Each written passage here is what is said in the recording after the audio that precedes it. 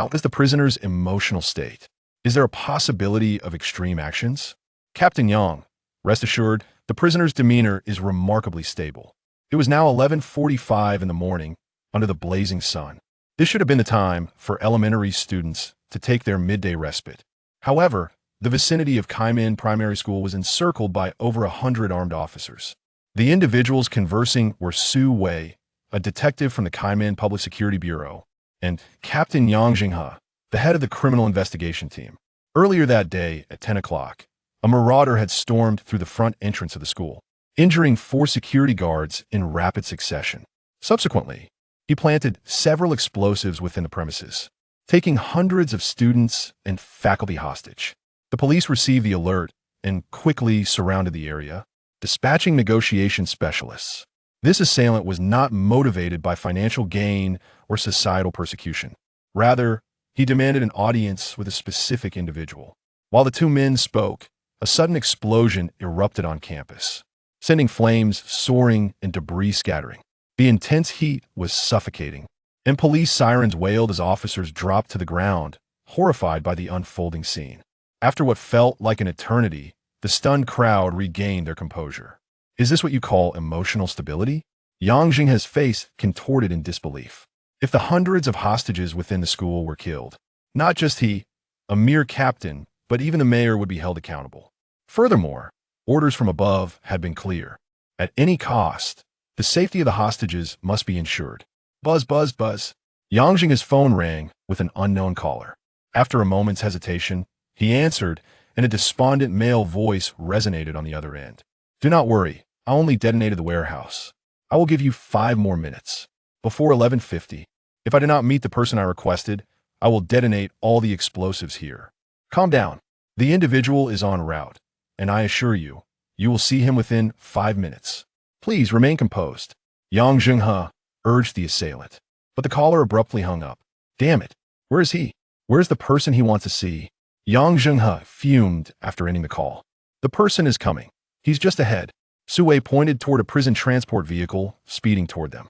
Chen Ge, a 30-year-old man, had been incarcerated 2 months prior for the crime of intentional homicide. Following his trial, he was sentenced to death. Had it not been for this incident, tomorrow would have marked the day of his execution. As the transport vehicle door swung open, Yang Zhenghe rushed forward, seizing Chen Ge by the collar and pulling him from the vehicle. Did you orchestrate this? Do you have any idea, damn? Yang Zhenghe struggled to find words. Captain Yang, do you have a cigarette? Chen Ge asked, extending his hands in silent request. Due to his status as a serious criminal, his hands and feet were shackled. The chains connecting them made it impossible for him to stand upright. Su Wei observed Chen Ge discreetly. He was a formidable man in his 30s, towering even while hunched over. If he straightened up, he would likely exceed 6 feet 3 inches. His muscular arms were more robust than the thighs of most women. Tell me the truth. Was this your accomplice's doing? Are you planning to escape? I warn you, there's no chance. Snipers surround us. If you make even the slightest move, I'll take you down. Yang Zhenghe threatened with fiery intensity. Chen Ge scoffed lightly. Captain Yang, I am utterly alone. I have no accomplices. I've heard you were involved with some unsavory characters in your youth. You had a few good brothers. Yang Zhenghe barked. Nowadays, brothers are worth less than cabbage. Well, I'm heading up. By the way, can someone help me with these shackles? Chen Ge shook his cuffs. I move slowly. What if I can't get there in 5 minutes? Fine. Help him remove the shackles from his feet, but you better not try anything funny. Yang Zhenghe commanded. This situation was too critical. If anything went awry, the consequences would be dire. Once the shackles were removed, Chen Ge finally stood tall, towering over everyone present. He walked towards the depths of the school, handcuffed, and stopped abruptly, turning to face Captain Yang. What now? Yang Zhenghe demanded. Captain Yang, a cigarette. Chen Ge extended 2 fingers. You. Yang Zhenghe wanted to erupt, but was at a loss, his hands trembling in frustration. He could only produce a box of cigarettes, but it was empty. Su, give him a cigarette and light it. We're running out of time. Yang Zhenghe urged, beads of sweat forming on his forehead. Su Wei retrieved a cheap cigarette, lit it, and handed it to Chen Ge. Thus, Chen Ge took the cigarette and ventured deeper into the primary school. Kaimen Primary School stood 6 stories tall. Chen Ge took the elevator directly to the rooftop. To clarify, he had no part in this chaos. He was entirely alone, having lost his parents and siblings. Although he had a few so-called brothers from his days in the underworld, they were far too cowardly to resort to such drastic measures to save him. Upon reaching the rooftop and seeing the assailant, Chen Ge confirmed he had never encountered this man before. The assailant was a man in his 30s, slender and about 5 feet 11 inches tall, sitting quietly on the roof, his posture upright, eyes gleaming with intensity. Chen Ge had faced many challenges in life, yet this man exuded an aura reminiscent of a soldier or a paramilitary officer. It was difficult to fathom why he would resort to such actions. However, Chen Ge quickly noticed that the assailant was dressed in a psychiatric ward uniform. A psychiatric patient? "I'm glad to finally meet you," the assailant said, visibly excited as he took a deep breath. "We shouldn't know each other, should we? It doesn't matter. Time is of the essence. You must remember every word I say from now on," the assailant urged, his face alight with fervor. "I have traveled back from the future, and in less than 10 minutes, the world will end. You must prepare yourself. Your words align perfectly with your attire."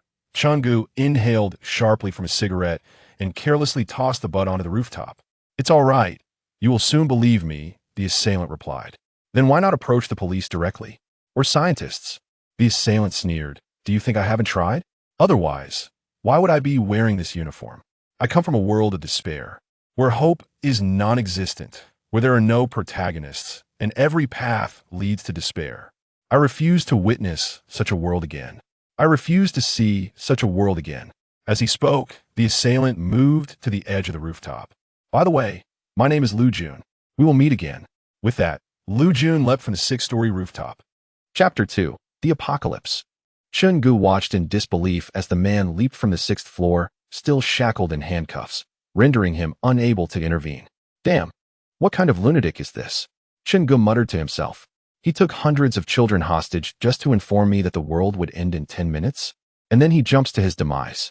Which mental institution did this madman escape from? I am about to die, and the world's end? Huh. The destruction of the universe has nothing to do with me." Bang!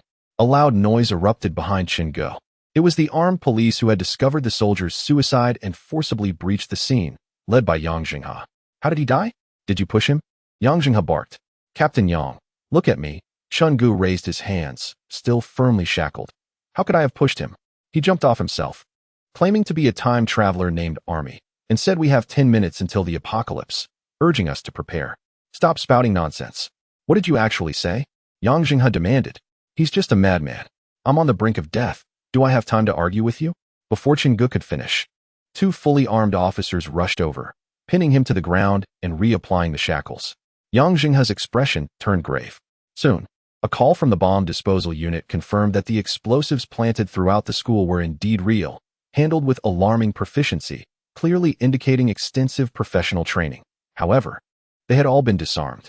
After hearing this, Yang Zhenghe felt a wave of relief wash over him. Thankfully, the bombs hadn't detonated, or the consequences would have been unimaginable.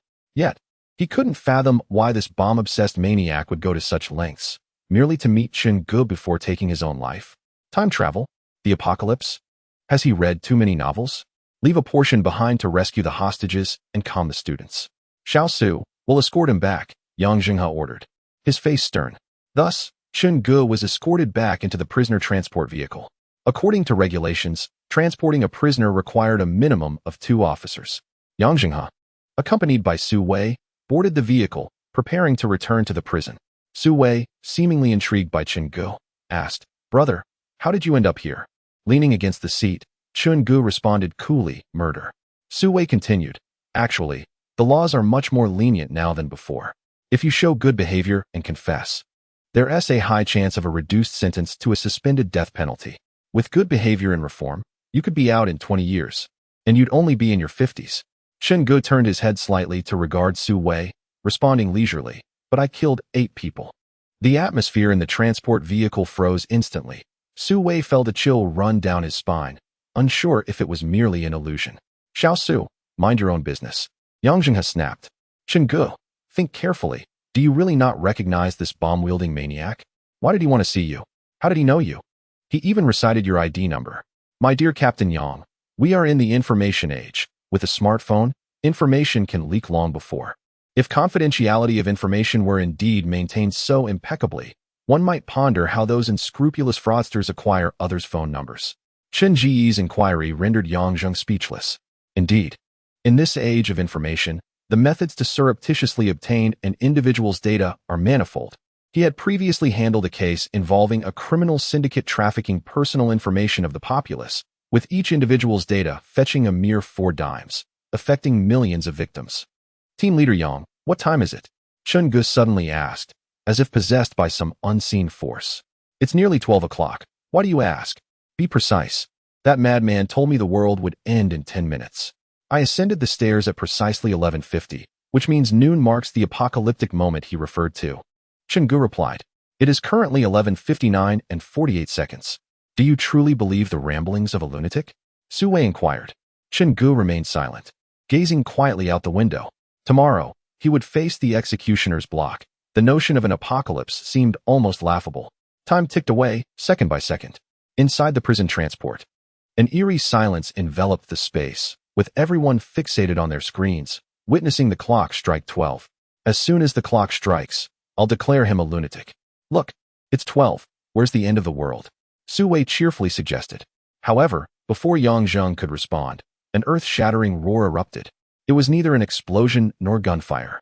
The origin of the sound was indiscernible, appearing to emanate from all directions simultaneously. Expressions of agony crossed every face. Chen Ge, who considered himself in good health, felt as though his heart might shatter from the force of the sound. Darkness enveloped him for a full 5 or 6 seconds before he could regain his bearings. Simultaneously, the driver of the transport lost consciousness, causing the vehicle to collide with the roadside guardrail. Several individuals inside had not fastened their seatbelts. Chen Ge's head struck the iron bars within the transport, inflicting further injury. Yang Zhenghe was violently thrown into the front seat, dazed and confused. Su Wei fared best, as his head merely collided with the front seat. What on earth is happening? Yang Zhenghe cursed, and when he lifted his gaze, the scene before him left him utterly astounded. In the instant of the deafening sound, everyone lost consciousness for 5 to 6 seconds. While this might be manageable for ordinary pedestrians, it spelled disaster for the driver. Dozens of cars on the left collided in a chain reaction, with drivers still in a stupor, while a large truck barreled toward them, crushing both vehicle and occupants into fragments. On the sidewalk, students were crossing the street in groups when a bus accelerated into them, sending flesh and blood flying through the air, ultimately crashing into a bank. The once bustling street transformed instantaneously into a hellish nightmare. Yang Zhenghe, having served as a criminal investigator for 20 years, felt his scalp prickle at the sight. His initial thought was of a nuclear attack, though he saw neither the flash of an explosion nor the mushroom cloud. Hastily, he searched for his phone that had fallen to the ground, intent on contacting the police station for urgent assistance. Yet, upon retrieving it, he discovered that his phone had no signal. Su, quickly call headquarters. Hurry.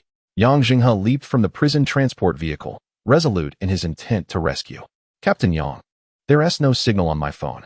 Su Wei's face was ashen. Then use the walkie-talkie. Hurry. Su Wei fumbled to retrieve the device. Yet it too remained devoid of signal. Just as Yang Zhenghe departed the vehicle, a sudden chill graced his face. Was it raining? Upon touching his cheek, he discovered that the droplets were, astonishingly, blue. Chapter 3. Blue raindrops fell rhythmically from the sky, prompting Chen Ge, Yang Zhenghe, and Su Wei to involuntarily gaze upward. The entire city had succumbed to an eerie silence, abruptly severing them from the hellish scene that unfolded before them. Every individual capable of movement lifted their eyes to the heavens. Yang Zhenghe felt a coolness as a drop landed upon him, and upon inspection, he realized the rain was indeed blue. This rain was crystalline and pure, devoid of any impurities. It poured heavily, enveloping the city in a deluge, creating a surreal curtain of azure between earth and sky. Though strikingly beautiful, an unsettling aura pervaded the atmosphere. Having lived for decades, Yang Zhenghe had never witnessed blue rain. Captain, this rain, it can't be toxic, can it? Su Wei asked tremulously. However, Chen Ge observed the scene with calm detachment. For one facing imminent death, nothing held significance. Let us check on old Lu, Yang Zhenghe suggested. Old Lu, the driver of the transport, had been ejected during the accident due to his failure to wear a seatbelt, his head striking the concrete, blood pooling around him.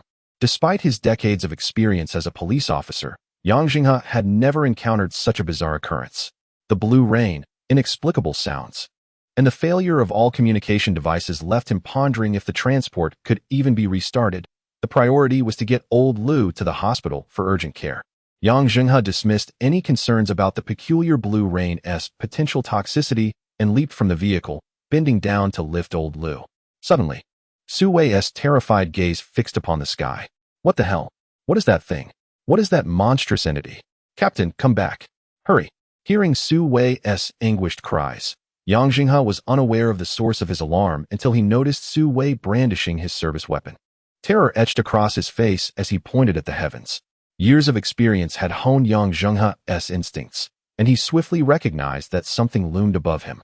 Turning to draw his gun, although he had mentally prepared himself, the sight that greeted him was still profoundly shocking. What in the world was that? Yang Zhenghe stared blankly at the entity in the sky, momentarily forgetting to fire. Chen Ge followed the gaze of the two officers, his own eyes widening in fear. Goodness! Could the madman's words really be true? Was the apocalypse upon them? Chen Ge fixated on the bizarre creature soaring overhead, realizing it resembled a living being. Yet he had never encountered anything like it before. Overall, it was a humanoid creature, enveloped in darkness, adorned with bat-like wings. Its lower half appeared to have been bitten off by some unseen force, severed cleanly, and still oozing thick, black liquid. Its skin and face were covered in fist-sized boils, with faint outlines of facial features barely visible. Most astonishingly, the creature's mouth was lined with several layers of sharp, menacing teeth. Moreover, this entity exhibited astonishing speed, soaring through the air mere moments before it lunged directly at Yang Zhenghe. Having lived for over 40 years, Yang Zhenghe had never encountered such a being. Even with his strong mental fortitude, he found himself paralyzed in shock. Captain Yang, Su Wei shouted, and in that instant, his gun misfired, a bullet erupting from the chamber. The bullet missed both Yang Zhenghe and the creature, yet the gunfire jolted Yang Zhenghe back to reality, prompting him to duck just in time to evade the creature's assault. Despite his bravery, fear rendered his fingers stiff as the creature swooped over him, crashing to the ground and sinking its massive jaws into the neck of the driver. Lao Lu. The creature's rows of teeth resembled a series of steel blades, effortlessly tearing into human flesh. Lao Lu convulsed twice before falling still. Yang Zhenghe had a casual acquaintance with Lao Lu, having worked together in the same unit, their paths frequently crossing, and thus, he considered him a friend. Witnessing his companion fall victim to this unknown horror ignited a fiery rage within Yang Zhenghe, who raised his weapon and fired. Bang, bang, bang, bang. He unleashed 4 shots. Yet, the limited power of the police firearm, compounded by the torrential downpour, rendered all 4 shots futile. The monstrosity seized Lao Lu's lifeless body and ascended into the sky. Soaked in blue rainwater, Yang Zhenghe trembled uncontrollably. After years of service as a police officer, he never anticipated that a threat to his life would manifest in such a form. Just as he began to regain his composure, a chilling, unfamiliar shriek echoed from behind him. Yang Zhenghe swiftly turned, only to see the creature returning at an alarming speed, hurtling towards him once more. As he prepared to aim his gun, the creature was upon him, knocking him to the ground and opening its gaping maw to bite into his neck. It was over. Yang Zhenghe was certain of his impending demise, and in that moment, a montage of thoughts flashed before him. My son just entered high school. What will happen to him if I die? Who will support my father? My mother will surely weep. How are they faring now? Just as he resigned himself to his fate, a powerful figure crashed into the creature, sending it sprawling away from him. Yang Zhenghe, having narrowly escaped death, felt his body weaken as the figure reached down to pull him from the muddy water. Is that you, Chen Ge? How did you manage to escape? Yang Zhenghe instinctively raised his gun at Chen Ge, only to discover that not only had Chen Ge emerged from his confinement, but the shackles binding him had also been removed. Chen Ge pointed towards Su Wei, who appeared to be in a state of shock, trembling uncontrollably. His gun in hand, but rendered incapable of firing, his eyes glazed over. The keys were conveniently on him. I managed to snatch them. Chen Ge exclaimed. Be careful. Yang Zhenghe suddenly shouted. The monster has lunged at Chen Ge from behind. This creature was exceedingly cunning, persistently launching surprise attacks from behind others. Chen Ge immediately turned, his arm coiling with power. The monster opened its massive jaws, aiming to bite down on Chen Ge's neck. Suddenly, A colossal fist struck the creature squarely in the face, the impact resonating with a thunderous sound that drowned out even the surrounding rain. In the next moment, a piercing scream erupted from the monster's gaping maw, revealing that its entire face had been crushed inward by the blow. Several teeth lay shattered, and festering sores erupted, releasing a repugnant swarm of wriggling insects. Chen Ge assumed a boxing stance, taking a slight step back before delivering a swift kick to the creature's already injured spot. The monster let out another shrill scream, its wings flapping wildly as it ascended into the sky, clearly in agony and flying erratically. Yang Zhenghe gazed at Chen Ge with a look of astonishment. Are you even human? Chapter 4. Escape. The creature, which had posed such a threat even with a firearm, was repelled by Chen Ge's bare hands. How absurd was that? Hey, don't aim the gun at me. Pointed at that thing in the sky. Chen Ge interjected, nudging Yang Zhenghe's gun aside with a finger. Recalling that Chen Ge had just saved his life, Yang Zhenghe reluctantly lowered his weapon. Yet, the thought that Chen Ge was a murderer who had taken 8 lives gnawed at him, leaving him in a state of inner turmoil. Stop overthinking it. Look up. That bat monster hasn't left yet. Chen Ge pointed skyward. The creature did not fly away. Instead, it circled high above, searching for an opportunity. Bat monster? Do you know what that is? Yang Zhenghe inquired, astonished. I don't know. Just a name I made up, Chen Ge replied, though his gaze remained fixed on the creature above. Suddenly, the monster dove downward once more, but this time its target was neither Yang Zhenghe nor Chen Ge. Knowing that Yang Zhenghe wielded a gun and that Chen Ge was formidable in combat, the monster's focus shifted to Su Wei, who was still trapped in the prisoner transport. Little Su, run! Yang Zhenghe shouted, but Su Wei was paralyzed with fear, clutching his gun tightly, at risk of firing it accidentally. Yang Zhenghe raised his weapon and fired 2 shots at the descending monster, but the effective range of his police gun was only about 50 meters, making it impossible to hit the swiftly diving creature. Before either Yang or Chen could react, the monster collided forcefully with the transport, overturning it completely, the door parallel to the ground. Su Wei screamed in despair, frantically pulling the trigger of his handgun until he had expended all his ammunition, continuing to pull the trigger in a frenzy. Just as the monster prepared to feast, Yang Zhenghe fired his last bullet, striking the creature's wing. The monster's wings flapped violently, and the 2 men then realized that this creature possessed not 1, but 2 pairs of wings. The first set was meant for flight, while beneath the large wings lay a smaller pair. The diminutive wings of the creature were both small and thin, utterly incapable of flight, resembling a product of degeneration. Suddenly, the monster began to rapidly shake its small wings, producing an array of sounds. The horrific screams of people from a car accident, the crash of colliding vehicles, the patter of raindrops, and eventually, the indistinct murmur of human voices echoed forth. Absurd. This creature could speak. Yang Zhenghe and Chen Ge were both profoundly astonished. How can you call yourself a police officer? This was clearly akin to a parrot mimicking speech. The monster likely did not even comprehend the meanings of those sounds. Chen Ge swiftly removed his coat and wrapped it around his hand, wary of the creature's razor-sharp teeth, uncertain if they harbored any germs. A cut to the arm would be disastrous. Su Wei in the prison van was already on the brink of collapse from fear, and it was fortunate that Yang Zhenghe's gunshot had diverted the monster's attention. Chen Ge scanned the area and pointed towards a nearby hair salon. I will go rescue the person. You head over there first.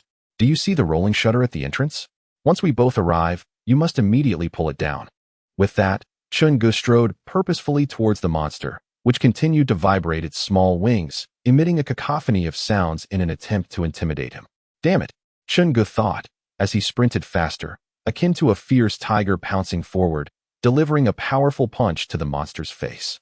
The creature let out a piercing scream and was propelled 2 or 3 meters away.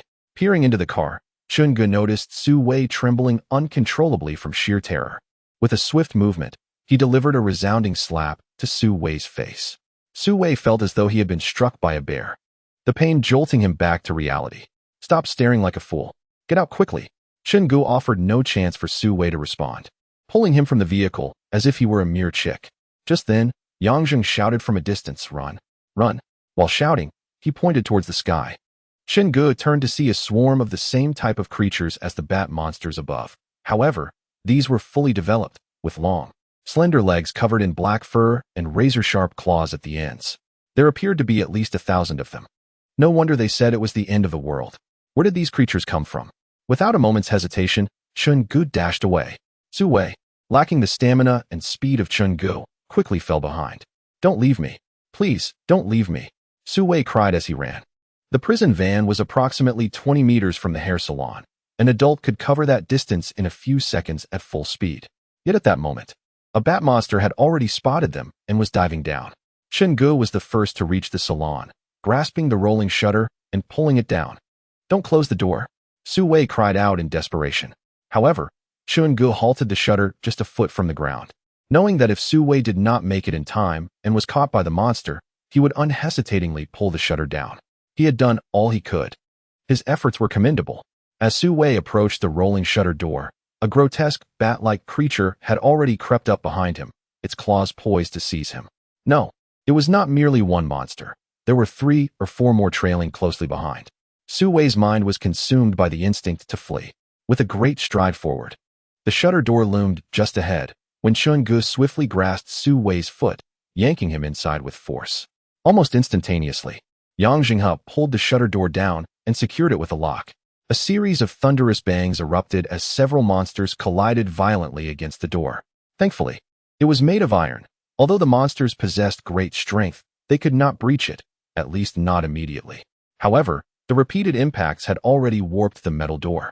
If thousands of these creatures were to charge simultaneously, the iron door would inevitably give way, and at that moment, they would be left to face their doom. Everyone in the room broke into a cold sweat, relieved that the creatures outside had only made an initial assault, after which silence enveloped the area. All 3 men felt utterly drained, and Su Wei, having narrowly escaped, let out a cry that was neither a sob nor a laugh. Chen Ge swiftly covered his mouth, admonishing, "Be quiet. Do you wish to attract the monsters?" The salon had no windows, and with the shutter door pulled down, darkness enveloped the room. Yang Zhenghe retrieved his phone, illuminating the space with its screen. Suddenly, Su Wei pointed towards a corner of the salon, shouting, "Monsters! There are monsters!" Yang Zhenghe hastily raised his gun, even though it was devoid of ammunition. "Don't shoot! Don't shoot! We are humans!" In the deepest recesses of the salon stood 2 individuals, their hands raised in terror as they gazed at Yang Zhenghe. Chapter 5. The knock. The 2 men in the salon raised their hands. Chen Ge cast a quick glance at them. Both were male. The man on the left appeared to be in his 40s. Despite his age, he sported earrings and dyed yellow hair, resembling a street thug, and clutched a barber's electric clipper. The man on the right was considerably younger, in his mid-20s. Not particularly tall, about 5'7", and slightly overweight, clearly a customer awaiting a haircut. One could tell by the fact that half of his hair remained uncut, presenting a somewhat comical sight. Seeing that these 2 were indeed human, the trio finally exhaled in relief. "Don't be afraid. We came in to take shelter. Sorry for the intrusion." Yang Zhenghe wearily sank to the ground. The salon, converted from a garage, was surrounded by walls on 3 sides, lacking windows. Typically, it relied on the light from a glass door, but now, with the shutter door down, it was enveloped in complete darkness, devoid of any illumination. "Are there no lights in here?" Yang Zhenghe inquired. The barber cautiously replied, "There are, but for some unknown reason, the power has suddenly gone out." Yang Zhenghe wiped his face vigorously, noticing that Su Wei had yet to recover from his terror, and approached to offer comfort. People's courage varies. Although Su Wei was a police officer, he was still human, and encountering such bizarre circumstances would naturally instill fear. Truth be told, Yang Zhenghe felt fear himself, but he could not afford to reveal it. "Xiao Su, everything will be all right. The monsters may appear formidable, yet let us not forget that we are not defenseless. Our reinforcements from the army will undoubtedly arrive swiftly. Against the might of modern weaponry, those creatures are utterly ineffectual." Yang Zhenghe's words were directed not only at Su Wei but also at Chen Ge. His firearm, however, was devoid of ammunition. In his youth, Yang Zhenghe was quite adept at hand-to-hand combat, capable of fending off several assailants. But as the years have passed, his physical prowess has waned. Should Chen Ge decide to resist, it would be futile. Even with Su Wei and the 2 individuals from the salon, they would stand no chance. Chen Ge pressed his ear against the rolling shutter door, and the silence outside was palpable. Not a sound could be heard. The soundproofing here was remarkably effective. Speaking of which, do you have a cigarette? Chen Ge approached the chubby young man who had only half of his hair cut. "I don't smoke," the young man replied, shrugging. Chen Ge then turned to the barber. Upon noticing Chen Ge's prison garb, the barber was gripped by fear and hurriedly retrieved a pack of cigarettes from his pocket. He extracted one and was about to hand it over when Chen Ge snatched the pack, discovering half a pack inside. Beaming, he exclaimed, "Oh, how kind of you. And look, a lighter too." He lit one cigarette for himself and another for the barber. Unfortunately, the prison uniform lacked pockets. So Chen Ge casually tucked the half-pack into his sleeve.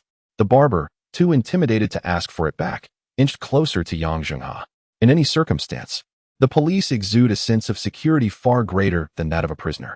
"Officer, what is happening outside?" the barber inquired quietly. To maintain composure, Yang Zhenghe smiled and reassured him, "Do not worry, it's nothing serious. Trust in our police force and the soldiers." In truth, he was as unaware of the situation as anyone else. Su Wei finally regained his composure and suddenly turned to Chen Ge. "What did that bomber say to you?" Yang Zhenghe recalled that Chen Ge had once mentioned apocalyptic themes. Perhaps he could provide a clue. "Don't look at me," Chen Ge replied, raising his hands. That lunatic claimed to have traveled back in time, insisting that the future is already apocalyptic. Beyond that, I have no idea. Su Wei's face fell in despair. "I just passed my civil service exam. How can he declare it the end of the world?" Don't pay attention to his nonsense. Those monsters may look fierce, but a modern army is not something mere flesh and blood can contend with. All the horror depicted in films is pure fabrication. If there were zombies, a single battalion could easily handle them. Yang Zhenghe worked diligently to stabilize the group's emotions. "Officer, what do we do next?" the barber asked in a hushed tone.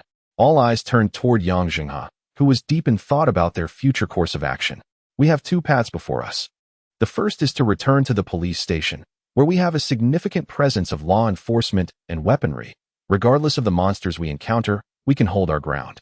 The second option is to head to Kaimen Primary School. The SWAT team should still be there, and with hundreds of fully armed officers, they would be more than capable of handling any adversity." Yang Zhenghe laid out the two possibilities. Logically, returning to the police station seemed the safer choice. Though it was further away, on foot, it would take at least 40 minutes. Kaimen Primary School is considerably closer to us, even with the traffic. It only takes around 5 to 6 minutes by car, and a maximum of 20 minutes on foot. "I propose we head to Kaimen Primary School," Yang Zhenghe suggested. Upon hearing there was a chance for survival, a spark of hope ignited in everyone's eyes. "When shall we depart?" the barber inquired. "Certainly not now." Su Wei doused their enthusiasm with cold reality. "The outside is teeming with monsters. I, for one, am not venturing out. Indeed, the outside world is rife with creatures. Let us rest for the night. If the monsters outside disperse by morning, I shall lead you on our journey," Yang Zhenghe reassured them. As long as there is a glimmer of hope for survival, human potential knows no bounds. At that moment, Yang Zhenghe approached Chen Ge. "Chen Ge, would you like to reduce your sentence? I am not involved in your case, nor do I understand your reasons for taking a life, but during the gravest peril, you saved both me and Su Wei. This proves you are not a heartless fiend. Should we manage to survive, I am willing to testify on your behalf for a lenient sentence." Yang Zhenghe was acutely aware that Chen Ge had taken the lives of 8 individuals, and a reduction in sentence was improbable. He merely sought to stabilize Chen Ge's demeanor, hoping that as long as there remained a flicker of hope, he would refrain from reckless behavior. However, Chen Ge's response was unexpected. "I do not wish for it. In this world, death is a finality. I have no regrets for my actions." Yang Zhenghe was momentarily rendered speechless. Thus, the barber, the chubby fellow, Yang Zhenghe, Su Wei, and Chen Ge, 5 individuals, found themselves enveloped in a profound silence, seated quietly in the salon. Only Yang Zhenghe occasionally glanced at the time. Time passed swiftly, and soon it was past 7 in the evening. Each person felt drowsy, fatigued, and hungry, yet no one voiced a complaint. "Yang, do you have any food? I'm feeling a bit faint," Su Wei murmured softly. Yang Zhenghe searched his pockets, ultimately producing a piece of gum which he handed over. As the group's spirits began to wane, a sudden, ominous sound echoed as something struck the rolling shutter door from the outside. Bang, bang, bang. Chapter 6. The debate in an instant. Everyone in the salon held their breath. The fall of a single hair could be heard distinctly. In such a situation, how could there possibly be someone knocking at the door? Although the sound of the knocking was faint, the environment was so quiet, and their nerves so taut, that even the slightest noise was enough to fray their already fraying composure. Su Wei, utilizing the dim light from his phone screen, silently mouthed to Yang Zhenghe. Am I mistaken? Yang Zhenghe raised his index finger to his lips and stealthily approached the rolling shutter door, pressing his ear against it to discern any sounds from outside. Just as he did, the faint knocking echoed again, this time accompanied by the desperate cries of a woman. Help! Help! It seemed to be a voice from a person. Sweat beaded on Yang Zhenghe's forehead. In such dire circumstances, he could not ascertain what lay beyond the door. The 5 individuals in the salon exchanged glances, each uncertain of what to do next. Especially Yang Zhenghe, burdened with a weightier psychological load than others, found himself in a moral quandary. If there were indeed a person outside, it would be unconscionable for him, as a police officer, to stand by and do nothing. Yet, what if that being outside was not human? In such a case, the 5 individuals in the garage would likely face dire consequences. His inner turmoil was profound. What to do? Yang Zhenghe cast his gaze upon the other 4. Chen Ge pressed his ear against the rolling shutter door, and amidst the profound silence outside, he could discern a faint sound of a woman weeping. Captain Yang, let us not forget that the creature attacking us today can mimic various sounds through wing vibrations. It is possible that the cries for help and the sobbing of a woman outside are merely bait to lure us in, Chen Ge cautioned. I may not care about my own survival, but what about them? He looked pointedly at the barber and the plump man. Yang Zhenghe, already indecisive, felt his resolve further waver under Chen Ge's words. In a state of utter helplessness, he turned his gaze to Su Wei. Captain Yang, don't look to me. I too am at a loss, Su Wei replied. Meanwhile, the knocking at the door grew increasingly urgent. Yang Zhenghe ultimately settled on a compromise. I will open the shutter door just a crack to assess the situation outside. If it is a human, we shall let her in. If it is a monster, we can band together to prevent its entry. Su Wei, lacking initiative, acquiesced to his leader's judgment. Chen Ge, indifferent to his own fate, could only follow along. Just as Yang Zhenghe prepared to raise the shutter door, a hand suddenly reached out to press it down. To his astonishment, it was the plump man. What are you doing? Do you wish to witness death without intervening? Yang Zhenghe questioned sharply. Allow me a moment to speak. The plump man replied with remarkable calmness. You mentioned that the creature can imitate human voices. Does it merely mimic the sounds without understanding their meaning? Or can it comprehend our words? Is that really significant? It is indeed crucial. Answer me, the plump man insisted, exhibiting no fear in the face of the chief detective. Yang Zhenghe found himself at a loss as to whether the monster could grasp human language. It should not, Chen Ge interjected. When that creature engaged me, it produced a cacophony of sounds, among which were only snippets of human speech. The plump man nodded. Then why are we arguing? We can simply test it to find out. Everyone, step aside. Yang Zhenghe felt an urge to slap himself. In his earlier panic, he had overlooked such a straightforward solution. If the being outside was a monster incapable of understanding human language, a few simple questions could easily reveal whether it was human or not. After 2 decades of serving as a detective, he found it disheartening that none of the younger men had maintained their composure in this critical moment. The plump man approached the shutter door, cleared his throat, and suddenly asked, "The vast horizon is my love. What comes next?" Despite the tense atmosphere, the individuals in the salon nearly burst into laughter. This was a national anthem of sorts. Surely, anyone who was not deaf or mute had heard it before. Beneath the gentle green hills, the flowers are in bloom. A girl's voice resonated from outside. Everyone exhaled in relief, nearly convinced that the figure outside was indeed human. This half-lyric was sung with a melody, and even the most formidable of monsters could not possibly grasp human culture in such a brief span. Just as Yang Zhenghe prepared to lift the shutter door, the barber suddenly stepped in front of everyone. What are you all thinking? Isn't it better to stay put? Why must you meddle in others' affairs? Whether that woman outside lives or dies is of no concern to us. What if a monster rushes in when we open the door? What if this woman herself is a monster? How can you be so sure that monsters do not listen to music? Shouldn't we just wait until dawn and then head to the police station or school? The barber's face contorted with distress. Yang Zhenghe's expression darkened. When faced with danger, the instinct to prioritize oneself is understandable. I am a police officer, and I cannot stand idly by while someone is in peril, Yang Zhenghe asserted. But you must also be responsible for our lives. The barber retorted. Enough of this bickering among such a small group, the chubby one suddenly interjected. Since we cannot reach a consensus, let us vote. The majority shall prevail. Excellent suggestion. Yang Zhenghe clapped his hands. I vote to save the person. What about you? Xiao Su. I will follow your lead, Captain Yang, Su Wei quickly replied. Well, that makes 2 votes, Yang Zhenghe turned to the remaining three. I oppose this. We cannot open the door, the barber insisted, and this is my domain, so you should heed my counsel. Now it's 2-1, Yang Zhenghe said. Chen Ge, what is your stance? Chen Ge pondered for a moment before standing behind the barber. This time, I side with the barber. It is wiser for us to remain here until dawn, Chen Ge remarked. Captain Yang, you are a good person, and we understand your eagerness to save a life. However, wagering 5 lives for one does not seem a fair trade, Chen Ge chuckled. A life is not a business transaction. 1 life must be saved. But 5 lives must be preserved as well. Yang Zhenghe exclaimed sternly. Do not rush, we still have one final vote. As agreed, the majority rules, and no one may retract their decision, Chen Ge stated. Instantly, all eyes turned to the chubby one. He had not anticipated that the final decision would rest upon him. After much contemplation, the chubby one raised his hand, a resigned smile upon his face. I abstain. Chapter 7. The pregnant woman. I abstain, the chubby one declared, raising his hand. Upon hearing this, everyone fixed their gaze upon him. Do not look at me like that. I truly do not know what to do. Therefore, I leave the decision to you all. With that, the chubby one withdrew from the discussion, adopting a laid-back attitude. Yang Zhenghe was taken aback that matters had reverted to the beginning. Now it is 2-2. You cannot open the door, the barber urged. Yang Zhenghe closed his eyes, taking a deep breath, and suddenly drew his handgun from his clothing.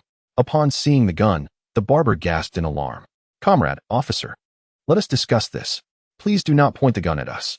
Yang Zhenghe did not aim the gun at the crowd. Instead, he directed it towards his own temple. Captain Yang, what do you mean by this? Su Wei, too, was alarmed, unable to comprehend Yang Zhenghe's intentions. Ladies and gentlemen, I understand your instinct for self-preservation in this dire situation. It is only human. I bear no ill will towards you. I propose a plan. In a moment, you will pull up the roll-up door by a foot, and I shall venture outside to ascertain what lies beyond. If it is a person, I will bring them in. If it is not, you may push me out and close the door behind me. Though I may be of little worth, I weigh over 100 kilograms. And even if I cannot withstand the creature, I can at least satiate its hunger. I shall not be a burden to you. Each word from Yang Zhenghe resonated with undeniable conviction. Chen Ge sighed. Captain Yang, it must not have been easy for you to assume the role of a criminal investigation captain. Is it truly worth sacrificing yourself for others? Chen Ge, I must ask you, why did you kill 8 people? I find it hard to believe there was no reason behind your actions. Do you believe what you did was justified? Yang Zhenghe fixed his gaze upon Chen Ge. Taken aback, Chen Ge wore a bittersweet smile of resignation. It was worth it. Even if given the chance to choose again, I would do the same. Then I believe what I am doing now is also worth it. Open the door. Xiao Su, come here. Yang Zhenghe's eyes were resolute. Su Wei had no choice but to prepare to lift the roll-up door slightly. Just as Yang Zhenghe was about to lean out and take a look, Chen Ge suddenly yanked him back. Chen Ge, what are you doing? Yang Zhenghe inquired. Your life is better spent leading everyone out. You are a good person, and I, Chen Ge, admire you. I am different. I have nothing left to lose. Without this incident, I would face execution tomorrow at 8 o'clock. I am not concerned about this half-day. With that, Chen Ge boldly approached the door. Yang Zhenghe stood, stunned, unable to fathom that a murderer would exhibit such selflessness. The stout boy and Su Wei worked together to lift the roll-up door a foot, just enough for one person to pass through. Chen Ge crouched down to peer outside, recalling his fondness for horror films and the frequent chilling moments therein. He braced himself, anticipating the sight of a bloody head. However, what greeted him was not a severed head but a pair of feet clad in sneakers. Following the legs upward, illuminated by the faint starlight, he discerned that it was a woman in her 20s, heavily pregnant. Upon noticing the door ajar, the pregnant woman struggled to lower herself and inch her way inside. The others in the salon also spotted her, and together, Yang Zhenghe and Su Wei pulled her in, while Chen Ge took a moment to survey the surroundings outside. It was eerily silent beyond the door, not a sound to be heard, sending chills down his spine. Not daring to linger, Chen Ge quickly retreated. Yang Zhenghe promptly closed the roll-up door. Was it dangerous outside? Yang Zhenghe asked. I cannot say. It is too dark. Chen Ge replied, wiping the cold sweat from his forehead. The barber suddenly suggested, shall we take advantage of the night to leave this place? Look, even a pregnant woman managed to arrive here safely. No way. Both Yang Zhenghe and Chen Ge replied simultaneously. Humans are not nocturnal creatures, without infrared equipment. Should we encounter a monster, we might not even realize how we met our demise. Moreover, most wild beasts possess superior night vision compared to humans, Yang Zhenghe explained. Subsequently, all eyes turned towards the pregnant woman. Yang Zhenghe reassured her, "Do not be afraid. I am a police officer. Could you please inform me of the situation outside?" The pregnant woman, in tears, quietly recounted her circumstances. Her name was Yang Zhenghe, a cashier at a supermarket. When a tremendous noise erupted in the sky, she fainted, only to awaken later to find it dark outside, with not a soul on the streets, and the usual bustling food stalls shrouded in darkness. She was utterly bewildered and frightened, knocking on doors for help, but only Yang Zhenghe and his companions responded. "It's all right, no need to fear. Tomorrow, everything will be all right." Yang Zhenghe comforted. "Everyone must be exhausted. Let us rest, and tomorrow I will lead you to the main group." With his words, a sense of relief washed over them. At that moment, Chen Ge noticed the chubby boy stealthily concealing a pair of hairdressing scissors in his trousers. Yang Zhenghe assisted Yang Zhenghe in lying down. His phone's battery was running low, with only 15% remaining, uncertain if it would last until dawn. As time ticked by, deep night enveloped them. Though everyone had closed their eyes, it was unclear if they were truly asleep. Suddenly, Yang Zhenghe let out a sharp scream. Yang Zhenghe jolted awake. Immediately sitting up, "What happened? What's wrong?" Chen Ge opened his eyes as well, having not slept a wink. The chubby boy was snoring soundly. Yang Zhenghe, clutching her chest with one hand, warily glanced at the three men beside her, Su Wei, the barber, and the chubby boy. I felt someone touching my chest just now," she whispered. Yang Zhenghe raised an eyebrow, but given the heightened tension, he refrained from reacting harshly. "It's all right. Perhaps it was just a misunderstanding," Yang Zhenghe murmured, head downcast. Despite her prominent belly, she was quite attractive, and it was inevitable that some might harbor inappropriate thoughts. Taking a deep breath, Yang Zhenghe could only reassure her. "It's fine, they wouldn't dare to overstep." Yang Zhenghe nodded and lay back down, exhausted from the day's events. Yang Zhenghe closed his eyes and began to doze off once more. Meanwhile, Chen Ge, illuminated by the faint glow of his phone, witnessed the barber reaching out towards Yang Zhenghe.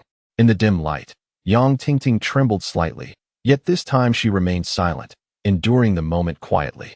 Chapter 8. Anxious this day felt like a surreal dream. Bombers, an apocalyptic scenario, and monsters that seemed to belong only to the realm of cinema, all etched into memory. Chen Ge sat in the barber's chair, managing to stay awake for part of the night, but at 1 o'clock in the morning, Yang Zhenghe's phone finally succumbed to its depleted battery and shut off. The salon was once again engulfed in darkness. At this moment, everyone had succumbed to a deep slumber, and Chen Ge felt an overwhelming fatigue wash over him as he leaned back in his chair, his eyelids beginning to flutter. He was unaware of when he had fallen asleep. When he finally roused, a faint glimmer of light pierced through the gap in the roller shutter. Yang Zhenghe had awakened early and discovered that his phone was dead. He used Su Wei's phone to check the time. It was 5:15 in the morning. "Everyone, rise and shine," Yang Zhenghe called out, rousing each person from their slumber. Today, he intended to lead them to a safer location. After all, they could not remain in the salon indefinitely. There was no food or water, and remaining trapped here would only lead to a dead end. The chubby boy rubbed his eyes, bloodshot and weary.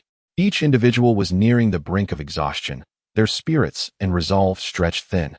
They had been confined in this small, dark space for over 17 hours, and if they lingered much longer, their mental states could very well deteriorate. "Listen up, everyone. Today, I will take you to the school, where there are hundreds of armed police officers, and the cafeteria is stocked with ample provisions. We will surely escape this predicament. Moreover, the military may have already mobilized and eliminated those monsters last night." Yang Zhenghe continuously encouraged everyone, hoping to uplift their spirits. Yang Zhenghe had been clutching her stomach, seemingly unwell. Yang Zhenghe quietly inquired about her condition, but she merely shook her head in response. The chubby boy, looking around, suddenly raised his hand and asked, "Don't you find it strange?" Yang Zhenghe paused momentarily. "What seems odd?" The chubby boy pointed to Yang Zhenghe, then indicated Su Wei, Chen Ge, and Yang Zhenghe, saying, "You are the first. Then there's 2, 3, and 4, adding me makes 5. If my memory serves me correctly, there should be 6 of us. Where has the barber gone?" The lighting had been dimmed to begin with, and now, with everyone just waking up and their minds still clouded, it took the chubby boy's reminder for Yang Zhenghe to realize that they were indeed missing a person. A wave of cold sweat broke out on everyone's backs. "What on earth is happening?" Su Wei exclaimed, his face reflecting sheer terror. How could someone suddenly vanish? Did that fellow sneak away while we were asleep? Sue questioned. Impossible. Do you recall his reaction when we opened the door to rescue him last night? He was adamantly against opening the door. A coward like him wouldn't dare leave alone in the dark, the chubby boy countered, pulling out his phone and activating the flashlight, hoping to find the barber hiding in a corner. However, the salon was too small. One could see the entirety of the space at a glance. And the roller shutter remained closed. How could a living person simply disappear? A chill ran down everyone's spine. Could a person truly evaporate like water? Or had a monster stealthily entered last night and taken the barber away? Who will check the bathroom? We haven't searched it yet, the chubby boy suggested. Yang Zhenghe took a deep breath and cautiously approached. The bathroom was less than a square meter in size, separated by a wooden door containing only a toilet. Yang Zhenghe nervously opened the door, fervently wishing that the timid barber was merely in the restroom. With a creak, the wooden door swung open, revealing an empty lavatory. What the hell? Sue's face turned ashen. Chen Ge meticulously surveyed the surroundings, searching for any concealed compartments or hidden passages, but found nothing. This left only two possibilities. The first, the barber had stealthily slipped away while everyone was asleep. This was nearly impossible. To exit the garage, the rolling shutter door would have to be opened, and the noise it made would surely awaken everyone. Moreover, the barber had no reason to leave alone. Thus, only the second possibility remained, one that none wished to acknowledge. It was that last night, after everyone had fallen into slumber, a monster had invaded the salon and taken the barber. The mere thought of an unknown creature infiltrating their peaceful dreams filled everyone present with an icy dread. Wait, what is this? Chen Ge suddenly stepped into the restroom and retrieved a large clump of black material from the wastebasket.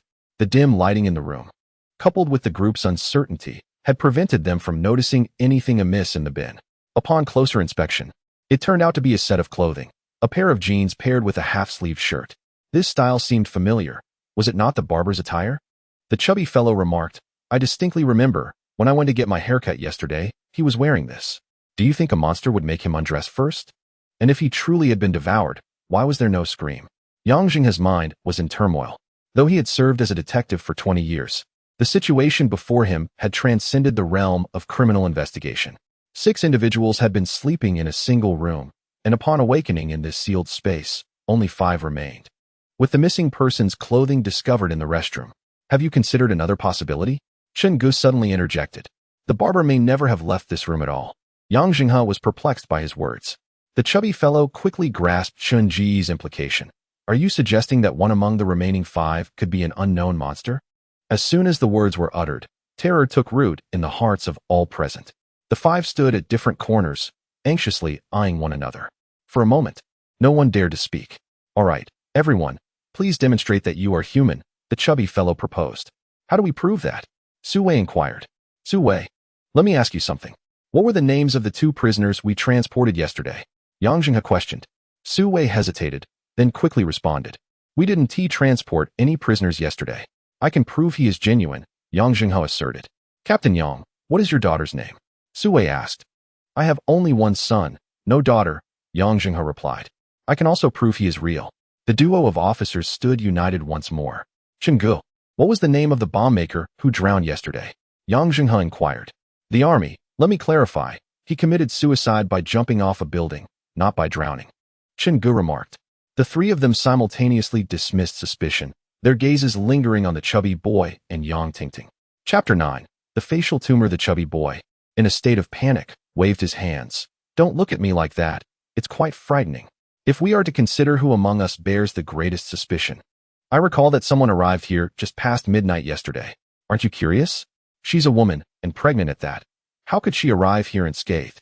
Yang Zhenghe had already harbored doubts, but the fact that Yang Zhenghe was a girl and pregnant, always appearing so pitiable, made it easy for others to overlook her. I have another question, the chubby boy inquired.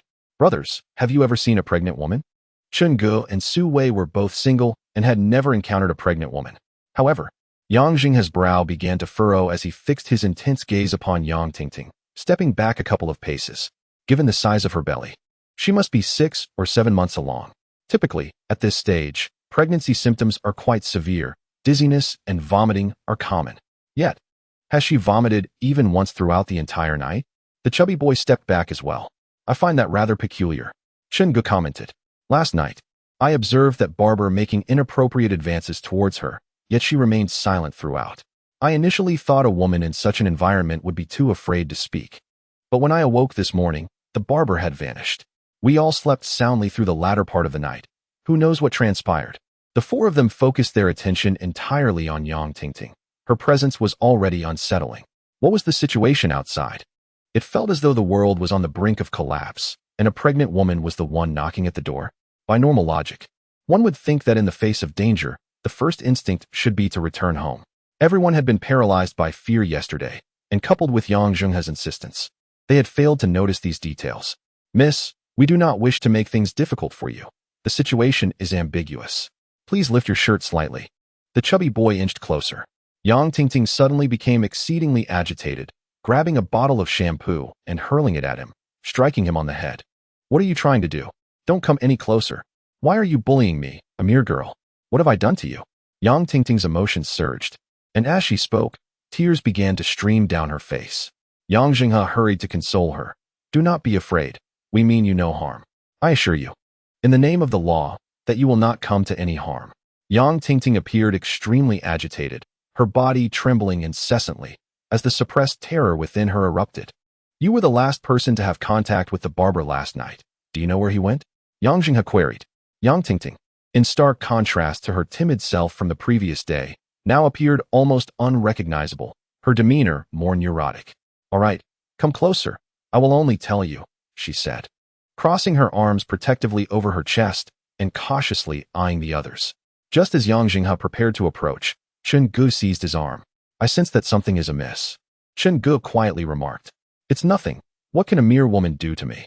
Yang Zhenghe endeavored to calm the crowd's anxiety, then turned to Yang Zhenghe, assuring her, trust me, I would never harm you.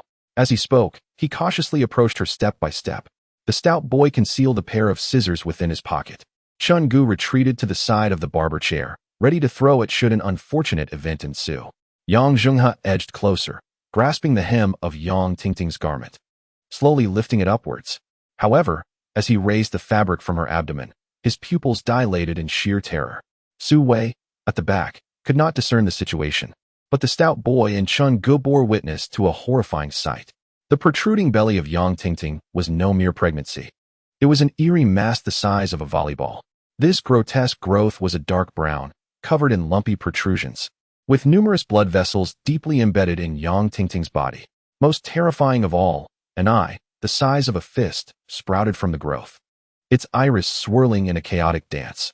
Witnessing this, everyone present felt their scalps tingle with dread. Suddenly, a face emerged from the mass. Contorted in agony, several recognized it as the barber's visage. In shock, Chen Ge raised the barber chair and brought it crashing down upon Yang Zhenghe's head. With his remarkable strength and the chair's considerable weight, the impact caved in half of her skull.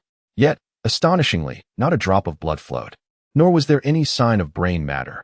It was hollow inside, revealing only a tangle of black tendrils crawling through her veins. In that moment, Chen Ge comprehended the dreadful truth. No wonder this woman strolled confidently through the desolate streets. She had long been assimilated by a monster. The parasitic growth suddenly split open, spewing forth a viscous black liquid, and from its maw emerged a tongue-like appendage that pierced through Yang Zhenghe's chest. His eyes widened in disbelief as he trembled, attempting to extract the appendage, but his limbs were paralyzed, as if his bones were melting away. He never imagined that his moment of compassion would ultimately lead to his demise. In a fit of desperation, the meek stout boy drew forth the concealed scissors, severing the parasitic tongue, which unleashed a spray of dark liquid. As it splattered onto the floor, the surface hissed ominously, corroding beneath the substance. Chen Ge once more lifted the barber chair, unleashing a frenzied blow against Yang Zhenghe's back. The sound of cracking echoed as her spine shattered. Yet her countenance remained devoid of any trace of pain. She had become utterly numbed, merely extending her arms to shield the parasitic growth, incessantly murmuring, "My child, my child." The chubby boy rushed forward with scissors, piercing through the parasitic tumor. Chen Ge swung the barber's chair with great force, reducing the mass to a pulp. Even Yang Zhenghe was left unrecognizable, and only then did he cast aside the chair, breathless and collapsing onto the ground. Meanwhile, Su Wei appeared utterly bewildered, trembling as he crawled over to assess Yang Zhenghe's injuries. Captain Yang, please wake up. What will I do if you die? Captain Yang. Chapter 10. Yang Zhenghe. My name is Yang Zhenghe, and I am a police officer. They say that before one dies, a light show of memories flashes before their eyes. The significant figures now appearing before me must surely be this phantasmagoria. First, I must offer my sincerest apologies, for I have lied. During our mutual verification of humanity, I claimed to have a son. Indeed, I did have a son, but he perished 7 years ago. As a police officer, particularly a criminal investigator, it is inevitable to offend certain individuals. I recall that this case originated 8 years ago. At that time, there were no campaigns against organized crime, especially in this small locale where gangs thrived. Lu Jun was a 56-year-old laid-off factory worker, whose age made it challenging to find employment in the city. To make ends meet, she pooled her resources to purchase a small tricycle, collecting scrap materials as a means of livelihood. On the other hand, Chen Ge was the proprietor of a local nightclub, commanding a cadre of several henchmen, and reportedly had some connections. Initially, these two individuals seemed to inhabit entirely separate worlds. However, one fateful day, after indulging in alcohol, Chen Ge, accompanied by his mistress, took a luxurious ride in his Mercedes, inadvertently colliding with Lu Jun as she returned home from her collection of recyclables. Had Chen Ge taken her to the hospital and offered some compensation, this incident might have faded into obscurity. Yet, this self-proclaimed gangster, instead of rendering assistance, exited his vehicle wielding an iron rod, mercilessly beating the incapacitated Lu Jun. Only when she lay lifeless did he drive over her body, departing without a second thought. Soon after, the police received an emergency call. By the time I arrived, Lu Jun had already succumbed, her husband and son weeping inconsolably at her side, demanding strict retribution for the perpetrator. Chen Ge was swiftly apprehended, yet he adamantly insisted that it was his subordinate who had been driving that day, claiming it was merely an accident, not murder. As for the courtroom proceedings, the truth of what transpired, along with any influences exerted by Chen Ge's connections, remained beyond the grasp of a mere investigator like myself. Ultimately, the verdict concluded with the subordinate serving a 5-year prison sentence, while Chen Ge compensated the family of Lu Jun several 100,000 yuan. Everyone believed the matter had been resolved, but Lu Jun's family could not accept the outcome and resolutely appealed. However, due to insufficient evidence, the original ruling was upheld. Lu Jun's son, Zhao Long, a young and diligent factory worker, was devastated by his mother's death and adamantly rejected the court's verdict. The tragic saga was only just beginning. However, when faced with the affluent and well-connected Mr. Chen, it seemed that this path had become impassable. Zhao Long, working as a machinist in a factory, fashioned a 2-foot-long machete and stealthily followed Mr. Chen for over 3 months, patiently awaiting an opportunity. One fateful evening, intoxicated from revelry, Mr. Chen staggered home after parking his luxury car in the lot. Zhao Long trailed closely behind him, accompanying him all the way to his residence. Despite his extravagant lifestyle, Mr. Chen was a devoted husband to his wife and a loving father to their 9-year-old daughter. Seizing the moment as Mr. Chen opened the door, Zhao Long surged inside, wielding his machete, and mercilessly struck him dozens of times until the body was unrecognizable. In a frenzied state, Zhao Long did not spare even Mr. Chen's wife and daughter. When he finally regained his composure, he was horrified by the carnage surrounding him and hurriedly returned to his hometown with his father. The police, not to be underestimated, swiftly identified Zhao Long as the culprit following the report of the crime. It was I who went to apprehend him. I distinctly remember. After handcuffing Zhao Long to the ground, his elderly father knelt before the officers, pleading for mercy for his son. My son is ridding society of evils. How has he become a murderer? Why didn't you arrest those thugs when they killed my wife? Faced with his father's accusations, I remained silent, unable to articulate a response. After many years in the police force, I understood that the complexities of such matters could not be encapsulated in mere words. Ultimately, after the first and second trials, Zhao Long was sentenced to death. At that moment, I believed the ordeal had reached its conclusion. Little did I anticipate that this would merely serve as the inception of an even graver saga. 3 months later, during the National Day holiday, I drove to the station to pick up my son, but despite waiting endlessly, the boy never appeared. Eventually, I received a chilling phone call. Officer Yang, do you remember me? I have your son. Upon hearing that voice, my heart plummeted. It was Mr. Zhao Long's father. What do you want? Are you seeking money? Name your price, and I will gather it. A derisive laugh echoed from the other end of the line. Officer Yang, do you truly believe money holds any significance for me? I wish to discuss matters, just you and I. He then provided an address. As a detective, I reported the situation to my department without hesitation, and they took it very seriously, swiftly surrounding the location. However, when I saw Mr. Zhao and my son, my blood ran cold. Both were bound with explosives, and a single misstep could trigger a catastrophic explosion. Mr. Zhao, I understand your suffering. But this situation does not involve the child. Your son was apprehended by me. If you seek revenge, come for me and release the child. I gazed into my son's terrified eyes, my heart breaking. Moreover, you must trust in the law. Your son has taken 3 lives, one of which was a 9-year-old child. No matter how you look at it, he faces the death penalty. Why can't you comprehend this? If everyone acted as he did, wouldn't chaos ensue?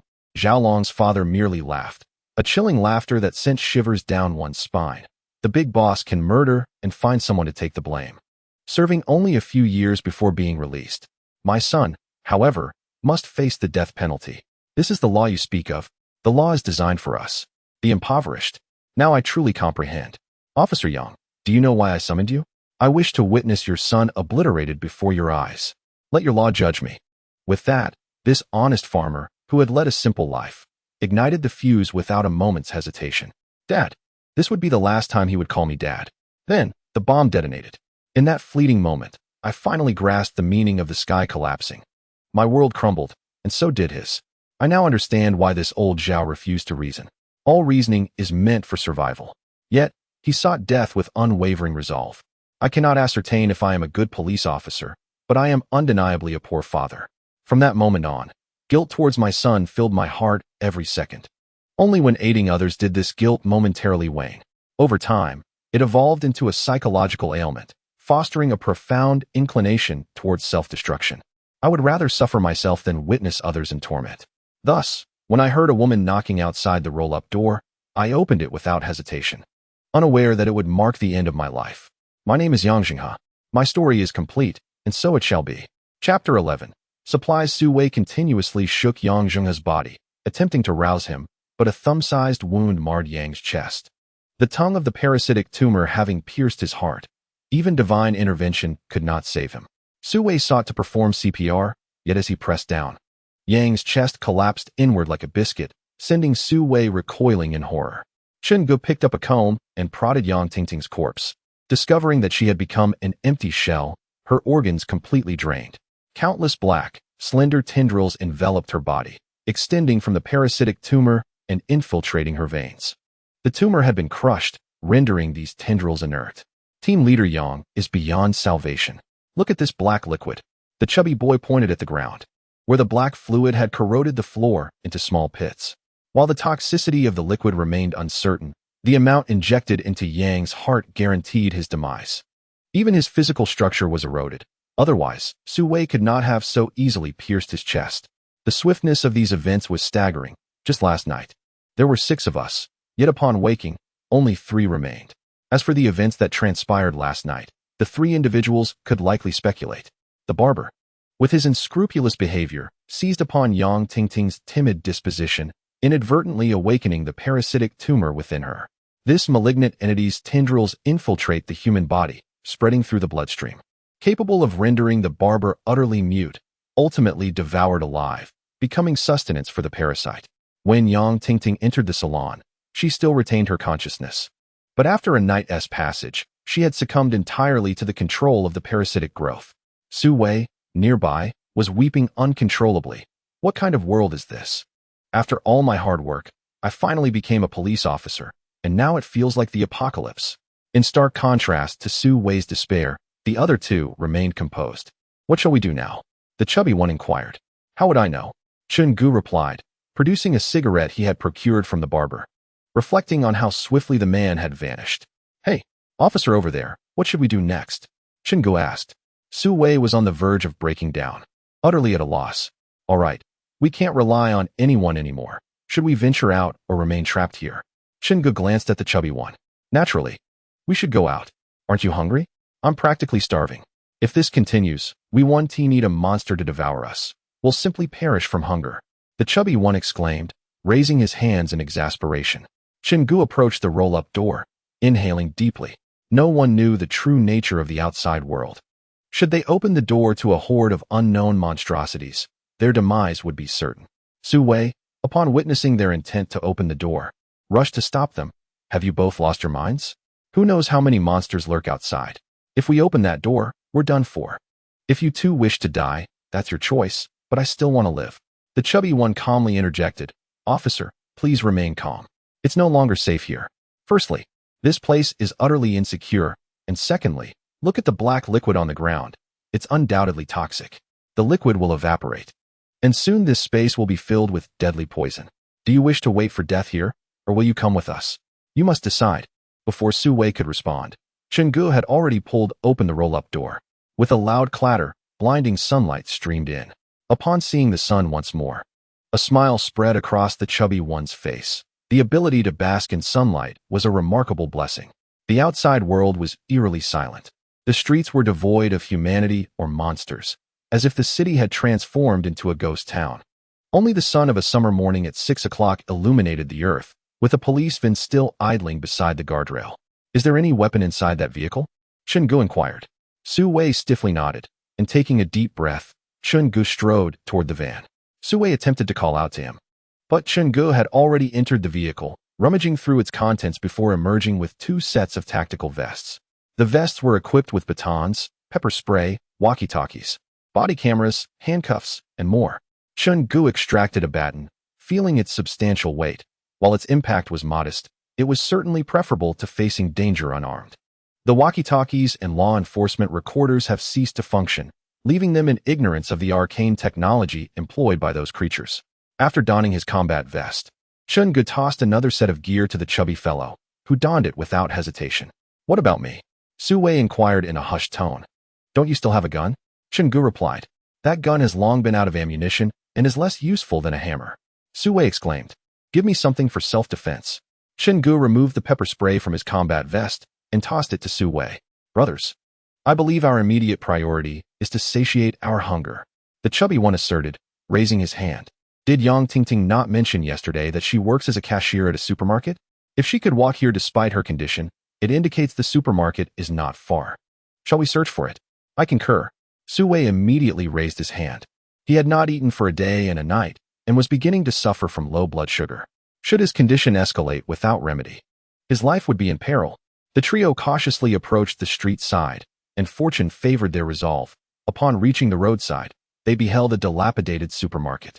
Chen Ge entered first, ensuring the absence of any living beings within before beckoning the chubby one and Su Wei to follow. The supermarket was in disarray, a testament to the chaos of the previous day, yet many sealed food items remained edible, and they even discovered bottled mineral water. Driven by hunger and thirst, the 3 indulged without discerning the nature of their consumption, content merely to fill their bellies. The chubby one wandered to the section for school supplies, returning with 3 large backpacks. Let's gather more food and water. Who knows when we might have a proper meal again, he urged. Meanwhile, Chen Ge made his way to the kitchenware section, selecting several sharp knives. Though the blades were short, they were undoubtedly more lethal than a baton. Simultaneously, he procured a few mop handles and, with tape, fashioned 3 long weapons by affixing the knives to the handles. Come, behold the extraordinary artifact I have discovered. The chubby one suddenly erupted in laughter, brandishing a fire axe. Upon seeing the fire axe, Chen Ge felt a pang of inadequacy with the knife in his hand. For them, this truly was a remarkable weapon. The chubby one handed the axe to Chen Ge, saying, I'm not skilled in fighting. You take the lead. Without further ado, Chen Ge grasped the axe, instantly feeling a surge of security. Su Wei inquired quietly, so where should we head now? Should we follow the earlier plan to go to the school, or return directly to the police station? Chen Ge countered, you are the officer. You possess greater insight into this matter than we do. Where do you think we should go? Su Wei appeared bewildered. He had always relied on Yang Zhenghe and Ma for guidance. With the demise of Captain Yang, he found himself at a loss regarding their next steps. Perhaps we should head to the school after all. It's populated, and reuniting with a larger group would surely enhance our safety, Su Wei tentatively suggested. He is currently quite wary of Chen Ge. After all, Chen Ge is a genuine murderer. In such an environment, should his murderous intent arise, he could easily become a victim himself, with no one around to seek vengeance on his behalf. Therefore, Su Wei strives to avoid provoking Chen Ge. Before Chen Ge could utter a word, the chubby young man beside them murmured, "Haven't you all seen any apocalyptic films? The more people there are, the more perilous the situation becomes." Su Wei could only gaze at Chen Ge, who, unbeknownst to him, had become the most authoritative figure in their small group. "I believe we should head to the school. Given the current uncertainty, remaining with armed personnel is the safest option," Chen Ge stated. "All right, since we've agreed, don't back out. Once we've had our fill, we shall proceed to the school together," the chubby young man replied. "By the way, I still don't know your names." "I am Su Wei." "I am Chen Ge, a murderer," Chen Ge remarked nonchalantly about his identity. "Aren't you afraid of being apprehended by the police, considering you're a murderer and all?" the chubby young man exclaimed in astonishment. Chen Ge merely smiled and countered, "What is your name?" "In this apocalypse, names hold little significance. Just call me Chubby," he responded. Chen Ge observed that this self-proclaimed chubby was not excessively overweight. He stood approximately 170 centimeters tall and weighed around 140 pounds, merely slightly plump. "By the way, I have another question. Do you think it is just our city that has turned into this nightmare, or has the entire world succumbed to this fate? If it's only our city, I believe we should vacate immediately. Furthermore, have you pondered the origins of these monsters? Have you seen a film called The Mist? In it, the military conducts experiments and inadvertently opens a portal to another world," Chubby whispered. "Watch fewer sci-fi movies. If it were truly possible to open a portal to another dimension, humanity would have already been turned upside down. I suspect these creatures might have escaped from that laboratory," Chen Ge replied. "By the way, Officer Su, being a part of the system, do you have any insider knowledge?" Su Wei sighed. "I am merely a lowly police officer. How could I possibly know so much? Moreover, if I were privy to any secrets, would I be trapped in a hair salon?" The three of them continued their conversation while eating until they could no longer consume another bite. Chubby packed 3 bags to the brim with food and fresh water, sufficient to sustain them for at least 3 to 4 days. Having filled their stomachs, their strength restored to its peak, it was time to set forth. Chen Ge, wielding a fire axe, led the way, while Chubby, armed with a mop handle and a spear fashioned from a sharp knife, walked in the middle. Su Wei, equipped with pepper spray and a kitchen knife, brought up the rear. Throughout their journey, the trio exchanged not a single word, fearing that even the slightest sound might attract some bizarre entities. After approximately 10 minutes, they finally arrived at an intersection. Suddenly, Chubby pointed skyward and exclaimed, "Look! What is that in the sky?" Su Wei and Chen Ge simultaneously looked up, and then they all stood frozen in place. On both sides of the street stand towering edifices, blocking out the sunlight and obscuring the view of the horizon. Yet now, having departed from this thoroughfare, a remarkable sight unfolds. A black hole hangs ominously in the southern sky. This void, however, is not a celestial body from the cosmos, but rather a vast, inky chasm, suspended in the air. Due to its considerable distance, the exact diameter of this abyss remains immeasurable, but when juxtaposed with the sun at the horizon, it appears to be nearly 10 times its size. This scene is both fantastical and surreal. "I can't shake the feeling that it resembles a game texture," muttered the stout fellow. Chen Ge, who seldom indulges in gaming, was unfamiliar with the term and innocently inquired, "What do you mean?" "It feels as though this entity exists in a different dimension. We can see it, yet we can never reach it," replied the stout boy. "Do you all recall the thunderous noise from yesterday? Could it be that the sky has torn open a rift?" Chen Ge posed. This query left them at a loss for answers. The stout boy lowered his voice. "Doesn't this scene remind you of a myth?" Upon hearing this, both Chen Ge and Su Wei simultaneously thought of a well-known legend, exclaiming in unison, "Nuwa mending the sky? Is it possible that Nuwa wasn't repairing the heavens, but rather sealing such dimensional fractures?" Those bizarre creatures from the myths emerged from these rifts, and after Nuwa mended them, she led the people to vanquish the monsters, paving the way for an era of prosperity and peace. The stout boy grew increasingly animated. "All right, enough of this. Let's face reality. If we can't make it to school, it doesn't matter if the sky has a hole or if it has merely thinned out," Chen Ge interjected, grounding everyone back in the present.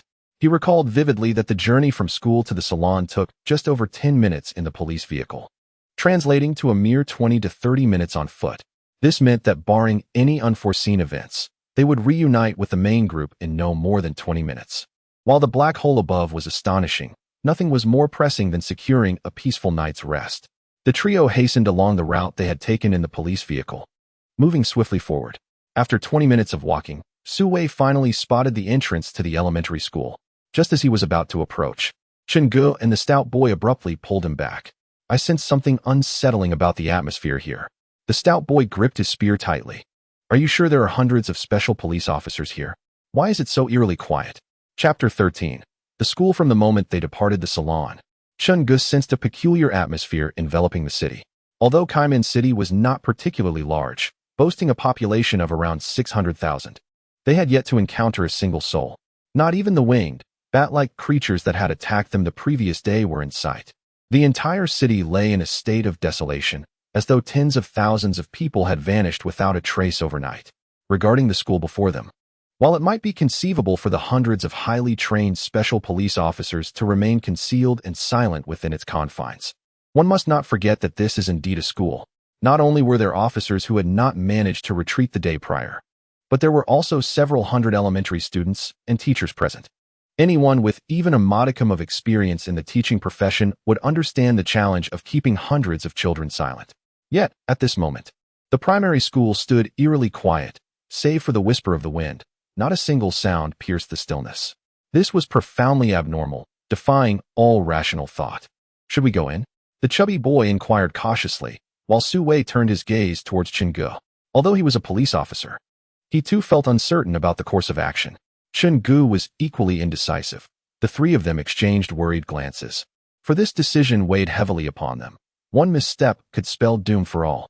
Chen Ge was beginning to comprehend why the military claimed that all paths lead to despair. The current situation was indeed bleak. Chubby, why don't you shout into the school?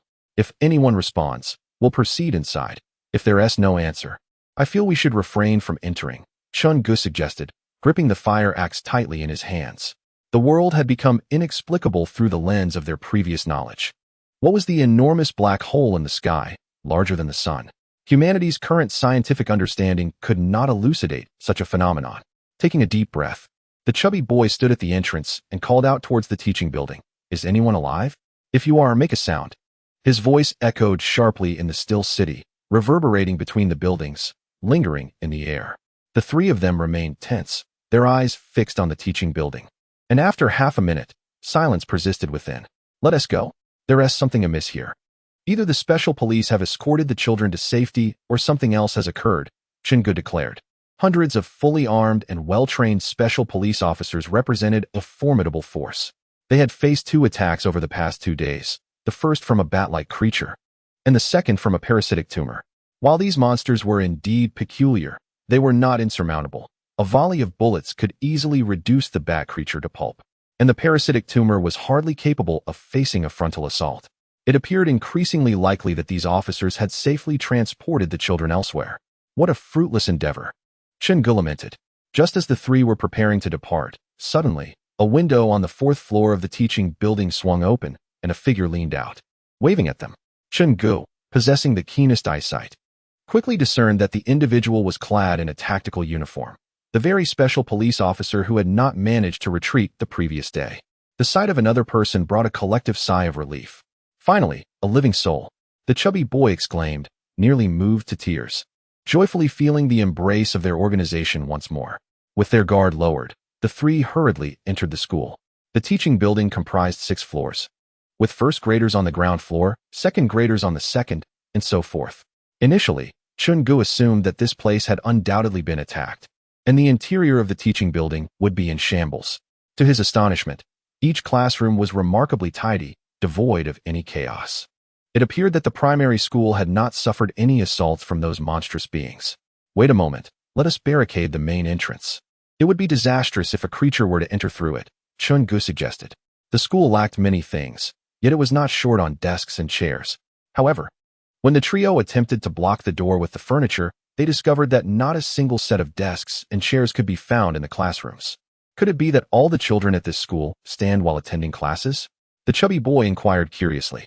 The three separated to search through various classrooms, but found no sets of desks at all, which was indeed perplexing. Let us not dwell on this any longer. We should reunite with the main group and leave this dreadful place as soon as possible, Su Wei was nearly driven to madness.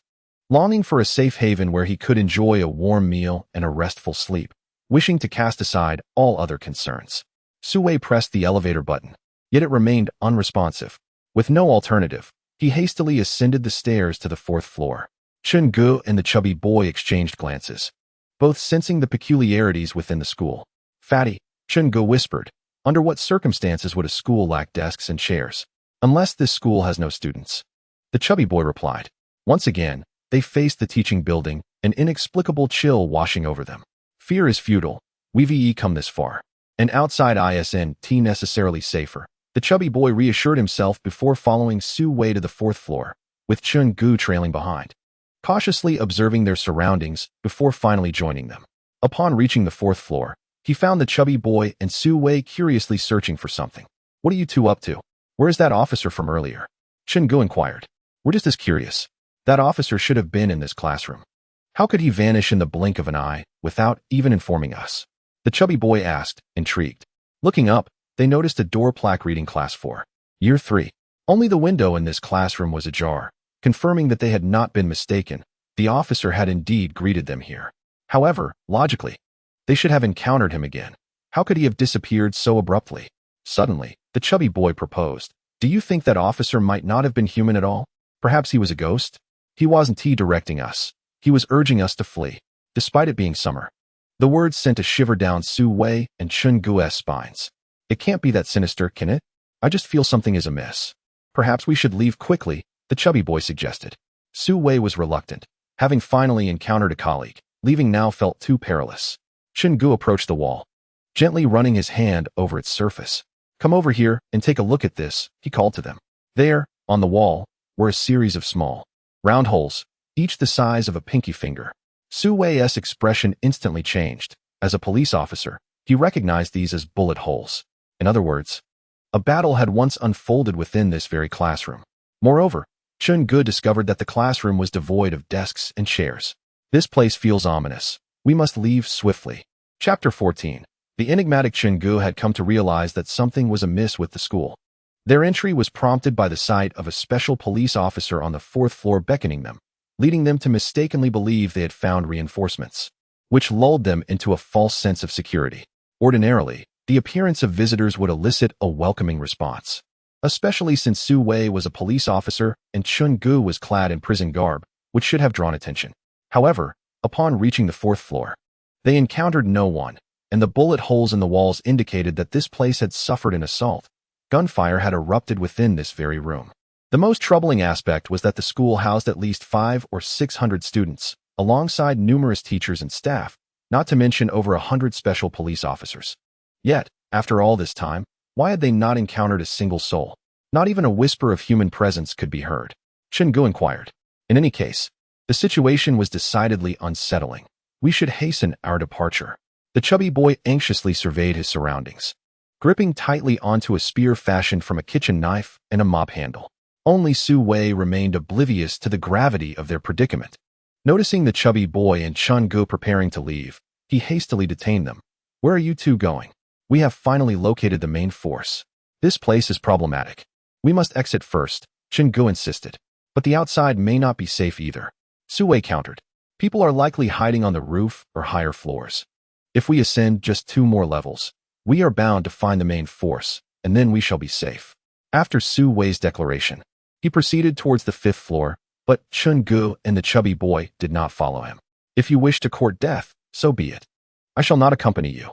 The chubby boy disregarded Su Wei's authority entirely, choosing instead to descend the stairs. Su Wei felt a sense of embarrassment and turned to Chen Ge. "Do not forget that you are still a prisoner," Su Wei said in a tone tinged with menace. "Then I am a fugitive now. If you have the courage, come and apprehend me," Chen Ge retorted, following the chubby boy as they prepared to escape this bizarre school. Su Wei's expression twitched. Had he possessed such audacity, he would have acted already. Gazing at the eerie silence of the 5th floor staircase and then at the retreating figures of Chen Ge and the chubby boy, he jested. "Why are you two still angry? Wait for me." Su Wei hurriedly caught up with them. Being isolated in a perilous situation was tantamount to a death sentence, as horror films invariably depict. The trio hastened down the stairs, 3 physically robust adults descending 4 flights in a mere minute or two. soon arriving at the exit. Yet, the moment they beheld the entrance of the teaching building, their expressions soured significantly. The grand doorway through which they had entered was now obstructed by an uncountable number of desks and chairs, rendering any escape impossible. Silence enveloped them as cold sweat trickled down their brows. The most timid among them, Su Wei, began to tremble. He had previously thought Chen Ge and the chubby boy were merely trying to frighten him, but upon witnessing the scene before him, he finally accepted the unsettling truth. This place was indeed peculiar. Surely we are not lost? Su Wei asked cautiously. There is but one path, if you are lost. I shall observe. The chubby boy whispered softly, then cautiously approached, prodding the tables and chairs with the spear in his hand, confirming that it was not an illusion. These objects were indeed real. Could it be that we are truly haunted? He asked in a low voice. When we ascended earlier, there were no tables or chairs here. In just 3 or 4 minutes, what force could have arranged hundreds of sets of furniture in this manner? Unless you suggest that the vanished individuals have simply disappeared? Su Wei shivered. Are you implying that those missing people have turned into ghosts, seeking to keep us here as companions in death? However, Chen Ge noted an even more peculiar aspect. Where did these tables and chairs come from? Chubby, do you recall that when we first arrived, there was not a single piece of furniture on this floor? We confirmed that there was only one path up and down. Su Wei's complexion grew increasingly pale as the eerie atmosphere pervaded the place, and he began to regret their entrance. Why don't the three of us move these tables and chairs? Su Wei suggested quietly. It shouldn't take long. If we don't ascertain where these things originated, our efforts may be in vain. Perhaps by the time we clear a path, the furniture will return again. The chubby boy looked around warily. Is there truly no other exit here? Chen Ge scoffed. No matter who is orchestrating this, trapping me will not be so simple. Follow me. We shall jump out the window. Su Wei and the chubby boy exchanged glances, their eyes lighting up. Right. The door is blocked. We can jump out the window. However, upon reaching the adjacent classroom, their spirits plummeted. To prevent students from injuring themselves by jumping out, the school had installed vertical steel bars on the windows, each as thick as a pinky finger. Watch me, Chen Ge declared with confidence. Based on my years of skipping school, these bars are merely for show. He boasted, stepping back a couple of paces before launching himself at the window, delivering a kick to the steel bars. The result was that the bars did not budge an inch. Ouch! Chen Ge limped back, wincing in pain. Why do they skimp in moments they shouldn't and use such sturdy materials when they ought to cut corners? The chubby boy rolled his eyes. These are steel bars. They are not easily broken. If you could kick through them, you wouldn't be human. Chen Ge swung the back of a fire axe down upon the bars, his hands trembling from the impact, yet the bars only bent slightly. Moreover, these bars were designed to prevent children from jumping out, with a spacing that allowed only an adult arm to barely reach across. The trio, finding themselves in a dire situation, had no choice but to return to the main entrance. If all else fails, we may have to move these tables and chairs one by one, Su Wei suggested softly. Shall we try heading upstairs? Su Wei inquired quietly. Chen Ge and the chubby boy, seeing no alternative, acquiesced, realizing that being trapped here was not a solution. Should they encounter living souls, they could devise a plan together. The three ascended to the 4th floor, meticulously checking each classroom, and it became evident that there was indeed no one below the 4th floor. 3 individuals stood at the 5th floor staircase, their hearts laden with trepidation. Why do I feel as if I am gallantly marching toward my demise? The portly one remarked. Cursed foreboding, what we are experiencing is a desperate struggle for survival. Su Wei retorted. Only Chen Ge remained silent, his countenance pale, his gaze fixated on the end of the 4th floor corridor. Do you see that figure standing there? Is it not the special police officer who waved at us earlier? Chapter 15. A brush with the supernatural. The structure of this educational edifice was symmetrical, with the staircase centrally located and classrooms flanking either side. At this moment, Chen Ge and his companions found themselves poised before the staircase on the 4th floor. However, at the far end of the right corridor, an unfamiliar figure had materialized. From their distance, they could discern that the individual donned the distinctive tactical uniform of a special police officer, yet his visage remained obscured. This officer stood at the corridor's terminus, locking eyes with them, an unsettling chill coursing through their veins. Prior to this encounter, Chen Ge and the portly fellow had meticulously examined each classroom. Given the modest dimensions of these rooms, it was easy to ascertain their emptiness. Moreover, the absence of desks and chairs precluded any possibility of concealment. In other words, It was utterly implausible for anyone to be present on the first through fourth floors. Yet, this police officer remained stationed at the end of the corridor, silent and unmoving. Even Chen Ge, typically audacious, felt a shiver crawl down his spine as he gripped the fire axe tightly. "What shall we do?" Chen Ge whispered. The portly one swallowed hard. "You ask me? Who should I inquire of?" Firstly, he could not ascertain whether the figure in the distance was indeed human. Since their arrival at this institution, they had encountered an overwhelming number of bizarre occurrences. "Who will go and take a look?" Chen Ge turned to Su Wei. At that moment, Su Wei was trembling. Upon noticing Chen Ge's sudden gaze, he stuttered. "Why are you looking at me like that? I absolutely refuse to go." "But that is your colleague. If you do not approach, who will?" Chen Ge proposed. "Shall we vote on it?" "I vote for Officer Su," he declared. "So do I," the portly one added, fixing his gaze on Su Wei. "You are a people's police officer. Safeguarding the public safety is your duty, and now we are relying on you." Su Wei felt a wave of despair wash over him. These two were truly putting him in a predicament. "Do not worry if danger arises. We shall certainly come to your aid," Chen Ge asserted, thumping his chest. "Yes, yes, yes," the portly one nodded vigorously. Su Wei, still quaking, proposed. "Could we not all three go together? What if it is a trap?" Chen Ge countered.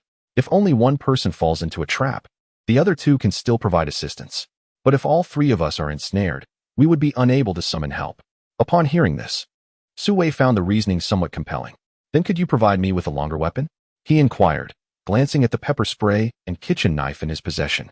It was not a matter of inadequate equipment, but rather one of insufficient reach. "Very well, I shall exchange it for you." The portly one tossed his makeshift spear toward him. Su Wei caught it, repeatedly encouraging himself. "Do not fear. You have been educated in materialism, destined to conquer all phantoms and monsters. There are no ghosts in this world. Surely, your colleague is merely playing a prank on you. Do not fear. Do not fear. Do not fear." Su Wei kept murmuring as he cautiously edged down the corridor towards the fourth floor, step by careful step. Logically, upon noticing someone approaching, a normal officer would greet him. However, the officer at the end of the corridor remained silent, staring intently, which only intensified the trio's growing dread. Chen Ge lowered his voice. "Xiao Pang, what do you make of this situation?" Although the chubby boy appeared timid, his perspective was intriguingly astute. He had initially suggested at the school gate that they should refrain from entering. After a moment's contemplation, Xiao Pang uttered something peculiar. "Do you know what a parallel universe is?" "What on earth?" Chen Ge replied. "Keep it simple. I barely graduated high school." "Well, you must have read some books. Two parallel universes are like two sheets of paper. My theory is that this teaching building overlaps with the one in the parallel universe, which explains the strange phenomena we are witnessing. That officer may not even be from our universe," Xiao Pang explained. Chen Ge nodded, both comprehending and bewildered. Xiao Pang elaborated succinctly. "If you tear out 2 pages from a book and overlay them against a light source, the text from both pages will overlap. This space is similar. So are we trapped?" Chen Ge inquired. "That's one way to interpret it. Of course, this is merely my speculation. I cannot ascertain if these bizarre occurrences are indeed caused by a parallel universe. After all, such concepts exist only in science fiction," Xiao Pang replied. At that moment, Su Wei had approached the officer closely. Clutching his makeshift spear tightly, he trembled incessantly. "Hey, brother, are you still alive? Make a sound." Su Wei slowly extended the spear, gently poking the officer's body. Suddenly, the officer turned his head, fixing a piercing gaze on Su Wei. Terrified, Su Wei screamed and dropped the spear, scrambling backward. Yet, after a few steps, he abruptly halted. Was the officer still alive? However, upon turning back for a closer look, a chill ran down his spine. "Oh my! What the hell? It's gone. How did it just vanish?" Su Wei shouted in panic. The officer who had been standing at the end of the corridor had disappeared in the blink of an eye. The makeshift spear lay abandoned on the ground. Su Wei's legs felt weak with fear. He wanted to run, but found himself unable to move swiftly. Chen Ge and Xiao Pang, engrossed in their discussion about parallel universes, were startled by Su Wei's scream and quickly turned to look in his direction. Su Wei hastily crawled towards them, practically throwing himself onto Chen Ge. "It's gone. It's gone." Just like that. Su Wei was so frightened that he could hardly articulate his words. Chen Ge and Xiao Pang quickly realized that the officer at the end of the corridor had vanished. Their alertness and fear reached a peak, akin to a person terrified of spiders who screams upon seeing one, only to feel the ultimate dread when it disappears. "Calm down. For heaven's sake," Calm down. Chen Ge swung his arm vigorously, delivering a resounding slap to Su Wei's face. Earlier, when confronted by the bat monster, Su Wei had been so terrified that he nearly succumbed to panic. This reaction was hardly surprising. After all, police officers are human and can experience fear, particularly in circumstances that defy rational comprehension. Following the slap, Su Wei trembled uncontrollably. What should we do? The chubby one inquired. Let us investigate. I've got a life to spare. I fear no malevolent spirits, Chen Ge declared, spitting into his palm for courage. Yet, despite his bravado, the innate human instinct to fear the unknown gripped him, and he felt a chill run down his spine as he cautiously advanced toward the end of the corridor. Chapter 16. Pale flesh objects and people could vanish at any moment and reappear at will. This felt vaguely reminiscent of quantum mechanics. The chubby one inhaled deeply, wielding a kitchen knife in one hand and dragging Su Wei with the other, following closely behind Chen Ge. The corridor was not particularly long, easily visible from end to end. Chen Ge gripped the fire axe tightly and slowly peered into the classrooms on either side, confirming that they were devoid of life. Not a single soul, not even a rabbit, was present. He picked up a spear lying on the ground and hurried back. The chubby one cast a questioning glance. Chen Ge gently shook his head, indicating that he had discovered nothing. The events they were experiencing were far stranger than mere hauntings. While the salon had posed its own dangers, at least the occurrences had been within the realm of comprehension. The bat monster, though capable of severing a neck with a single bite, could also be wounded by bullets and could be beaten into submission. However, the current situation was not one that could be resolved with firearms. Should we continue to ascend? The chubby one asked. Chen Ge, clutching the fire axe, reached the stairwell on the 4th floor and shouted upward. Is anyone up there? If not, we're leaving. I'll count to 3. On the 5th and 6th floors. Apart from the echoes of Chen Ge's voice, there was utter silence. It was evident that the teachers, students, and police in this place had encountered an incomprehensible ordeal. Regardless, they needed to exit this haunted locale as swiftly as possible. Let us go. We'll head out the front door.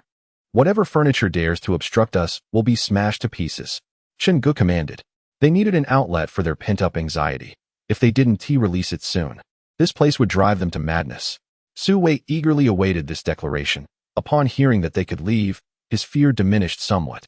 The 3 of them hastened to the main hall on the 1st floor, where indeed, the tables and chairs were still piled at the entrance.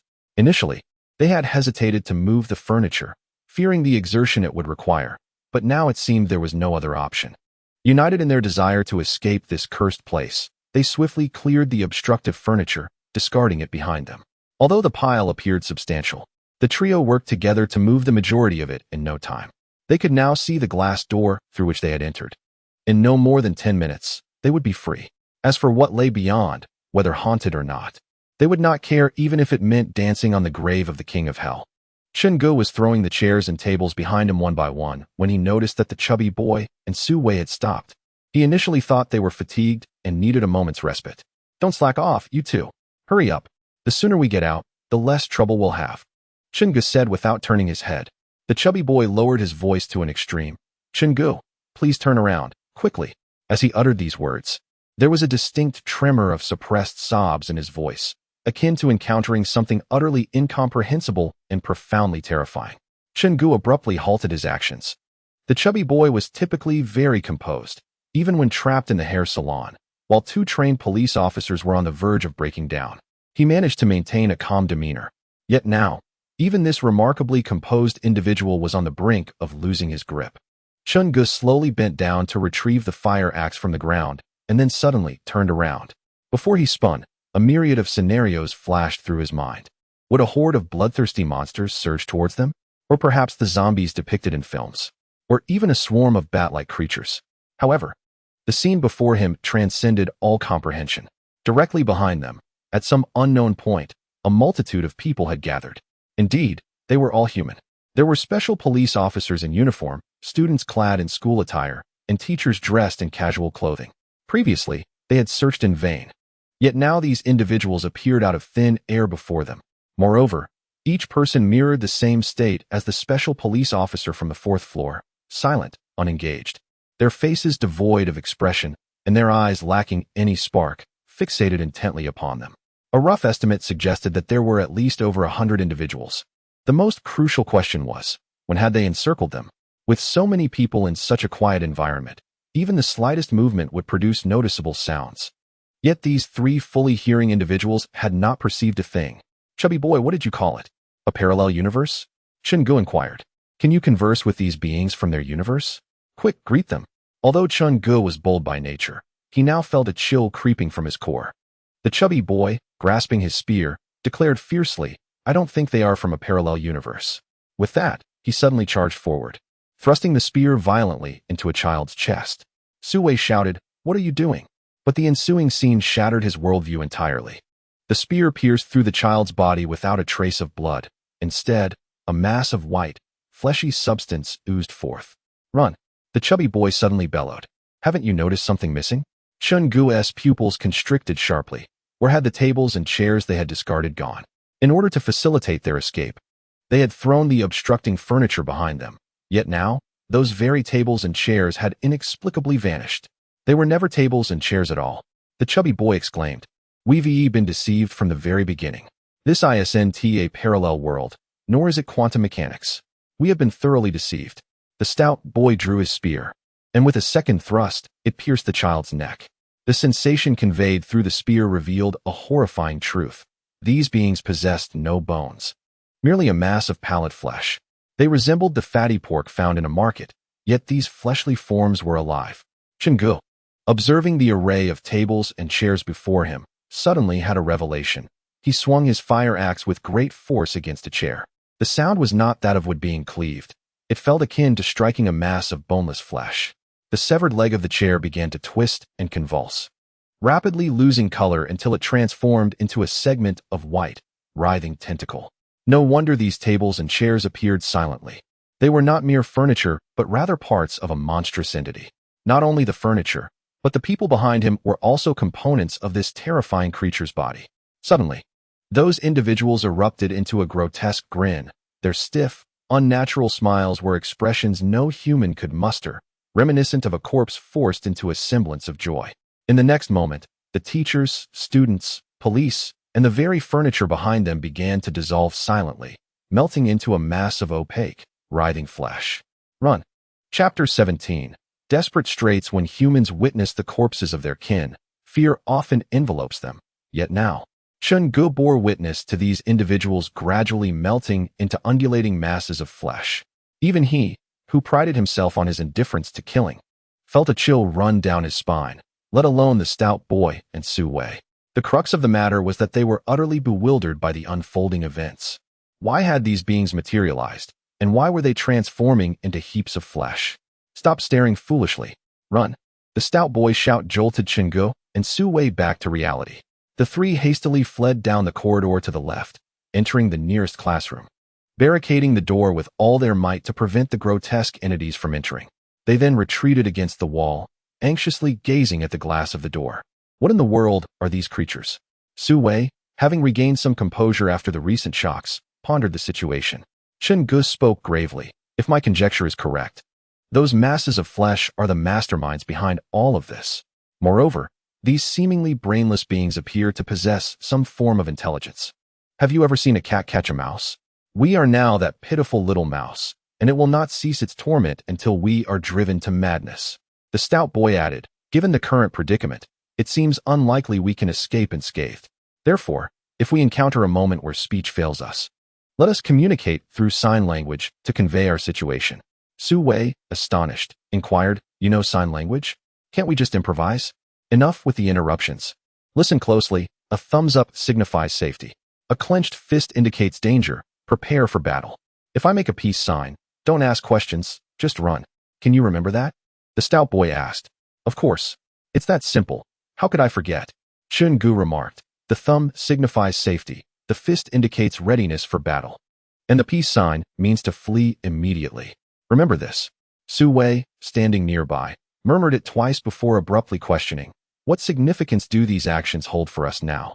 The chubby boy had yet to respond when suddenly the glass of the classroom door shattered under external force, startling the trio, who instinctively raised their weapons, their hearts racing wildly. With a loud thud, a mass of white substance was hurled into the room. Chen Ge discerned that it was a clump of flesh, reminiscent of fatty pork found in markets. To their horror, the mass was writhing. It was alive. The subsequent scene shattered their psychological defenses entirely. The mass began to swell, gradually morphing into a humanoid shape, complete with brows, a nose, eyes, a mouth, resembling a child of approximately 10 years of age. Astonishingly, the flesh also donned clothing. And in mere moments, a 10-year-old student clad in a school uniform stood before them.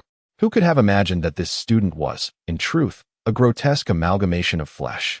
The three of them recalled the special police officer who had appeared at the end of the fourth-floor corridor, who had vanished without a trace. Initially believing they were witnessing a ghost, they now surmised that the officer had transformed into one of these flesh masses. For a fleeting 2 or 3 seconds, their attention wavered from the figure, and in that instant, the officer had morphed back into flesh and fled. This monster had the ability to assume the form of whatever it consumed. Not only humans, but the desks and chairs must have also been devoured. The chubby boy muttered, "Damn it, we must take it down first." His palms were slick with cold sweat, yet to survive, they had no choice but to eliminate the creature before them. He charged forward, thrusting a makeshift spear into the child's chest. Though the child wore clothing, it resembled a chameleon's mimicry. In reality, both the uniform and the student were merely parts of the facade.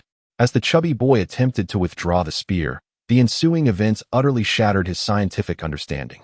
The child's chest, pierced and oozing white flesh, caused the spear's tip to transform into an identical mass of flesh. The trio watched in disbelief as the metal blade melted into a component of organic matter. An inorganic object had metamorphosed into something organic. This is not scientific. How can metal transform into flesh? The chubby boy's worldview began to crumble under the weight of this unfathomable occurrence, marking his first genuine panic. The parasitic tumors and bat monsters they had previously encountered at least adhered to the laws of physics, yet this indescribable mass had transcended human comprehension entirely. Silently, the child extended a hand, and the blade that had already transformed into flesh astonishingly reverted back into a metal knife. It can change back. What kind of sorcery is this? The chubby boy screamed in a frenzy. At first, he was perplexed. No matter how formidable this creature might be, it was inconceivable that it could slaughter hundreds in a single night. However, the young chubby boy soon realized the gravity of his error. The entity before him could not be comprehended through the lens of ordinary logic. Moreover, there were at least a few hundred more of these grotesque masses lurking outside. This meant that we must avoid these fleshly horrors at all costs. Otherwise, our bodies would inevitably become part of this monstrosity. Resolutely, the chubby boy made a peace sign. If we cannot fight, we must flee. Yet, outside the door stood a throng of individuals, each one a grotesque extension of that unknown creature. Just as despair threatened to engulf the young boy, a sudden flare of fire erupted beside him. He turned to see Chen Ge stripping off his clothing and igniting it, hastening towards the entrance. This is it. If these entities fear not even fire, then I accept my fate, Chen Ge shouted, urging his companions to follow. In his right hand, he held the flaming garment, while in his left was a lighter, a serendipitous acquisition from the barber that now proved fortuitous in this dire moment. Indeed, upon sensing the searing heat, the grotesque masses recoiled in unison. It appears that all living beings, even those that defy rational understanding, harbor a fear of fire. Get lost. You wretched things, clear the way. Quickly, out through the main door. Chen Ge bellowed. Su Wei and the chubby boy followed closely behind. Fortunate that they were not far from the exit, they arrived in no time. At that moment, the grand entrance was clogged by a mass of pallid flesh. Chen Ge hurled the burning clothing towards the grotesque masses, and as they encountered the intense heat, they quivered and indeed parted to create an opening. Hope surged within the trio as they glimpsed a potential escape, but suddenly, the masses began to split, transforming into a multitude of writhing tentacles. These tentacles anchored themselves in the walls, floor, and ceiling, densely populating the space with over 100 appendages. A mere piece of clothing would not suffice to incinerate them. Brothers, do we have any other tricks up our sleeves? Don't hold back, unleash them now, Chen Ge implored. Chapter 18. Survival. The once solitary exit had morphed into the gaping maw of a demon, with fleshy tentacles embedded in the walls and floor. Some as thick as a wrist, others as fine as hair. Yet, these tentacles shared a singular, deadly trait. Any contact would result in the transformation of human skin, bones, and muscle into these grotesque, nauseating masses. There were hundreds of such tentacles, evenly distributed across every inch of space, rendering a single piece of clothing utterly insufficient for their expulsion. Chen Ge found himself at an impasse. This was no adversary that could be vanquished with mere fists. Damn it, how I wish for a flamethrower. He cursed, fully aware that in reality, the sort of flamethrower that could project flames for meters was but a cinematic fantasy. With the only exit now sealed, they faced the grim prospect of death if no solution could be found. Su Wei's face turned ashen as he forced a sorrowful smile. I never imagined I would meet such a tragic end. Had I known, I would have saved a bullet for myself. Suddenly, the chubby boy noticed something hanging by the wall. He hurried over and discovered that it was a detailed map of the school. The map indicated the locations of classrooms, teachers' offices, the cafeteria, and fire escape routes. Logically, to prevent overcrowding during a fire, a building should have multiple exits. There's a way out. Follow me. The chubby boy shouted to the two behind him, immediately sprinting towards the right side of the corridor. Chen Ge quickly followed, while Su Wei called out, "Where are you two going? Wait for me." Although Chen Ge was unsure of what the chubby boy had discovered, his behavior throughout this ordeal had proven him to be a trustworthy individual. I found that this building has more than one exit. The cafeteria is right behind the teaching building, and there's a small door for cafeteria staff. Moreover, there's a fire escape route as well. As long as one of these paths is accessible, we can escape this dreadful place. The chubby boy exclaimed excitedly. Upon hearing that there was a way to survive, Su Wei immediately perked up, his steps becoming noticeably lighter. Surprisingly, the mass of white flesh had not pursued them. The teaching building was not large, and within 2 minutes they reached the cafeteria. However, upon seeing the back door, their spirits sank. The walls of the cafeteria were riddled with bullet holes, indicating a fierce battle had taken place here. To make matters worse, the back door had been blown apart. It was impossible to move the heavy concrete rubble by sheer manpower. Damn it, I should have anticipated this. If the back door were an escape route, everyone in the school would have fled by now. The chubby boy lamented. Chen Ge carefully examined the cafeteria's condition. Various ingredients were scattered everywhere, with remnants of yesterday's meals still in the pots. Su Wei, who had initially been filled with hope, felt despair wash over him once again, collapsing helplessly onto the ground, unsure of what to do next. Now, only the fire escape remained, but judging by the state of the cafeteria, it was certain that it too would be blocked. They truly found themselves at a dead end. Chen Ge stood up to inspect the gas canisters, hoping that if they still contained liquefied gas, they might be able to fashion a makeshift bomb. Unfortunately, the gas canisters were empty. It's over. This time, it's really over. There's no way out, no hope. And no one even knows we're trapped here. All that awaited them was death. Even the typically composed chubby boy was at a loss for words, as a profound sense of despair filled the air. The three of them, Chen Ge, the chubby boy, and Su Wei, exchanged glances, unable to utter a word, simply staring at one another. The cafeteria fell into a deafening silence. Their only task now was to await the monsters that would inevitably find them and devour them one by one. The chubby boy opened his backpack and pulled out a piece of compressed biscuit, chewing on it.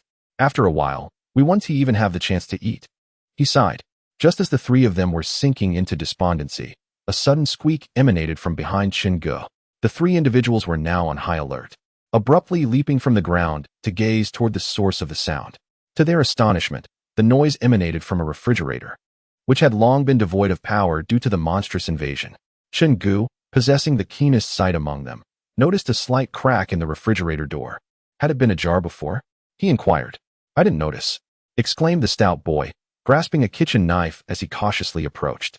What if there were those grotesque flesh chunks hidden within? They were utterly at a loss as to how to eradicate such entities. Although these flesh blocks appeared to be averse to fire, the efficacy of high temperatures in vanquishing them remained an enigma. After all, these grotesque forms could oscillate between organic and inorganic states, an utterly bewildering phenomenon. Their limited comprehension rendered them incapable of understanding such transformations. Clutching a fire axe, Chen Ge advanced step by step, then abruptly flung open the refrigerator door, preparing to swing the axe down, only to be taken aback by the sight of a small child inside. Momentarily stunned, he pondered whether this child was a transformed flesh block or a survivor. After a brief hesitation, Chen Ge swiftly concluded that this was indeed a human being. The reasoning was straightforward. While the flesh blocks could mimic human forms, They were incapable of replicating the complexity of human expressions. The eyes of those transformed by the flesh blocks were lifeless and vacant, whereas the boy before him was filled with palpable fear, an emotion unmistakably human. Yet, Chen Ge refrained from reaching out to embrace him, remaining vigilant in case those flesh blocks could evolve further. The world had transcended the bounds of reason. Anything was possible now. "Little brother, come out. We are not monsters." Chen Ge spoke softly. The child wore a school badge on his chest, displaying his likeness and name, Chen Lele. Clearly shaken, Chen Lele scrutinized the three men with trepidation, evidently having encountered the flesh blocks before. "We are human, not monsters. Those creatures cannot speak, right? You too, make a sound." Chen Ge called to the stout boy and Su Wei behind him. "Squeak, squeak," they responded. "You see, we are human. Come out." As Chen Ge spoke, he picked up a cloth and wrapped it around his fist. Once assured that the three were indeed human, the boy gradually lowered his guard and stepped out of the refrigerator. However, as soon as he emerged, Chen Ge delivered a punch straight to Chen Lele's nose. Thud! The child was sent reeling, his eyes rolling back as blood spouted forth like twin fountains. "There's blood. This time we can be certain he is human," Chen Ge declared without an ounce of remorse. Chapter 19. Flesh Deity. What was the true extent of Chen Ge's strength? Su Wei was in the best position to comment, having witnessed Chen Ge deliver a punch that caved in a bat monster's head just the previous day. He feared that a single blow could potentially end the child's life. Yet he remained silent, observing from a distance. In this apocalyptic world, excess compassion had no place. Team leader Yang was a good man, but his moment of mercy ultimately led to his demise. Su Wei wished to survive a little longer.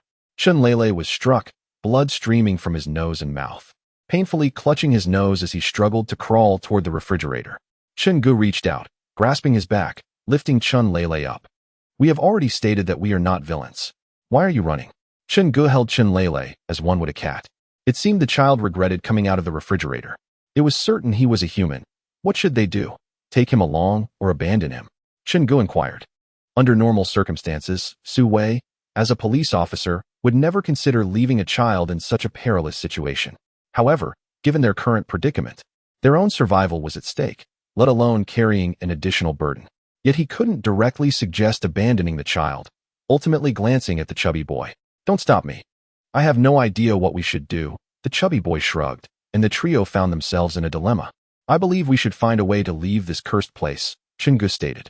"If we cannot find an exit, we are doomed either way."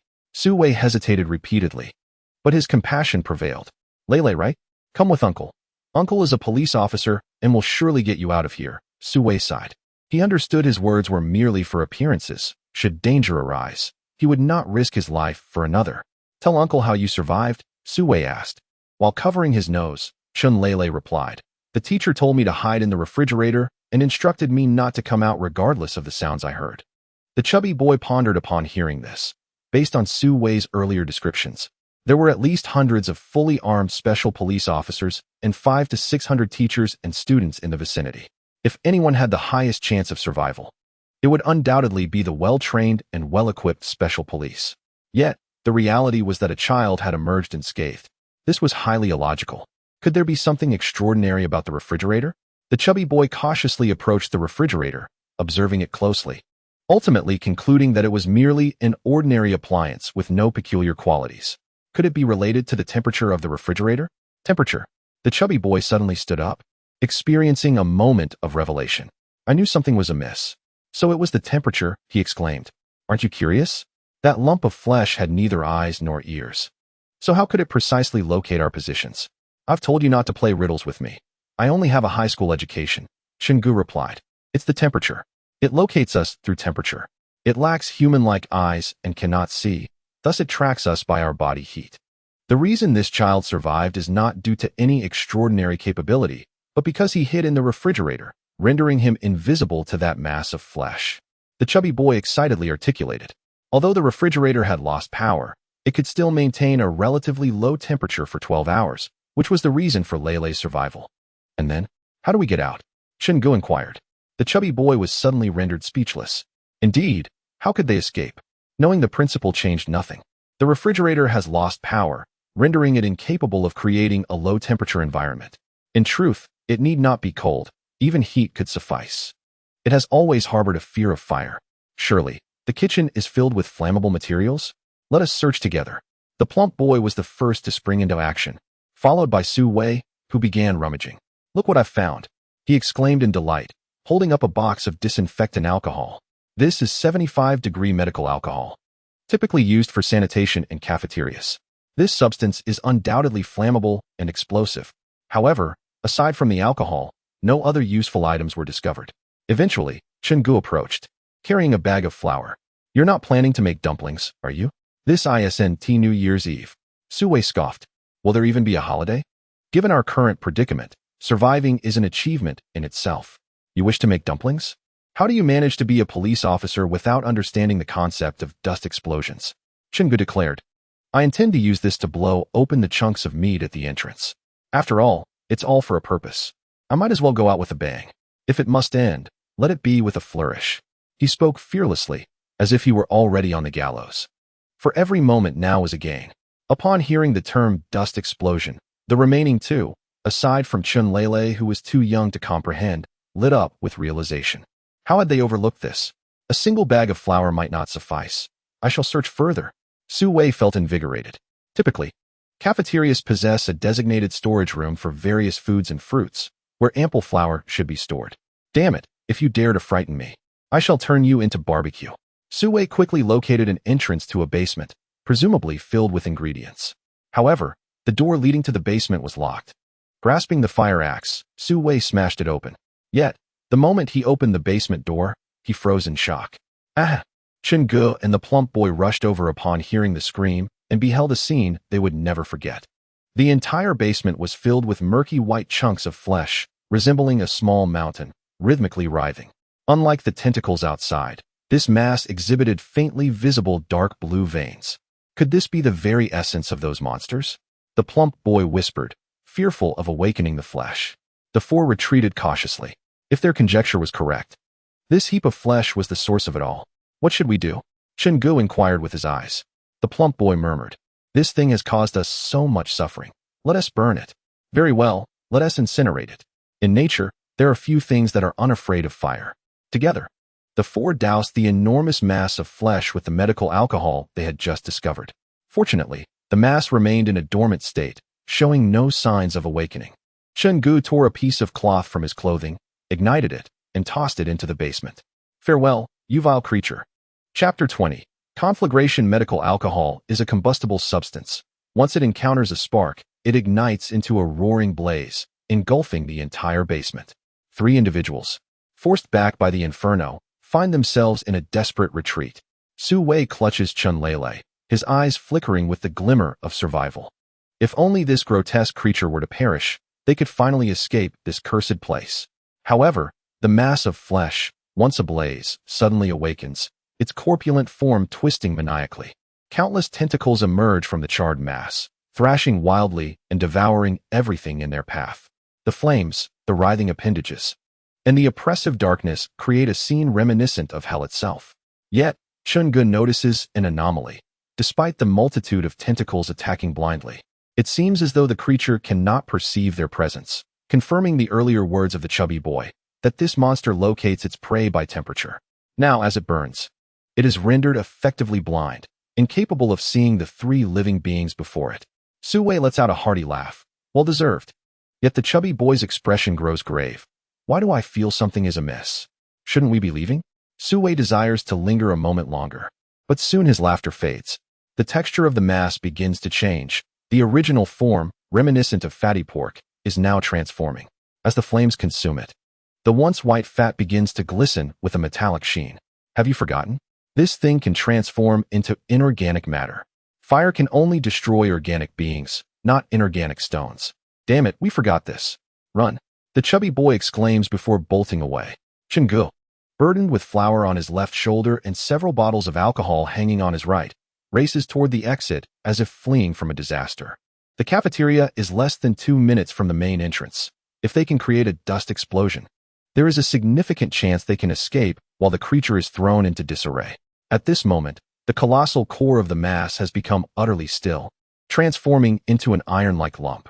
The ignition point of the alcohol is insufficient to melt the metal, and soon the alcohol scattered across the surface is consumed. The iron lump gradually reverts back to its original flesh-like form. This time, it is genuinely enraged. Though the mass appears dull-witted and devoid of intellect, it is, in fact, remarkably cunning. When it first arrived at the school, it was no larger than a fist. Had it been discovered and subjected to fire or ice back then, there may have been a chance to eradicate it completely. However, it has lurked in the shadows, continuously devouring passing humans. By the time it was discovered, it was far too late to eliminate it. When Chen Ge and his companions arrived at the school, the creature had adopted a predatory mindset, akin to a cat toying with a mouse. Yet, it was unexpectedly confronted by these three, and a fire nearly brought about its demise.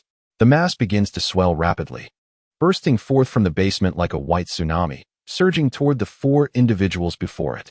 What the hell, what the hell, what the hell? Is this thing angry? Let me toss you into the flames, and see if you get mad.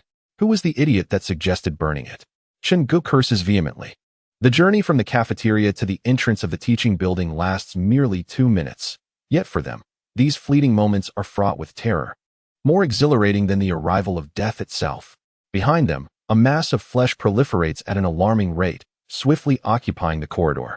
Not only that, but within this grotesque mass, horrifying and loathsome faces emerge, the very visages of those who have been consumed. The stout boy and Chen Ge sprint ahead at a remarkable pace, while Su Wei carries Chen Lele on his back. As the encroaching mass draws ever closer, Su Wei's anxiety escalates. Suddenly, he slips and falls to the ground with a thud. In that instant, his mind goes blank. Go! Chen Ge has already run 5 or 6 meters ahead when he notices Su Wei's fall. He turns back to grasp Su Wei's hand, but it is too late. As Su Wei rises, the undulating tide of white flesh looms like a gaping maw, poised to engulf him and Chen Lele. Without a moment's hesitation, driven purely by instinct, Su Wei seizes Chen Lele from the ground and hurls him like a basketball into the cavernous mouth of the white mass.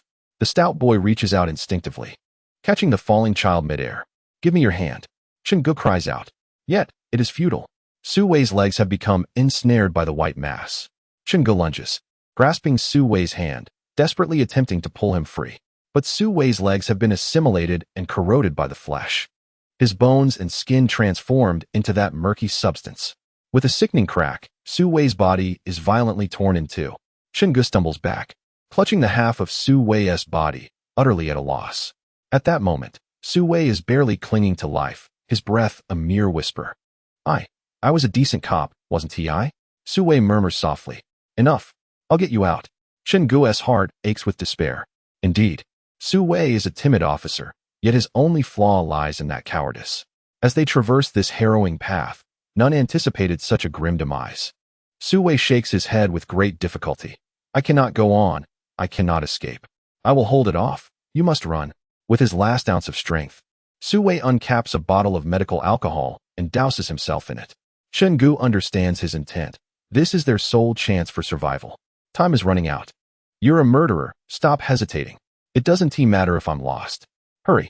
Su Wei roars in fury. Chen Ge produces a lighter and, with his eyes shut tight, ignites Su Wei. In an instant, Su Wei transforms into a colossal fireball, directly obstructing the oncoming wave of flesh. Chen Ge dares not glance back. One hand grips Chen Lele while the other pulls at the flower, desperately racing toward the entrance. After what feels like an eternity, they finally reach that cursed doorway.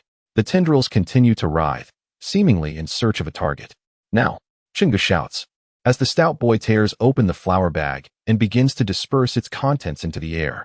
The flames may not be able to vanquish the creature, but they can momentarily disorient the flesh. The three must seize this fleeting opportunity to escape. There is but one chance. Soon, the entire hall was engulfed in dust. Whether the three of them would perish in the explosion became inconsequential. It was certainly preferable to being devoured by those monstrous creatures. Chen Ge tore a strip of cloth from his shirt, ignited it, and hurled it towards the entrance. Then the three of them raced desperately up to the second floor. A resounding explosion echoed as a massive fireball erupted in the hall. Now is the moment. Chapter 21. Desperation fat contains a substantial amount of oil, which ignites easily. At that moment, the violent dust explosion in the hall produced a fireball with a diameter of several meters, drawing all the tentacles at the entrance into its fiery embrace. incinerating them with a crackling sound as they twisted and writhed in agony.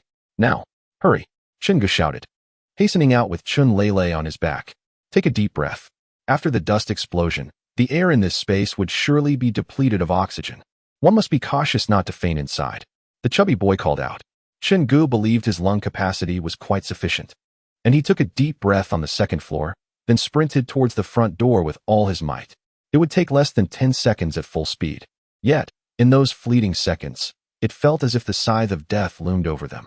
The scorching airwaves seared their cheeks, and Chun Lele buried her face in Chen Ge's back, no longer caring about her own safety, even if engulfed in flames. It was far better than being consumed by that monster. The temperature in the hall soared sharply after the explosion. These fleshly masses, devoid of eyes and ears, could only sense their targets through heat, and in such a high-temperature environment, their abilities were rendered utterly ineffective. The tentacles flailed wildly as Chen Ge deftly dodged them, racing towards the entrance. However, the dust explosion came swiftly and dissipated just as quickly. A gust of cool wind blew in through the door, significantly lowering the temperature in the hall, allowing the tentacles to regain a portion of their sight. Lunging towards Chen Ge, gritting his teeth, Chen Ge leaped forth, bursting through the doorway. "At last, I have escaped this infernal place." Chen Ge felt overwhelming joy as he carried Chen Lele on his back. He had never felt such elation in his life. Not even the joy of childhood celebrations could compare. The dim sunlight caressed his face, imparting a sense of comfort. The breeze was so refreshing. The clouds were so beautiful. How wonderful it is to be alive. Strangely enough, the moment Chen Ge exited the teaching building, the tentacles behind him abruptly ceased their pursuit, reluctantly retracting. Chen Ge turned to check on the chubby boy's condition. Yet, with just that fleeting glance, the joy he felt was swiftly washed away. The intense heat from the dust explosion had subsided. The tentacles regained their vitality, sealing the entrance tightly once more. And the chubby boy was ultimately a step too late. If only he had run a few steps further, they could have escaped this cursed place. But reality offers no alternatives. In a matter of seconds, the expression on the chubby boy's face shifted from confusion to bitterness, and finally to acceptance. As he raised his hand and formed a peace sign for Chen Ge, the number of tentacles at the entrance grew increasingly abundant, ultimately merging into a monstrous mass, completely blocking the doorway of the teaching building. Chen Ge stood there, rendered speechless. At that moment, he was torn between the joy of having escaped death and the sorrow of his friend's sacrifice. Although he had known the chubby boy for less than 2 days, the harrowing experiences they had shared forged a bond deeper than that of acquaintances who had enjoyed years of camaraderie. Yet, such a friend might now be lost to him forever. Suddenly, Chen Ge broke into a laugh. "What on earth am I afraid of? I have always been a man on the brink of death. Captain Yang, Officer Su, and the chubby one, you are all good people. You shouldn't have to die. Why is it that I, the scoundrel, am the one who survives?" Chen Lele gazed at Chen Ge with a hint of fear. "Kid, you should leave. As far away as possible. In this world, I can no longer protect you." Chen Ge turned his gaze toward the surroundings of the school, and indeed, he saw what he sought. "Uncle, where are you going?" Chen Lele looked at the lifeless city, his eyes filled with dread. In this apocalyptic world, the child might not even survive 100 meters. "I'm going back to save people." Without looking back, Chen Ge strode toward the exit of the school. Surrounding the school were numerous police cars. Just yesterday, a bombing incident had occurred at this elementary school, bringing a swarm of police. Fortunately, the bomb squad had successfully disarmed the explosives. However, those vehicles had not departed. This implied that the disarmed bombs must still be within one of those police cars. At this moment, Chen Ge fully embraced the words of the soldier. This was indeed an apocalypse, and no matter which path he chose, it would ultimately lead to despair. He finally comprehended why the man named Lu Jun preferred to take his own life rather than endure this apocalyptic existence again. Moreover, according to Lu Jun's own claims, he had installed bombs at this school that could obliterate the entire building. "I can't believe even bombs can't deal with you." Chen Ge resolved to return and rescue the chubby boy. He knew that by now, the boy might already be dead, but it mattered not. He no longer harbored any hope of escaping alive. If death awaited him, so be it. At this moment, he feared nothing more than death. What more could they do to him?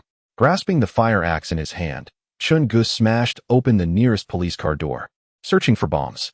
The police car erupted in a blaring alarm, but Chen Ge paid it no heed. He smashed through 4 vehicles before finally discovering the disarmed explosives within one of them. Chen Ge's education had not been extensive. He had held various jobs, and for a time, he had apprenticed with a master in a coal mine learning to handle explosives. He never anticipated that this skill would become invaluable in the apocalypse. This appears to be military-grade explosives. Chen Ge's brow furrowed. He had suspected that the man named Lu Jun had a remarkable background, but he had not imagined that he could procure military-grade explosives. These types of explosives have a high degree of stability, requiring detonators or special methods for ignition. Otherwise, even fire would not trigger an explosion. Next to the explosives, Chen Ge found detonators and fuses. Drawing upon the makeshift methods he learned in the mine for creating explosive oil, he proceeded to assemble the bombs one by one, fastening them to his body. Ultimately, he found several garments in the police vehicle, selected one that fit him reasonably well, and tore the remaining clothes into strips, dousing them in alcohol to fashion a few rudimentary torches. With a fire axe clutched in his right hand and a torch in his left, while explosives were strapped to his body, Chen Ge knew that had it not been the apocalypse, he would undoubtedly have been apprehended as a criminal. Beside him, Chen Lele regarded his appearance, perceiving him as a terrorist. "What are you still doing here?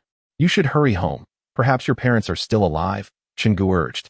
Chen Lele whispered, "I don't know the way back. My father always drives me." "Then wait here. Do you see the sun in the sky? When it reaches its zenith and I have not returned, you must flee," he instructed. Chen Lele stood there, tears welling in her eyes.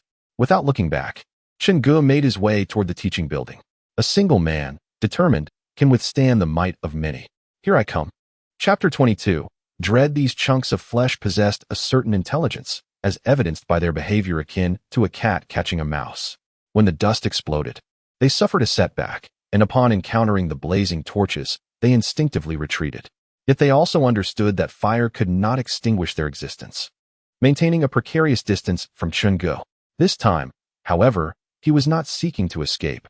Rather, he was advancing willingly, and to his surprise, the tendrils did not obstruct him but deliberately parted to allow his entry.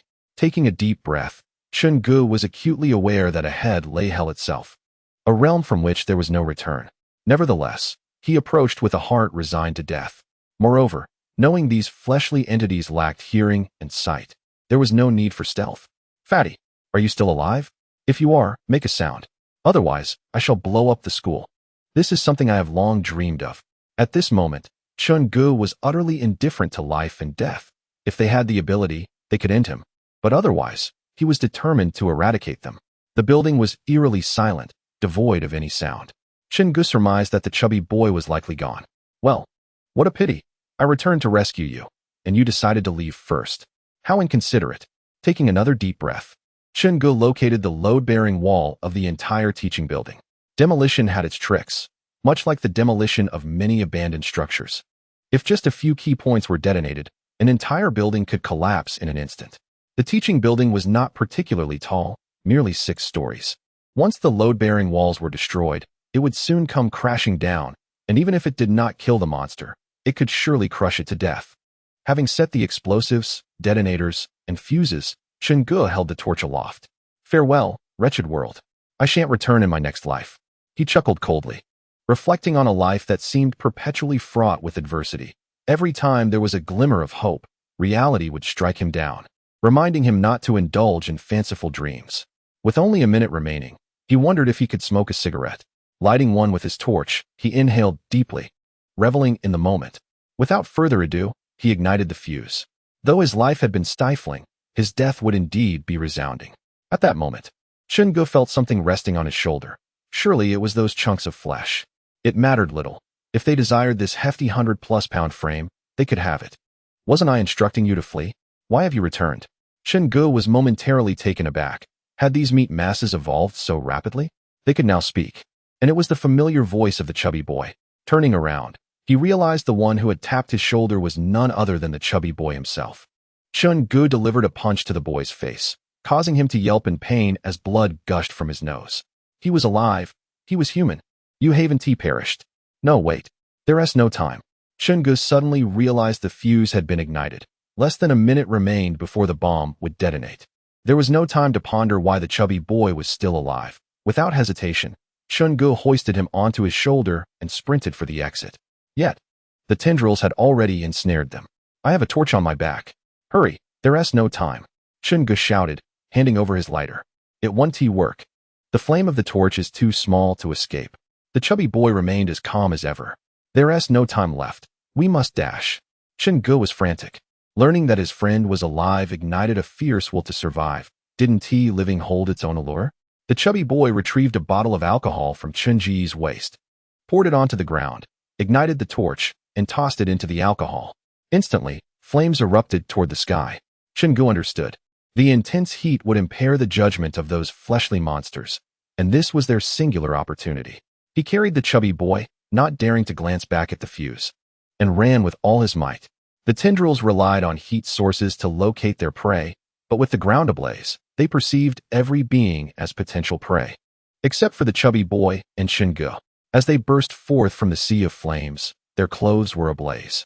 Yet the greatest threat was not the fire consuming their garments, but the imminent explosion of the bomb. Chen Lele was still waiting at the entrance. Chen Ge scooped him up and sprinted onward. It was uncertain how far they had run when a deafening explosion echoed behind them. Although the trio had escaped the confines of the school campus, they were still thrown to the ground by the shockwave. The chubby boy, wide-eyed, asked, "Where did you acquire that bomb? Would you believe me if I said I found it?" Chen Ge felt utterly drained, panting as he lay on the ground. Finally, that peculiar mass of flesh had been dealt with. Following the explosion, the teaching building collapsed with a resounding crash. Even if the mass of flesh had not been obliterated, it was now pinned beneath the rubble and could not escape. Chen Ge inhaled deeply, laughing heartily. Who could understand the joy of emerging from a dead end? Subsequently, the chubby boy recounted his own experiences. After they were forced to separate, he had not been immediately devoured by the mass. Instead, he recalled that there was a fire escape beside the cafeteria and decided to test his luck. However, the fire escape was also blocked, rendering escape impossible. Just then, he heard Chen Ge's voice. The chubby boy thought he had misheard, but upon reaching the first-floor hall and seeing Chen Ge, he realized that Chen Ge had returned to rescue him. "I have truly befriended you," the chubby boy exclaimed. The two stood up and gazed at the school. Unbeknownst to them, upon closer inspection, the two individuals found themselves frozen in place, their faces drained of color. "Am I dreaming?" the chubby boy stammered. "I doubt it," Chen Ge replied, slowly retreating, unable to conceal his terror. The educational building had indeed collapsed. During the explosion, chunks of flesh were obliterated, scattering into the air. Yet, these shattered remnants had not lost their vitality. Instead, they rapidly coalesced into a colossal mass. Furthermore, the debris of the building was writhing as if a tremendous force were pushing upwards from below. Boom! In the astonished gaze of the chubby boy and Chen Ge, the true form of the monster finally emerged. It was a gargantuan white tentacle, towering over 100 meters in height and exceeding 10 meters in diameter. Composed entirely of that same white flesh, the massive tentacle branched out into numerous smaller tendrils and grotesque bulges. The flesh that had previously devoured Su Wei was merely a trivial piece among many. The white tentacle reached skyward, a towering presence that seemed to pierce the heavens. With smaller tentacles and bulges quivering incessantly, the sight was utterly overwhelming for the two. "I finally understand why over 100 fully armed police officers failed to escape," the chubby boy murmured. "This is no monster that humanity can contend with. Impervious to blades and bullets, immune to frost and flames. Unless nuclear weapons are employed, wait. It seems this creature cannot walk." The chubby boy suddenly perceived a critical detail. Chapter 23. The map. As the two scrutinized the immense tentacle before them, they made a significant discovery. "Why do I feel like this thing resembles a tree?" Chen Ge inquired. "I feel the same. It is essentially a tree made of flesh." The chubby boy instinctively lowered his voice. Although they understood that these flesh chunks lacked hearing and sight, the sheer horror of confronting such a terrifying entity filled them with dread. Moreover, when viewed as a whole, the gigantic tentacle resembled the trunk of a great tree, with the tendrils and bulges resembling branches and fruits. Most importantly, it appeared that the massive tentacle was rooted underground, unable to move freely, thus explaining its limited range of attack. "I say, should we continue to confront it head-on?" the chubby boy quietly asked. "Confront it? We should run," Chen Ge retorted, grabbing Chen Lele and hastily retreating. Even explosives had proven ineffective against this creature, which was beyond their capacity to handle. If we cannot defeat it, why not flee? Chen Ge and the chubby boy, along with Chen Lele, retraced their steps, soon spotting the supermarket they had previously visited. The three of them rushed inside, finally able to breathe a sigh of relief. I'm exhausted. I can't go on, the chubby boy exclaimed as he collapsed onto the ground, pulling a bottle of mineral water from his backpack to take a few sips, followed by some snacks to replenish his energy. The events of the morning had been nothing short of extraordinary, an exhilarating experience indeed. After a brief respite, Chen Ge peered outside to ascertain any lurking dangers, ultimately confirming that the colossal tentacle was indeed stationary. Although they had ventured quite far, its ominous shape remained visible. How has the world come to this? Chen Ge murmured, reflecting on how, within a single night, the world had transformed into an unrecognizable form. The chubby boy gazed at the black hole on the horizon and speculated. Do you think those monsters might have emerged from the black hole? Otherwise, there's simply no explanation. Now, it seemed, they had acquired an additional burden. Chen Ge poked Chen Lele's forehead and inquired, "Where is your home? I shall escort you back." Being so young, Chen Lele struggled to articulate his thoughts. The chubby boy, regaining his composure, began to ponder their next course of action.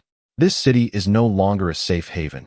We must leave immediately, hoping the outside world is more peaceful, he declared. Previously, they had contemplated heading to the police station, but now it seemed that even the police could not guarantee their safety. Departing the city was their optimal choice. And what about you? Do you intend to return home to find your parents, or will you accompany us? Chen Ge asked. Chen Lele had no other option. A child of his age would scarcely survive without protection.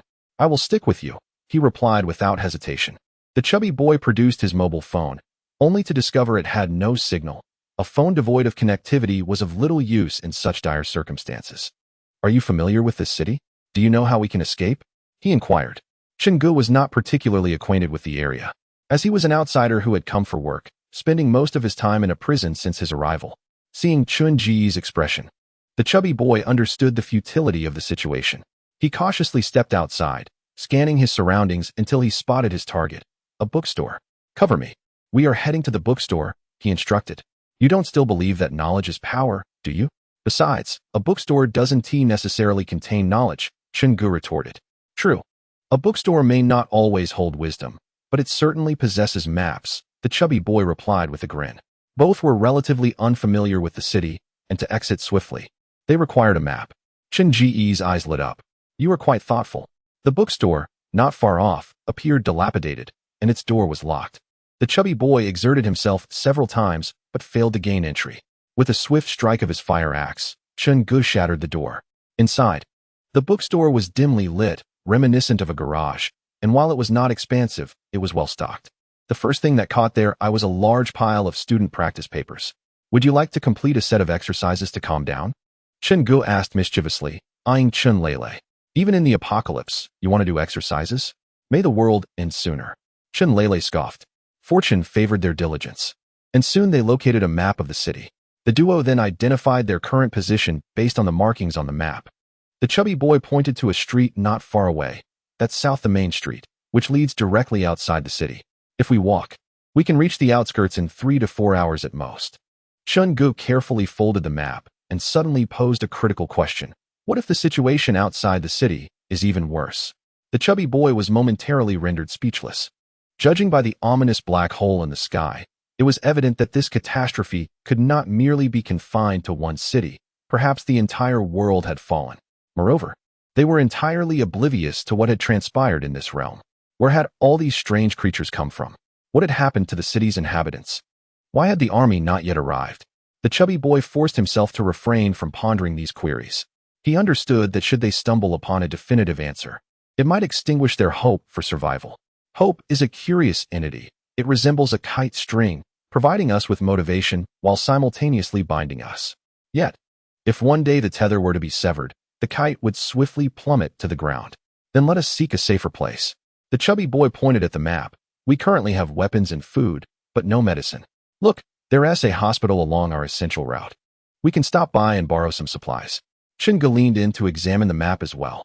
This city was rather unique, bisected by a river, and to exit, they must cross a bridge before reaching the hospital the chubby boy mentioned, ultimately allowing them to flee this hellish city. Of course, Whether the world beyond was a paradise or a nightmare remained a mystery. They could only gamble on their fate. The chubby boy was about to say something when Chen Ge suddenly covered his mouth. Listen, Chen Ge whispered urgently. There are footsteps, and not just one person. The chubby boy furrowed his brow and gripped a kitchen knife tightly.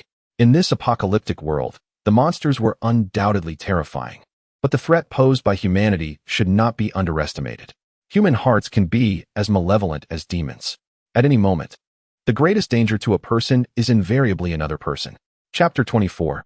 Disrobing. Chen Ge strained to listen. The footsteps did not wane. In other words, these individuals had yet to notice their presence.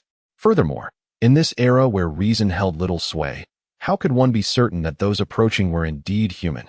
The incident involving Yang Zhenghe was still fresh in his mind. The footsteps grew increasingly hurried. Chen Ge, wielding a fire axe, concealed himself behind the bookstore door, ready to strike should any hostility arise, ensuring that this motley group would meet their demise. At that moment, voices drifted from outside. Sis, the door is open. Let us go in and rest for a bit. Yes, Wanru, you're not well? You should take a break. The speakers were two men. The first had a clear, slightly husky voice, likely a youth undergoing the changes of adolescence, indicating he was quite young.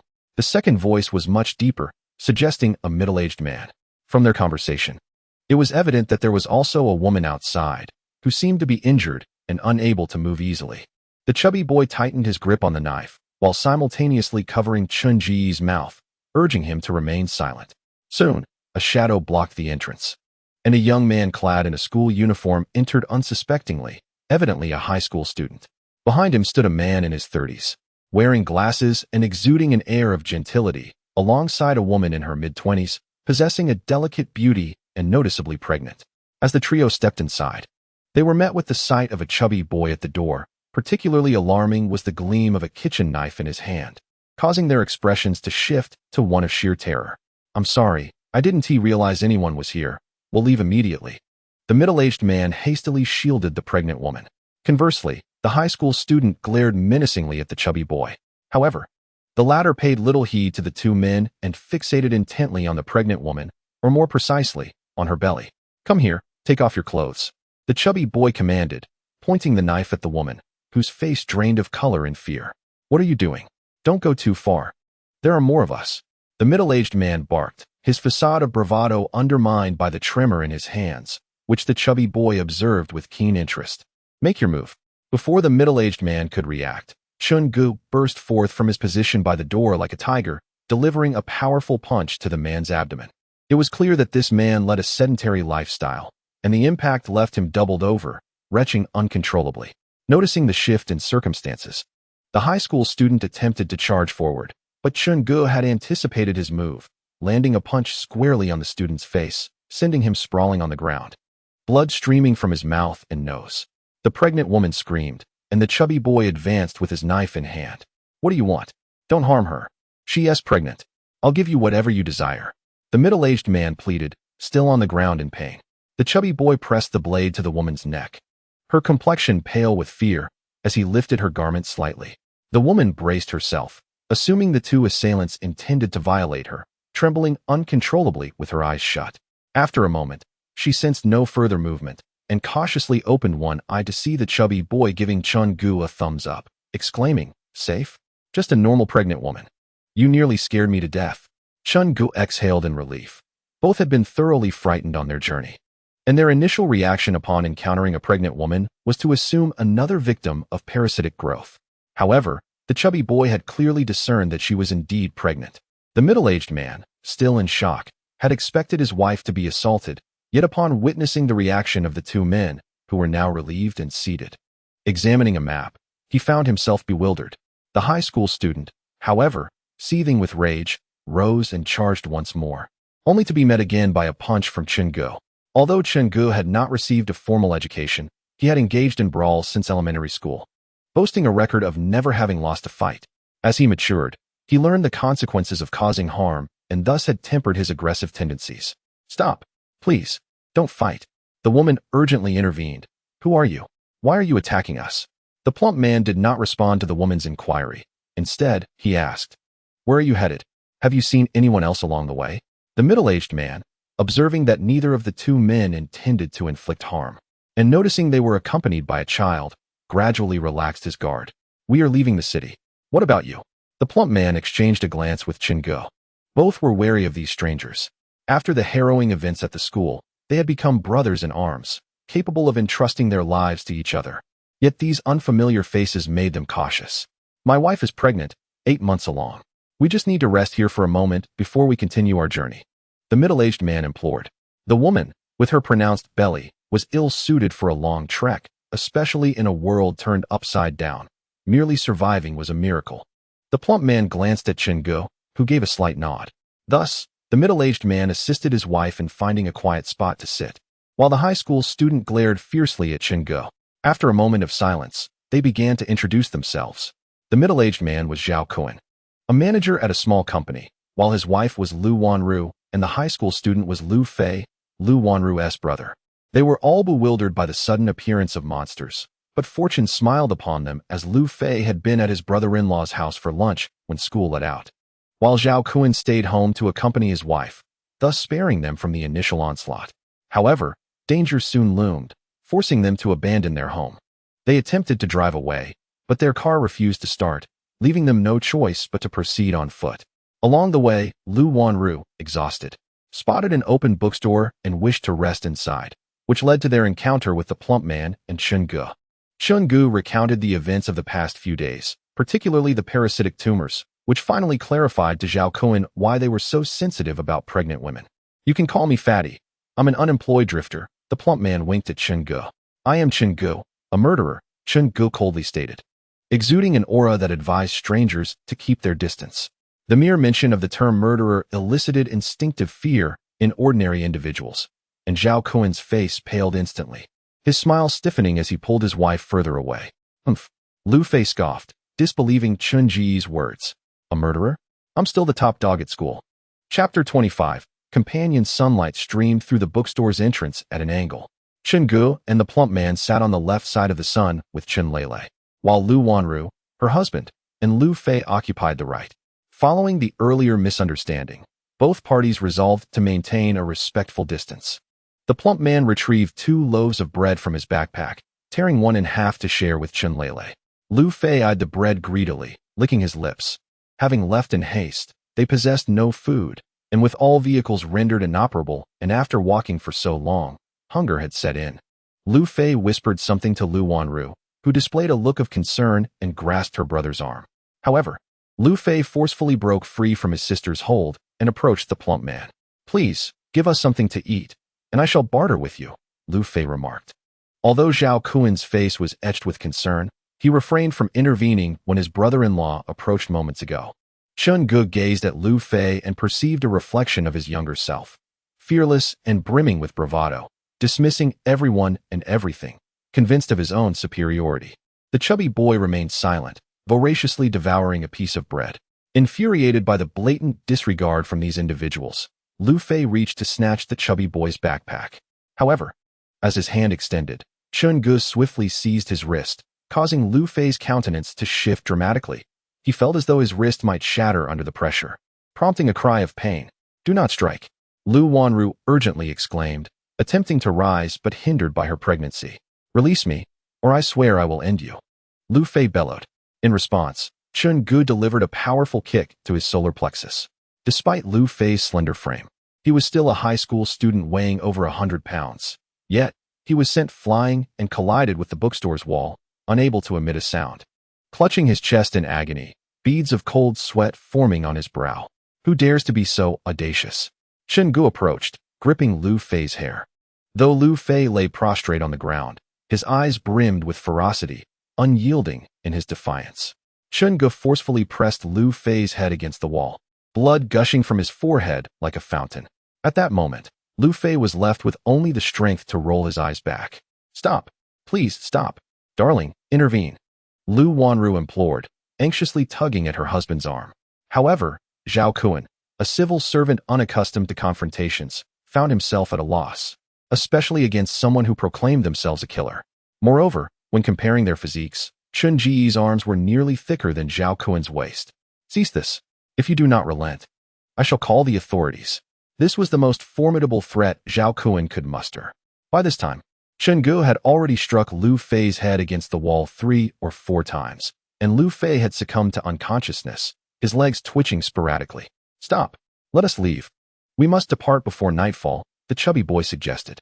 Only then did Chen Ge release Lu Fei's head, which slumped against the wall as he lay limply on the ground. This was the consequence of youth's naivete, believing oneself invincible.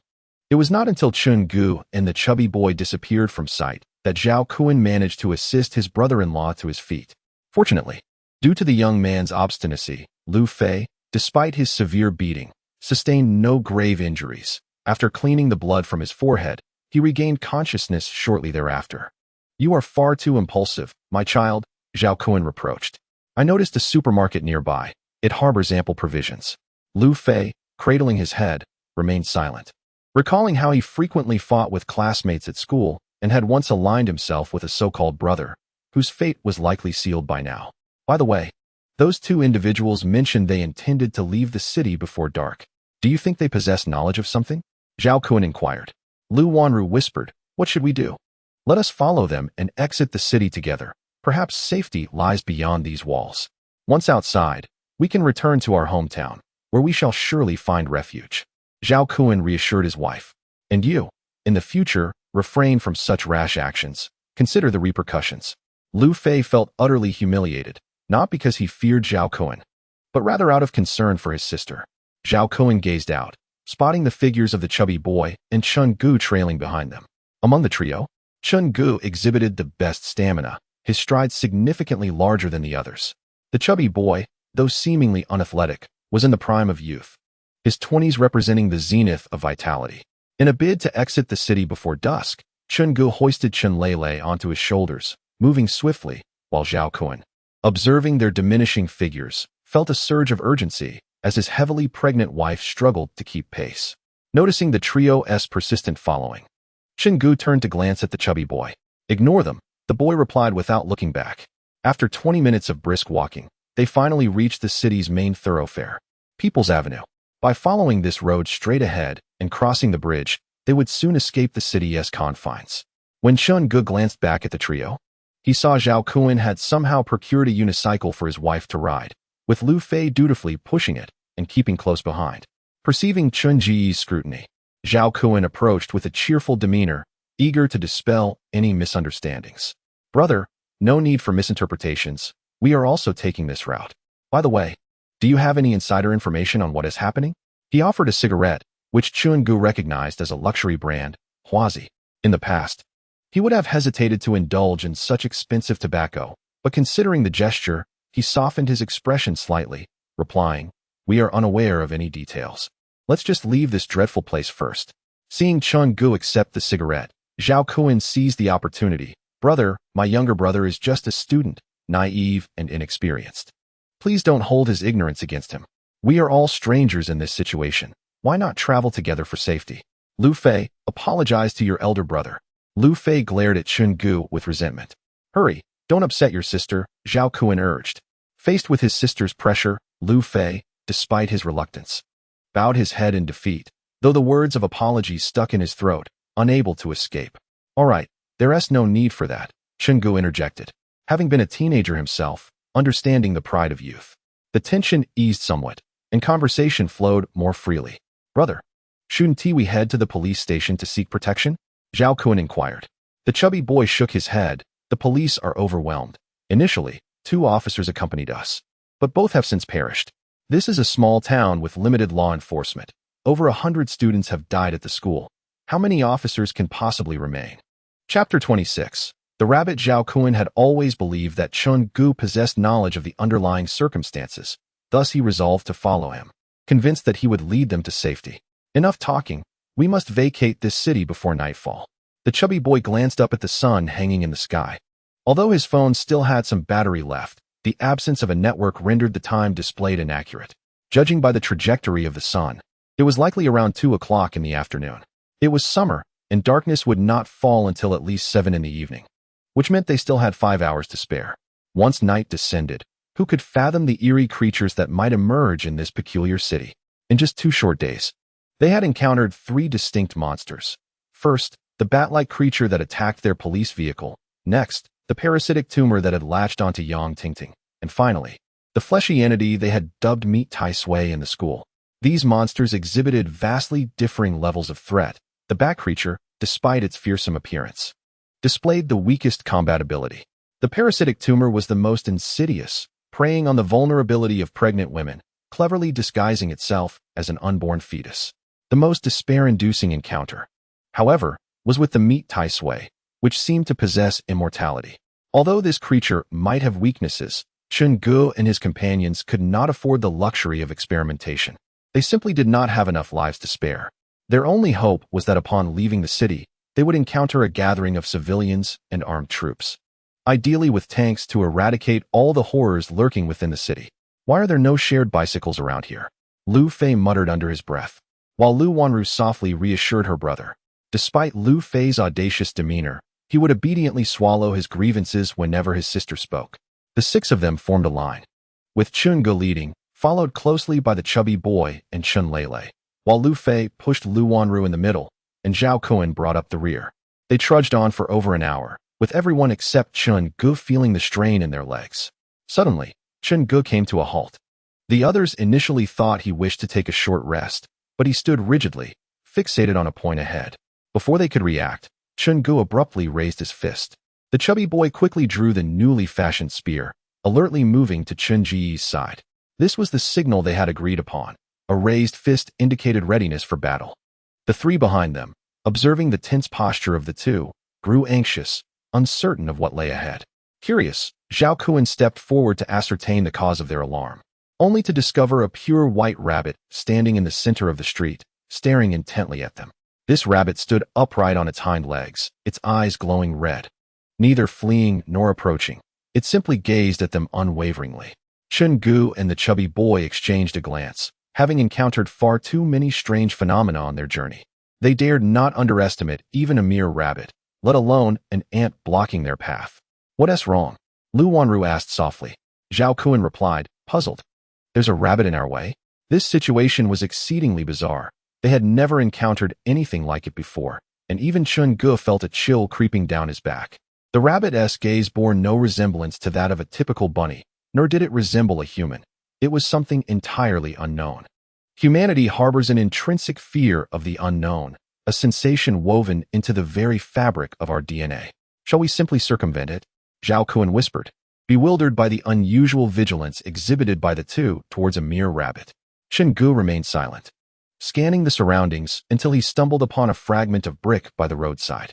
Summoning all his strength, he hurled the brick with precision, and it soared through the air like a meteor, striking the rabbit squarely on the head. A dull thud resonated, and the rabbit collapsed, its brain matter spilling forth. Yet, the two remained on high alert, observing the scene for a full 3 minutes before Chen Ge cautiously approached, using a fire axe to lift the rabbit's lifeless body, confirming its demise. It seemed to have been a false alarm. Surely, this was someone's pet rabbit, unafraid of humans. Lu Wanru, captivated by the rabbit's adorableness, initially contemplated voicing her discontent, but ultimately swallowed her words. Could this rabbit be used for soup? Zhao Kuan mused whimsically. Wanru, I shall prepare a delightful stew for you later. Chen Ge exchanged glances with the chubby boy. Had they truly been overly anxious? Convinced that it was merely an ordinary rabbit, the group resumed their journey. At their current pace, they would reach the Cross River Bridge in an hour, and another hour beyond that would take them out of the city and into the suburbs. Zhao Kuan, brimming with excitement, picked up the rabbit, declaring, once we reach a safe place, I shall brew a delicious soup for everyone. My culinary skills are quite commendable. A true family man indeed. After another 10 minutes of walking, Chen Ge, leading the way, suddenly halted once more. The chubby boy, unable to see Chen Ge's face from behind, could tell from his profile that something was amiss. He quickly approached and found a rabbit standing squarely in the center of the road, staring intently at them. A chill coursed from the base of his spine to the crown of his head, and the chubby boy sensed that this rabbit was far from ordinary. Zhao Kuan, where is the rabbit's corpse? He suddenly inquired. Are there two identical rabbits? Or has the deceased rabbit returned to life? Or is this all merely a coincidence? At that moment, Zhao Kuan's stammering voice echoed from behind. The rabbit's body is gone. I just had it hanging from the handle of the cart. On the road, the 6 individuals faced off against the rabbit, which neither fled nor hopped, merely fixing its gaze upon them, unsettlingly. The chubby boy reached into his backpack, retrieving a biscuit to distract the rabbit, but it ignored the treat entirely. "This is too bizarre," he murmured. "Have you ever heard the tale of the yellow weasel from northeast China? I can't shake the feeling that this rabbit bears a resemblance to that folklore.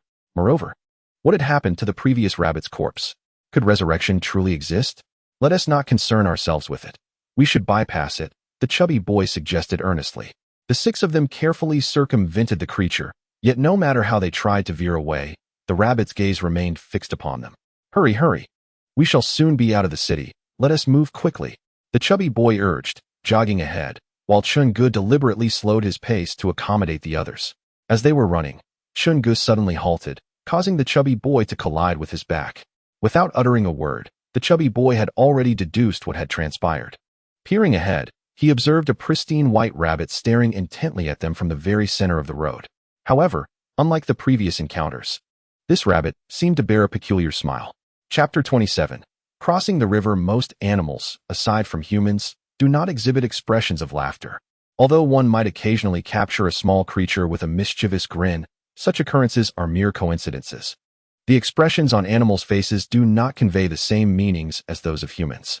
Yet, here was this rabbit, smiling at them, inciting a wave of horror within each heart. The rabbit posed no immediate threat, yet its uncanny human-like expression evoked an unsettling feeling. The phenomenon known as the uncanny valley was in full effect. The closer something resembles a human, the greater the fear it instills. What should we do? Perhaps we should capture it and stew it.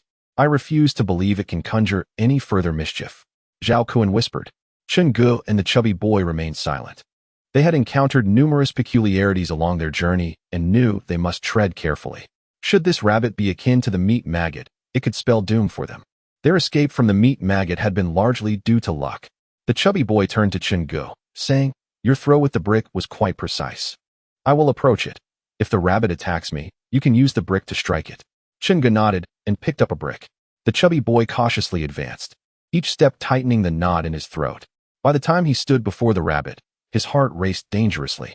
"Listen, brother, we apologize for our earlier transgressions," he began, adopting a conciliatory tone, for it is said that one should not strike a smiling face. Yet, the rabbit remained unresponsive. The chubby boy continued softly, "If you understand my words, please respond. Otherwise, we shall take our leave, and we implore you not to pursue us any further." No sooner had he uttered this than he felt a chill running down his spine, for the smile on the rabbit's face seemed to widen. Though the chubby boy was astute, he could not fathom the creature's intentions, and the behaviors of humans and animals rarely align. For instance, while humans urinate to relieve themselves, lions do so to mark their territory. Moreover, not all human smiles denote kindness. They may express mockery, derision, disdain, or flirtation. Glancing at the time, the chubby boy noted it was nearly 3 o'clock. If they could not escape the city before nightfall, they might encounter unspeakable horrors. Lingering here was not a viable option. Resolutely, he grasped the rabbit's ears, and at last, it reacted, kicking its legs in protest. This response at least resembled that of a rabbit. Moreover, the creature did not retaliate when its ears were seized. The chubby boy breathed a sigh of relief. It seemed this creature relied on intimidation rather than any genuine prowess. "I am uncertain whether you can comprehend my words, so I shall reiterate. Do not follow us any longer, or I shall stew you," threatened the portly boy. The rabbit mechanically turned its head, fixating on him with its crimson eyes, sending chills down his spine. With a dismissive wave of his hand, the boy tossed the rabbit aside onto the roadside. "Move along. Pay it no mind. It is utterly ineffectual," he beckoned to the group. Chen Ge, pulling Chen Lele along, was the first to advance, while Zhao Kuan lingered, still uneasy. Once Chen Ge and the others had passed the rabbit, confirming that no dreadful occurrences took place, Zhao Kuan gently urged his wife forward. The rabbit appeared to lack any true menace, merely staring at them until it was completely out of sight. The group hastened onward, traveling for nearly half an hour without encountering the rabbit again, which brought them a sense of relief. "It seems to be merely a frightful apparition," the portly boy murmured. "Not every creature is terrifying. There is a saying that the disparity between humans is greater than that between humans and dogs. This adage applies to the peculiar beings that have suddenly emerged in this world. Some are fierce as tigers, while others are simply foolish." At this moment, The sun tilted slightly westward, indicating it was approximately 3 o'clock. Chen Ge, leading the way, could already glimpse the Jiangkou Bridge.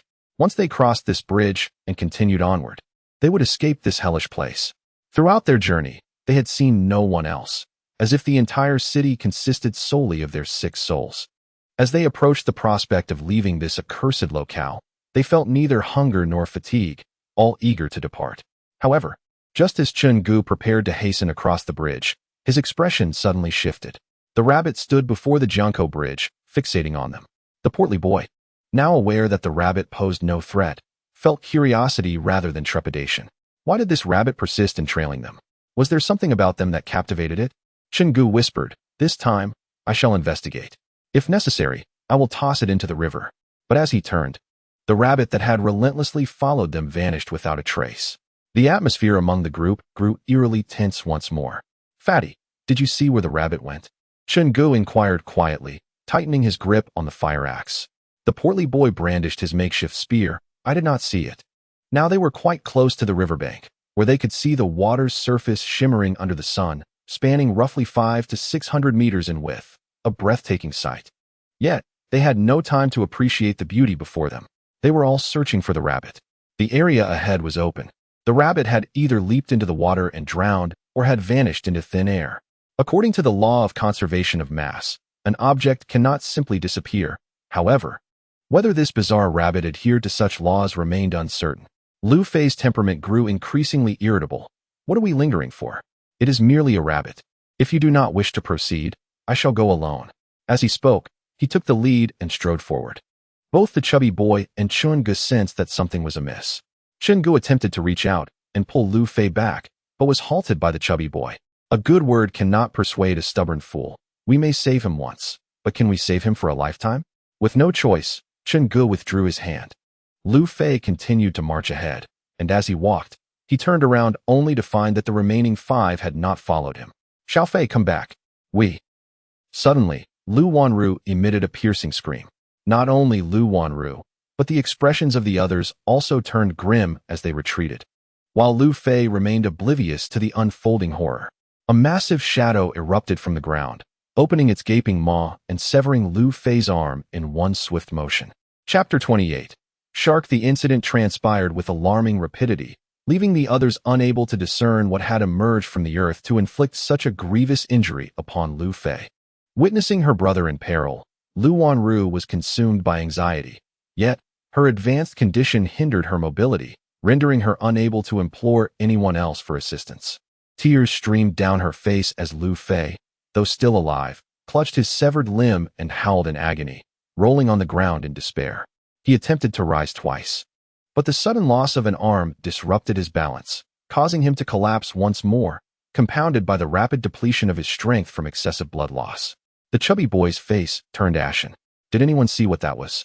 Zhao Kuan, being a person of letters, had never encountered such a terrifying spectacle. Overwhelmed with fear, Chen Ge, whose gaze was the most composed, spoke up. "I caught a glimpse, though I cannot be certain. It appeared to be a large fish emerging from the ground." The chubby boy challenged him. "Are you sure? You truly believe a fish burst forth from the earth? That defies all logic. In this world, what is logic?" Chen Ge retorted. "Do you think that the rabbit we encountered earlier did not vanish, but was instead consumed by whatever lurked beneath?" The chubby boy pondered this possibility. Yet he stomped on the solid ground to confirm its firmness. How could a fish swim through solid earth? Such notions defied reason. The monstrous entities now present in this world trampled upon the scientific principles humanity had established over millennia. Taking a deep breath, the chubby boy steeled himself. "Chen Ge, do you think that the rabbit, which appeared before us repeatedly, was not merely trying to frighten us, but rather warning us of impending danger? We disregarded its warning," he inquired. In retrospect, this seemed highly probable. However, any rabbit lacked the means to communicate. Faced with the bizarre rabbit and the harrowing experiences they had encountered, they had assumed it intended to harm them. Seeing her brother lying in a pool of blood, Lu Wanru turned to beseech her husband. "Kuan, could you find a way to save Xiao Fei?" Zhao Kuan's face was devoid of color. The boy would not heed my counsel. I warned him not to proceed. Yet he insisted on going forward. Who can he blame for this calamity? Lu Wanru gazed helplessly at her younger brother, who lay on the brink of death, tears streaming down her face. In her despair, She turned her gaze towards Chen Ge and the chubby boy, hoping for their assistance. However, they both disregarded her silent plea. In such dire circumstances, the prospect of saving her brother seemed bleak, and even her own survival was uncertain. What should we do now? Should we continue forward or retreat? Chen Ge inquired softly. The chubby boy pondered for a moment before resolutely responding, "We must press on. We have likely fallen within the hunting grounds of the monsters, and escaping may prove to be quite difficult. Moreover, I have observed that these creatures appear to inhabit their own territories, only venturing within those confines. The flesh twister serves as a prime example. The one at our school is invincible within a radius of several kilometers, deterring any other creatures from approaching. Of course, there may be those brave enough to attempt entry, but they have likely met their demise at the hands of the flesh twister." At that moment, Lu Wanru struggled to disembark from the unicycle. "Wanru, what are you doing? You are still with child." Zhao Ke urgently grasped his wife's arm. Yet, Lu Wanru was steadfast in her resolve, moving toward Lu Fei's direction. "I understand your reluctance to intervene. After all, Xiao Fei is not related to you. I cannot compel you to save him, but he is my brother, and I must go to him." By this time, Lu Fei had lapsed into a semi-conscious state. It was inconceivable for Lu Wanru, burdened with her pregnancy, to drag a typical high school student several meters, even under equal weight conditions. A woman's upper body strength is only 60% of that of a man. This physiological disparity explains why combat sports often separate genders, despite contemporary advocacy for equality. Zhao Ke extended his hand to grasp his wife's arm, only to be rebuffed. Chen Ge blinked, recognizing this as the fabled brotherly magic. Zhao Ke stood frozen, his eyes flickering, ultimately deciding against rescuing his brother-in-law or restraining his wife, choosing instead to observe.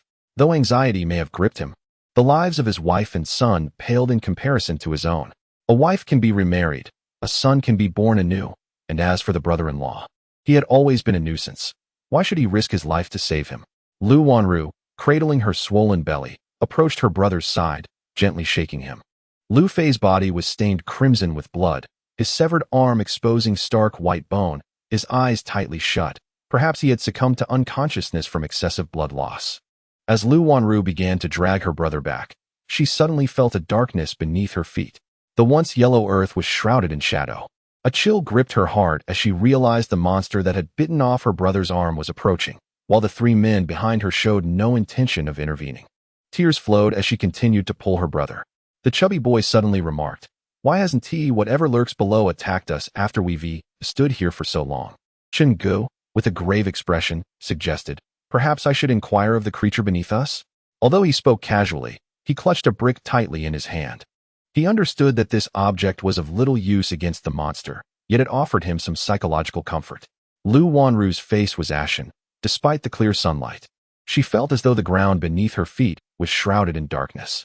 Suddenly, a fishing documentary sprang to her mind, where a scientific team was angling for large fish on a lake, only to discover, via aerial footage, a massive fish exceeding 5 meters lurking beneath their vessel. In other words, that creature was right beneath her. At that moment, Lu Wanru had exhausted all her strength. Sweat poured from her forehead as she cast a desperate glance at her husband. His expression mirrored her anxiety, yet, despite his urgency, he would never gamble with his own life. Boom. At that instant, a colossal figure erupted from the ground, leaping into the air. The three men in the distance clearly saw it. Indeed, it was a fish, a shark, to be precise, measuring over 7 meters in length. Its gaping maw poised to strike Lu Wanru. Zhao Ke, faced with this dire situation, could only close his eyes and feign ignorance. Just as the peril reached its zenith, a brick soared through the air like a cannonball, striking the shark squarely in the eye. Chapter 29. A life or death gamble. The brick, akin to a projectile, hit the shark's eye with astonishing precision. To their astonishment, the brick penetrated the shark's skull as if its head were made of sand, offering no resistance whatsoever. Nevertheless, this impact altered the shark's trajectory, causing its attack to veer past Lu Wanru. Overwhelmed by fear, she collapsed to the ground, her body devoid of strength, her complexion a sallow hue, and her lips trembling incessantly. What a joke! Elemental transformation? Confess, have you consumed a devil fruit? The chubby boy shouted at the shark. Yet, the shark vanished underground, leaving no trace. The hardened earth was as fluid as water to it. Chen Ge observed intently, noting that as the great shark submerged into the ground, It resembled a true fish entering water, ripples even forming on the surface. Chen Ge, who had not graduated high school and had been working to make ends meet, could not fathom why this was happening and turned to the chubby boy. "Don't look at me. I have no idea why this is occurring." The chubby boy was drenched in cold sweat. Encountering phenomena that defy the laws of physics was not new to him. Previous encounters with the fleshly corpse and the roadblock rabbit were far stranger than this shark that could swim underground. Chen Ge gently caressed the ground, his expression grave. The ability to see is predicated on the propagation of light, yet light cannot penetrate the earth to reach underground. How, then, could this great shark perceive their presence? Why was only Lu Fei targeted? Could the shark, like the fleshly corpse, locate its enemies through thermal signatures? No, that couldn't be right. Chen Ge scrutinized the ground. Although his education was limited, it did not imply that his intellect was lacking. If the great shark locates its prey through temperature, these individuals should be subject to indiscriminate attacks. Yet, thus far, only the fearless Lu Fei and the brother-saving Lu Wanru have encountered its wrath. Did Chen Ge suddenly realize something crucial? He cautiously retrieved a stone from the ground and gestured for silence. Subsequently, he hurled the stone into the distance, where it made a faint sound upon striking the earth. In that very instant, the great shark surged from below and devoured the stone. Witnessing this, Zhao Kuan gasped and covered his mouth, suddenly comprehending that the shark discerned the location of its prey through sound. In the absence of light underground, the great shark was blind while swimming, only able to utilize its vision when it emerged to hunt. In other words, as long as they remained silent, they would not be attacked. When Lu Fei approached, his footsteps drew the shark's attention, resulting in the severance of his arm. Lu Wanru, rushing to save her brother, also provoked the shark's assault. In contrast, the chubby boy, Chen Ge, and Zhao Kuan remained motionless, thus escaping its onslaught. To be precise, the shark did not locate them by sound, but rather by vibrations. Chen Ge murmured, agreeing with the chubby boy's assertion that it was easier to arrive than to depart. Now, they could only stand still. Any movement would surely result in an attack. Lu Fei lay unconscious on the ground, and without a means to staunch his bleeding. He would soon succumb to blood loss. However, remaining stationary was not a viable solution. Human endurance is finite, and standing consumes more energy than walking. In no more than an hour or two, their legs would ache and their feet would throb. Moreover, nightfall was merely 3 hours away. And who could say what horrors might emerge in the dark? Chen Ge scanned the area, seeking a means of escape, but the terrain was flat and barren, devoid of even a single tree. The prospect of utilizing the landscape was bleak. "I have a rather immature idea," Chen Ge suddenly exclaimed. The chubby boy responded, "It seems we are on the same wavelength." They carefully emptied their backpacks, the most vital supplies being fresh water, which they concentrated around Chen Ge. Zhao Kuan, perplexed by their intentions, felt an urgent anxiety. Surely they did not intend to partake in a final feast? Was there no hope for salvation? "When I tell you to run, you run. When I tell you to stop, you stop. You must listen to me," Chen Ge commanded. His gaze shifted to Lu Wanru and Lu Fei. A sigh escaping his lips, their fates appeared grim, destined to either be devoured by the shark or perish in this place. There was no third option. At that moment, Zhao Kuan pleaded, "Brother Chen, I beg you, can you take my wife along? Please, she is with child. Spare me the sentimental talk. What moral standing can a murderer claim? She is neither my wife nor my child," Chen Ge replied coldly. Everyone is an adult and must take responsibility for their choices. Had Lu Wanru not insisted on saving her brother, perhaps there would have been a glimmer of hope. Unfortunately, that opportunity has now vanished entirely. Chen Ge can empathize with the deep bond between the siblings, yet understanding does not alter his precarious situation. He glanced back at Chen Lele, who nodded in agreement. It was commendable that the child had not caused them any trouble along the way. "Prepare yourselves," Chen Ge shouted, raising a bottle of mineral water and smashing it violently onto the ground. The collision between the filled plastic bottle and the earth produced a thunderous sound. In an instant, a massive shadow erupted from the ground, swiftly consuming the water bottle. "Run!" Chen Ge sprinted desperately as the shark emerged from the earth, seized the bottle, and plunged back down, a process that took merely 5 or 6 seconds. They aimed to exploit this brief window to reach the Jiangkou Bridge. This shark could swim underground, but the space beneath the bridge was empty. Chen Ge was wagering that the creature could not ascend to the bridge. Once on the bridge, they would be safe. They were approximately 100 meters from the bridge, and running at full speed would take around 10 seconds. even with the youngest, Chen Lele. They only needed to discard 3 bottles of water. Chen Ge, the fastest among them, covered half the distance almost instantaneously. He kept track of the time in his mind. About 5 seconds had passed when he shouted, "Stop!" Instantly, everyone halted, holding their breath. Zhao Qin did not glance at his wife again. His own survival was paramount, and he did not believe he was in the wrong. However, a more terrifying scene soon unfolded. From beneath the concrete surface, a shark fin leisurely glided toward them. Chapter 30, drowning every person, including Chen Ge, felt their heart leap into their throats. This beast had adapted. Cold sweat streamed down Chen Ge's forehead. He was the strongest, leading the group, followed by the slightly less robust chubby boy, then Chen Lele. One must not underestimate the speed of a child. Many unfit adults cannot match it. Lastly was the panting Zhao Qin, who trembled in fear as the shark approached, pleading, "Help me." Yet in such dire circumstances, everyone was focused on themselves, let alone aiding others. The chubby boy tried to reassure him softly, "It's okay, don't panic, it's all right." However, not everyone could maintain their composure in peril. Zhao Qin's heart raced uncontrollably. Finally, the shark reached his feet. In that moment, Zhao Qin's spirit shattered completely. He screamed and bolted toward the bridge. "Don't run. It can't see us," the chubby boy shouted, but his voice failed to penetrate Zhao Qin's near hysteria. In his frantic dash, Zhao Qin collided with Chen Lele, whose face turned pale. Beneath the surface, the shark sensed the violent tremors above and surged toward Zhao Qin, leaping into the air to snap him in two. Blood and entrails were splattered everywhere. Except for Chen Ge, everyone else felt a tightening in their throats, an urge to vomit. Yet they all understood that should they succumb to that impulse, they would undoubtedly become the next target. In the distance, Lu Wanru witnessed the gruesome demise of her husband and immediately began to weep, though she dared not make a sound, desperately covering her mouth with her hands. It seemed she had already glimpsed her own fate. At that moment, all she could do was embrace her brother and sob silently. Chen Ge took a deep breath. While chaos enveloped those around him, he remained resolute. The sight of spilled entrails was nothing to him. He had witnessed far more harrowing scenes. Preparations were essential. Chen Ge retrieved a second mineral water bottle. According to his calculations, if he could throw it just once more to divert the great shark, he would successfully reach the bridge. As for the chubby boy and Chen Lele, they would require at least 2 throws to reach safety. Lu Wanru and Lu Fei, however, were beyond salvation. He had to abandon hope for them. With all his might, Chen Ge hurled the bottle far away. The bottle collided with the ground, producing a resounding crash.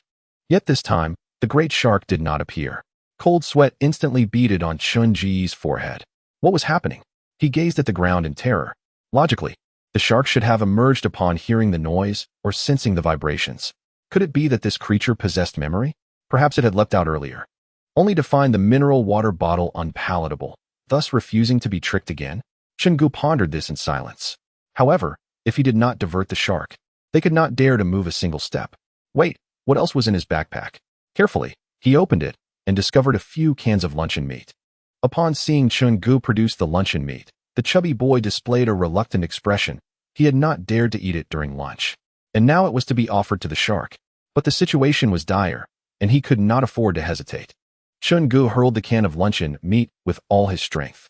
Sure enough, upon hearing the clang of metal against the ground, the great shark leapt out, devouring the luncheon meat in a single gulp. Chen Ge shouted, "Run!" The 3 members of the team sprinted forward without a second thought. Chen Ge was the first to reach the bridge, finally allowing himself a moment of relief. The chubby boy and Chen Lele were still about 10 steps away from the bridge, victory within reach. However, as Chen Ge turned to check on the two, his expression suddenly changed. He noticed that there was a school badge in the pocket of Chen Lele's uniform, and it was on the verge of falling out. Originally, the badge was tucked inside the pocket, making it less likely to slip out, but just moments ago, Chen Lele had been jostled by the frenzied Zhao Qin. Although Chen Lele was uninjured, the bump had nearly dislodged the badge from his pocket. Under normal circumstances, this would have posed no issue, but now, even the slightest sound could prove fatal. Chen Ge hurriedly called out to Chen Lele, urging him to grasp his badge. Chen Lele froze, glancing at the pocket of his uniform. However, it was during this moment of delay that the school emblem slipped from his pocket and fell onto the concrete ground. What initially seemed like an inconsequential sound now echoed with deadly significance. In the distance, the fin of a shark approached with alarming speed. The chubby boy shouted, "Run." With only 10 steps remaining, victory lay in reaching safety before the great shark closed in. Chen Lele's face turned ashen as he dashed after the boy. Being an adult, the chubby boy took long strides and reached the bridge first. Yet, as Chen Lele was still 5 or 6 steps away from the Jiangxi Bridge, the shark had already arrived behind him. Chen Ge leaped forward, grasping Chen Lele's small hand in an attempt to pull him to safety, but at that moment, the shark lunged, biting down on Chen Lele's waist. A sickening crack rang out as the shark severed the lower half of Chen Lele's body, leaving his eyes vacant of life. Chen Ge, taken aback by the force, stumbled backward, and the remaining half of Chen Lele's body fell onto him, blood instantly staining Chen Ge's clothes. "Uncle, am I going to die?" Chen Lele asked weakly. Chen Ge was at a loss for words, gazing at the boy's dismembered form, unsure how to respond. "Uncle, can you tell my parents?" But before he could finish, Chen Lele's pupils dilated, and he breathed his last. A mere 7-year-old child. Gone in an instant. Chen Ge suddenly understood why soldiers would rather take their own lives than face the apocalypse. Such despair had only visited him once before in his life. "Don't just stand there. Run. That monster is back," the chubby boy yelled. Chen Ge looked up to see the great shark, having gained momentum, lunging toward the remaining half of Chen Lele's body. Death extinguishes life like a candle's flame. Chen Ge had no choice but to abandon the body, sprinting towards the center of the bridge. The shark launched itself into the air, quickly closing in on Chen Ge. Yet, at that moment, its momentum waned, and as it failed to reach him, it abruptly turned, its tail striking Chen Ge's back with tremendous force. Chen Ge was sent flying, plunging into the river below. "It's over. I'm done for," he thought. But the shark had forgotten that it was still on the bridge. Beneath it lay the void, not the familiar earth. As it crashed through the concrete surface, the shark plummeted into the river below. Chen Ge managed a wry smile, resigned to his fate. If he couldn't contend with the creature on land, how could he hope to survive underwater? Yet the next scene left him in disbelief. The massive shark thrashed helplessly in the water, clearly in agony. This formidable creature, capable of swimming on land, was drowning. Chapter 31.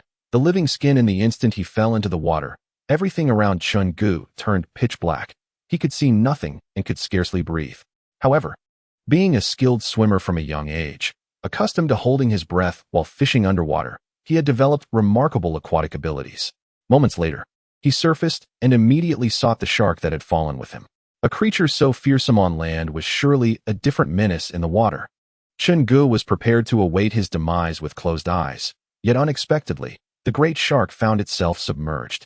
The colossal creature thrashed wildly in the river, resembling a human grappling with drowning, desperately striving to distance itself from the water's surface, yet it could only swim through the mud, lacking the ability to soar.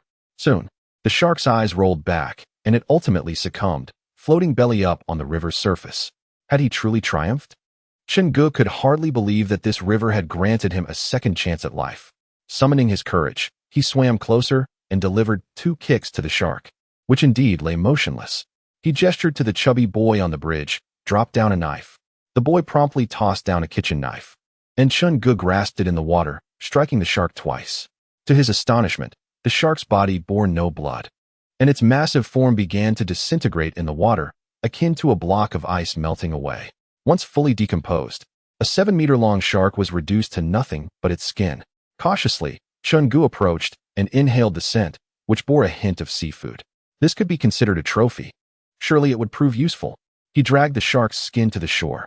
Exhausted upon reaching land, Chen Ge collapsed, gasping for breath, relieved that the food in his backpack remained sealed and safe from the water.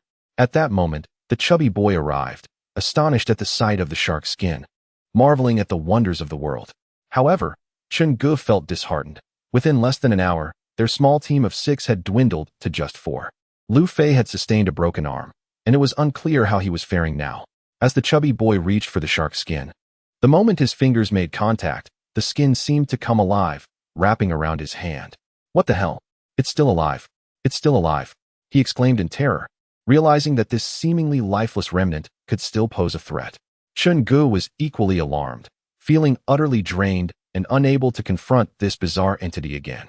However, the boy's cries soon ceased as he realized the shark's skin merely encircled his hand, posing no danger, and he felt no unusual sensations.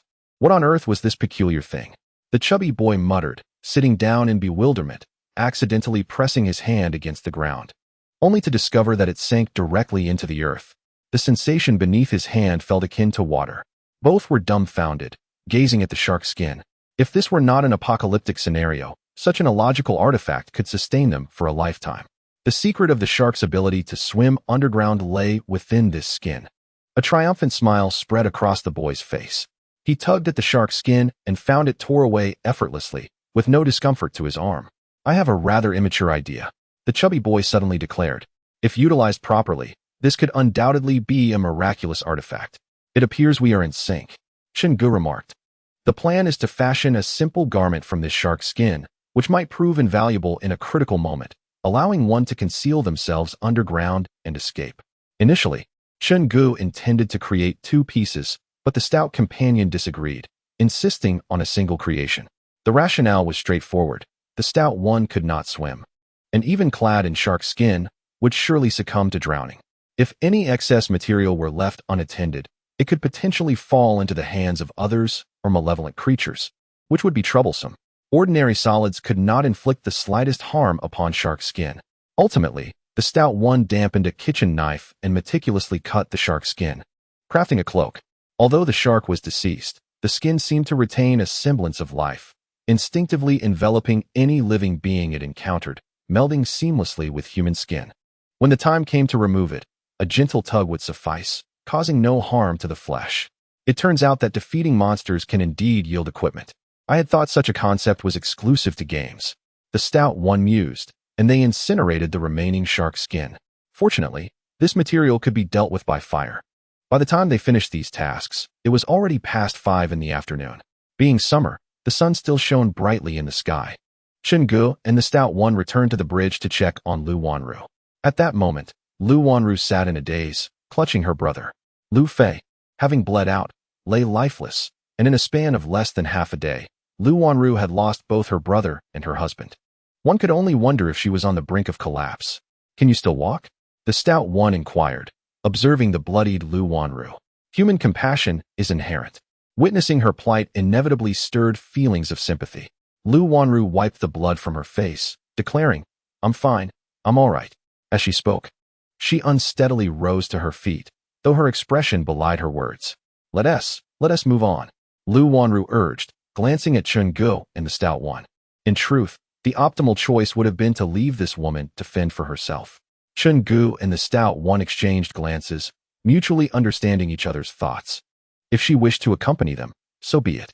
They were uncertain of when they might be devoured by the omnipresent monsters, so each step forward was a small victory. Following the deaths of her husband and brother, Lu Wanru's gaze bore in newfound strength, perhaps having cast aside all vestiges of her previous fragility. The trio pressed onward, their weary bodies dragging along. Before long, a rabbit with blood-red eyes appeared before them, fixated on their presence. "Buddy, here we go again," Chen Ge greeted with calmness. Compared to the man-eating shark, this little rabbit was utterly adorable. This time, the rabbit did not impede their passage but instead hopped away in a lively manner.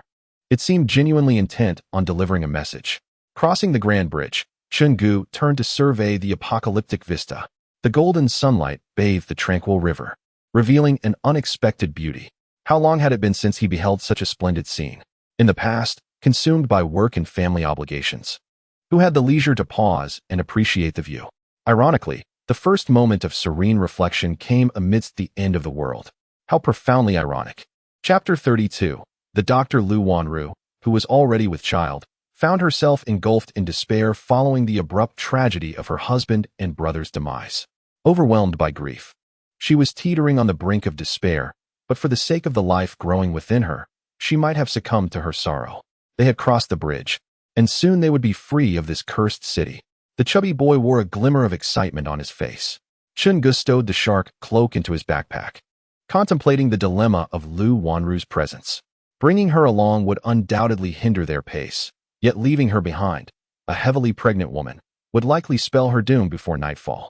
Ultimately, the chubby boy proposed a solution. "Let us take you to a populated area, but beyond that, we cannot assist you. This gentleman is a bona fide murderer, and he may even be wanted in other cities. By the way, Chen Ge, why did you commit murder? You've never mentioned it." Chen Ge shot him a glare. You talk too much. Go fetch the cart. It will expedite our escape. After a flurry of activity, the sun dipped lower in the sky, and darkness would soon envelop them. Chen Ge cradled Lu Wanru, who was seated on the cart, while the chubby boy pushed it forward. Lu Wanru stared vacantly at the city they were leaving behind. Once upon a time, she too had a warm home. After trudging for over half an hour, Lu Wanru seemed to drift into unconsciousness, her silence unsettling. Suddenly, the chubby boy whispered, "Chen Ge, do you think she is hemorrhaging?" Chen Ge immediately turned to look at Lu Wanru, who appeared ghostly pale, devoid of color, her once pristine dress now stained crimson with blood. Initially, the chubby boy suspected it was her brother Lu Fei's blood, but quickly realized the absurdity of this notion. Lu Fei had perished nearly an hour ago, and logically, the blood should have dried by now. Yet the blood in the cart was still fresh. Upon inspection, they discovered that Lu Wanru was indeed bleeding profusely, leaving the two young men utterly helpless. Lacking any medical knowledge, they were at a loss for what to do in the face of her life-threatening condition. Chen Ge glanced at the chubby boy, who shook his head in resignation. It seemed Lu Wanru would not survive the night. "We'll take it one step at a time," Chen Ge sighed, reflecting on the once joyful family that had now been reduced to nothing. By chance, he lifted his gaze and spotted a figure silhouetted against the setting sun. The glare obscured the person's face, heightening Chen Ge's wariness as he tightened his grip on the fire axe.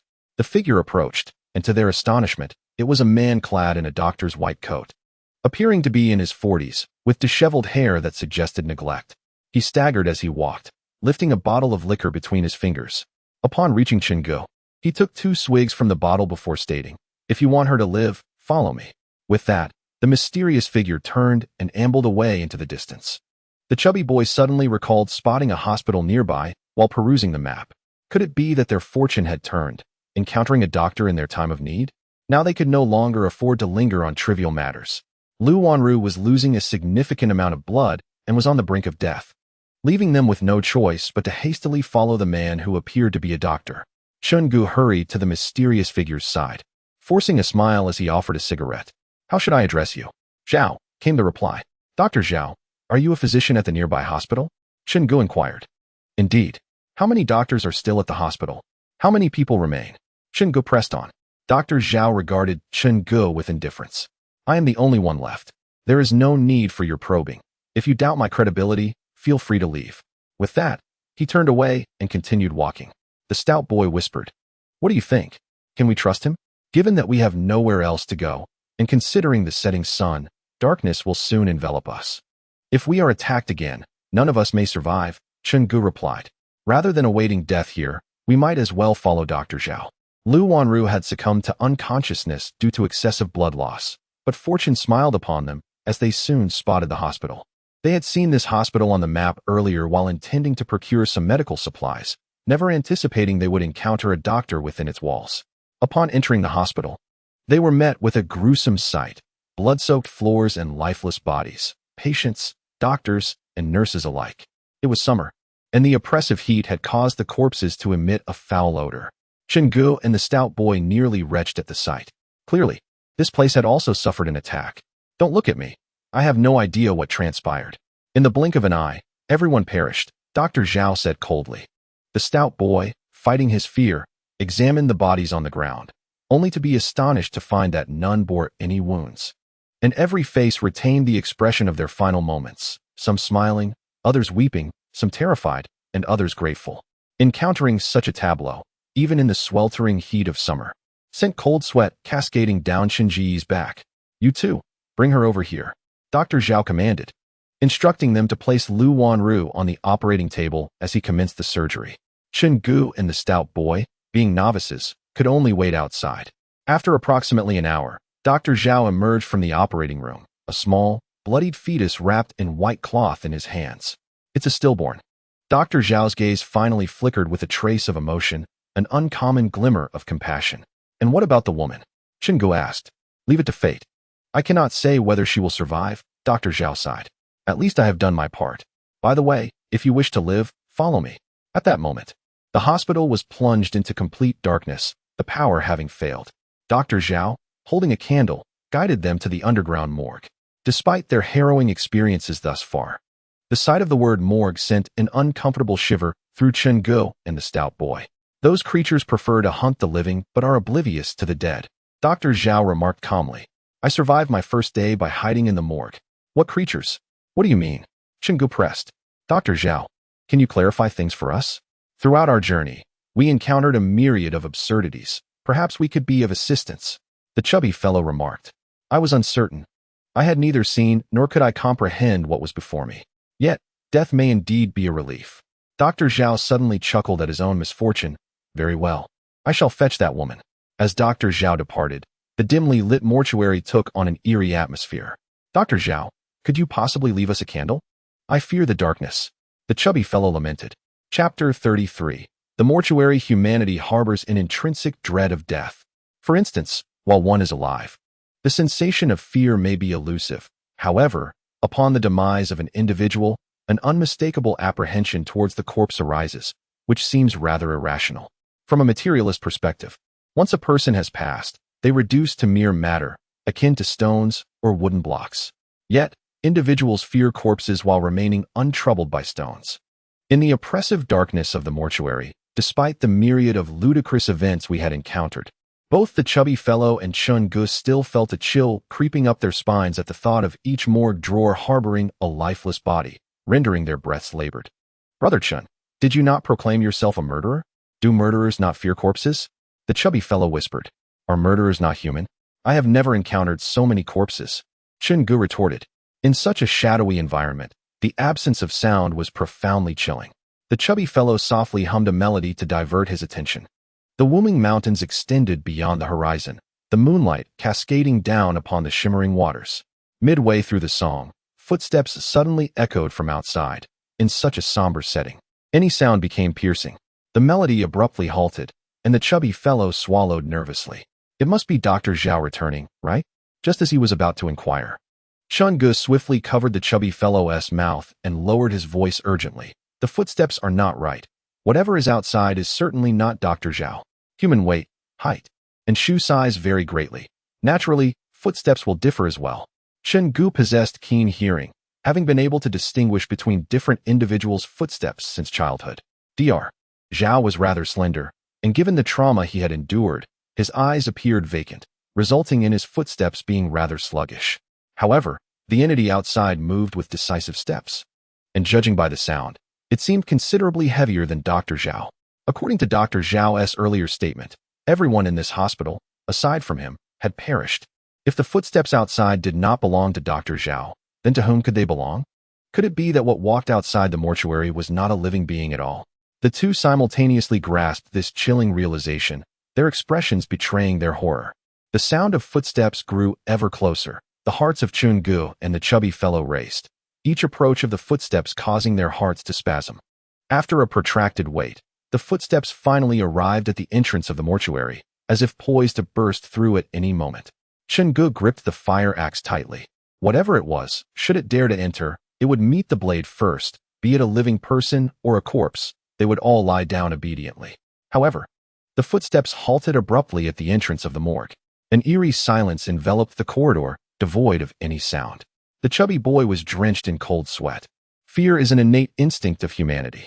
Even those who claim to be unafraid of death cannot escape the grip of terror. It is a reaction ingrained in human genes.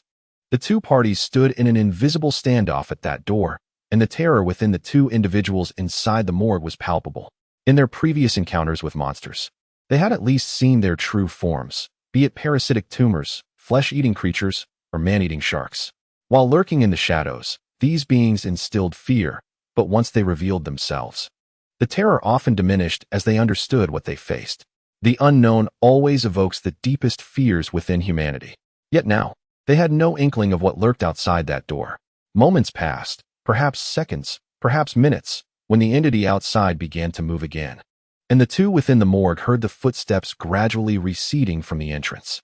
They simultaneously exhaled in relief. It seemed they were safe for the moment.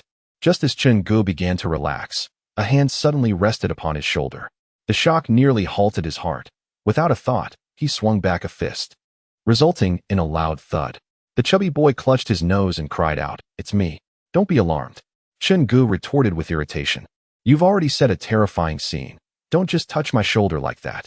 The chubby boy looked bewildered. What are you talking about? I didn't touch your shoulder. At that utterance, both men perceived the fear reflected in each other's eyes. The atmosphere turned oppressively tense. Chen Ge, please don't joke around. I'm timid and can't handle being scared, the chubby boy said, his voice on the verge of tears. At this point, would I even joke with you? Chen Ge replied. Despite his usual courage, his tone trembled slightly. It is crucial to remember that they were not alone in the morgue. Countless corpses lay within the cold storage. Could it be that a certain brother had grown weary of confinement and sought to breathe? This was not a game. The two leaned against each other's backs, inching towards the door. As the morgue resided in the hospital's basement, and with the city plunged into darkness due to the apocalypse, it was engulfed in an impenetrable blackness, save for a faint light filtering through the glass at the entrance. This obscured their view of the morgue's interior, giving rise to dreadful imaginings. Perhaps several corpses were playing cards in the dark, missing a player to complete their game. Fatty, why don't you check it out? I'll cover for you here, Chen Ge whispered. Chen Ge, you're far more capable than I am. You should go and take a look while I keep watch, the chubby boy stammered. The already chilling morgue seemed even more terrifying at that moment. I propose we leave this cursed place. Sleeping on the streets doesn't sound so bad, suggested the chubby boy. I concur. Suddenly, without any warning, the doors of the morgue were violently kicked open. The two of them screamed in fright, with Chen Ge brandishing an axe, ready to strike. What are you two doing? Get over here and help, came Dr. Zhao's voice. As the two turned around, they beheld Dr. Zhao approaching with a candle in hand. Behind him was a gurney, upon which lay Lu Wanru, her complexion ashen, yet her chest still faintly rising and falling, indicating she was, indeed, alive. Who are you two to her? Family? Dr. Zhao inquired. No, we are not acquainted with her. We encountered her on the road today, the chubby one replied. But that is not important. Dr. Zhao, is this place haunted? He asked bluntly. Indeed. Just moments ago, in the darkness, I felt someone tapping on my shoulder, Chen Ge added. Dr. Zhao, with an impassive expression, raised the candle, revealing a slightly ajar refrigeration unit, from which a lifeless hand dangled. You two need not frighten yourselves. There are no ghosts here. This corpse has not been dead long, and some nerves may still be active, causing occasional movements. I've grown accustomed to it, Dr. Zhao stated calmly. I am a staunch materialist and do not believe in ghosts. The only place where ghosts exist is within the human heart. Wait, besides this corpse, we also heard footsteps. But those were definitely not yours, Chen Ge remarked. Dr. Zhao then added, I forgot to mention, after dark, strange entities often roam here. That's why we are taking refuge in the morgue. Of course, if you choose to leave, you are free to do so. But remember to take this woman with you. In truth, they had no obligation to care for Lu Wanru. They were mere strangers. Chen Ge remained silent. With darkness having fallen, no one knew what phantoms awaited them outside. At the very least, Dr.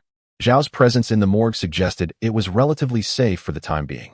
Fatty, bring out some food, Chen Ge instructed. You can't be serious about eating here, the chubby one exclaimed, his face contorted in disgust. Although he knew he would eventually adapt to an environment replete with corpses, he was not ready for it yet. Chen Ge handed a piece of compressed biscuit to Dr. Zhao. You must have left the hospital to find food, right? Regardless, thank you for your assistance. Dr. Zhao silently accepted the biscuit, murmuring a quiet thank you before retreating to a shadowy corner, speaking not a word, more resembling the deceased than the living. Dr. Zhao, could you elaborate on what exactly has transpired here? Chen Ge asked. This hospital was already close to the outskirts. If it too had been attacked, it implied that the surrounding area was far from secure. Their plans might be flawed, indicating that the monsters were not confined to this city, but rather a catastrophe that spanned the entire nation, possibly even the world. Dr. Zhao took a bite of the compressed biscuit, pausing in silence for a considerable time before responding. I am uncertain about what has occurred. Approximately 2 days ago, around noon, I suddenly heard a tremendous explosion, and I saw the sky rupture. The expressions of both men tightened instantly. The ruptured sky Dr. Zhao referred to was likely the black hole on the horizon, accompanied by the deafening sound that had caused many to lose consciousness. They still did not comprehend the full magnitude of the situation.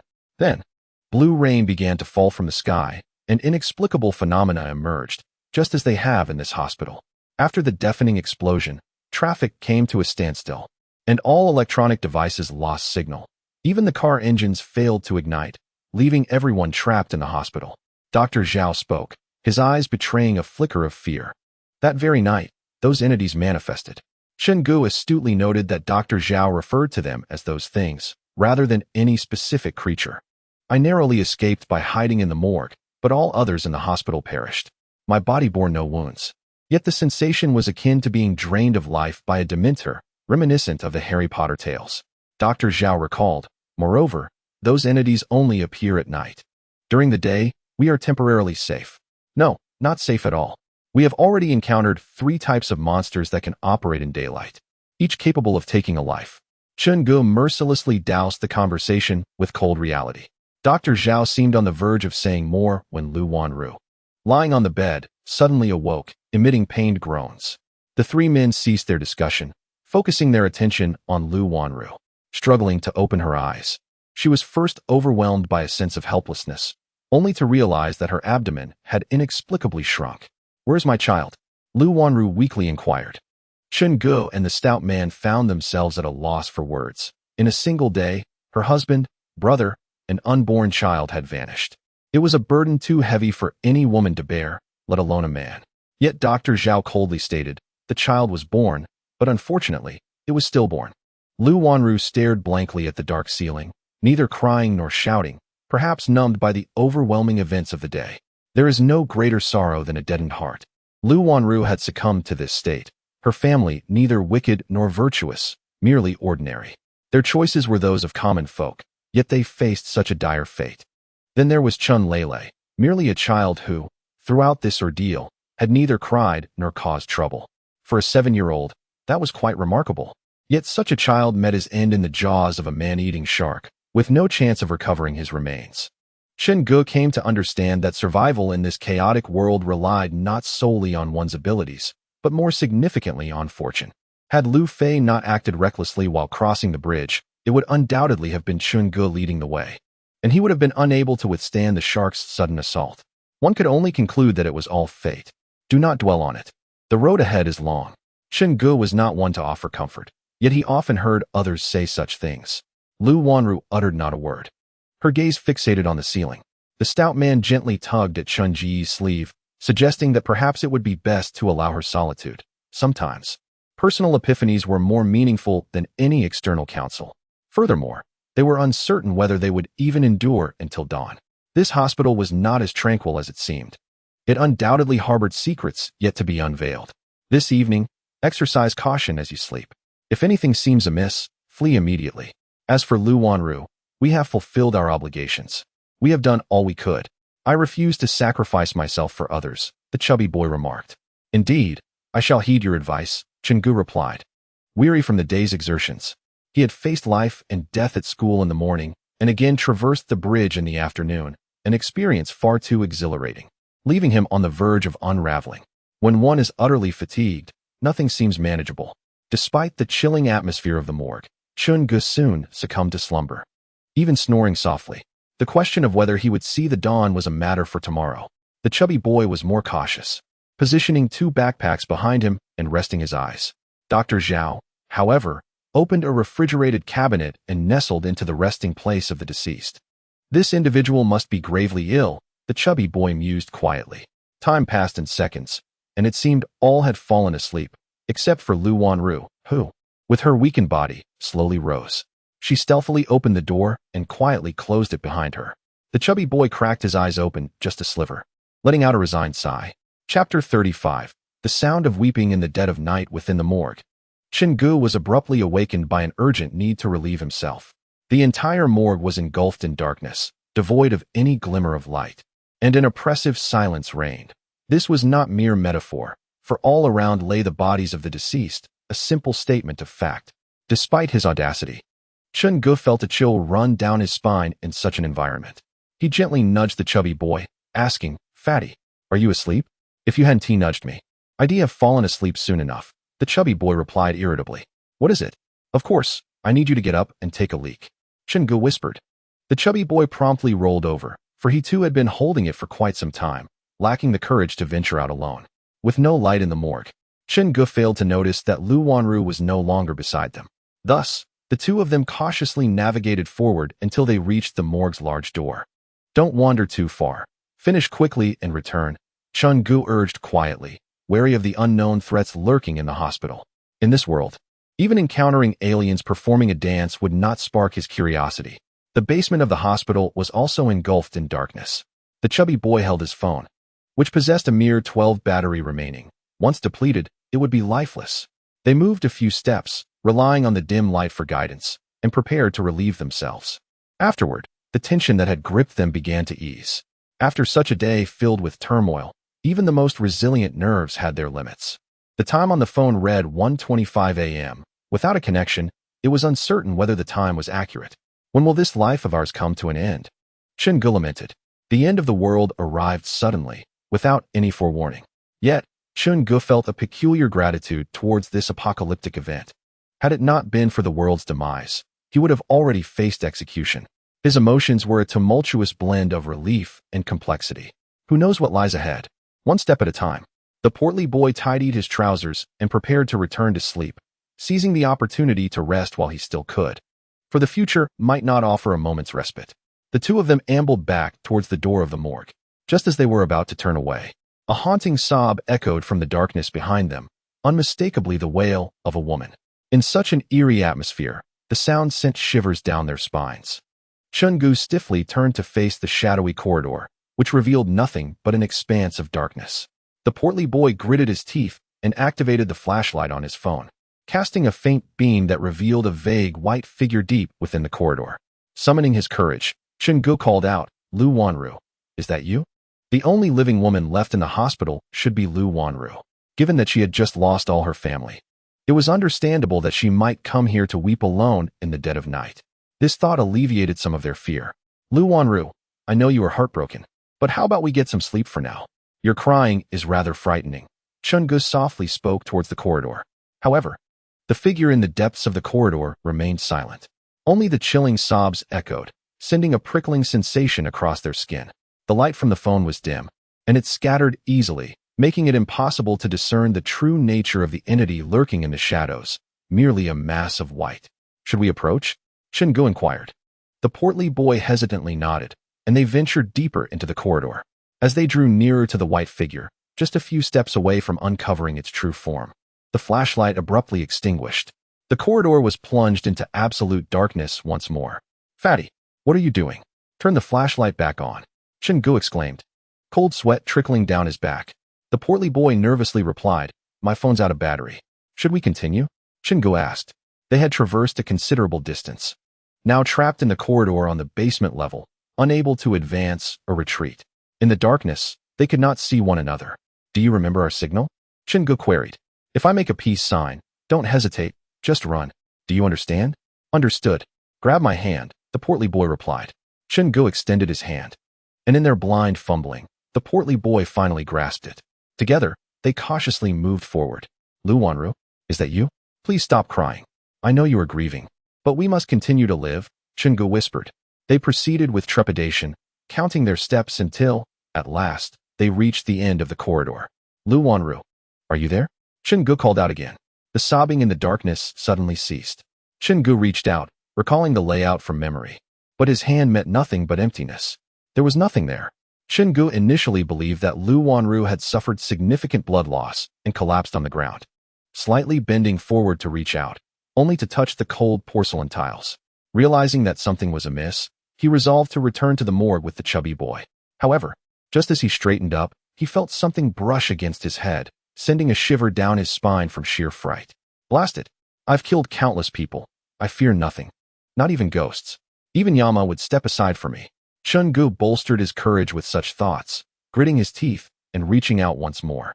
First, he encountered a chilling sensation, and the object that grazed his head was indeed a part of a human body.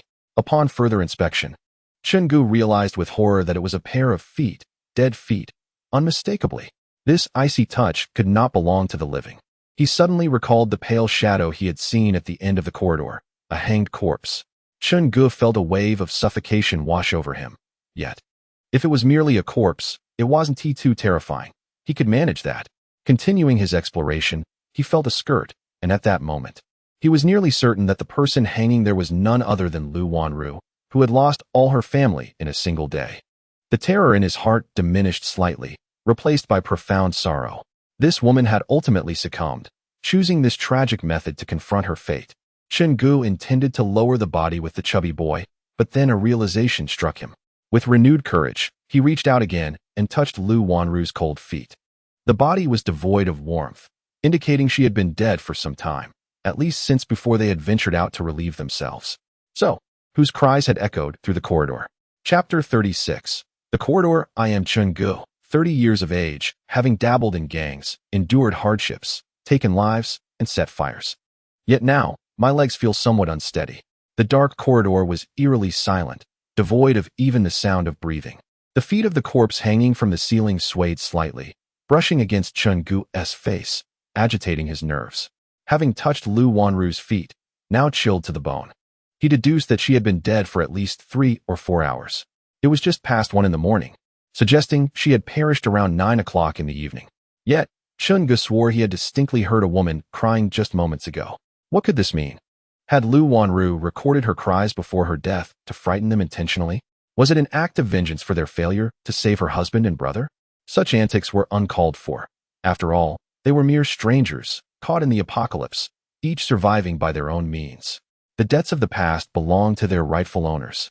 Now that she had become a ghost, she could seek out a man-eating shark in the underworld. No need to linger here. In the pitch darkness, with no source of light, it was impractical to lower Lu Wanru. They could only wait for dawn. Chen Ge retreated step by step, dismissing the cries he had heard as if they were mere figments of his imagination. He was a staunch materialist, determined to vanquish all phantoms and demons. Chen Ge continuously reassured himself inwardly, raising his other hand to form a peace sign, urging the chubby figure behind him to hurry along. Yet, the little chubby boy remained utterly still. Hey, are you frozen in fear? Move back quickly, Chen Ge whispered, though his voice was soft. The corridor was so eerily quiet that the little chubby boy should have heard him clearly. However, a moment later, the boy's voice echoed from the middle of the corridor, tinged with a hint of sobbing. Chen Ge, who are you talking to? Chen Ge was taken aback. He was clearly holding onto the little boy. So why did his voice come from the center of the corridor? That was at least 5 or 6 meters away. Wait a moment. Chen Ge nearly fell to his knees in fright. He recognized that the little boy's voice was unmistakable if he was in the corridor's center. Then who was this thing he was gripping in the darkness? Hey, don't joke around. What time is it for games? Chen Ge desperately wished that the little boy was merely trying to lighten the mood. The chubby boy quivered and stammered. Just now, I couldn't find your hand. And you moved ahead. Chen Ge could distinctly feel that what he was holding was indeed a hand, yet it was devoid of warmth, cold as ice. Earlier, he had been curious, for in this hushed corridor, even breathing could be heard clearly. However, since moments ago, he had not heard the little boy's breath at all. Quietly, Chen Ge began to loosen his grip, inching his way toward the little boy, terrified of making a sound. What he had been holding on to, was it a human hand or something else? Chen Ge dared not contemplate it. Even if it were a corpse, he would accept it. But please, let it not be something else. At the moment his grip completely relaxed, the entity in the darkness suddenly reached out, seizing Chen Ge's wrist. Fear surged to its peak, but in an instant, it transformed into boundless rage. This is a protective mechanism of the human body.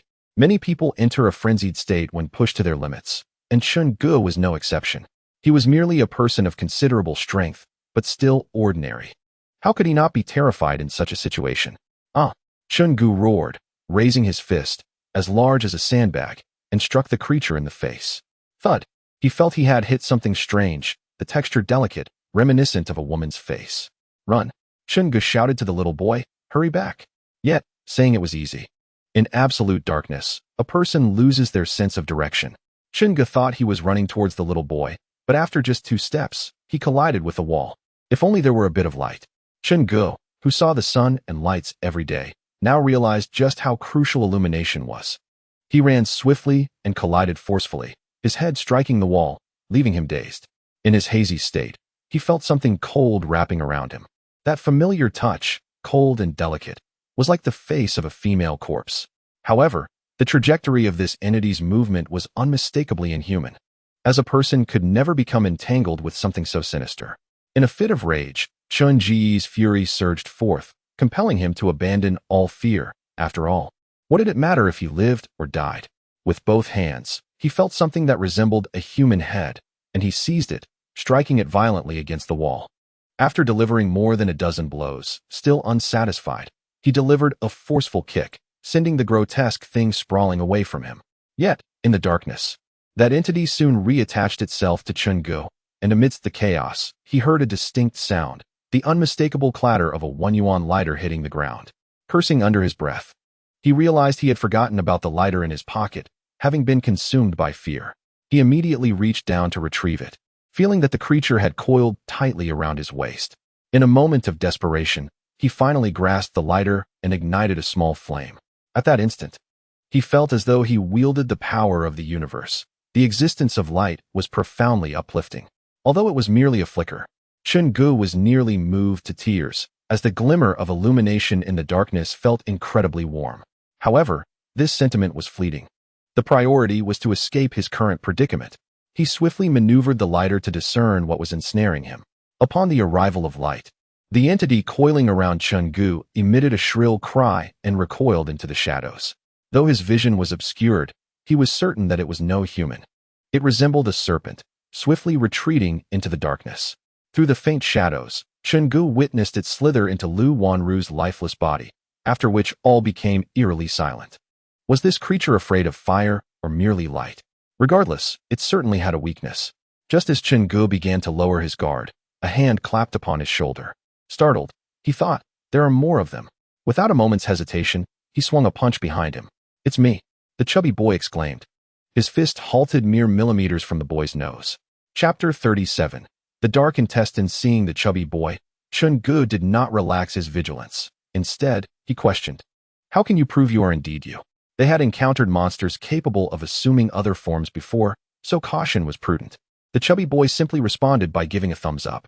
This gesture was their established signal of safety. Chen Ge finally breathed a sigh of relief. It had merely been a momentary trip to relieve himself, yet it had escalated into such an exhilarating ordeal. Turning to glance at the corpse suspended from the ceiling, he realized, only upon looking back, that the figure clad in white had vanished. The chubby boy took 2 hesitant steps back, saying, Brother, I believe we should hasten our return. Let us wait until dawn and then flee. This place is not suitable for lingering. I concur with your assessment, Chen Ge replied. Chen Ge, clutching a lighter, sprinted swiftly towards the morgue. They had merely risen in the dead of night to use the restroom, yet they nearly succumbed to terror. Any more of such fright would surely overwhelm their hearts. This place was utterly sinister. The fact that Dr. Zhao could survive here for 2 days was remarkable. The duo promptly turned and hastened towards the morgue, but after merely 3 steps, they both halted simultaneously. For behind them stood the corpse of Lu Wanru, which had mysteriously reappeared, blocking their path back. The atmosphere was oppressively heavy. Chen Ge felt the lighter grow warm in his palm, forcing him to extinguish the flame and wait a few seconds before reigniting it. Yet, in those brief moments, Lu Wanru's body inexplicably drew near. What had been a distance of 4 or 5 meters was now reduced to less than 2.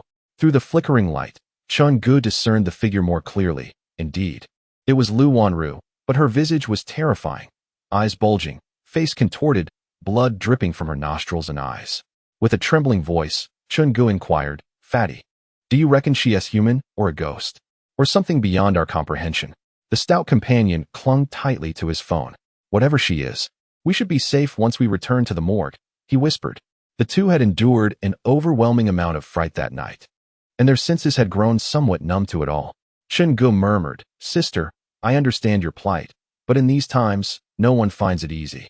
If you are still alive, we will find a way to save you. If you have perished, we shall ensure you are buried with dignity at dawn. And if you are something else, then show yourself. If you possess the strength to kill me, do so. If not, cease your antics and stop trying to terrify us. Having moved past the initial fear, Chen Ge gradually regained his composure. They had encountered bizarre occurrences throughout the night. After all, what of the fleshworm? That creature was nearly immortal, with no known way to kill it, yet he and his friend had managed to escape. Chen Ge had come to understand the essence of these monsters. The more elaborate their tricks, the more fragile they truly were. A true warrior would not resort to such flamboyant tactics, akin to a great white shark, rarely striking, but lethal when it did. However, the entity lurking in the shadows had entangled them for quite some time, without inflicting any harm. Initially consumed by fear, they had overlooked this facet. But as Chen Ge began to calm down, a thought dawned upon him. Might it be possible that the thing masquerading in the darkness was not formidable at all, merely employing frightful tactics to intimidate? With this realization, Chen Ge suddenly surged forward, delivering a kick to Lu Wanru's corpse. He had expected to send her flying, but to his astonishment, her body appeared tethered, swaying back and forth like a pendulum. At that moment, his companion shouted, "Above you!" There is something atop Lu Wanru's head. The previous environment was shrouded in darkness, devoid of any light, and the sudden appearance of Lu Wanru's corpse was jarring. Chen Ge, enveloped in his own trepidation, failed to notice that the object hanging where Lu Wanru's body should have been was not a rope, but rather a mass of inky blackness. If one were to describe it with a single term, it could be likened to a tangle of black intestines, possessing an unnaturally smooth surface, reminiscent of the slime found in video games. It writhed in clumps, and Chen Ge had previously sensed a serpentine entity lurking in the shadows. This was undoubtedly it. Realizing his exposure, the black, intestine-like mass lunged towards Chen Ge's face, startling him momentarily, as he presumed it to be a formidable creature. However, upon squeezing it, he discovered that the dark appendage was surprisingly pliable, akin to noodles, offering no resistance whatsoever. Was this the fabled facade of strength masking a weakness? Had it merely been a means to intimidate him? Chen Ge recalled the terror he had previously endured and felt a surge of rage, transforming the creature into a makeshift nunchaku and violently smashing it against the ground. The black mass emitted a sound resembling a woman weeping. It turned out that this was the source of the earlier noise. "How dare you mock me? I shall roast you alive." Chen Ge unleashed his pent-up fury. The surface of the black mass was remarkably smooth, but after a few strikes, he inadvertently flung it away.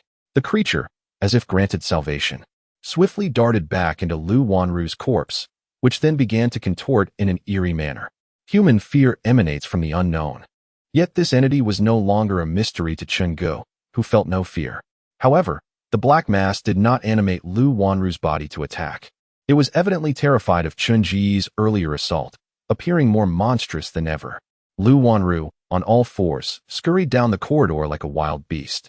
Chen Ge's rage dissipated, leaving him feeling somewhat weak. There was no room for relaxation. "Fatty, what exactly was that thing?" he inquired. The chubby boy's expression turned grave. "I can't shake the feeling that this monster is different from what we encountered before. That black mass seems more like an extension of the human body. Do you recall Dr. Zhao mentioning that those things emerge at night? What on earth are they?" Fear had eclipsed their curiosity, and both yearned to return to the morgue for a restful slumber. Previously, they had found the morgue terrifying, but after this harrowing episode, it now felt like a sanctuary, a place where they could at least sleep undisturbed. With dawn on the horizon, they planned to depart, uncertain whether there were any military forces stationed outside the city. Chapter 38. The past at last. Chen Ge and the chubby boy returned to the morgue, able to breathe a sigh of relief. They had never felt the morgue could be so comfortable. Yet, after the recent ordeal, neither felt the slightest inclination to sleep. "Where have you two been?" Dr. Zhao's voice suddenly emerged from the cold storage, nearly startling Chen Ge and the chubby boy away. "Brother, could you refrain from scaring us in the dead of night?" Chen Ge exclaimed, placing a hand over his heart. "Do you have any idea what we just went through?" At that moment, Dr. Zhao stepped out of the cold storage, stating, "You managed to come back. You are quite fortunate." "Fortune? It's skill," Chen Ge retorted. Since everyone was wide awake, they decided to engage in conversation. Dr. Zhao, whose real name was Zhao Yang, was 35 years old and a surgeon. "I've heard that the medical profession is quite lucrative. Is that true?" Chen Ge inquired. "I don't have a high degree and have always been working for others, earning only a meager salary each month." Dr. Zhao scoffed. "You must have never heard the saying, 'Those who advise others to study medicine will be struck by lightning.' Healing patients is certainly rewarding, but in this profession, one inevitably encounters a few troublemakers. A colleague of mine once attempted to resuscitate an elderly woman in the emergency room, but unfortunately, she could not be saved. Her son accused him of negligence and attacked him with a kitchen knife, inflicting 11 wounds in public." Chen Ge felt a chill run down his spine. "And then what happened?" "What happened? We had a meal, of course. What else could we do?" Dr. Zhao replied nonchalantly. "Everyone will die. It's merely a matter of timing. I truly don't understand why so many people can't come to terms with it." He chuckled self-deprecatingly. "By the way, what about you two? What do you do?" Dr. Zhao asked. I just stay at home and do nothing," the chubby boy admitted. Both Chen Ge and Dr. Zhao stared at him, making him quite uncomfortable. All right, I'm actually a great writer. Is that acceptable? The chubby boy could not help but poke fun at himself. A great writer? What have you published? Dr. Zhao questioned. Fine, I admit it. I'm not a great writer, just a minor scribbler, the kind that one starve. People often criticize my plots, saying that without 10 years of brain damage, one could never conceive of them. The chubby boy lamented humorously. Stop mocking me. Now, tell us about yourself. Chen Ge, why did you kill someone? Dr. Zhao looked at Chen Ge in surprise. You've killed someone? Yes, I have. Chen Ge replied candidly. Why did you kill? Dr. Zhao asked. I prefer not to discuss it. Then let it be. Dr. Zhao seemed unconcerned. Dr. Zhao, you've been here for 2 days. Do you know what appears in the hospital after dark? The chubby boy queried. Dr. Zhao's expression turned serious. It's hard to say. Why don't the monsters come to the morgue? The chubby boy pressed on, recalling Dr. Zhao's previous statement that the entities within the hospital would harm the living but not bother the dead. However, what they encountered that night contradicted Dr. Zhao's words. The chubby boy had witnessed a dark entity invade a corpse, while Chen Ge had suffered a brutal beating. It was evident that this creature inflicted harm on the living primarily on a psychological level. Alternatively, it could be said that the monster Dr. Zhao described was entirely different from the one they had encountered. If what he suspected were true, it would be the worst-case scenario, far exceeding the experiences they had accumulated over the past 2 days. All the monsters encountered by Chen Ge and his companions seemed to inhabit specific territories, as if they have tacitly agreed upon their respective domains. Whether it be the school or the Cross River Bridge, only one type of insurmountable creature manifests in those areas. However, should the hospital be plagued by 2 or more varieties of monsters simultaneously, all previously accumulated knowledge would be rendered utterly obsolete. Chen Ge too harbors concerns about this matter. In this chaotic world, merely surviving 2 days against a single monster is a formidable challenge, let alone facing multiple kinds of malevolent entities at once, which would be utterly exhausting. Why have you all fallen silent? Dr. Zhao inquired. I am contemplating whether we can endure until tomorrow, muttered the chubby boy. Chen Ge found himself questioning the very existence of this world, suspecting that perhaps it was merely a hellish realm he had descended into after death. By the way, have any of you ever committed a grave error? Chen Ge suddenly posed, subsequently voicing his thoughts. Dr. Zhao fell into a deep silence, lost in contemplation amidst the darkness, while the chubby boy quietly asked, does secretly copying homework in elementary school count? Enough, Chen Ge retorted sharply. According to religious doctrine, sinners descend into hell after death. He himself had committed heinous acts, undoubtedly sins of great magnitude. But what of Dr. Zhao? He was merely a doctor, whose greatest failing might be the inability to save a patient, hardly a fault he should bear. As for the chubby boy, his most significant transgression in life was merely copying homework in elementary school. If such an act warranted damnation, it would render the aspirations of Ksitigarbha to attain Buddhahood a mere jest. In other words, this place is the most authentic realm, where the black holes in the sky and the various monsters roaming the earth truly exist. Earlier, when they released the water, the chubby boy had checked the time. It was just past 1 in the morning. It was summer, and the sun typically rose around 3 or 4. Yet now, outside remained shrouded in darkness, suggesting it was around 2 o'clock. If they could endure for merely 2 more hours, they would witness the dawn of a new day. Suddenly, an oppressive silence enveloped the group, and Chen Ge leaned against a row of refrigeration units, drowsiness once again overwhelming him. On the first day at the barber shop, they had been in a state of perpetual drowsiness amidst the gloom, compounded by the tension, resulting in little sleep. This was the second night of the apocalypse, far more exhilarating than the first. Both Chen Ge and the chubby boy were on the verge of mental collapse, teetering on the brink of slumber. In contrast, Dr. Zhao, perhaps having rested adequately earlier, was now wide awake, staring intently into the darkness, lost in thought. The morgue descended into an absolute silence. Just as Chen Ge was on the cusp of sleep, a sudden series of knocks reverberated through the air. Knock, knock, knock. Chen Ge and the chubby boy, who had been on the verge of slumber, immediately snapped to attention, their eyes fixated on the morgue's door. The knocking was not loud, but it possessed a distinct rhythm. The chubby boy lowered his voice and asked, Dr. Zhao, has this ever happened before? Dr. Zhao calmly replied, no. What then could be outside? The chubby boy suddenly recalled hearing footsteps upon their arrival at the morgue, footsteps that did not belong to Dr. Zhao. That was before Lu Wanru had met her demise. Now, he was perplexed. unable to fathom whose footsteps they had indeed heard. Chen Ge fervently hoped that the figure outside was Lu Wanru. Though she possessed an intimidating presence, she was undeniably a mere novice. However, if it were something else entirely, the situation could prove dire. Chapter 39. Conversation. Thud, thud, thud. Bang, bang, bang. Initially, the sound emanating from outside was merely a knock, but it soon escalated into a violent battering, seemingly fueled by unbridled fury. Dr. Zhao produced a scalpel from his white coat and, lowering his voice, inquired, "Do you think it could be just a passerby outside?" Neither Chen Ge nor the chubby boy responded. Regardless of what lurked beyond the door, they were resolute in their decision not to open it. The incident involving Yang Zhenghe was still fresh in their minds, a haunting memory from the previous night. Yang's team leader had succumbed to a moment of weakness, ultimately leading to her demise. No one is born with a heart of stone. Years ago, people would have dared to assist a fallen elder, who in turn would not have resorted to deceit for monetary gain. Those were days of civility, when humanity's values had not yet crumbled entirely. In this bleak and terrifying apocalyptic world, kind-hearted individuals find no avenue for justice, let alone in the face of such despair.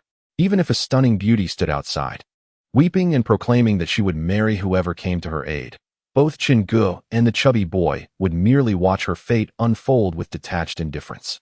Despite the apocalypse, ordinary individuals remain just that, ordinary, devoid of any superhuman abilities, spiritual awakenings, or enhancement serums. A simple stab to the heart could fortify one's physique and allow them to withstand the onslaught of the undead. While Chen Ge was considerably stronger than the average person, he was ultimately just a man, never a savior, but rather a mere perpetrator of violence. Bang, bang, bang. The pounding grew increasingly ferocious. Thankfully, the mortuary door was made of iron and could be locked from within, preventing whatever dwelled outside from entering. Nonetheless, the three individuals inside remained tense.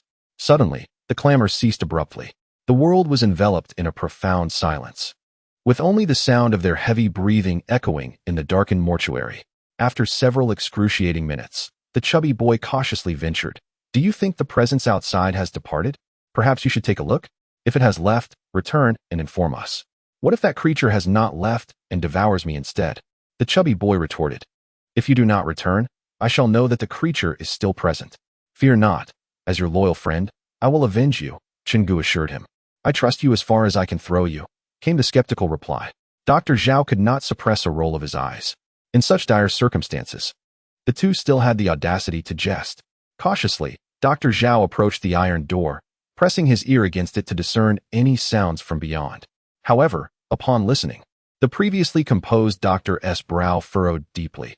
He seemed to have heard something utterly astonishing. In the darkness, Chen Ge and the chubby boy could not perceive the expression on Dr. Zhao's face. With a grave tone, he uttered, "I believe I hear many voices conversing outside." Both Chen Ge and the chubby boy gasped in shock. Many voices? There were only 3 living souls in the hospital. Why would there be a multitude engaging in conversation? The chubby boy whispered, "Could it be the black tendrils we saw earlier?" The entity emitted a mournful sound, perhaps capable of mimicking the voices of many individuals. Dr. Zhao groped his way back to the refrigerator, retrieving a half-burnt candle which he ignited, casting a flicker of light into the previously darkened space. The tension among the 3 individuals in the morgue slightly eased. Chen Ge cautiously pressed his ear against the door. Indeed, strange noises emanated from the outside, though not distinctly human. They bore a resemblance to the rustling of numerous insects skittering across the ground. Yet, in the next moment, all sounds ceased abruptly. A remarkably clear female voice resonated through the iron door. "I know you are eavesdropping." Startled, Chen Ge instinctively recoiled 2 steps, despite his self-proclaimed courage. Beads of cold sweat forming on his brow. Could the creature outside possess intelligence? It could speak? It was aware of their presence and their clandestine listening? What in the world was it? Under the candlelight, the stout figure noticed Chen Ge's pallid complexion and realized the gravity of the situation. Swiftly drawing a kitchen knife while vigilantly watching the door. Intelligence is humanity's sole advantage over animals. Thus, the emergence of sentience in non-human entities instills profound fear within us. This explains why so many oppose artificial intelligence. If one day, artificial intelligence surpasses human intellect, will humanity dominate AI, or will AI subjugate humanity? At that moment, The dread instilled in Chen Ge by the entity outside far exceeded any previous encounter with monsters.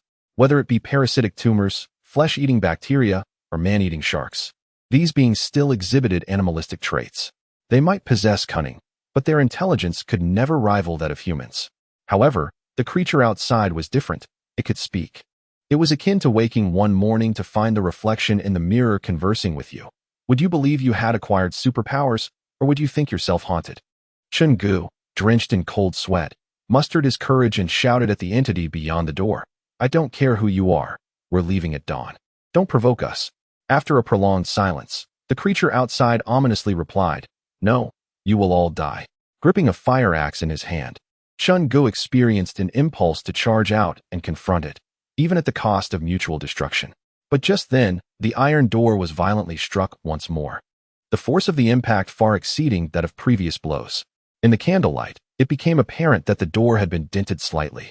What kind of strength did the entity outside possess to cause such damage to an iron door? Boom. The sound of the impact reverberated again, this time resulting in a more alarming degree of denting. Witnessing such terrifying brute force, Chen Ge's resolve to rush out dissipated in an instant. Surely, not even an elephant could wield such might.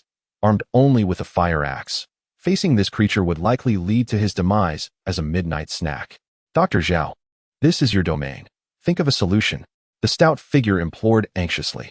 Yet, Dr. Zhao remained unerringly calm and posed them a question. Are you afraid of death? This question left both individuals momentarily stunned. Were they afraid of death? It seemed, not particularly. Chen Ge spoke softly, acknowledging that he was destined to die. Any extra day of life was a gift from the heavens. The chubby boy remained silent, lost in thought. Dr. Zhao retrieved a slingshot from his pocket, which appeared to be of rather poor quality, likely a common toy found in the market. When that creature bursts in, you all must find a way to escape. I will hold it off, Dr. Zhao stated coldly. Although I have managed to survive in this hospital until now, I am the one who truly deserves to perish. Chen Ge perceived that Dr. Zhao had a story to tell. After all, which ordinary doctor would linger in a morgue? Wait, don't rush to death just yet. I believe I have a solution. Chen Ge exclaimed suddenly, an idea flashing in his mind. Chapter 40. The head. Perhaps I do have a way, Chen Ge declared, hastily rummaging through his backpack until he produced the skin of a man-eating shark. He had previously fashioned it into a cloak, never anticipating it would be of use so soon. Once I don this, I will be able to swim underground and see what lies beyond. Of course, this action carried its own dangers with countless variables at play. Yet, they had no other options. Once the monster breached their sanctuary, they would be left to await their fate. The chubby boy exchanged a knowing glance with Chen Ge, though they had only met 2 days prior. Chen Ge's willingness to risk his life for the boy had forged a bond of brotherhood. You must be cautious, the chubby boy cautioned. At that moment, Chen Ge donned the shark cloak, which instantly seemed to come alive, adhering tightly to his skin. He felt his legs weaken as the once solid ground transformed into a liquid state beneath him. Even the perpetually composed Dr. Zhao was taken aback by this spectacle. This defies the laws of science, he exclaimed in astonishment. Science has become irrelevant in this world, retorted the chubby boy, brandishing a kitchen knife and fixating on the door. Regardless, he was a man of over 100 pounds. Should the creature invade, he would fight to the death. The so-called science was merely a set of rules derived from human understanding, but now that understanding had dissolved, could they still trust the patterns established by it? As Chen Ge submerged, he marveled at the inexplicable ability of the shark to swim through the earth. The sensation was utterly enchanting. Enveloped in the shark cloak, he not only swam beneath the surface, but also possessed a limited visual capability, able to discern objects within 5 meters. However, upon looking up, he realized he could not see anything above ground. The shark relied on vibrations to locate its prey. Confident in his swimming abilities, Chen Ge was certain that even if he were to drown a fry, he could not be drowned himself. His weapon was a kitchen knife, which would be cumbersome underwater. Swinging a fire axe was out of the question, so he opted for the knife to defend himself. The chubby boy had taken several knives from the supermarket, and it seemed they would all come in handy now. As Chen Ge gradually ascended, he estimated he had reached the surface and cautiously poked half of his head out. He found himself in the dimly lit corridor outside the morgue, where not a single ray of light pierced the oppressive darkness. In this somber atmosphere, he could faintly sense something relentlessly battering the door, though its true form remained obscured from view. Regrettably, the alcohol he had brought from the school had run out. Otherwise, crafting a torch would have provided him with a sense of security. Wait a moment, alcohol. This is a hospital. There must be medical alcohol here. How had he not thought of this sooner? However, the immediate priority was to alleviate the urgent predicament faced by Dr. Zhao and the chubby boy. With a determined resolve, Chen Ge retrieved his lighter and flicked it open, igniting a small flame. Even this flicker, appearing suddenly in the darkness, was blindingly bright. Yet, it was this very flame that illuminated the horrifying entity that was battering against the door. Throughout his journey, Chen Ge had encountered numerous bizarre creatures, but nothing compared to this grotesque sight. Even the flesh maggot paled in comparison. What he beheld were countless severed heads, inexplicably amalgamated by an unknown force, forming a massive sphere of human visages. Each head bore a different expression, many of them mutilated, some lacked eyes, others had no lips, and a few were even protruding half a tongue, their tangled hair intertwining grotesquely. Moreover, these heads whispered to one another. The words indistinguishable, but their ghostly murmurs sent shivers down his spine. At that moment, these severed heads continued to collide against the heavy door. A number of them reduced to a pulp, brain matter splattered across the floor, yet they seemed oblivious to pain, relentlessly continuing their assault. The sudden flare of light drew their attention, and every head turned to fixate on Chen Ge with an intensity that was chilling. No matter how courageous he might be, facing dozens, if not hundreds, of severed heads was an unnerving experience. Pardon my intrusion, I must take my leave, Chen Ge thought, immediately submerging himself. In unison, the heads began to murmur, "We found you. We found you. We found you." Ha ha ha. The shrill cacophony made his scalp tingle with dread. He was uncertain whether these heads were truly dead or somehow alive. If they were dead, how could they still speak? If alive, where were their bodies? Suddenly, the mass of severed heads surged toward him like a cannonball, and Chen Ge could not fathom the mechanism propelling them. How could they move without limbs? With a resounding crash, the sphere of heads struck the ground, shattering the tiles beneath them. Fortunately, Chen Ge had submerged in time, able to hold his breath for at least 3 or 4 minutes. Now, all the attention of the head sphere was directed toward him. It would surely pursue him. With his shark cloak, he was assured of his safety. Every few meters, he would peek out to draw the attention of the head sphere, which emitted a bizarre, piercing wail from its multitude of mouths. Chen Ge discovered that the entire basement was merely a small section of the building. He effortlessly made his way to the area beneath the first-floor hall. During his previous visit to the hospital, Chen Ge had taken note of its layout, recognizing that the first floor housed the pharmacy, which should contain a plethora of medicinal supplies. Typically, alcohol would be found there. Utilizing his unique ability to swim through the underground waters, Chen Ge swiftly arrived at the pharmacy, quickly locating 75-degree medical alcohol. Let the fierce flames purify everything. I refuse to believe you can withstand fire like a creature of water, he declared, surfacing to confirm that the headless figure had not followed. Chen Ge promptly crafted a torch. Amidst the clutter of the doctor's tools, he found a wooden table and exerted considerable effort to break a few table legs. Wrapping them with cloth soaked in alcohol, he ignited them, and flames erupted brilliantly. Now, who dares to provoke me? Chen Ge laughed heartily, tearing off his shark cloak to preserve it as he grasped the torch, ready to return and rescue Dr. Zhao and the chubby fellow. However, as he turned around, his laughter caught in his throat. He was taken aback to see the corridor outside filled with a dense throng of figures, those he recognized as the corpses he had seen during the day. More disturbingly, none of them had heads. Chapter 41. Madness. At this point, Chen Ge faced such a scene with remarkable calmness. The bizarre occurrences he had witnessed throughout the night had rendered him unfazed by headless corpses. Moreover, he noticed that these figures merely stood still, neither approaching nor wandering aimlessly. Logically, without heads, they should possess neither sight nor hearing. So, are you merely here to frighten me? Hey, you standing there. If you can only scare people, just nod your head, Chen Ge called out to the corpses. With no heads, they of course lacked auditory and visual faculties. Chen Ge waved his torch before them, confirming their utter lack of response. After 2 days of grappling with these monsters, he finally encountered something that adhered to the laws of physics. Since that's the case, I'll let you all be. No need to disturb your eerie gathering, he thought, dismissing his lingering fear as he recognized these frightening entities as mere empty shells, impressive in appearance yet devoid of substance. Excuse me, pardon me. Chen Ge carefully maneuvered around the corpses, ultimately succeeding in squeezing through their ranks. The headless figure must have been drawn away. He did not believe that those severed heads could still engage in tactical maneuvers. Let me demonstrate the art of diversion, he mused. Chen Ge also realized that the entities in this hospital relied more on psychological intimidation than physical prowess. In other words, aside from scaring people, they possessed little else in the way of capabilities. Suddenly, a troubling thought struck him. If the monsters in this hospital could only frighten, how had these individuals lost their heads? No, he recalled that when he first arrived at dusk, the corpses had appeared entirely intact. This indicated that the heads had indeed been severed not long ago. Chen Ge cautiously approached, using a torch to inspect the wounds on the corpses. He discovered that the injuries were exceedingly irregular. These heads did not appear to have been severed, but rather seemed to have been forcefully wrenched away by some unknown entity. This place, fraught with peril, required him to endure until dawn and then depart post-haste. As for why he did not leave the hospital immediately, Chen Ge had at least gained some understanding of the monstrosities within, yet he remained utterly oblivious to what lurked outside its walls.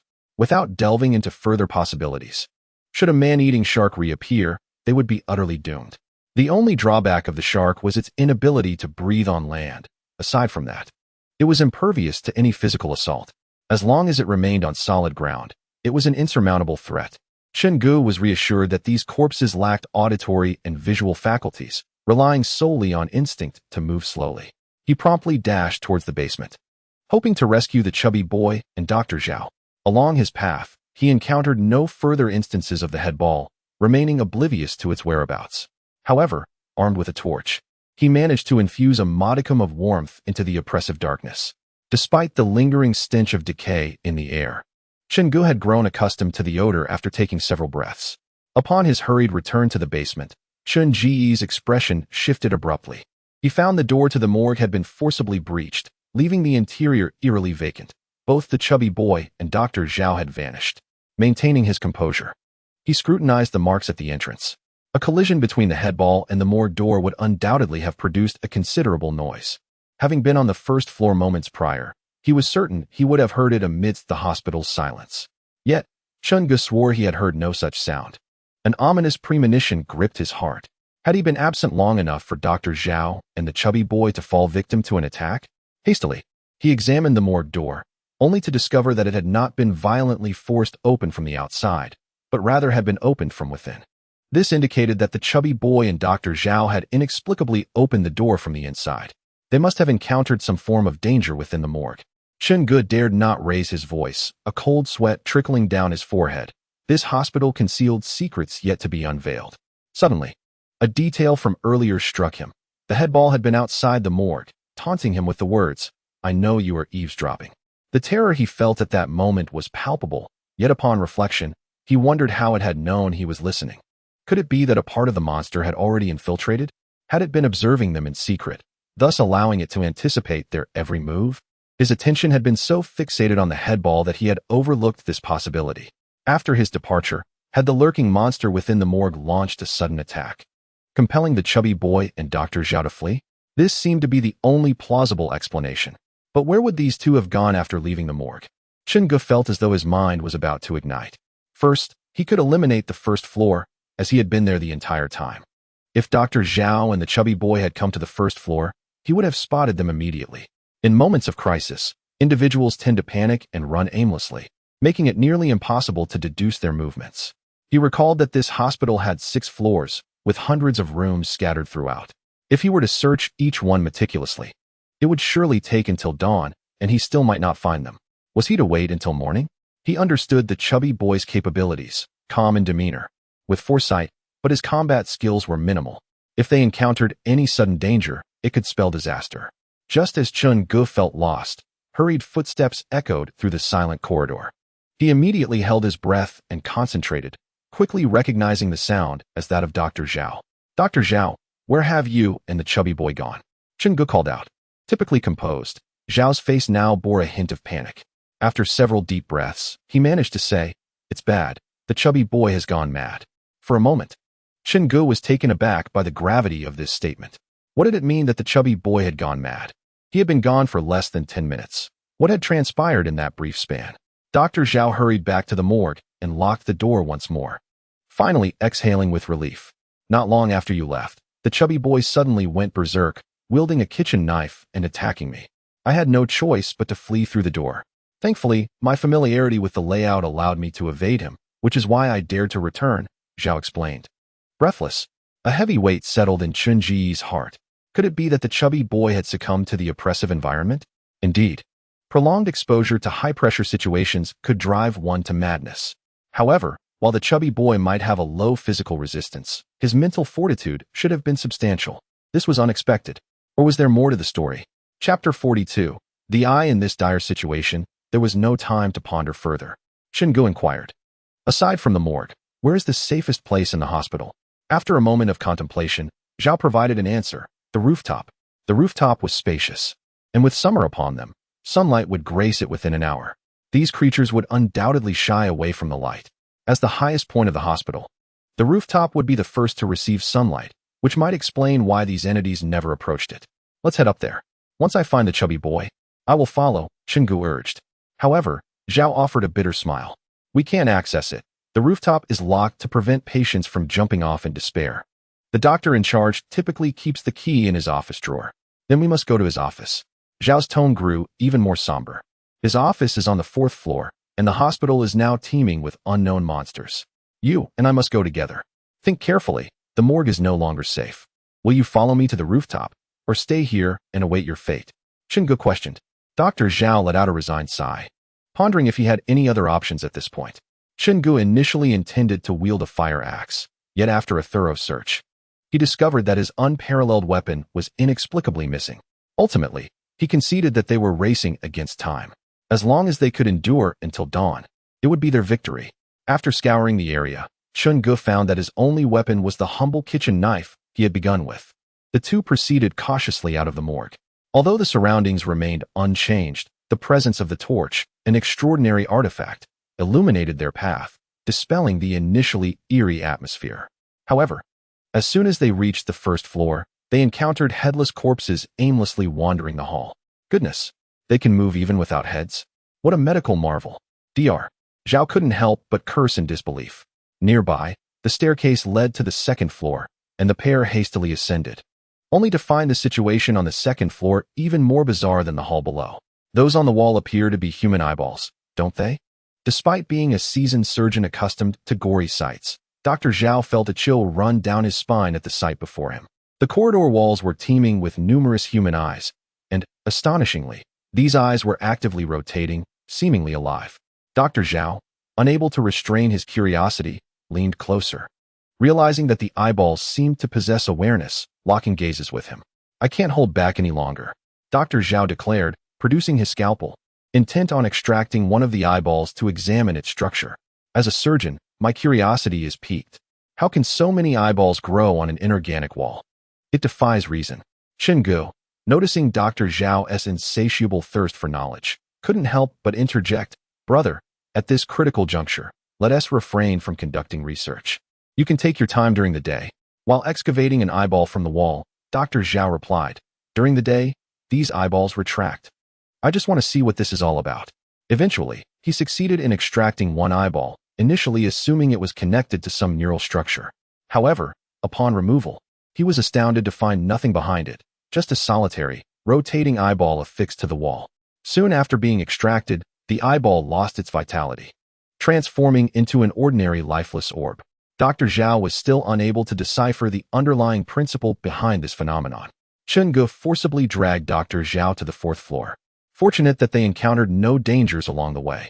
They were left wondering where the headless bodies had vanished to. Dr. Zhao quickly located the director's office, only to discover that the door was locked upon his attempt to open it. This is it, we're done for, he remarked bitterly, yet soon found solace in the fact that he had long been resigned to his fate. Chen Ge took a step back and kicked the office door open with a mighty crash, startling Dr. Zhao. Stop dawdling, it's just a door, Chen Ge proclaimed, striding into the office, which was surprisingly quiet and devoid of anything notable. Dr. Zhao rummaged through the drawers and retrieved a set of keys. Let us go. Chen Ge remarked that his fate rested entirely upon the accuracy of Dr. Zhao's conjectures. Yet, as the two had just departed from the director's office, A harsh metallic scraping sound echoed from the depths of the dimly lit corridor. In the shadows, a figure approached, dragging an axe. Seemingly drawn by the earlier sound of the door being kicked open, Dr. Zhao assessed the situation and recognized that their adversary's combat capability was no greater than a 5. Remaining here would only serve to complicate matters. You head upstairs. I shall handle this, Chen Ge stated coolly, eyeing the advancing figure. Dr. Zhao quickly ascended the staircase, making his way to the rooftop, but upon Chen Ge's closer inspection of the silhouette, he gasped in shock, for it was none other than the chubby boy. At that moment, the boy's eyes were entirely black, swaying unsteadily, wielding a fire axe, and it was evident that he was not in a normal state. Fatty, do you remember me? Chen Ge inquired softly. The axe scraped against the floor with a piercing sound, as if he had completely lost awareness, inching closer. It was clear he likely did not remember. Chen Ge quietly mused, and just then, the chubby boy swung the fire axe towards him. Without hesitation, Chen Ge delivered a powerful punch to the boy's face, rendering him motionless on the ground, unable to even utter a cry. Though it appeared that the boy was under some form of control, the entity manipulating him had underestimated him, as he was no formidable foe. Unsure if there would be a way to restore him, Chen Ge truly did not wish to abandon a friend who had accompanied him through thick and thin. He recalled a childhood incident in the countryside where a woman experienced hysteria and was slapped with a shoe sole, purportedly to ward off evil spirits, the truth of which was uncertain. Nevertheless, he felt he had no choice but to try anything, seizing the boy's shoes. The odor emanating from them was reminiscent of a biological weapon. It surpassed even the stench of decaying bodies in the first-floor hall. Fatty, if you do not wake up, I shall strike you, Chen Ge exclaimed, raising the foul-smelling shoe. Seeing that the chubby boy remained unresponsive, he braced himself to deliver a slap. Suddenly, two peculiar entities emerged from the boy's eyes. Upon closer inspection, they were two black eyeballs. Chapter 43, Fingers. Why were two black eyeballs extruding from the chubby boy's eyes? What on earth was the principle behind this? At this moment, the underlying principle was of little consequence. Chen Ge deduced the sequence of events and inferred what had transpired. Connecting it to the previous incident on the second floor involving the eyeballs, it was likely that these black orbs had originated in the morgue, and these creatures were interconnected, capable of sensing one another, which explained how the headball could accurately claim to be eavesdropping. After he departed, these black eyeballs had directly attacked the chubby boy, seizing control of his nervous system and driving him into a frenzied state. Thus, if he could simply smash these eyeballs, the control would be lifted. Chen Ge picked up the fire axe that had fallen to the ground, preparing to strike at the two eyeballs. Though the eyes could not articulate their thoughts, they sensed danger and once again retreated into the pudgy boy's body. Chen Ge, wielding an axe, halted its descent, restraining his force. This peculiar entity is rather enigmatic, he mused. To prevent the boy from spiraling into madness and causing harm, Chen Ge procured numerous bandages from an adjacent hospital room, wrapping him like a mummy. This should render him harmless. Upon reflection, it appeared that all the bizarre occurrences within the hospital were inexplicably linked to human tissue. Initially, there was the sinister black intestine, which had concealed itself within a corpse. Lu Wanru, having lost her entire family in a single day, succumbed to despair and hanged herself in the basement. The black intestine seized the opportunity to control her corpse, conjuring a myriad of terrifying atmospheres. Chen Ge considered himself quite audacious, yet even he was nearly paralyzed with fear. Following that, there was the disembodied head, then the headless torso, and now a pair of human eyes had emerged. When pieced together, did they not resemble a dismembered corpse? What force governed these entities? If the scientific principles of Earth still held true, the brain must be in control of these body parts. Could it be that the mastermind behind this was lurking in the shadows, silently observing? What could their intentions be? Perhaps they were intent on perpetually creating corpses? Chen Ge was not particularly versed in psychology, and even the greatest psychologists could not discern the thoughts of a corpse. He could only speculate based on the scant evidence at hand. If only the pudgy boy were conscious. He excelled in such matters. Chen Ge reached out to check for the boy's breath, confirming he was merely unconscious. If he could extract those black eyes, perhaps normalcy could be restored. Surely, it was the surgeon, Dr. Zhao, capable of such a feat with determination. Chen Ge carried the pudgy boy up to the 6th floor. However, at the stairway between the 4th and 5th floors, a familiar figure obstructed his path. Ah, you're here too. Chen Ge greeted Lu Wanru's corpse with unexpected warmth. He felt no fear towards her. She was even weaker than the pudgy boy, and he had unveiled the monster's true form, a mere black intestine, rendering him fearless. If you dare approach, I could demonstrate a tutorial on crafting intestines right here. Lu Wanru, clad in white, suddenly turned and fled down the corridor on the 5th floor. Chen Ge was taken aback, bewildered by her flight. It seemed this creature possessed a memory, recognizing it could not overpower him and opting to retreat. Yet, before he could revel in his momentary triumph, Lu Wanru returned, leading a throng of headless corpses. Damn it, she wasn't fleeing. She was rallying reinforcements. The odds had turned against him, and no matter how valiant Chen Ge might be, he could not confront so many monsters simultaneously. He bolted towards the 6th floor. At that moment, the 5th floor corridor was congested with headless corpses, and given the hour, it was as though he were cast in a horror film without the need for makeup. The upper floors were filled with the dead, leaving him with no choice but to flee downward. Chen Ge carried the chubby boy as they sprinted to the 3rd floor. Strangely, the corpses stood eerily at the staircase leading to the 4th floor, facing Chen Ge without either pursuing or retreating, creating a profoundly unsettling atmosphere. Just as Chen Ge was grappling with the oddity of the situation, the chubby boy suddenly erupted into a violent coughing fit and, in a haze, murmured, "Did I fall asleep? It hurts. It feels like someone struck me while I was dreaming." Upon hearing this, Chen Ge was overjoyed that the chubby boy had regained consciousness. "You finally awakened. Quickly, think of a way to resolve our predicament," Chen Ge urged. The chubby boy, still clueless about the circumstances, listened as Chen Ge succinctly recounted the events. The expression on the chubby boy's face grew increasingly grave. "So, are you all right now? If so, get off me. You're as heavy as a boulder," Chen Ge quipped. The chubby boy reached up to touch his eyes, incredulous that he still possessed a pair of black pupils within him. "If what you say is true, I believe I have an inkling of what has transpired," he said calmly. "You should check the 1st floor. We likely won't be able to escape now, as those corpses will surely block the way." Without hesitation, Chen Ge dashed downstairs. Indeed, the 1st floor hall was densely populated with headless corpses, and to his astonishment, a severed head was also present. While it wouldn't be difficult for Chen Ge to escape on his own using the shark cloak, doing so posed 2 significant drawbacks. First, Dr. Zhao and the chubby boy would be left behind to await their demise, with their survival until dawn in question. Second, Chen Ge had no knowledge of what awaited him outside, where potentially more terrifying entities might be lurking. Now, allow me to express my understanding. The genesis of this ordeal appears to stem from a dismembered corpse, whose flesh can exert control over other bodies, be they headless or otherwise, including Lu Wanru. The chubby boy unwrapped the bandages from his body, taking the torch, to confirm my hypothesis. It would be best to capture a headless corpse and dissect it to see if there are any flesh fragments inside. Chen Ge regarded the chubby boy warily. "Then why haven't you been controlled?" "Perhaps it's because I'm still alive," the chubby boy replied. Chen Ge fashioned the bandages into a lasso and, seizing the opportunity while the severed head rolled away, ensnared a headless corpse and dragged it from the 1st floor to the 2nd. Holding the torch, the chubby boy quietly murmured, "Brother, forgive me," before Chen Ge swung his axe, cleaving into the corpse. After only a few strikes, a dark mass suddenly emerged from within the headless body. The flickering light of the torch revealed it to be a pitch-black finger. "Huh, I was right," the chubby boy sneered. Chapter 44.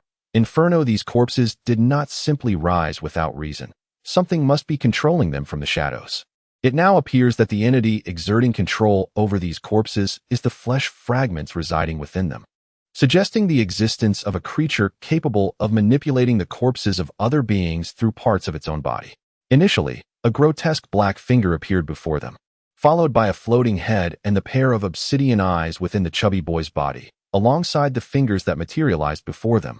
These entities undoubtedly hailed from some monstrous being. "Burn it," urged the chubby boy, harboring disbelief that these creatures would not fear fire. Without hesitation, Chen Ge seized a torch to incinerate the sinister black finger. But to his surprise, upon sensing the encroaching heat, the finger writhed away in evasion. Simultaneously, the headless corpses began advancing towards Chen Ge. Although they appeared terrifying, their combat prowess was rather feeble. In a one-on-one confrontation, even the chubby boy would likely surpass them. While Chen Ge and the chubby boy were momentarily distracted, the black finger stealthily infiltrated the corpse, manipulating it to rise. Like a seasoned general from ancient battlefields, Chen Ge wielded his extraordinary fire axe with fervor. Despite the monsters exerting control over these cadavers, they were ultimately mere flesh and bone, reduced to a bloody mess under his relentless strikes. Yet, these corpses, being already deceased, were impervious to pain and fearless of death. No matter how fiercely Chen Ge attacked, the corpses continued their relentless advance, forcing both him and the chubby boy to retreat. "What do we do now?" Chen Ge shouted. The chubby boy's expression darkened, a throbbing ache manifesting in his head as he instinctively rubbed his temples. "The entity controlling these grotesque bodies must be the brain," he exclaimed. "I know that, but the pressing issue is how to locate this brain. And stop standing there dazed. Come help," Chen Ge retorted. The corpses may have been slow and weak, yet their sheer numbers were overwhelming, at least several hundred.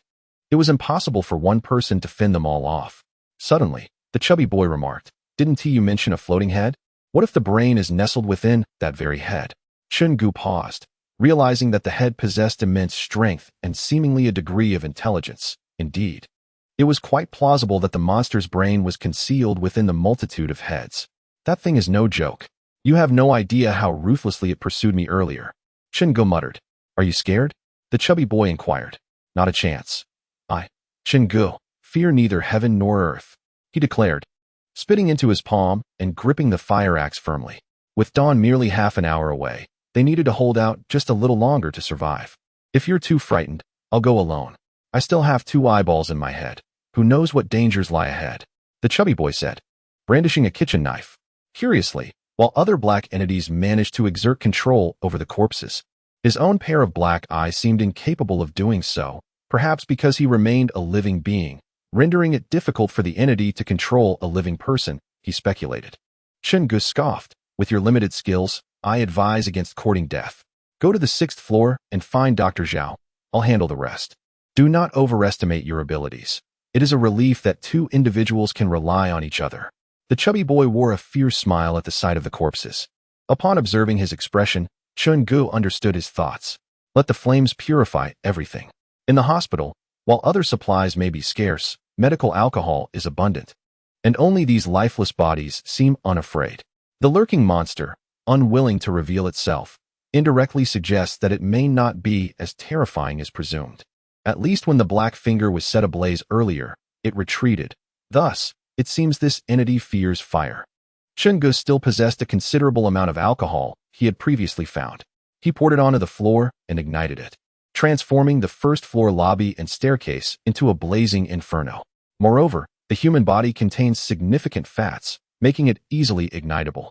The headless corpses that could not evade the flames were soon engulfed, and the air became thick with the aroma of roasting flesh. As word spread, hundreds of headless corpses flailed their arms in the fire. This scene could only be described as hellish. As the flames raged, the first headless corpse ceased its movements, and a writhing black mass emerged from its mouth.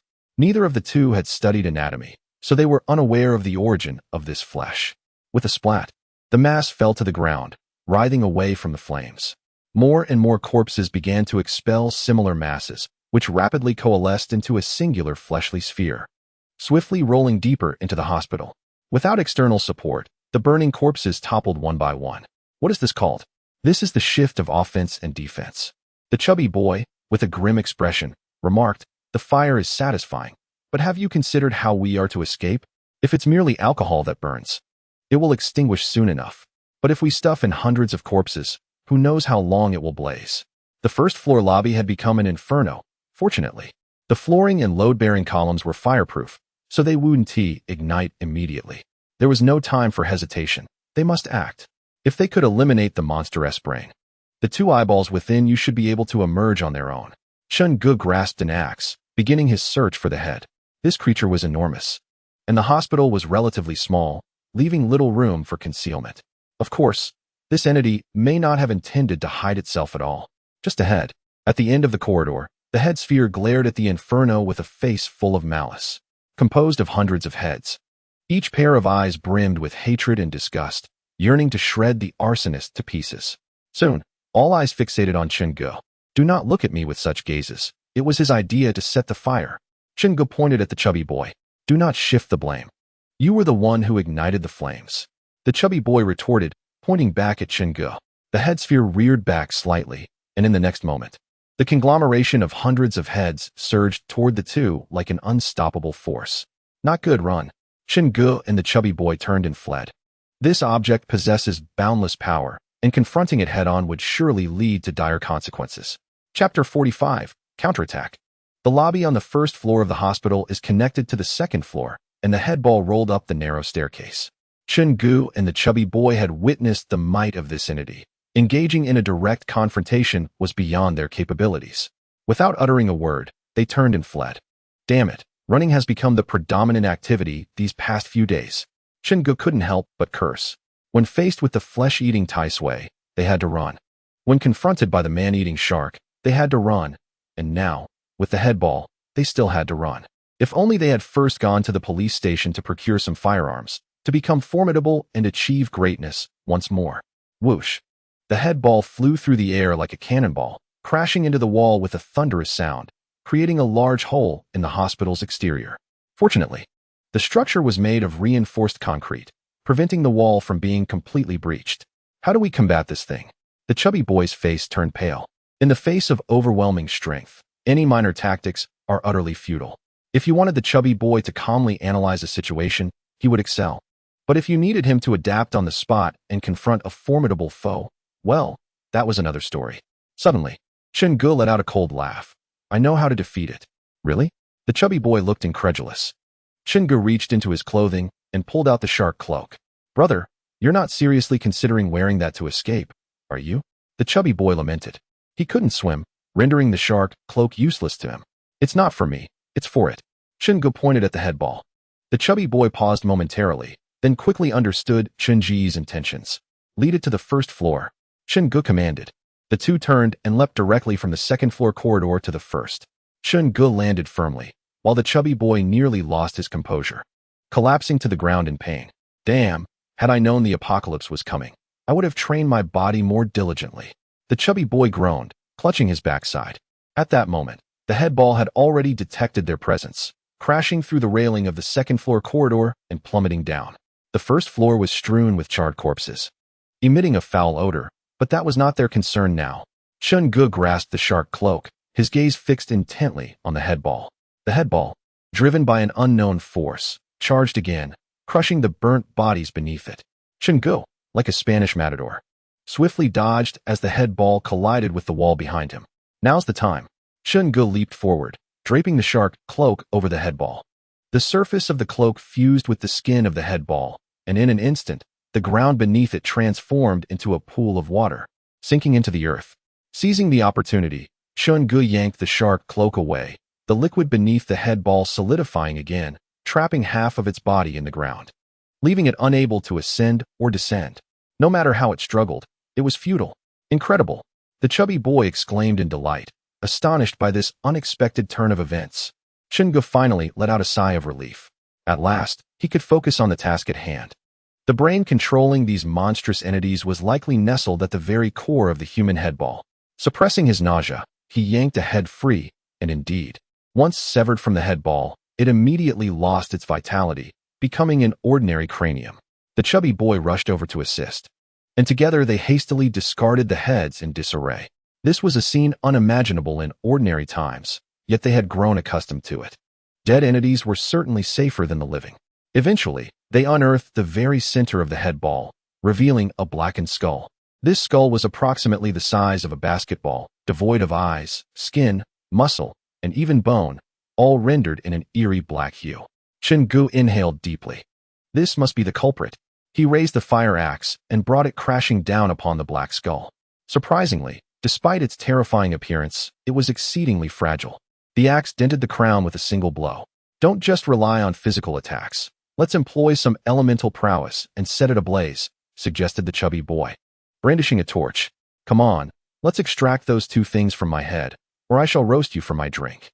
After enduring countless perils, the chubby boy had become increasingly audacious.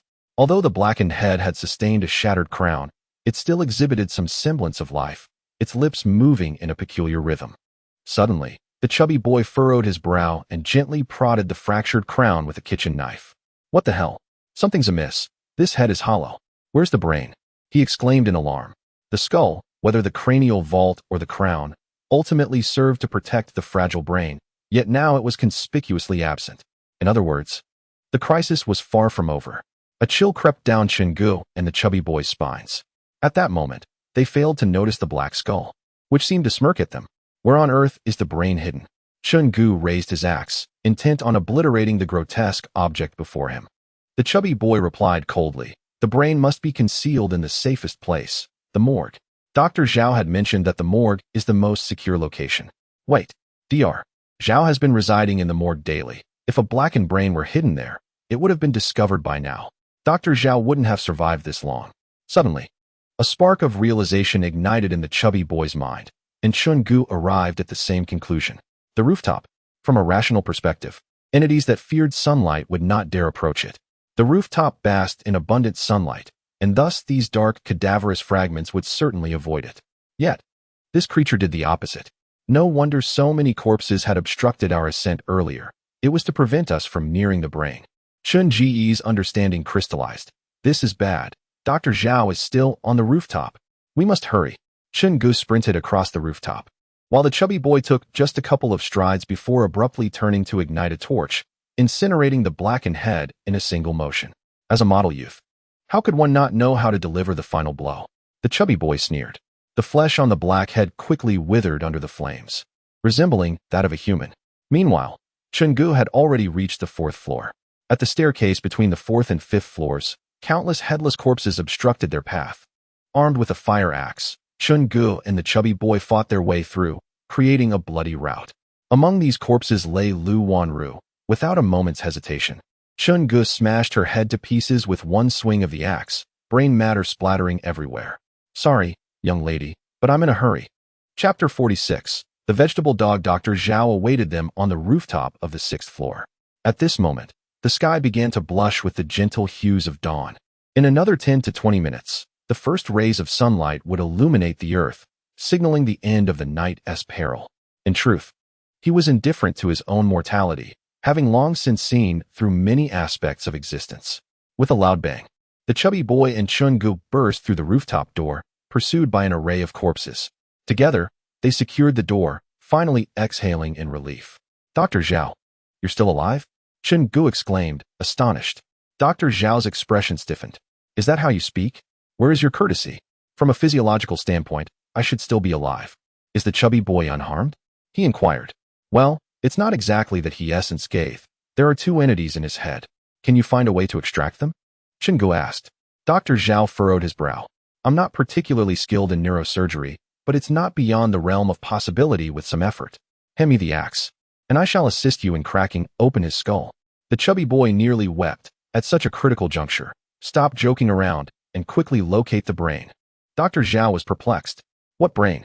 The rooftop is completely exposed. There's nowhere to hide anything. As Chen Ge surveyed the rooftop, his gaze landed on the water tank. Without hesitation, he seized the axe and cleaved it open. In light of such blatant vandalism, no one dared to reprimand him. Together, Chen Ge and the chubby boy pried open the tank's door, peering inside, their expressions shifting in unison. Their guess had proved correct. Within the tank floated a large, black brain, eerily suspended. Though not a doctor, Chen Ge could immediately discern that this was certainly not a human brain.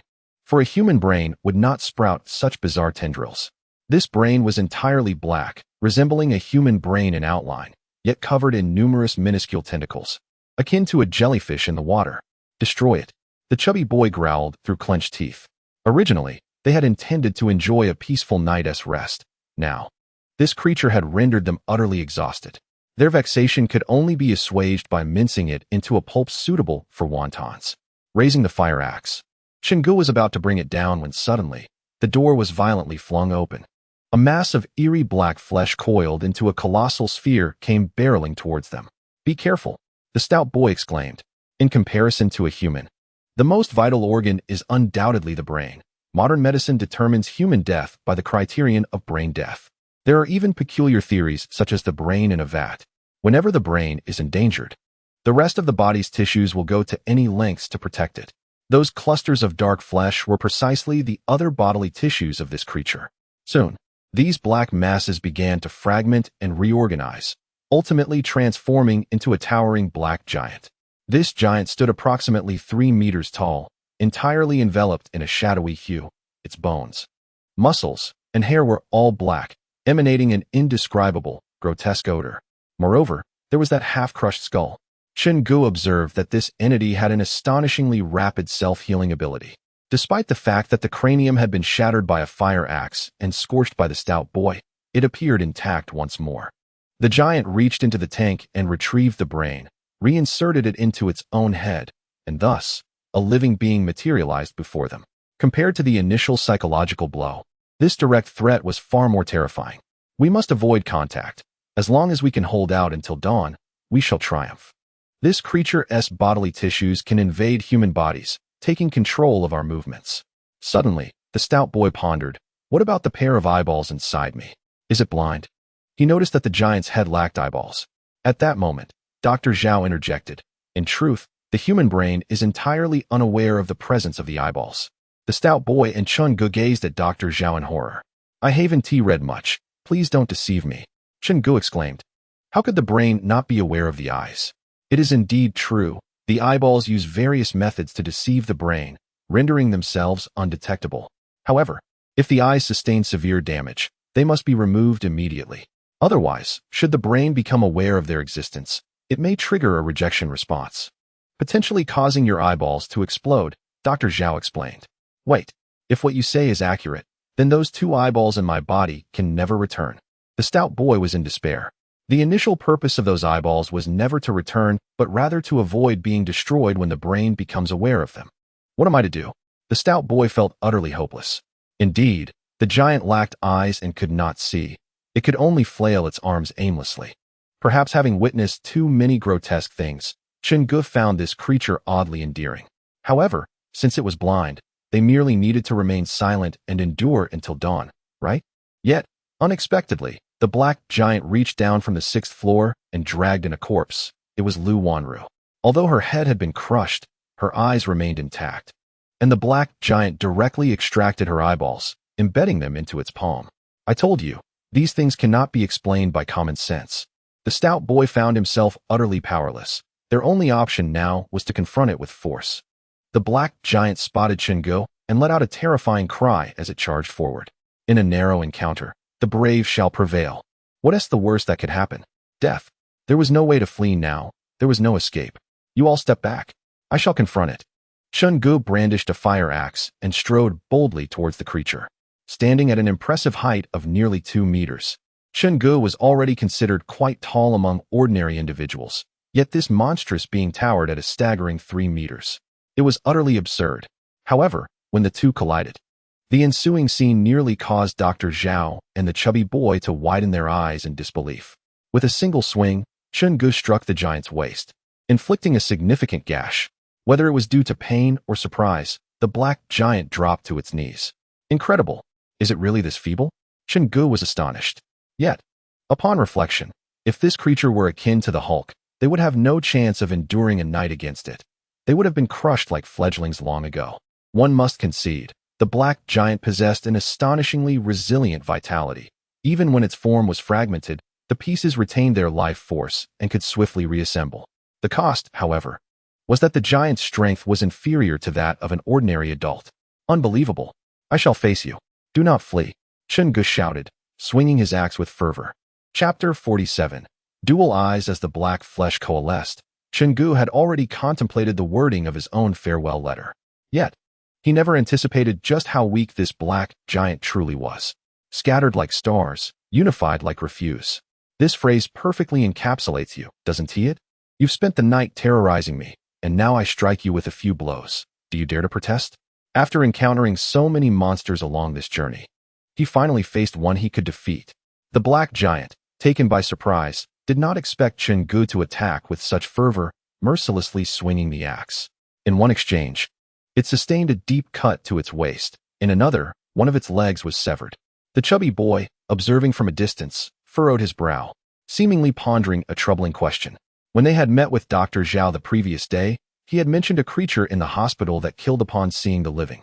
Yet, with the giant's capabilities, it was implausible for it to have slain so many in a single night. The black giant resembled a necromancer from an online novel, adept at controlling corpses for various tasks, but utterly powerless against the living. At most, it could only instill fear at a psychological level. This indicated that at least two distinct types of monsters had lingered in the hospital, one that killed, and another that toyed with corpses.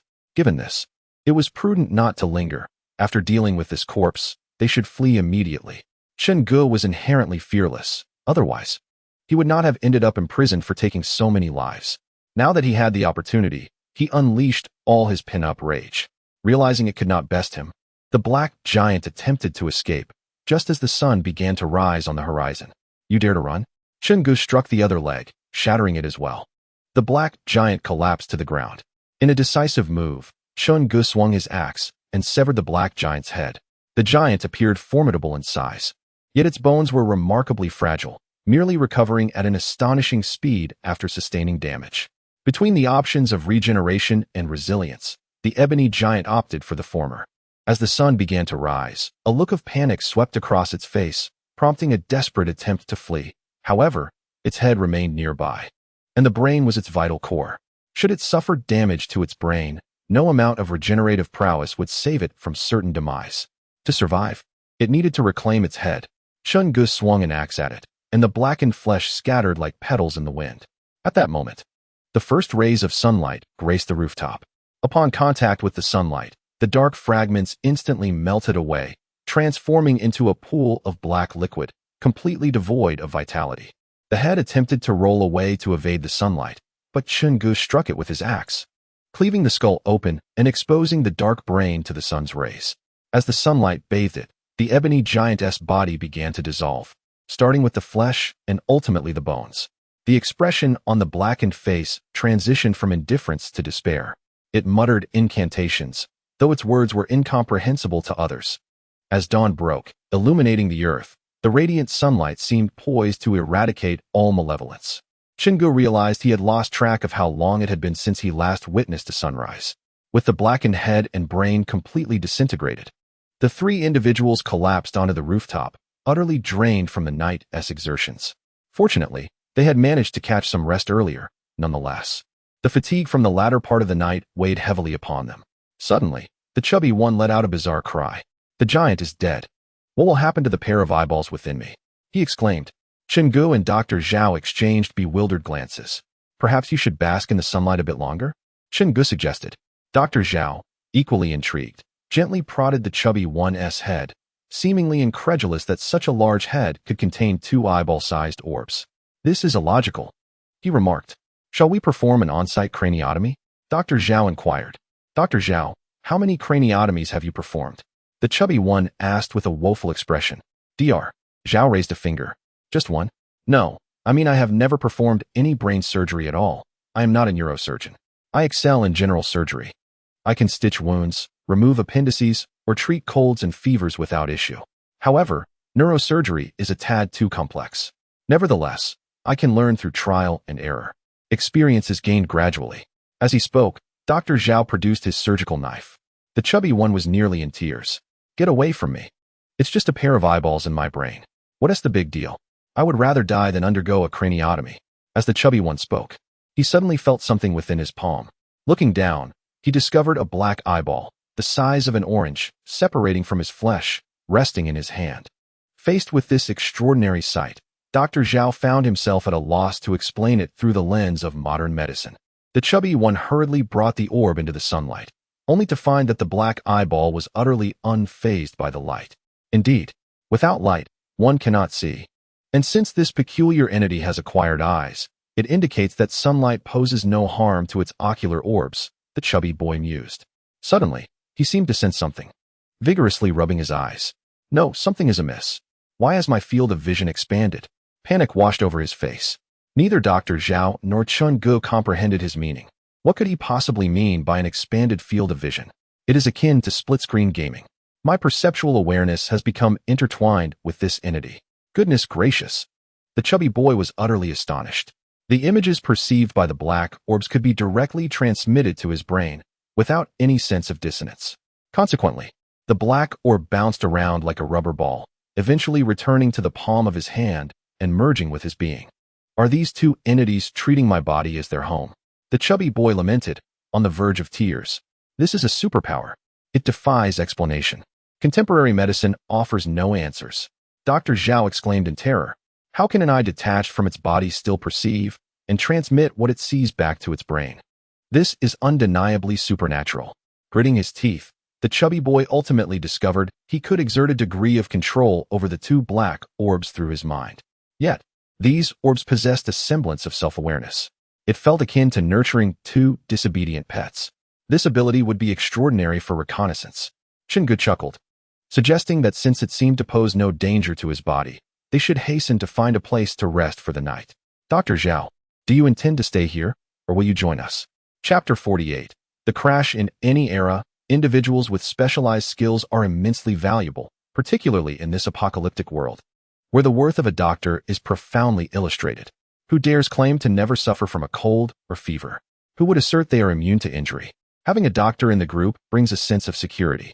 Lu Wanru ultimately succumbed to despair and took her own life. Otherwise, she could have survived for several more days given her physical condition. Chen Ge observed Dr. Zhao, who did not respond immediately, instead falling into a contemplative silence. Chen Ge could discern that Dr. Zhao undoubtedly harbored a story. However, everyone possesses secrets. If he chooses not to share, Chen Ge would not pry. At this moment, the chubby boy was engrossed in play with the two black orbs, seemingly posing no immediate threat to his body. As for the underlying principles, forget the principles. After considerable contemplation, Dr. Zhao finally nodded slowly. Very well, I shall accompany you. Remaining here ultimately leads to death, so it is better to venture outside and discover what has transpired. However, please wait for me a moment. I have a few matters to attend to. The trio returned to the basement together, where Chen Ge and his companions' backpacks remained, containing all the supplies they had gathered along their journey. The three shared a modest meal, replenishing some of their strength. After the earlier fright, Chen Ge felt his mind was still quite alert, yet now that safety had returned, fatigue began to overtake him. After 2 consecutive days of little to no sleep, even his resilient body could no longer endure. However, it is certainly unwise to sleep here. Who knows what ghastly entities might emerge? In contrast, the portly fellow seemed to possess a more buoyant spirit than myself. Perhaps it is due to his carefree nature.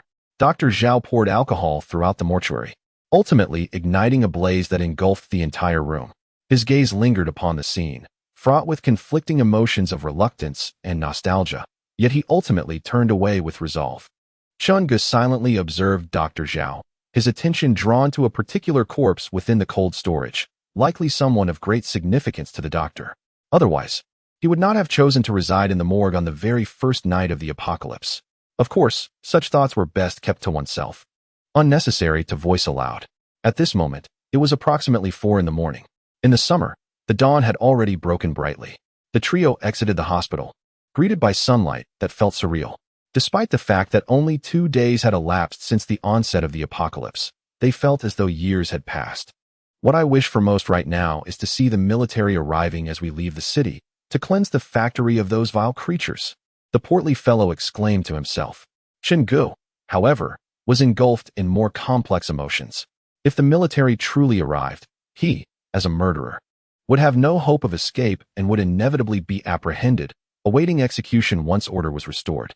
Dr. Zhao remained silent, carrying a medical kit filled with assorted medications, hoping they could endure until they encountered the large troop they sought. Thus, the three embarked on a new journey. The hospital was situated near the edge of the city. On foot, they could leave this cursed place in just over an hour. In stark contrast to the portly fellow's optimism, Chen Ge was haunted by the words spoken by the army. Regardless of the path chosen, only despair awaited them in the end. Although the apocalypse had only begun 2 days prior, the scenes of despair Chen Ge had witnessed were already numerous. After walking silently for over an hour, the portly fellow suddenly pointed ahead, exclaiming, "We're out. We've finally made it." Chen Ge looked up to see a vast expanse of green, filled with cultivated rice paddies. In other words, they had indeed left the confines of the city and should be distanced from danger.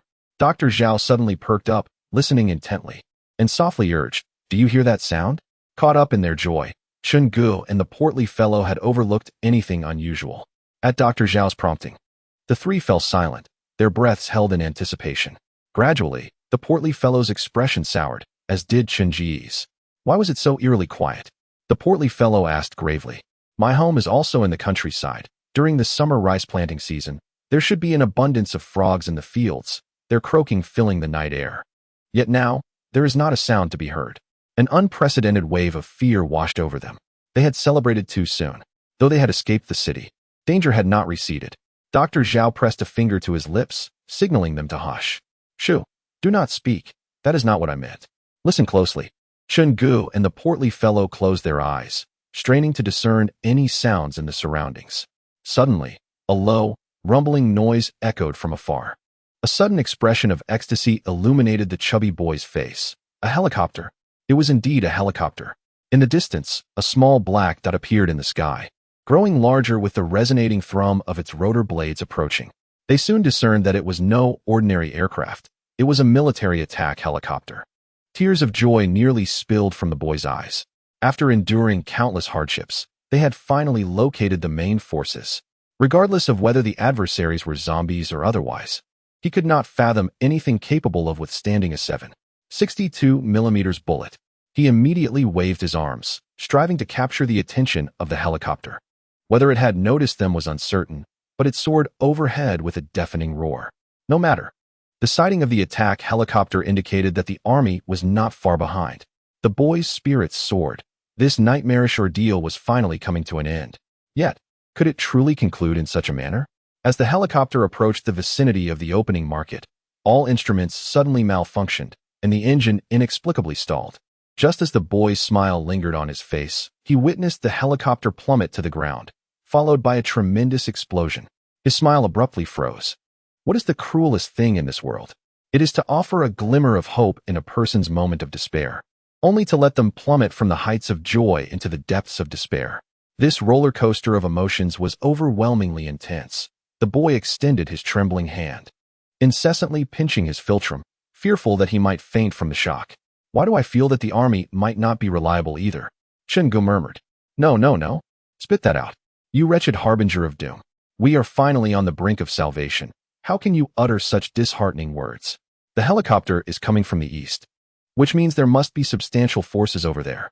If we keep heading east, we will surely be saved, the chubby boy insisted.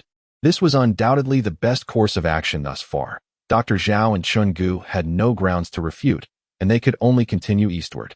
As for what obstacles they might encounter along the way, only the heavens could foretell. Come on, don't be disheartened, let us move, the chubby boy called out. Chapter 49. A meal. As Chen Ge prepared to leave, he lit 3 cigarettes on the ground. Captain Yang, you are a good man. You should not meet your end here. This cigarette is in your honor. Officer Su, though timid, you are also a decent person. What a damned world it is, where good men perish. This cigarette is for you. And to the pilot aboard the helicopter earlier. Given the circumstances, you most likely reported to Yama, the king of hell. Regardless, you served your country and people. This cigarette is for you as well. Finally, Chen Ge glanced at his cigarette pack, now containing only 4. These were the very ones he had cunningly acquired from the barber. Lele, it's not that uncle does not wish to save you. It's that uncle is utterly powerless. Alas, you didn't even have the chance to utter your last words. Once I escape this peril, I will surely send 2 bottles of Waha your way. And to Lu Wanru and your family, well, all I can say is that this is fate. We are even now. May you journey well. Chen Ge muttered a lengthy string of words, while the chubby boy and Dr. Zhao had already ventured quite far ahead. What are you doing back there? Hurry up and catch up, the chubby boy shouted. Chen Ge quickened his pace, but after 2 consecutive days of poor rest, feeling both hungry and exhausted, he felt dizzy and weak. In such a state, should he encounter an adversary, he would choose to lie down and await his fate.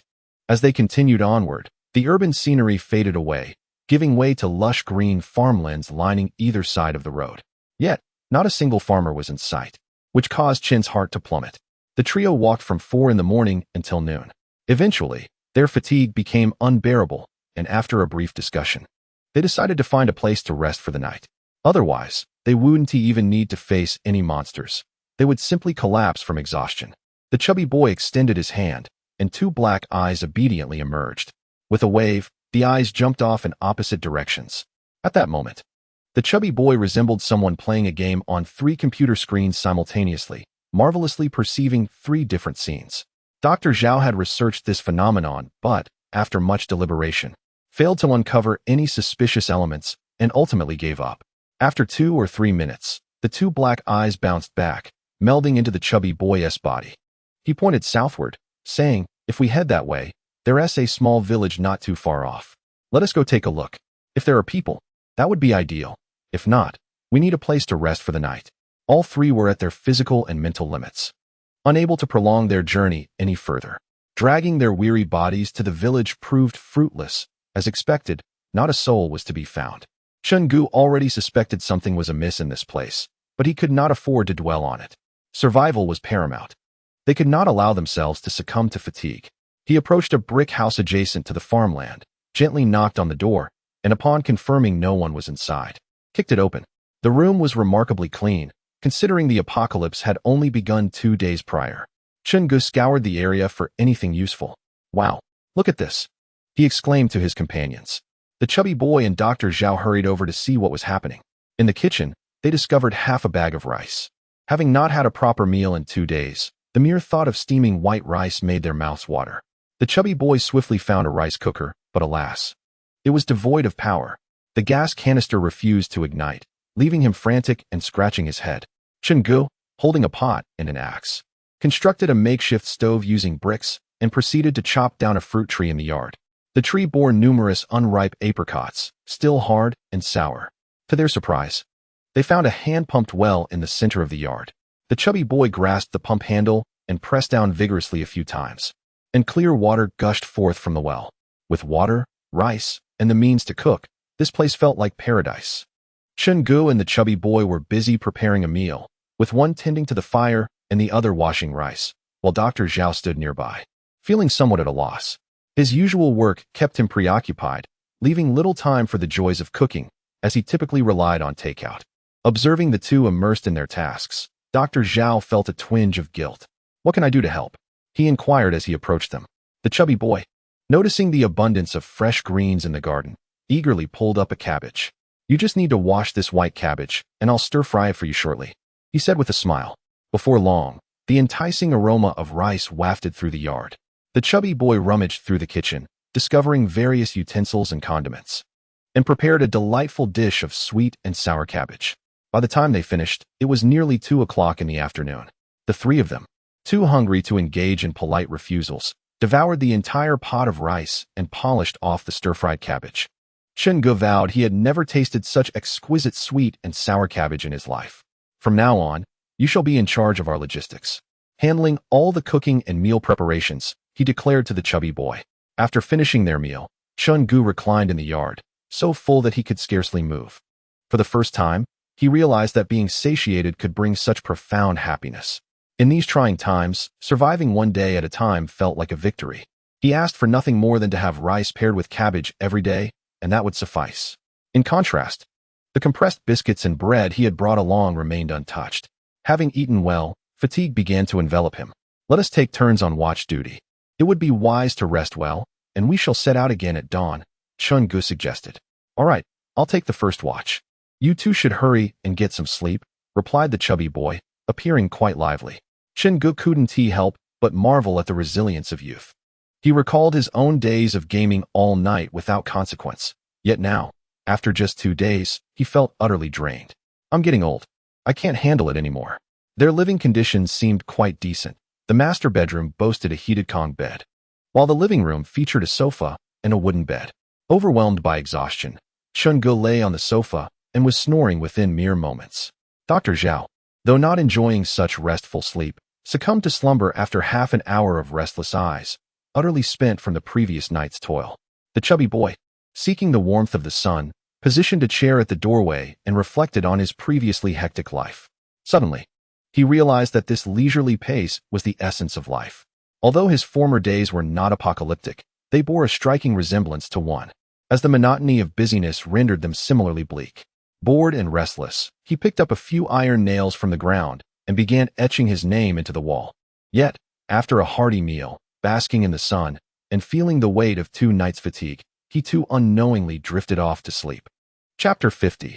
Handwriting. In a fleeting moment of daze, the chubby boy jolted awake. Was that a nightmare? Being chased by a horde of beautiful women? He muttered to himself.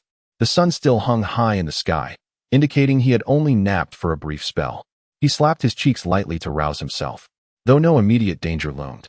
He understood the importance of vigilance. One could never know what perils might arise. He desired to rise and wash his face by the well, but as he stood, a sudden wave of soreness and pain coursed through his legs, the muscles in his thighs and calves feeling as if they were being pierced by needles. Ouch! What on earth is happening? Is it possible that my lack of exercise has caught up with me after walking so much these past 2 days? The chubby boy muttered to himself. With no other choice, he began to massage his legs while swaying unsteadily to his feet. The sensation akin to the numbing ache one experiences after squatting for too long. As he gently moved his body, he discovered that his arms were also beset by unbearable soreness, prompting him to quietly lament, "It seems I must start taking my physical fitness seriously." With a pronounced limp, he made his way to the well and splashed water on his face. Gazing into the reflection in the bucket, he was startled to find his complexion quite ghastly. His eyes bloodshot as if he had not slept for days on end. "I always said that one must not burn the midnight oil at my age. In my youth, I was notorious for playing all night long," he whispered to himself. Of course, the all night he referred to was in the context of gaming with his roommates. Losing 18 matches in a single night at the internet cafe. Grumble. His stomach grumbled, an overwhelming hunger striking his brain. He puzzled over how he could be hungry so soon after having just eaten. Reluctantly, he rummaged through his backpack for something to eat. However, upon opening it, he was taken aback. Previously, his backpack had been brimming with food and water, but now, it was noticeably diminished by more than half. His first thought was that Chen Ge or Dr. Zhao had not eaten enough and had raided his supplies while he slept. Stealthily, the chubby boy made his way into the room. Chen Ge was still sprawled on the sofa, deep in slumber with no signs of waking. But where was Dr. Zhao? He recalled that Dr. Zhao had been sleeping in the master bedroom. He tiptoed over, only to find the room empty. Bewildered, he wondered, where could he have gone? Had Dr. Zhao fallen ill and rushed to the restroom?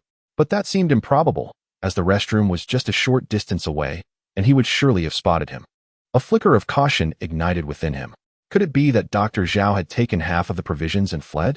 It was not entirely implausible, considering Dr. Zhao had only recently joined their group and often appeared troubled. While it was understandable to part ways, if he intended to leave with supplies, why would he only take half? Moreover, the items taken were all his favorites: canned luncheon meat, compressed biscuits, sausage bread, and the like. Oh well, one cannot impose their will upon others. Perhaps he had his own reasons. The situation had already unfolded, and dwelling on it would bear no fruit.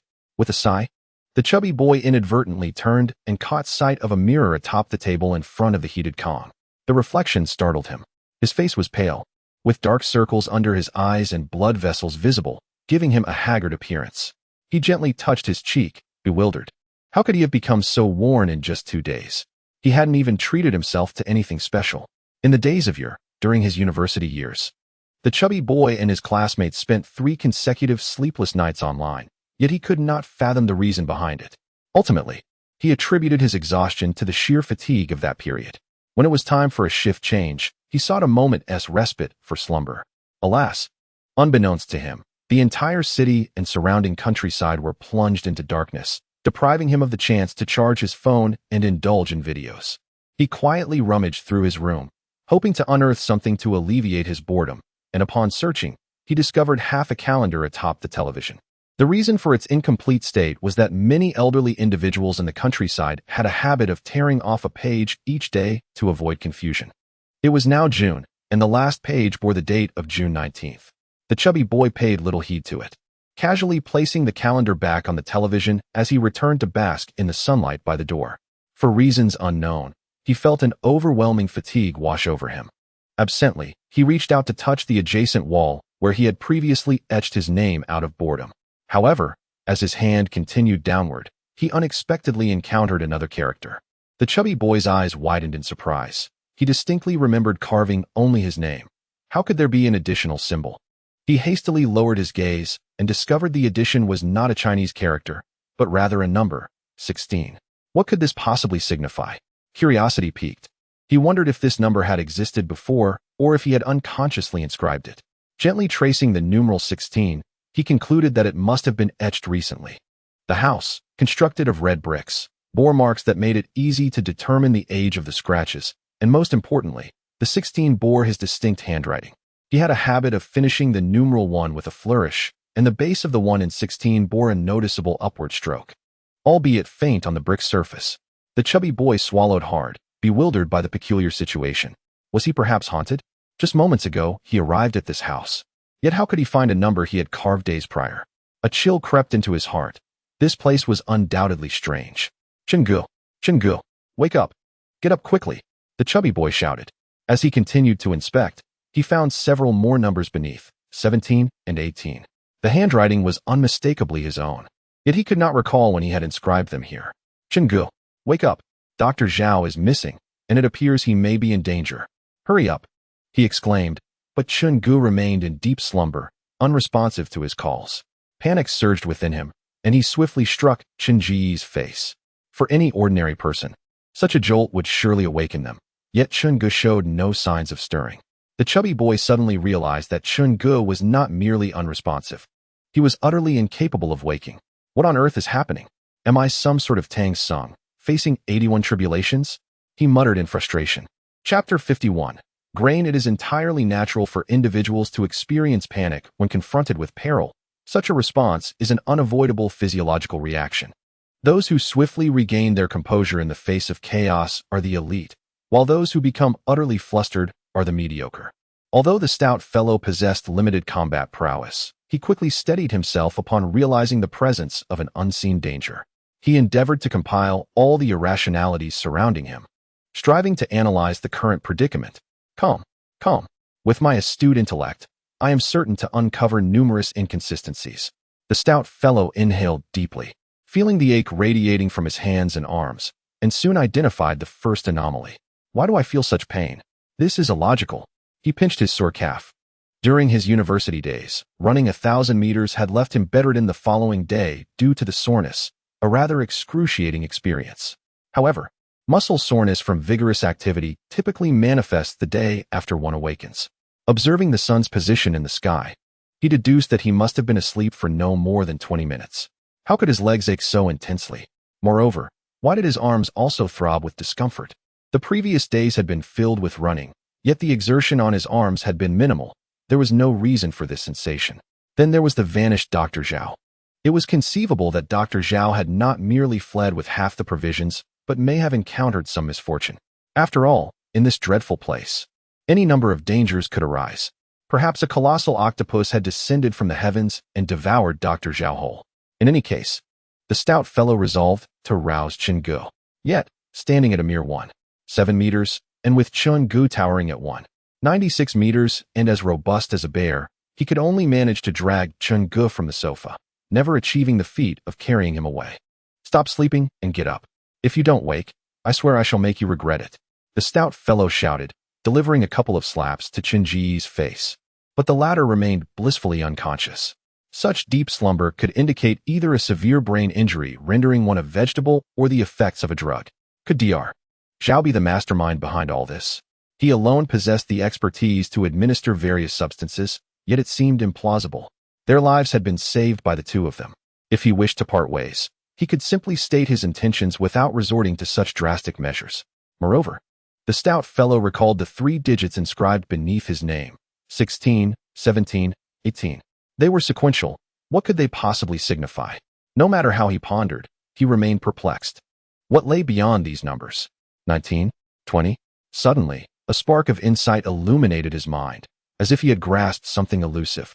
He was certain that these 3 numbers were etched in his own hand. If anyone in this world understood him best, it was undoubtedly himself. The pressing question was when he had inscribed these digits. Could it be that he suffered from somnambulism?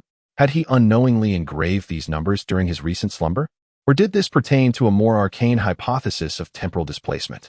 At what moment did one inscribe these 3 numbers, either from the past or the future, only to be confronted by them in the present? The chubby boy's intuition hinted that these figures were undoubtedly linked to some impending peril. 16. What could possibly be associated with 16? Could it be an abbreviation in English or pinyin? 16? SL? Solo? Is someone intending to challenge me to a solo alliance? Surely, I would not pin such mundane thoughts, would I? And what about 17? 18? The chubby boy found himself utterly perplexed. Following these three numbers was 19. He had just encountered this very number on the calendar in the room. Wait a moment. His expression suddenly morphed into one of sheer horror. He dashed into the bedroom, seized the calendar from the table, and fixed his gaze upon the figures inscribed upon it. June 19th. How could it possibly be June 19th? He swallowed hard. The memory vivid in his mind. The day of the apocalypse was June 14th. He had gone downstairs to get a haircut, only to find himself trapped in the barber shop, where he met Chen Ge, team leader Yang, and Su Wei. On June 15th, they encountered the flesh worm in the morning, a man-eating shark in the afternoon, and the black corpse at night. At 4 in the morning on June 16th, Chen Ge, himself, and Dr. Zhao departed from the hospital, journeying until noon, ultimately arriving at this village to prepare a meal. He had barely slept for 20 minutes, 30 at most. Logically, it should now be around 3 o'clock in the afternoon on June 16th. Yet, why did the calendar indicate today was June 19th? A full 3 days had seemingly vanished. Calm down. Perhaps the calendar is simply erroneous, the chubby boy muttered incessantly. However, he understood that this was nearly impossible.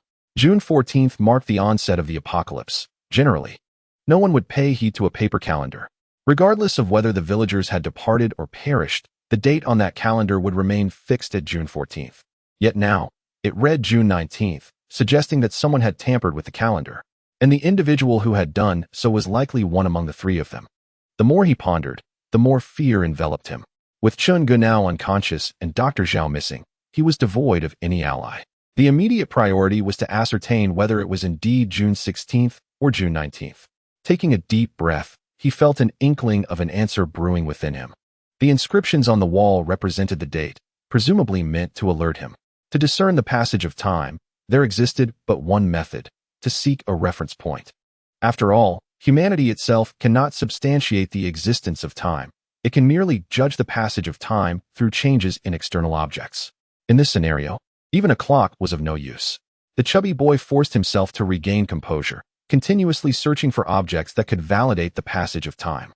In the room, the heated brick bed, the calendar, the television, none of these sufficed as proof. And what of Chen Ge? Even less so, for he was a murderer, devoid of a mobile phone.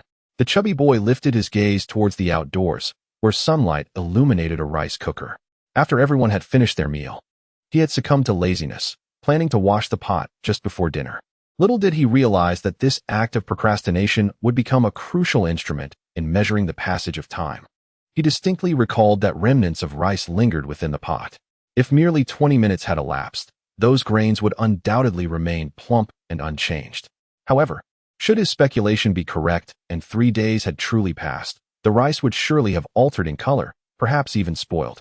Nervously approaching the rice cooker, he steeled himself and lifted the lid. Chapter 52. The Secret Code. Taking a deep breath, he seemed to summon great resolve as he flung open the lid. He observed that the remaining rice grains had dried out and hardened, their hue tinged with yellow.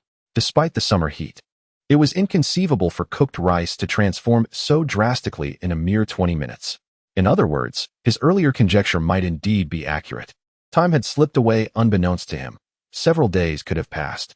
Yet, he retained no memory of it, and a wave of inexplicable dread washed over him.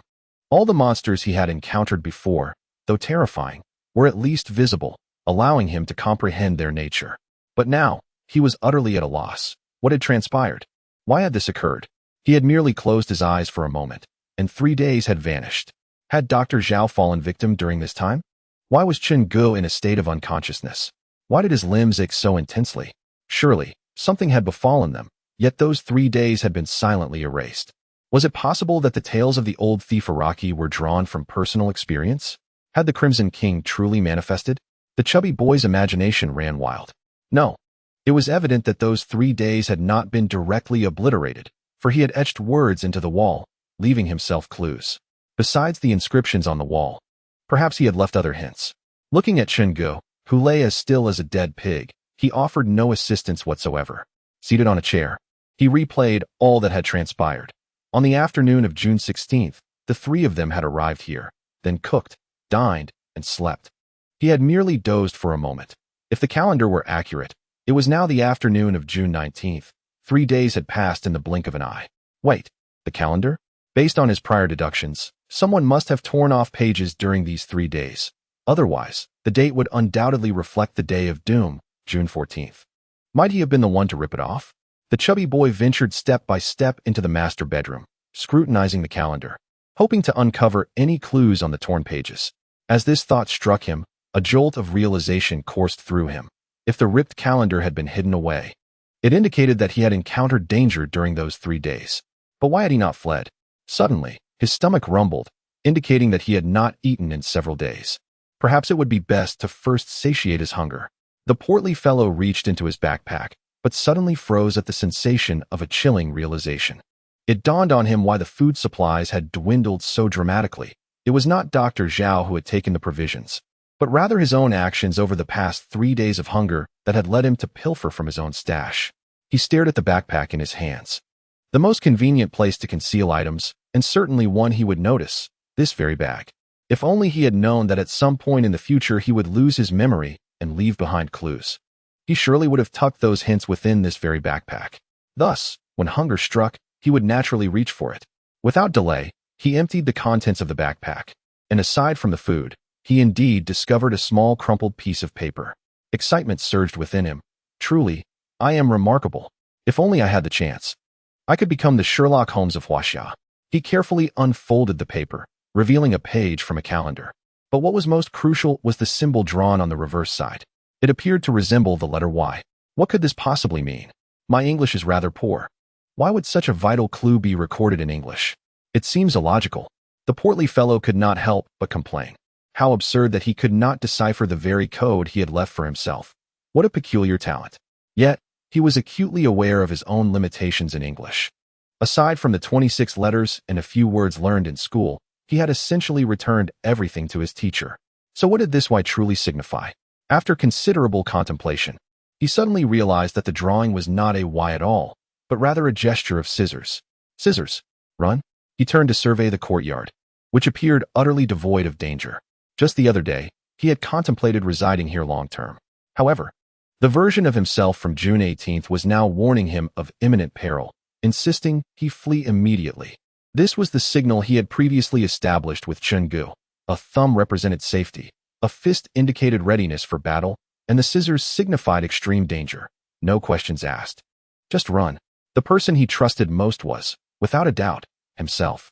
Since his past self had warned of danger, there must indeed be a threat. Otherwise, there would be no reason for yesterday's self to have drawn the scissors. The very essence of this place was already unsettling. Determined to escape with Chen Ge, he recalled that while cooking yesterday, he had spotted a small handcart in the storage room. 2 of them could just manage to escape. Back in school, Chen Ge had risked everything to save him, and he would never abandon his unconscious friend now.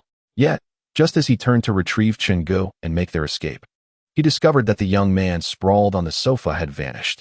What in the world? The portly fellow's eyes widened in disbelief. Was the place haunted? How could a living person simply disappear? Chen Ge, are you awake? Stop playing around. We need to run. We can discuss the situation on the way. He shouted throughout the room.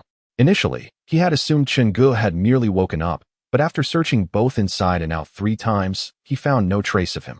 This left him utterly bewildered. Where had all the people gone? Such a bizarre disappearance was beyond comprehension. Faced with this strange situation, even the plump boy found beads of cold sweat forming on his forehead. He fervently wished that Chen Ge had simply awakened. With Chen Ge's strength combined with his own intellect, they could face even the most peculiar circumstances together. After nurturing you both for so long, it's time for you to repay me, he exclaimed. Go forth. Pikachu. With a swift motion of his hands, 2 black orbs detached from his grasp, leaping in opposite directions. Instantly, the plump boy gained 3 perspectives. Suddenly, through the black orbs, he glimpsed a shadow darting past in the adjacent yard. From its form, it appeared to be human. The plump boy had no time to ponder. He seized a kitchen knife, slung on his backpack, and rushed out the door. Although he was unaware of what had transpired with Chen Ge, he was certain it could not be anything good. Chen Ge, are you there? If so, make a sound, he whispered. At that moment, the 2 orbs returned, bouncing back to him. Despite their frightening appearance, they proved quite useful. Chapter 53. 5 nuts. The plump boy stealthily approached the neighboring yard, but it was eerily silent, devoid of any sound. He called out twice, but there was no response. If Chen Ge had truly awakened, he would surely have greeted him first. The unsettling thought that such a vibrant person could vanish without a trace sent shivers down his spine. Unless he had encountered a ghost. This was not mere astonishment. The plump boy genuinely doubted his own senses, for in this world, anything could happen without surprise. Even witnessing Ultraman battling the Trisolarans would not elicit shock. The two black orbs, one leading and the other trailing, vigilantly monitored everything within a 10-meter radius. Suddenly, something dark flashed past the rear orb's field of vision, startling the plump boy, who quickly turned around to see only the weeds in the vegetable patch swaying gently. "Chen Ge, is that you? I'm scared. Please don't frighten me," he called softly. Although the atmosphere had been eerie before, it had not posed a threat to his safety. Now, however, there was an unseen presence lurking nearby, and the sense of danger was palpably more urgent. The forward black orb conveyed its findings. A figure had darted into the cornfield behind the village, but its speed was so great that the plump boy could not discern who it was. Regardless of the identity of the figure, the presence of even a dog by his side would have bolstered his courage, for the feeling of being alone was vastly different from having a companion. "Never mind. I'll go take a look," he resolved, quickening his pace. He longed for the moment he would push through the cornfield and find Dr. Zhao and Chen Ge roasting corn, handing him a slightly charred ear to savor. To bolster his spirits, the plump boy vigorously shook the corn stalks, forcing a path through. In front of the small village, rice was cultivated, while corn was planted behind, stretching endlessly into the horizon. Following closely behind were two black eyeballs, bouncing like rubber balls. "Dr. Zhao? Chen Ge, are you roasting corn? Save one for me," shouted the chubby boy. The rustling sound of corn leaves slightly alleviated his fear, though it remained quite terrifying. Whoosh! A shadow darted past the black eyeballs. This time the proximity was alarmingly close, almost touching. Startled, the black eyeball leaped into the chubby boy's arms, who, in turn, was taken aback and swallowed hard. "What on earth is that?" The chubby boy discerned clearly this time that the shadow was certainly not human, for it moved in a crawling manner. Indeed, if it were human, the horror would have escalated exponentially. He could only vaguely see that it was a dark entity scuttling swiftly along the ground, at least the size of a basketball. Whoosh! The sound of something slicing through the air next to the chubby boy grew louder. His complexion paled. There were things in the cornfield, and not just one. These entities moved in swarms. Could all the bizarre phenomena here be caused by these creatures? He gripped the kitchen knife tightly, yet it offered little solace. Just then, a piercing scream erupted from behind him, prompting him to turn swiftly, only to have a dark mass leap onto his face. "Holy smokes! What is this thing?" The chubby boy panicked, frantically swatting at the creature on his face, trampling the cornfield in the process. At that moment, the two eyeballs could only cheer from the sidelines, utterly devoid of utility. The chubby boy felt several legs, as thick as chopsticks, crawling on him. Fear, disgust, and panic overwhelmed him, manifesting nearly every negative emotion within him. "This is it. Today, Wang Warren is destined to perish here," he wailed. Just as despair engulfed him, a sudden sound interrupted, a soft thud, and the creature dancing on his face went limp, collapsing onto him. With a swift motion, the chubby boy flung it away, still shaken. At that moment, a hand reached out. He looked up to find Dr. Zhao standing before him. In an instant, the chubby boy felt an overwhelming urge to collapse into Dr. Zhao's arms and weep. Arriving just in the nick of time, Dr. Zhao held a small surgical knife, diligently wiping the goo from it with corn leaves. "No worries, it merely appears frightening. It's not particularly formidable. Just look, it has terrified you for so long, and yet you bear no injuries," Dr. Zhao reassured him. The chubby boy glanced down to see what it truly was, and upon closer inspection, he gasped in shock. "Is that a spider?" he asked incredulously.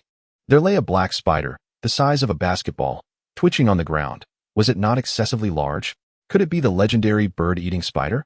"I heard there's a giant spider in Australia that can grow up to 40 centimeters. He pounded his chest in disbelief. "No, this cannot possibly be a bird-eating spider. It is an unknown species," Dr. Zhao declared, retrieving the kitchen knife the chubby boy had dropped, and swiftly dispatched the giant spider with a decisive strike. The rotund boy initially believed that Dr. Zhao was merely teasing him, but to his astonishment, Dr. Zhao was wielding a kitchen knife, searching for something. In a short while, Dr. Zhao procured a crimson sack and handed it to the boy. "Consume this," Dr. Zhao commanded. The boy grimaced in disgust, questioning the edibility of such a peculiar object. He pinched it with his fingers. It was soft and defied description. You must have lost a portion of your memory, haven't you? Dr. Zhao suddenly remarked. I too experienced the same, yet I have retrieved those memories. If you wish to uncover what transpired over the past 3 days, you must eat it. The boy suppressed his revulsion and swallowed the red sack. Moments later, fragmented memories began to flood his mind. These recollections seemed to originate from June 16th, manifesting as if he were watching a surreal film. What on earth is happening? The boy could not help but exclaim. Dr. Zhao, meanwhile, continued to scrape the corpse of a large spider with the knife. I am uncertain of the spider's original name, so I have dubbed it the worry-free spider. This creature secretes a peculiar venom that, once bitten, causes one to lose fragments of their memory. Over the past 3 days, we have repeatedly been poisoned by these worry-free spiders, leading to our growing weakness and memory lapses. However, since there is poison, there must be an antidote. Previously, I killed one of these spiders and discovered this sac within its body. With a desperate hope akin to grasping at straws, I consumed it, and to my surprise, it indeed restored some of my memories, Dr. Zhao explained. At long last, the boy began to remember what had transpired on the night of June 16th. Chapter 54. 16 On June 16th, at 2 in the afternoon, the three had just arrived at a small village. After dining, Chen Ge and Dr. Zhao began to rest, while the rotund boy took up a watchful position on a chair at the entrance. After inscribing his name on the wall, he gradually succumbed to sleep. Time passed, and suddenly, the boy was roused by the sound of rustling, as if numerous creatures were scuttling on the ground. Startled, he opened his eyes to find that dusk had enveloped the sky. It was likely around 8 o'clock in the evening. He was astonished at how long he had slept, the moonlight casting a hazy glow. Stretching lazily, he intended to awaken Chen Ge for dinner. Suddenly, he caught a glimpse of a dark mass moving on the ground, illuminated by the dim moonlight. Holding his breath in trepidation, he wondered what it could be. Fear gripped him as he reached for the kitchen knife. Despite the moonlight, the darkness rendered it impossible to discern the nature of the moving object. In a hushed tone, he called out, Chen Ge, wake up. Chen Ge, are you asleep? Although he was uncertain of what lay on the ground, he was certain it was no benign presence. The most prudent course of action was to rouse the most formidable Chen Ge, yet Chen Ge remained motionless on the sofa, as if he had not heard the boy's urgent pleas. The chubby boy dared not divert his gaze from the dark object on the ground, resorting instead to peering at Chen Ge with the corner of his eye. The sight sent shivers down his spine. Somehow, a dark mass had settled upon Chen Ge's chest, utterly motionless. The boy's breath caught in his throat. What on earth was that? It seemed that Chen Ge had already fallen victim to this menace, leaving the boy no choice but to place his hopes in Dr. Zhao. He was acutely aware of his own limitations, recognizing himself as nothing more than a complete novice in combat. Perhaps, if he and Dr. Zhao joined forces, they might stand a chance. However, the moment he turned around, a basketball-sized spider lunged at his face, plunging him into a haze of unconsciousness. In the cornfield, the chubby boy and Dr. Zhao exchanged glances, realizing with a shock that the attack had occurred 3 days prior. Dr. Zhao remarked calmly, the forgetfulness spider not only erases our memories upon biting, but also plunges our bodies into a state of somnambulism, wandering aimlessly until exhaustion claims us. Yet, there is no need to be overly fearful. While these spiders appear formidable, their actual offensive capability is rather low. I suspect they are scavengers, surviving by consuming the remains of other creatures. Is that true? The chubby boy questioned, skepticism evident in his tone. Dr. Zhao elaborated, in nature, creatures with formidable combat abilities typically do not possess venom. Take venomous snakes, for instance. Despite their danger, their strength pales in comparison to that of non-venomous snakes. Similarly, apex predators like lions, tigers, and grizzly bears are devoid of venom, as it is unnecessary for their survival. In a hushed tone, the chubby boy replied, but can we be certain that our understanding still holds in this context? Dr. Zhao found himself at a loss for words. Indeed, in this chaotic world, the relevance of their prior knowledge was uncertain. By the way, have you seen Chen Ge? He was just sleeping on the sofa, and now he has vanished. The chubby boy inquired urgently. Dr. Zhao shook his head, truly unaware of Chen Ge's whereabouts. Our best course of action is to leave swiftly. Any delay could spell our doom, he advised. I'm not going anywhere. If anyone leaves, it will be you, the chubby boy declared resolutely. Dr. Zhao looked at him in surprise. I didn't expect you to be so loyal. By the way, did you just mention your name? Wang Warren. What kind of name is that? The boy felt a wave of embarrassment wash over him. I was born on the Mid-Autumn Festival, and my mother loves 5-nut mooncakes. So she named me Wong Warren.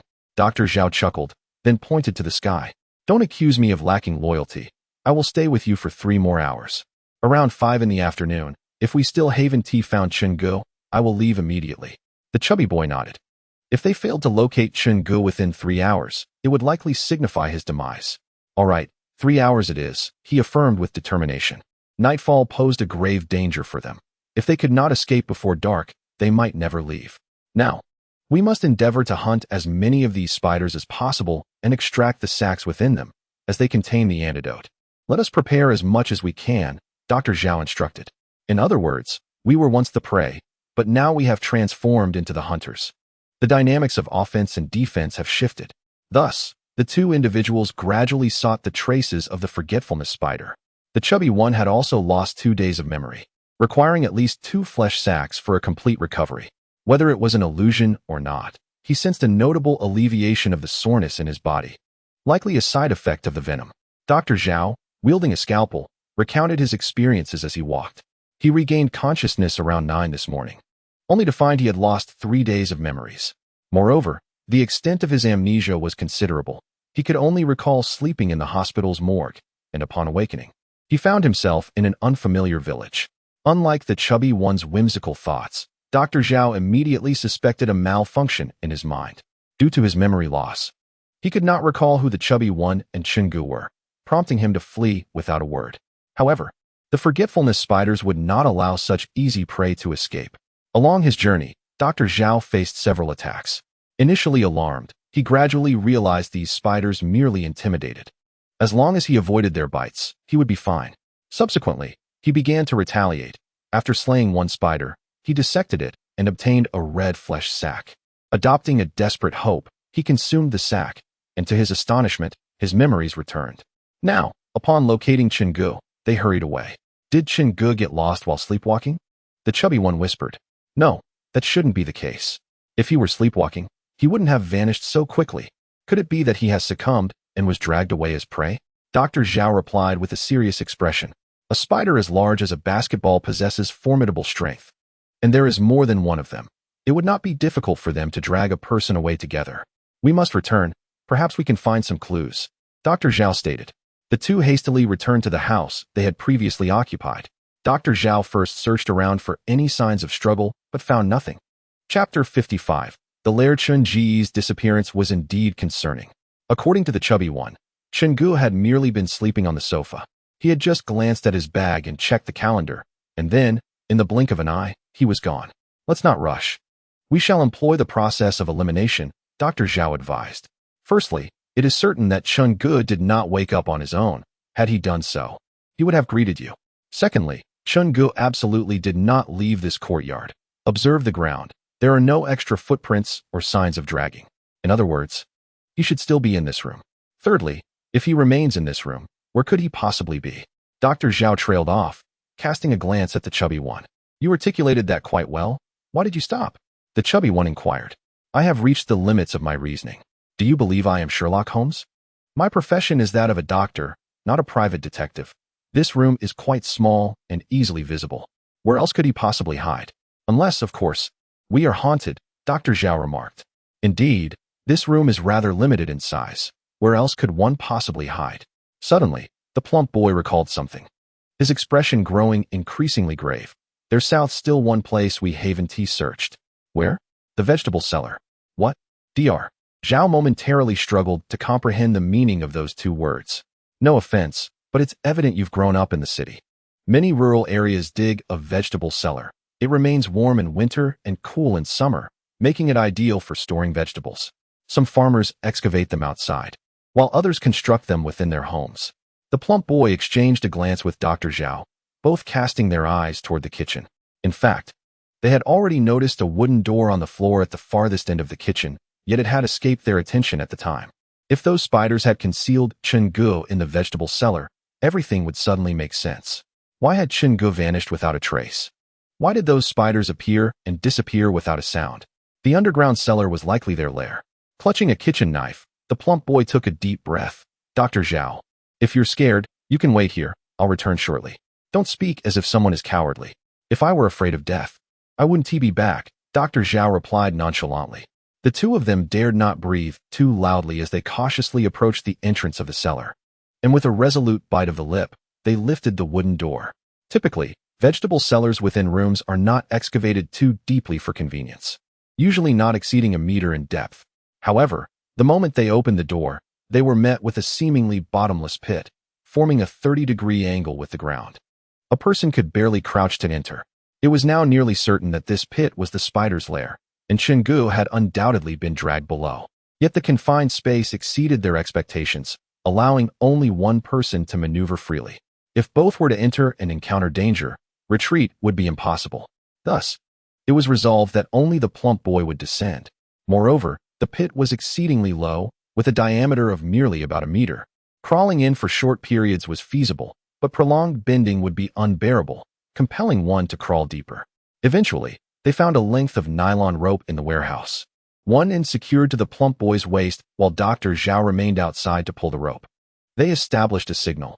If the plump boy tugged the rope 3 times vigorously, Dr. Zhao would exert himself to pull him back up. Dr. Zhao, my life is undoubtedly in your hands. They say a healer has the heart of a parent. You mustn't abandon me. The plump boy lamented. Once you descend, I'll drop the rope and flee. Dr. Zhao shot him a glare.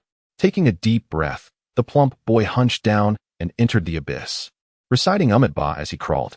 It was midday, and light streamed in from outside, supplemented by the torch. Initially, the illumination was ample. However, as he crawled deeper, the light began to fade, leaving only the flickering torch. After all these experiences, the plump boy had gathered a measure of courage, particularly after the incident at the hospital. He believed he could handle whatever he might encounter with composure. To his astonishment, there lay an unexpectedly lengthy tunnel beneath the ground. After crawling for several more meters, the portly youth noticed that the earth in his hands had grown increasingly damp. Perhaps due to a lack of oxygen, breathing had become somewhat laborious. Why do I feel slightly oxygen deprived? He muttered casually. Not only was he feeling a bit breathless, but he also experienced a touch of auditory hallucination, as if numerous entities were scuttling about him. Clenching a torch between his teeth and wielding a knife in hand, he continued to inch forward. Suddenly, as he crawled, he felt the ground beneath him was moist. Upon inspection, he discovered it was mud. Having previously noted the presence of a well in the yard, he surmised that the subterranean water here must be plentiful. Continuing deeper might lead him to an underground river, but if the path was entirely mud, progress would be impossible. Should he sink into a mire, suffocating would be a fate worse than being devoured by a spider. The portly youth raised the torch to illuminate ahead, only to find that the tunnel had reached its end. A few meters further, and there was no passage. However, the space before him widened, allowing him to stand upright. Unable to resist stretching his limbs after such an extended crawl, he felt his legs grow numb. Just as he took a step forward, he suddenly stumbled, falling clumsily into the mud. As he hastily wiped the muck from his face, he turned to see that the culprit who had tripped him was none other than Chen Ge. Chen Ge's complexion was alarmingly pale, likely a result of the venom he had ingested over the past 3 days, pushing his body to its limits.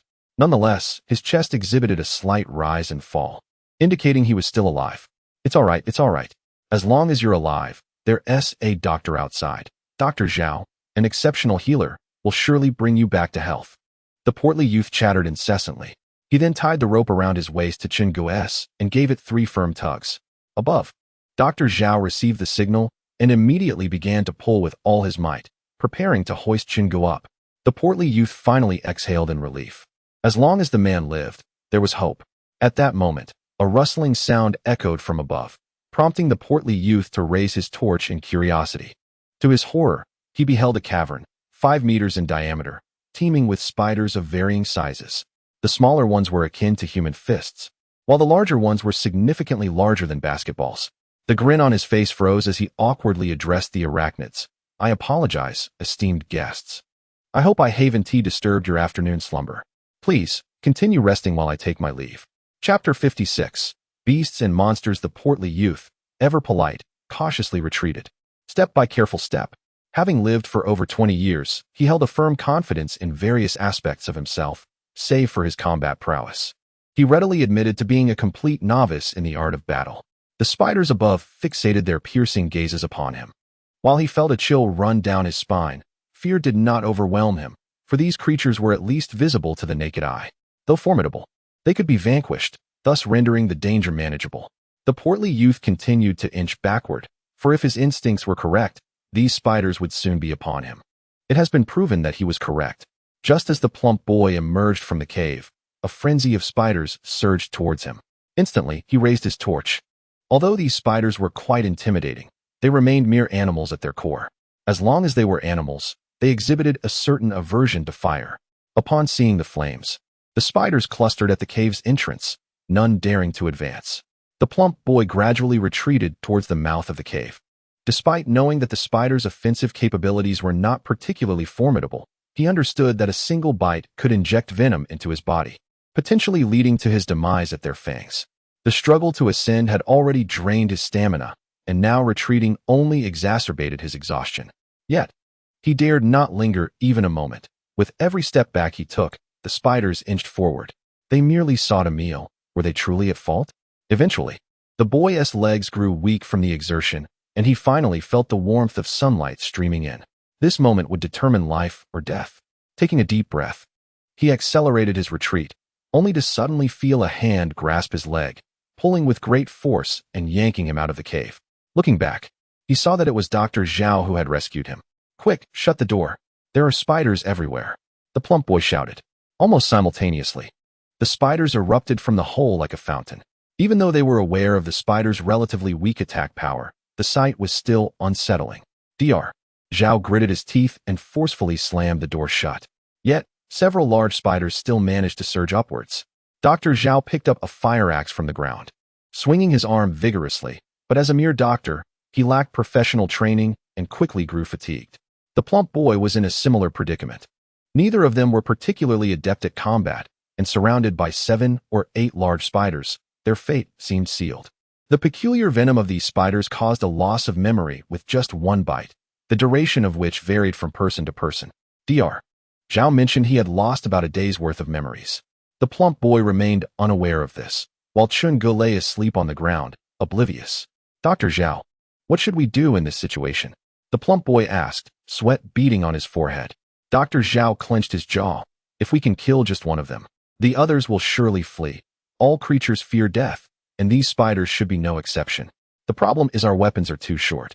Do we have anything longer?" The plump boy had previously fashioned a makeshift spear, but it was left in his bedroom and not brought along. Now, trapped by the spiders, their escape seemed impossible. While they deliberated their strategy, the spiders charged forward. A spider the size of a basketball lunged directly at the plump boy's face. This time, he observed closely.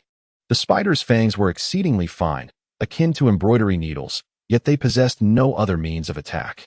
The plump boy seized the spider with both hands, preventing it from biting him, and in a moment of fierce determination, he opened his mouth wide and bit down on the spider's leg. A sharp crack echoed through the air as the little rotund boy bit off the front leg of the spider, causing a white fluid to spurt forth. Uncertain of the substance's toxicity, the boy spat in disgust, retching violently. Yet, to his surprise, the concoction bore no unpleasant taste. It resembled coconut milk instead. In that moment, not only Dr. Zhao, but also the forgetful spiders were momentarily taken aback. Upon witnessing the boy's fierce demeanor, they retreated hastily. We had already descended into savagery. He surpassed even that. The corners of Dr. Zhao's mouth twitched as he declared, "I shall never dine with you again." Indeed, in moments of extreme anger, one might commit the most absurd acts. Seizing the opportunity while the forgetful spiders were bewildered, Dr. Zhao swung his fire axe, swiftly dispatching one of them. The remaining spiders, unwilling to relinquish their meal, circled around, but ultimately had no choice but to withdraw. Dr. Zhao picked up a scalpel and dissected the deceased spider, extracting a red sack of flesh, which he hastily administered to Chen Ge. However, Chen Ge remained unconscious, unaware of how much longer he would slumber. "We could not linger in this place. We must depart immediately." I spotted a unicycle in the warehouse, and we quickly pushed Chen Ge away. Dr. Zhao urged, "We need to leave at once."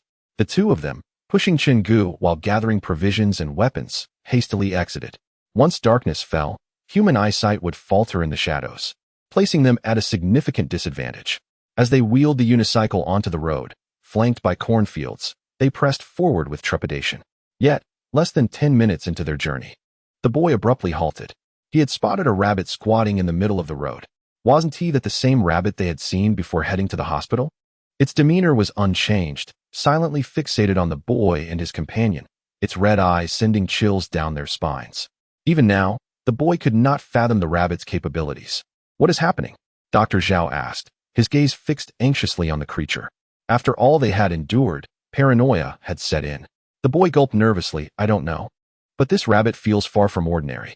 Suddenly, the cornfields began to sway, and a massive, forgetful spider emerged, sinking its fangs into the rabbit, causing the boy to instinctively raise his kitchen knife. "Is that it?" Dr. Zhao mused, having expected the rabbit to be a more formidable threat. Now, it appeared inconsequential. This rabbit could resurrect itself. Despite its current demise, it would soon find a way to survive. The boy swallowed hard, anxiously scanning their surroundings. Resurrection? How absurd. Dr. Zhao stared in shock at the rabbit being carried away. In peacetime, such a phenomenon would surely merit a Nobel Prize. "Dr. Zhao, don't you sense the noise around us?" the boy asked, fear evident in his eyes as he surveyed the cornfields. Unbeknownst to them, all the corn stalks began to rustle ominously. One by one, forgetful spiders crawled out from the cornfields on either side of the road, their gaze fixed intently on the boy, Dr. Zhao, and the slumbering Chen Ge. Chapter 57. The God of War. As he gazed upon the multitude of formidable spiders, the rotund young man turned pale, for these creatures had set their sights upon him, unwilling to relent until they had claimed their prize. "Dr. Zhao, shall we not fight with all our might?" he stammered, trembling with fear. Dr. Zhao surveyed the encroaching swarm of spiders, and a flicker of resignation passed through his eyes. "Perhaps this adventure should conclude here. We have experienced so much. It has been quite worthwhile. Old Zhao, do not give up. If you lack the will to survive, I still wish to live," the young man exclaimed loudly. Dr. Zhao cast a bitter glance at the ever-increasing horde of spiders. "Do you truly believe we can escape this fate? While each spider may possess a feeble attack, even an ordinary adult could slay one with a weapon. Yet, their sheer numbers are overwhelming." The road was thick with spiders, their presence stretching into the distance, easily numbering in the hundreds. A single bite would rob one of their memory and incapacitate them for a time. There was no escape. "Fatty, I am grateful to have met you and old Chun before the end. Who would have thought that amidst the apocalypse, I would find such dear friends?" Dr. Zhao reached into his pocket, grasping a slingshot. He then drew forth a surgical knife, ready to fight to the bitter end. "Let us make one final stand. Life may be ordinary, but death can be magnificent. That is worth something." Suddenly, as if receiving a hidden signal, the spiders surged forward like a tide towards the two men. The young man's face drained of color as he flailed his makeshift spear, but it was futile against the advancing swarm. The largest spiders, nearly the size of a basin, leaped directly towards his face. Despair washed over him. After surviving so many trials, he would perish at the jaws of these wretched creatures. Just as Dr. Zhao and the young man were about to surrender to their fate, a fire axe swung from behind them, crushing two of the monstrous spiders in midair, leaving them in a gooey mess. "Holy hell!" The young man turned stiffly to see Chen Ge, clutching the fire axe in one hand and shielding his head with the other, unsteadily rising from his unicycle. "My head aches. It feels as though I've consumed counterfeit liquor. How long was I asleep? Why are there so many spiders after you two?" Stretching languidly, Chen Ge's joints cracked audibly. "Holy hell, Brother Chun, you've finally awakened. That was not merely a short nap. You've been asleep for 3 days. You nearly gave me a heart attack. I thought you would never wake." The young man babbled excitedly. Chen Ge paused, glancing up at the sun. He recalled drifting off at around 2 o'clock. Surely it was only 5 or 6 now. Had the young man lost his senses? It was impossible to have slept for 3 days. Yet, the present danger overshadowed such thoughts. "Old Chun, these spiders may not strike hard, but they are venomous. Be cautious not to let them bite," Dr. Zhao warned. Chen Ge held a healthy respect for the enigmatic, but he did not fear this tangible threat. "Forget the unicycle. Stay close to me and gather your supplies." Chen Ge, shouldering a fire axe, strode forward with determination. He swung the axe in a wide arc, shattering the nearest spiders into a pulp. For the smaller spiders, he crushed them underfoot, while for the larger ones, he wielded the axe with ferocity. The most formidable aspect of the forget-worry spider was its venom. Aside from that, its strength and speed were merely average. Heeding Dr. Zhao's advice, Chen Ge wrapped his neck with his clothing and gripped the fire axe, resembling a heavily armored warrior charging into a kindergarten. In an instant, he carved a bloody path through the chaos. Moments later, the chubby boy shouted from behind, "Chen Ge, you're incredible." Soon after, Dr. Zhao echoed, "Old Chen, you're amazing." These spiders, being living creatures, instinctively sought to avoid danger. Upon realizing Chen Ge's ferocity, they retreated in a panic. These creatures were indeed bullies, preying on the weak. Had they known, they would have fought to the bitter end. The chubby boy, exhilarated, exclaimed, "Chen Ge, from now on, I bow to no one but you in this world." "Indeed, old Chen, we will follow your lead," Dr. Zhao chimed in. "Dare you lend a hand? You are merely shouting from the sidelines, right?" Chen Ge shot them a disapproving look. Now, wherever he stood, the forget-worry spiders parted in fear, as if he had consumed the blood of a mythical creature. These spiders arrived swiftly and retreated even faster, vanishing back into the cornfields in an instant. The chubby boy and Dr. Zhao, having narrowly escaped, sighed in relief, but Chen Ge remained stoic. "You two go on ahead. Something big is approaching." "Huh." The chubby boy was puzzled, but he soon noticed the cornfield ahead parting, indicating the presence of a colossal creature drawing nearer. Realizing he would be no match for it, the chubby boy gritted his teeth and flung two of his eyeballs away. Moments later, the two black orbs returned, bouncing back. "Holy crap, that spider is bigger than a car. Is that even a spider?" he exclaimed, astonished. He had never encountered anything so outrageous. After a brief moment, the hidden creature in the cornfield finally revealed itself to the three of them. It was a gigantic spider, towering at the height of a small car, with its 8 legs fully extended measuring 4 to 5 meters. Unlike the ordinary spiders, this colossal arachnid had exceptionally sharp mandibles. A single bite could result in severed limbs or even death.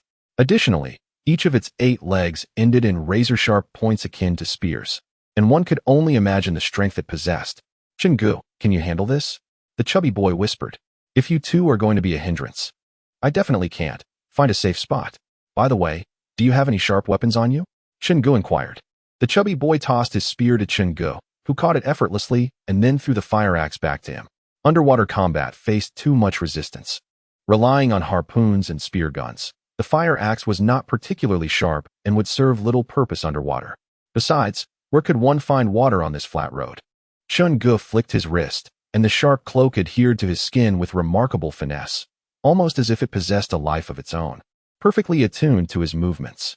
In an instant, the road beneath him transformed into a shimmering pool of water. Seizing the opportunity, Chen Ge plunged beneath the surface.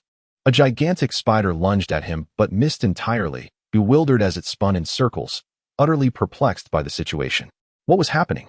It, too, was in a state of confusion. Suddenly, Chen Ge erupted from the water like a dragon rising from the sea, thrusting his spear directly into one of the spider's eyes. Before the colossal arachnid could react, Chen Ge once more submerged himself. Chapter 58, Equipment Family, Who Understands? Out here hunting for food, and I run into the 6th brother. The giant spider frantically scuttled in circles, its legs incessantly prodding the ground. It simply could not comprehend how a human could swim underground. This was utterly illogical, not in the least aligned with the principles of science. At this moment, Chen Ge had silently maneuvered to the spider's underside. The upper half of the spider's body was encased in a hard shell, estimated to be half an inch thick. Whether his trusty kitchen knife could penetrate it remained uncertain. However, every living creature must possess a vulnerability. Chen Ge opted for a stealthy assault on its underbelly. The giant spider, still searching for his whereabouts, suddenly experienced a searing pain as a foot-long blade pierced deep into its abdomen. In agony, the spider let out a furious roar. Seizing the moment, Chen Ge dove underground, swimming a good 5 or 6 meters before surfacing for air. He observed white eggs tumbling from the spider's damaged abdomen, and an epiphany struck him. This was a female spider, pregnant and in dire need of nourishment to carry her eggs to term. No wonder she had pursued him relentlessly. The fallen white eggs moved slightly, still alive. Taking advantage of its weakened state, Chen Ge prepared to strike at the wound once more. However, as he emerged from the water, he inadvertently came face to face with the giant spider. When submerged, humans often misjudge distance and direction. There was an experiment conducted where participants, in winter, attempted to swim from one hole in the ice to another. Though clear above the surface, they soon found themselves disoriented underwater, often surfacing beneath the ice. Panic ensued. But one fortunate individual, tethered by a rope, managed to return safely. Now, Chen Ge found himself committing the same error. He had assumed that upon surfacing, he would be directly beneath the spider, but instead, he collided head-on with it. The giant spider let out a furious roar, its sharp legs lunging towards him. Chen Ge quickly raised his makeshift spear in defense. With a sharp crack, the kitchen knife was punctured by the spider's leg, creating a hole the size of a pinky finger, the arachnid's appendage mere inches from his chest. Good heavens! How deep must its power run? Chen Ge dropped his makeshift spear and dove back into the water, retrieving a steel kitchen knife. However, the kitchen knife was indeed too short.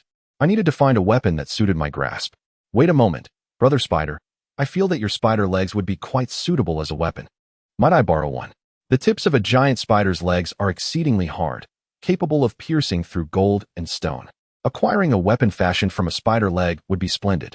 This time, Chen Ge had learned his lesson. He circled the giant spider, surfacing for air every few meters. The giant spider, despite its immense strength, could not catch a glimpse of Chen Ge, growing increasingly agitated as it spun around on the ground. Just as the giant spider's patience was about to wear thin, Chen Ge erupted from beneath the water once more, delivering a swift strike to the joint of the giant spider's foreleg. No matter how resilient the spider's legs were, the joints must remain mobile, otherwise, it would simply lie lifeless on the ground. A flash of the blade, and one of the legs at the front of the giant spider was severed at the joint. Chen Ge grasped the fallen spider leg and swiftly burrowed underground. The giant spider, nearly in a frenzy, relentlessly pounded the ground with its legs. Yet no matter how fervently it tried, it could not penetrate the street. Chen Ge examined his newly acquired weapon with care. The severed spider leg was not overly thick. With an oval cross-section about 2 centimeters in diameter and approximately 1 meter in length, perfectly straight and fitting comfortably in his hand, resembling a sword. The tip was exceedingly sharp, capable of effortlessly piercing metal. One could only wonder what material constituted this leg. Given the plethora of extraordinary occurrences, this was but another anomaly. Were this spider leg to exist in ancient times, it would undoubtedly be considered a divine artifact. Chen Ge swung it underwater a couple of times, thoroughly pleased with his find. He tore a strip from his pant leg to fashion a guard, casually stowing the kitchen knife in his bag for future culinary endeavors. The giant spider, resembling a creature possessed, had a gaping hole in its abdomen, from which white spider eggs tumbled forth, an undeniably grotesque sight. After clawing at the ground for a time, the giant spider found its strength depleted, having suffered losses both in snacks and vitality.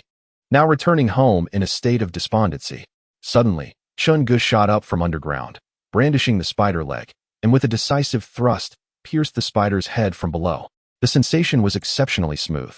Chen Ge found himself enamored with this unparalleled artifact. Although the giant spider's head had been pierced, its body continued to writhe momentarily before ultimately ceasing movement. To ensure it was truly dead and not fainting, Chen Ge used the spider sword to thoroughly demolish the giant spider's head, breathing a sigh of relief once he confirmed its demise and resurfaced from the water. He retracted his shark cloak and signaled for Dr. Zhao and the chubby fellow to return. The two, upon seeing the giant spider's corpse, were momentarily at a loss for words, their astonishment crystallizing into a singular expression, impressive.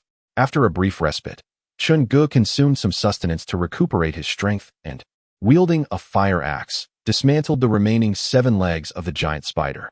With minimal refinement, these legs transformed into remarkably functional weapons.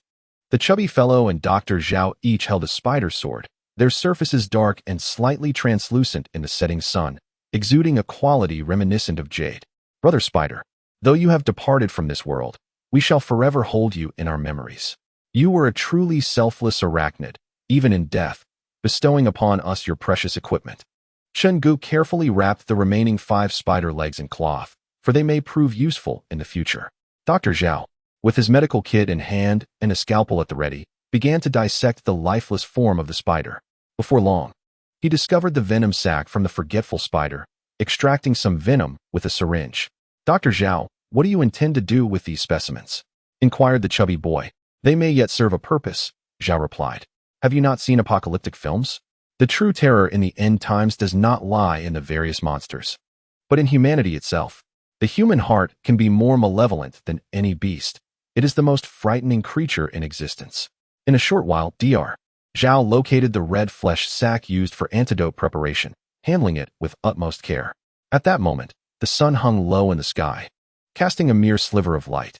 Darkness was fast approaching, and they had developed a palpable fear of the night. None could predict what lurked in the shadows, waiting to pounce. While the forgetful spider was indeed formidable, at least it could be confronted with physical means. The mere thought of encountering a creature like the flesh Tai Sui sent shivers down their spines. "Let us proceed," Dr. Zhao said, having collected several vials of forgetful spider venom. He followed Chen Ge and the chubby boy as they embarked on a new journey. P.S. I have work during the day. I typically update in the evening, striving for a stable 2 chapters daily. If I update during the day, it signifies that I am slacking off at work. Additionally, I recommend a comic titled The Theory of Human Evolution, which features a thrilling and eerie plot that is utterly captivating. I finished it in 2 days. Chapter 59. Speculation. The night is not kind to humanity. Our eyes are ill-equipped to perceive the darkness, which is precisely why Chen Ge and team leader Yang were reluctant to travel under the cover of night during their initial visit to the barber shop. Now, they had no choice. Although the colossal spider had been vanquished, who could say how many more lurked within the cornfields on either side? A single bite could prove disastrous. Perhaps the heavens took pity upon them, for a great moon hung in the sky, illuminating the path as the 3 travelers traversed eastward in silence, beneath the stars. 3 days prior, they had spotted an armed helicopter descending from the east. Though it crashed, it indicated the presence of military forces nearby. If they could locate the army, true safety might be attainable. After walking for an hour, the cornfields vanished, replaced by wild grass and desolate terrain. Occasionally, strange sounds emanated from the thickets, sending chills down their spines. To the chubby boy's astonishment, he discovered that the 2 black orbs within him could actually see in the darkness. He deftly positioned these orbs atop his head to survey the surroundings, serving as scouts. Ahead lay a village. "Should we venture inside?" he suddenly suggested. Chen Ge glanced in the direction indicated by the chubby boy, but lacking night vision, all he could perceive was an expanse of blackness. The road beneath their feet was a national highway, with small villages or towns situated every 20 to 30 miles. "Let us take a look," Chen Ge replied, recalling Dr. Zhao's earlier account of recent events. In truth, there are no places in this world that are entirely safe. To survive, one cannot forego rest and sleep. They could only explore gradually, taking 1 step at a time. The 3 of them remained silent, quickening their pace until they arrived at the village after 7 or 8 minutes. To call it a village would be inaccurate. It was more akin to a small town, significantly larger than the previous village. The town had constructed roads, with 2 main routes crossing each other, forming a crossroads. The liveliest market even boasted a 2-story building.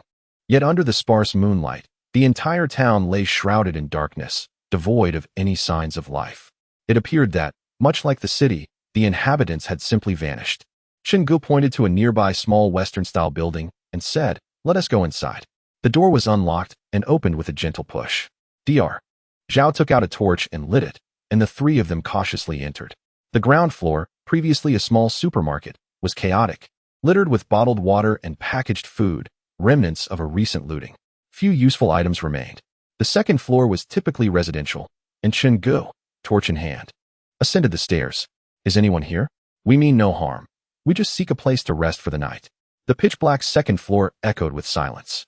Chen Ge, wielding a spider sword in one hand and a torch in the other, ventured further.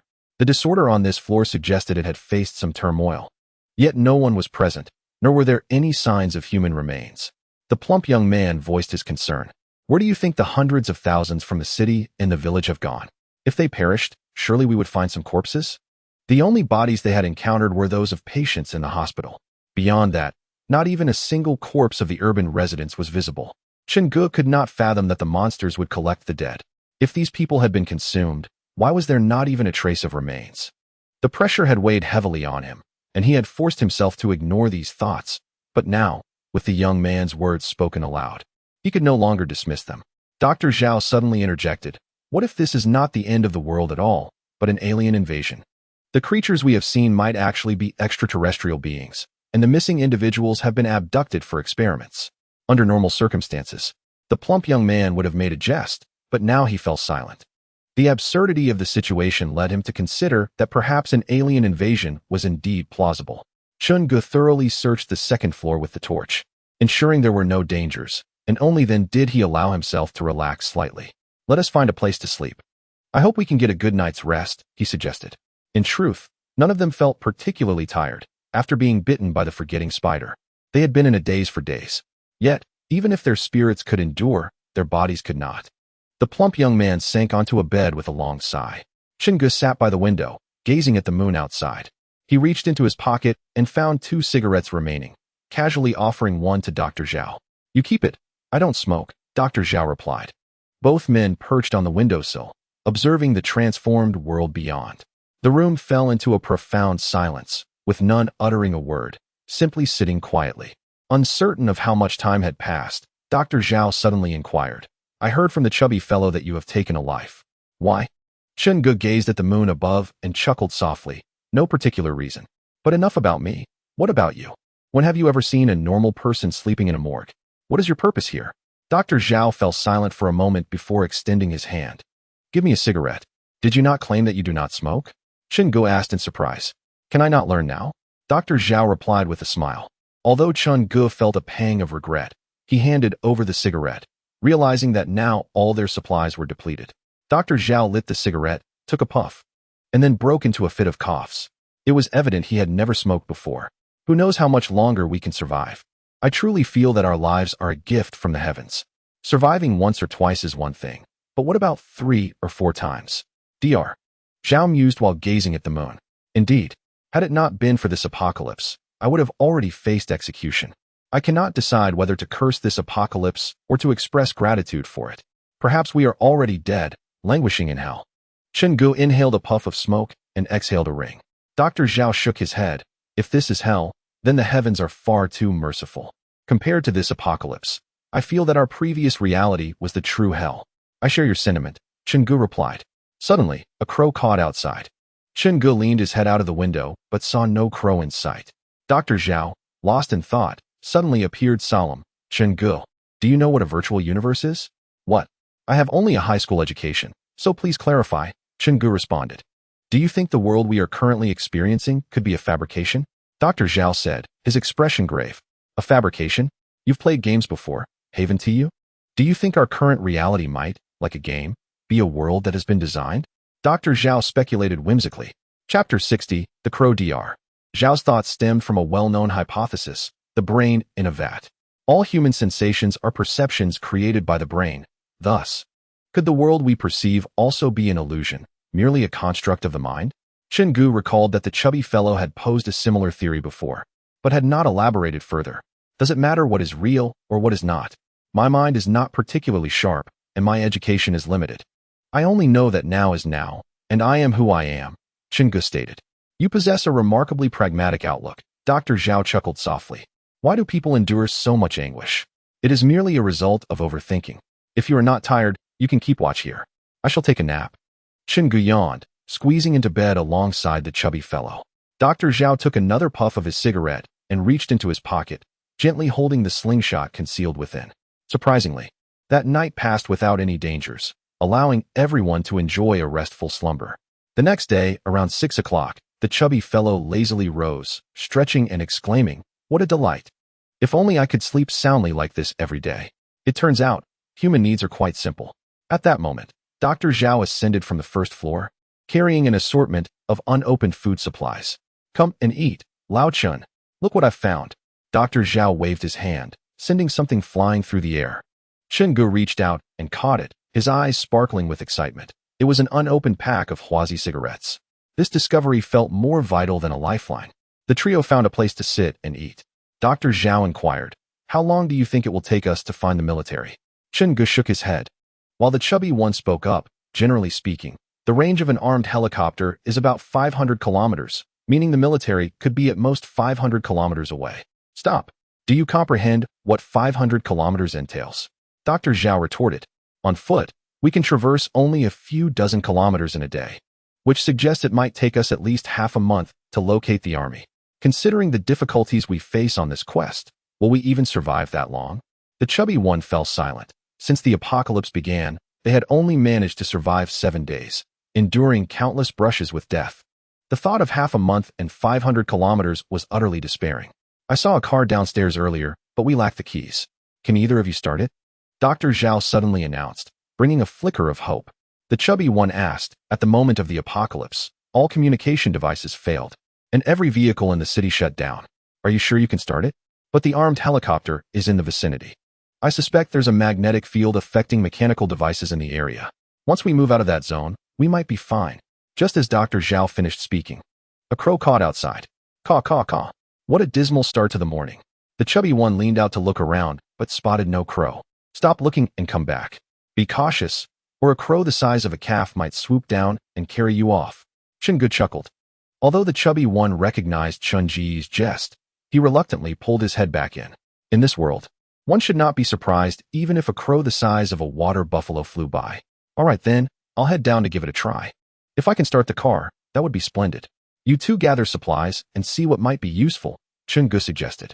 The chubby one and Dr. Zhao scavenged the first floor, gathering anything that could be of use, filling 2 large bags.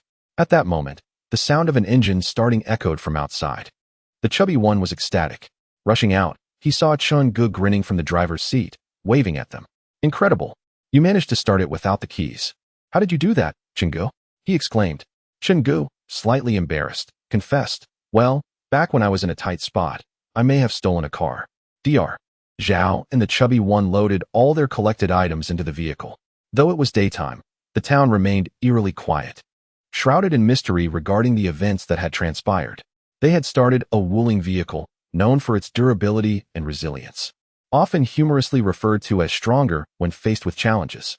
This vehicle appeared to be at least a decade old, with its paint largely worn away. And the engine roared louder than a dorm mate's snoring. Yet, even in its battered state, it could still race at a speed of 180 kilometers per hour. How wonderful it is that humanity has technology.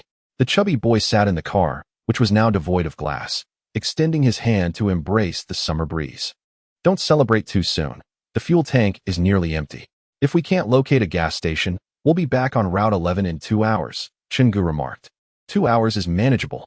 We can cover hundreds of kilometers in that time. Isn't that far better than walking? The chubby boy reclined comfortably against the seat. Chen Ge, both amused and exasperated, noted the chubby boy's unwavering optimism. Have you never wondered why only the vehicles at the open market cannot start? It's undoubtedly because only the market was attacked. Everywhere else remains unscathed. Perhaps we won't even need to find the army. We might soon encounter other people, who will surely regard us as heroes and welcome us with roasted lamb legs, the chubby boy said, salivating at the thought. Let us hope so, Chen Ge replied with a wry smile. It's not that simple. The words of the army echoed in his mind. This road of apocalypse, no matter how traversed, ultimately leads to a dead end. Caw, caw. Just as the chubby boy reveled in his thoughts, the cawing of a crow echoed overhead. The expressions of the 3 men shifted simultaneously. Could this crow have followed them all the way from the small town? They had traveled several kilometers. Why was it still trailing them? Be cautious. None of the creatures we've encountered on this journey have been normal, the chubby boy whispered. Old Zhao, I noticed you have a slingshot. May I borrow it? No way. Dr. Zhao promptly refused. The chubby boy coughed in surprise. If you want to lend it. I refuse to believe a crow can outrun a Wuling. The car was beyond repair. The chubby boy sat despondently inside, lamenting the state of the world.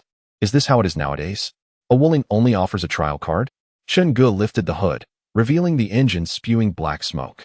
I knew there was a reason this car hadn't been driven away, Chen Ge remarked, unable to contain his sarcasm.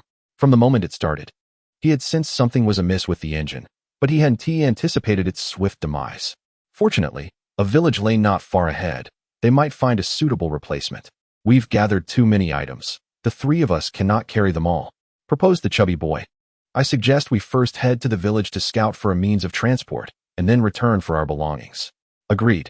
It would be a shame to lose such valuable items. Chen Ge nodded. As the trio departed from the Wuling, the caw of the crow rang out once more. Chapter 61.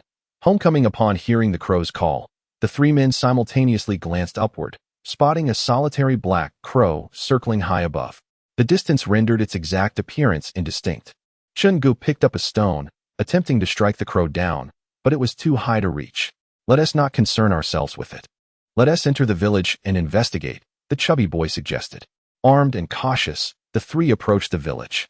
Although it was daylight, daylight did not equate to safety. Unlike the previous towns, This village appeared dilapidated, as if it had been abandoned for a considerable time. At the entrance of the village stood a large locust tree, seemingly lifeless, its withered yellow leaves cascading down with the summer breeze, evoking an air of desolation. Adjacent to it, the farmland was overrun with weeds towering a meter high, neglected for an indeterminate duration, suggesting that the village had been abandoned long before the apocalypse. With the relentless march of urbanization, such desolate villages were becoming increasingly prevalent. Oftentimes, only a solitary guardian remained, and at times, even that figure was absent. The youth had migrated to the cities for work, while the elderly succumbed to death or fled in fear. In just a few years, what was once a thriving village had devolved into a barren wasteland. Chen Ge gazed contemplatively at the locust tree at the village entrance. "Why do I feel as though I've been here before?" he murmured, though Zhao, the doctor, and the chubby companion were too swift to notice his words. "You too, slow down. Hurry up and get reincarnated," Chen Ge retorted, a hint of irritation in his voice. As he pressed forward, an unsettling familiarity enveloped him, as if he had traversed this very place before. "Hey, fatty, old Zhao, wait a moment, where did you go?" Chen Ge intended to call out to the two ahead, but upon lifting his gaze, he was dismayed to find them vanished into thin air. "Fatty, old Zhao, where the hell are you two? Stop playing around and come out," he shouted. Logically, the distance between the three of them should not have been vast, and Chen Ge's loud voice would have easily reached their ears, prompting a response. Yet, the village was eerily silent, devoid of any sound. Taking a deep breath, he tightened his grip on the spider sword. Damn it, not again. The journey had proven more arduous than that of Tang Seng's pilgrimage for scriptures.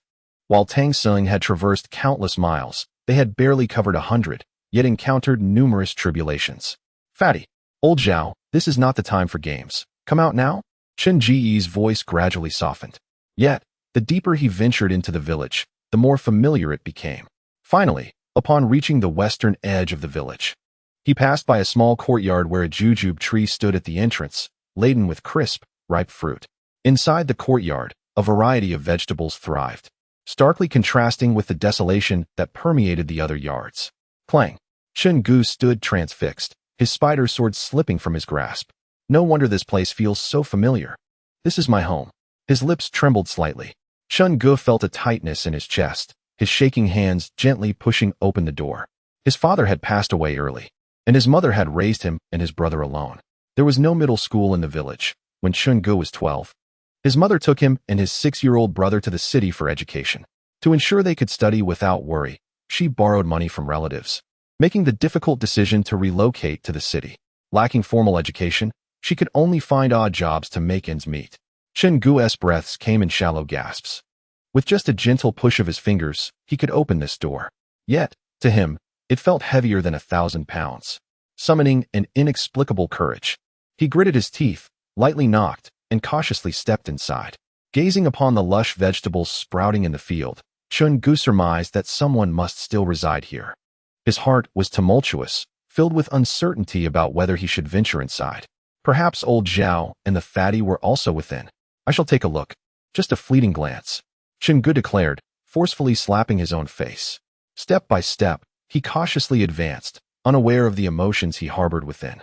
At last, he arrived at the entrance of the modest earthen hut, gently pushing the door open. The room's furnishings were identical to those of his childhood, a dim ceiling and a floor of red bricks. Upon entering, a left turn led to the small room he shared with his brother. He could still recall the sweltering summer nights when sleep eluded them, as they leaned against the windowsill counting the stars. Further ahead lay the kitchen, where their mother would always prepare their favorite dishes. Suddenly, Chen Ge heard the sounds of a spatula clattering against an iron wok. Taking a deep breath, he tightly gripped his spider sword. If someone resided here, he needed to tread carefully. He gently parted the door curtain and peered inside. In that fleeting moment, Chen Ge felt as though he had been struck by lightning. There stood an elderly figure busily engaged in the kitchen, clad in an apron stained with grease, white hair slightly tousled, and a hunched back. Upon sensing another's presence, the elder turned to face Chen Ge. In that instant, words failed to encapsulate his emotions. Tumultuous waves and towering mountains could hardly convey a fraction of what he felt. "Mom." Chen Ge trembled as he called out, tears streaming down his face. He could scarcely believe the reality before him. He stepped forward, arms outstretched, and embraced the aged figure, weeping uncontrollably. The elder reciprocated the embrace with open arms, asking, "What's wrong? Why are you crying so? Have you been bullied outside? It's all right now, you're home, you're home." Chen Ge sobbed incessantly, utterly unable to rein in his emotions. "Stop crying, wash your hands and eat. Your brother will be back soon. What will he think when he sees you like this, such a grown man?" His mother tenderly consoled him. After a great effort, Chen Ge managed to regain his composure and whispered, "You said Xiao Chu has returned?" "Yes, look, I was just saying it, and here he is."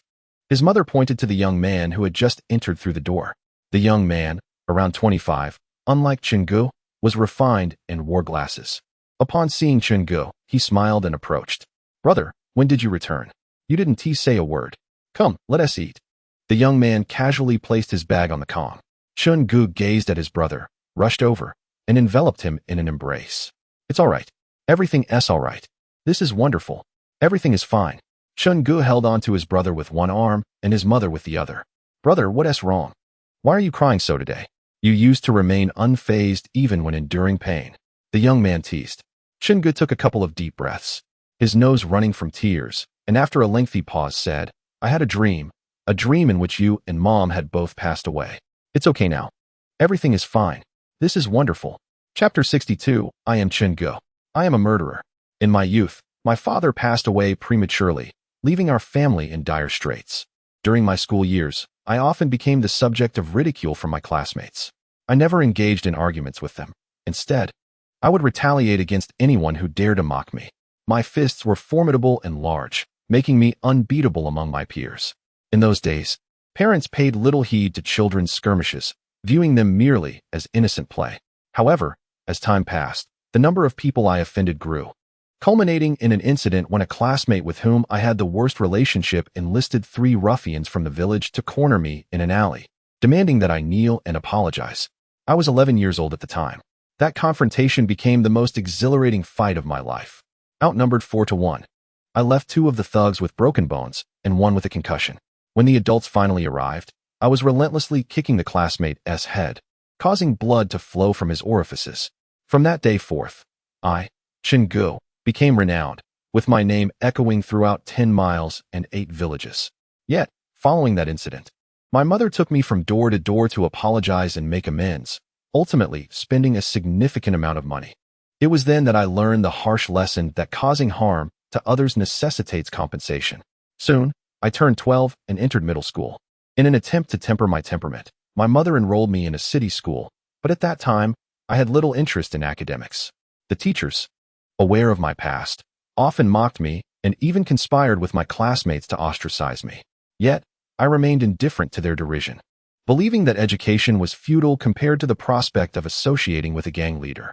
Under this misguided belief, I met my first gang leader, Du Tian, who held a modest reputation locally, commanding a band of dozens of followers. Despite being merely in my early teens, I was among the most formidable fighters in his crew. He even trained me in the art of wielding dual red flowers, a concept I did not fully grasp at the time, yet it sounded impressively grand. I spent my days skipping classes and brawling, reveling in camaraderie with these ruffians, and in retrospect, I realize how foolish I was. Ultimately, I neglected my studies entirely. After graduating from middle school, my mother spent 3,000 yuan to enroll me in the worst high school in the area, as no reputable institution would accept me. At that time, I was oblivious to how long it would take my mother to save such an amount. Until that point, my ambition was to carve out a niche for myself in society, collecting protection fees and living a carefree life with my gang. However, my dreams were swiftly shattered when the campaign against organized crime commenced.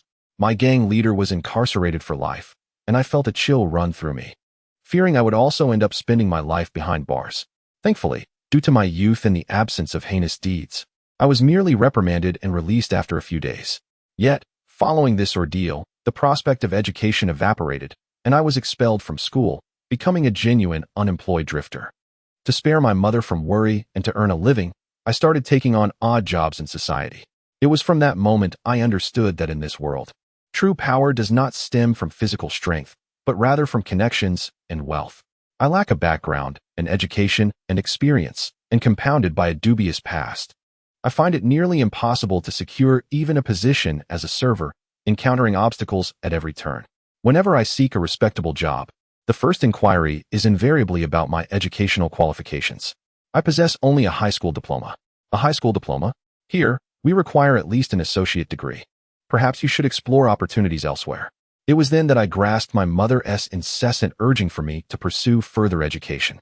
It took the harsh realities of life to illuminate her well-intentioned motives, but alas, it was too late. In order to survive, I have worked as a security guard, toiled in kitchens, and even labored in illegal coal mining. A seasoned miner, recognizing my quick wit, clandestinely taught me how to handle explosives, an opportunity that could have potentially yielded a monthly income of $5,000. However, that mine was subsequently shut down due to unlawful practices. The owner incarcerated, and I left without any wages. Thus, I navigated the trials of society, gradually tempering my temperament. When my boss berated me, I met it with a smile, and when colleagues made jests at my expense, I turned a deaf ear. For the sake of survival, I embraced the indignities.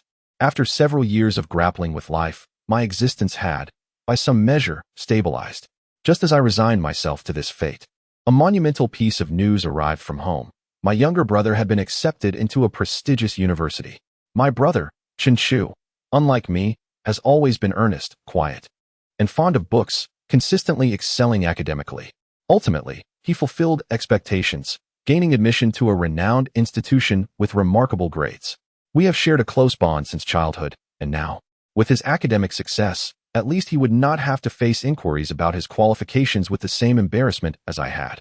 I dedicated myself more fervently to my work, leading a simpler life, and diligently saving money each month to send to him. Chen Ge, indeed, proved to be a source of pride. Not only did he work part-time to support himself, but he also secured scholarships each year. He often urged me to treat myself better, to indulge in good food and purchase finer clothes, assuring me that he was financially secure. Time flew, and 4 years passed. My brother graduated from university. While many of his peers lamented that graduating equated to unemployment, Chen Ge was fortunate. He was approached by a company immediately upon graduation for a contract. Upon reflection, I realized the immense pressure he bore, not from our mother or me, but self-imposed. Our mother, gentle and kind, was simply content as long as her son was healthy and alive. I, too, bore no expectations of repayment for the money I sent him. As his elder brother, it was my duty to support his education. However, Chen Ge perceived it differently. As the only university graduate in the family, the monthly assistance from his brother, though well-meaning, became a source of pressure. He aspired not just to accept his brother's aid, but to ensure a better life for both me and our mother, even if it meant enduring hardships himself. His classmates advised him that the companies courting him were of moderate size and offered less than ideal conditions, suggesting he take a more observant approach. Yet, driven by an earnest desire to prove himself and provide for our family, Chen Ge was too kind-hearted and earnest to heed their counsel. Thus, he entered this inexplicable company, earning a monthly salary of 4,000 yuan. At this point, one might argue that the situation does not yet qualify as a tragedy. However, I have stated before that the essence of life is this. Whenever you believe that life is taking a turn for the better, it will mercilessly deliver a slap, forcing you to confront reality. 3 months later, I received a message from the local police regarding my brother. He had passed away. Chapter 63. A common man. When I received the news, it was around 5 in the afternoon. My mother and I had purchased midnight train tickets, arriving at the police station in Chen Ge's workplace city just after 2 in the morning. The officers led us to identify the body, and I saw my brother, covered in injuries from head to toe. My mother collapsed over Chen Ge's body, weeping inconsolably. The on-duty officer informed us that my brother had been involved in a conflict at his rental apartment and had been brutally beaten by 2 individuals. By the time the police arrived, he had already succumbed. I knew this could not be true. My brother had a gentle nature and would never initiate a confrontation. Just as I was about to inquire further, my mother suddenly clutched her chest and fell to the ground. The seasoned officer recognized the signs of a myocardial infarction and immediately called for an ambulance. Yet, before she could reach the hospital, her grief had overwhelmed her entirely. When I witnessed the doctor wheeling my mother's lifeless body out of the emergency room, I felt no sorrow, only a profound sense of bewilderment. How could this happen? We had endured the most challenging times. I had turned my life around. How could it end like this? With the assistance of the local authorities, we laid the elderly woman to rest. However, the matter was far from resolved. I was determined to uncover the truth behind my brother's death. Yet, no matter how persistently I questioned the police, they steadfastly maintained that it was simply a case of a brawl gone wrong, and the higher-ups had already closed the case, promising a swift conclusion. Upon examining my brother's body meticulously, I discerned at least 2 distinct types of injuries, indicating that he had been assaulted by at least 2 individuals simultaneously. Since the police could not assist me, I resolved to take matters into my own hands. The bad news was that I had lost everything. The good news was that I had nothing left to lose, save for a pair of fists. To unravel the mystery surrounding my brother's demise, I needed to start with those who were closest to him. His roommate, Lu Hao, was a classmate, and after the incident, he had vacated the apartment. I soon located Lu Hao, who was hiding in a basement. Knock, knock, knock. Who is it? Lu Hao's voice echoed from within. Knock, knock, knock. I remained silent, continuing to pound on the door. Lu Hao opened it just a crack, eyeing me with suspicion. Who are you? I am Chen Ge, Chen Chu's elder brother. Before I could finish my sentence, Lu Hao suddenly attempted to slam the door shut. Wait, something's not right. I kicked the door open, pushing both him and the door aside, gripping his hair and forcing his head against the wall. Please, please. Chen Chu's death has nothing to do with me. I swear I know nothing. Lu Hao cried out. What transpired on the night my brother died? I ventured to a bar with others, utterly oblivious to the circumstances. Lu Hao exclaimed, help! Someone please. Cease your cries. The soundproofing in this basement is impeccable, and no one outside can hear you. My brother is down here alone, so you should accompany him. I nonchalantly retrieved the axe I had prepared earlier. Brother, I have no connection to Chen Chu's death. Then whose death is my brother associated with? Boss Chen. It was Boss Chen who did this. Please spare me. I have elderly relatives who depend on me. Lu Hao pleaded desperately. Who is Boss Chen? Reveal his identity, and I shall spare your life. Subsequently, Lu Hao divulged every detail he knew. Like beans spilling from a bag, Boss Chen is the owner of the company where my brother worked. Through Lu Hao's account, I gradually pieced together the narrative. My brother's employer was not a legitimate company. Local regulations stipulated that companies hiring fresh graduates would receive certain subsidies, and Boss Chen had set his sights on this lucrative opportunity. He signed a 1-year contract with Chen Chu.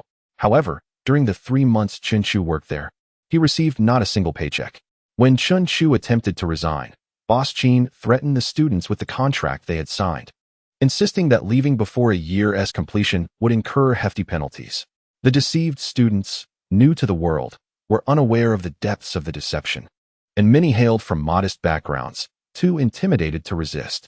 In a fit of rage, Chen Chu, along with dozens of other deceived students, surrounded Boss Chen's office. Upon witnessing the uproar, Boss Chen superficially agreed to pay their wages, but that very night, 2 thugs confronted Chen Chu, who had taken the lead, and brutally assaulted him. By the time he was taken to the hospital, he had already succumbed to his injuries. After hearing this, I asked, how do you know those 2 thugs were Boss Chen's men? Those 2 thugs were the security guards at the company entrance.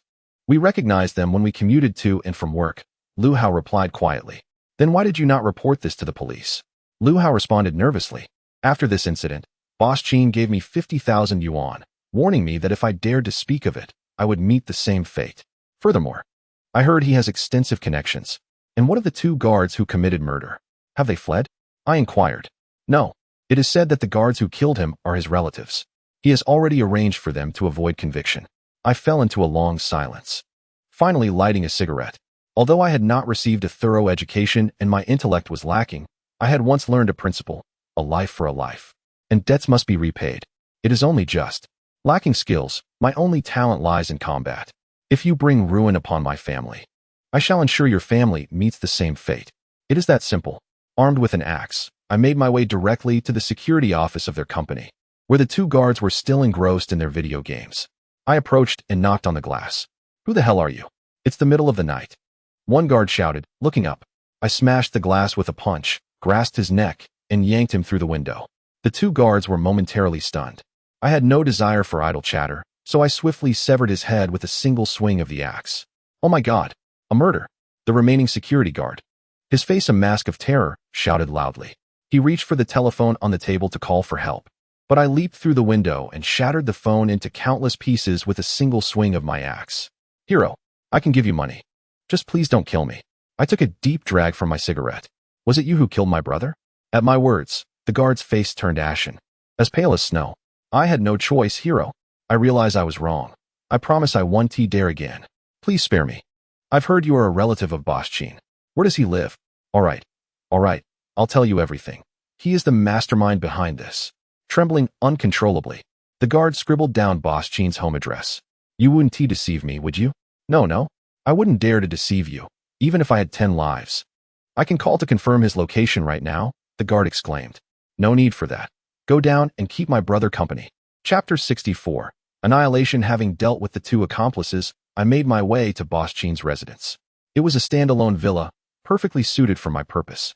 Breaching walls and entering such places was second nature to me. I slipped in unnoticed. Peering through the window, I observed the family gathered around the dining table. I had seen Boss Chen's photograph on the guard's phone. The man sitting in the center was indeed him. Alongside him were 4 others, an elderly couple, their hair completely white, presumably Boss Chen's parents. Beside him sat a middle-aged woman, likely his wife, and another man. Of similar age and bearing a slight resemblance to Boss Chen was his younger brother. The family was enjoying their meal, exchanging laughter and toasts. Brother, I heard you've gotten into some trouble lately? Boss Chen's brother inquired. It's nothing. Just a poor student who dared to challenge me. Do you know he even brought up labor laws in my office? After all these years running a business, I know whether labor laws hold any weight. Boss Chen, slightly inebriated, wore a smug expression. I've investigated that kid's family. He has only an old mother and a brother doing odd jobs. No connections. No background. What could he possibly use to contend with me? If he has the ability, let him sue me. The heads of our local court have all drunk with me. Humph. It's all in the past now. Nothing will come of it. Boss Chen's father spoke earnestly. Xiao Chen, you should refrain from such matters in the future. Harmony brings wealth. However, his mother dismissed the concern, saying, let us not discuss unhappy things today. A poor student daring to besiege our son's office. He must be out of his mind. He doesn't weigh his own worth. Son, if you encounter such blind fools again, you must handle it this way. It's not merely a matter of money. If we were to lose money, they might think we are in the wrong. Listening to their conversation, I suddenly recalled a phrase my teacher had once said, those who are not of the same family do not enter the same door. Since they were family, they should remain united. With a powerful swing, I shattered the window glass, and Boss Chen's mother screamed, what happened? What is going on?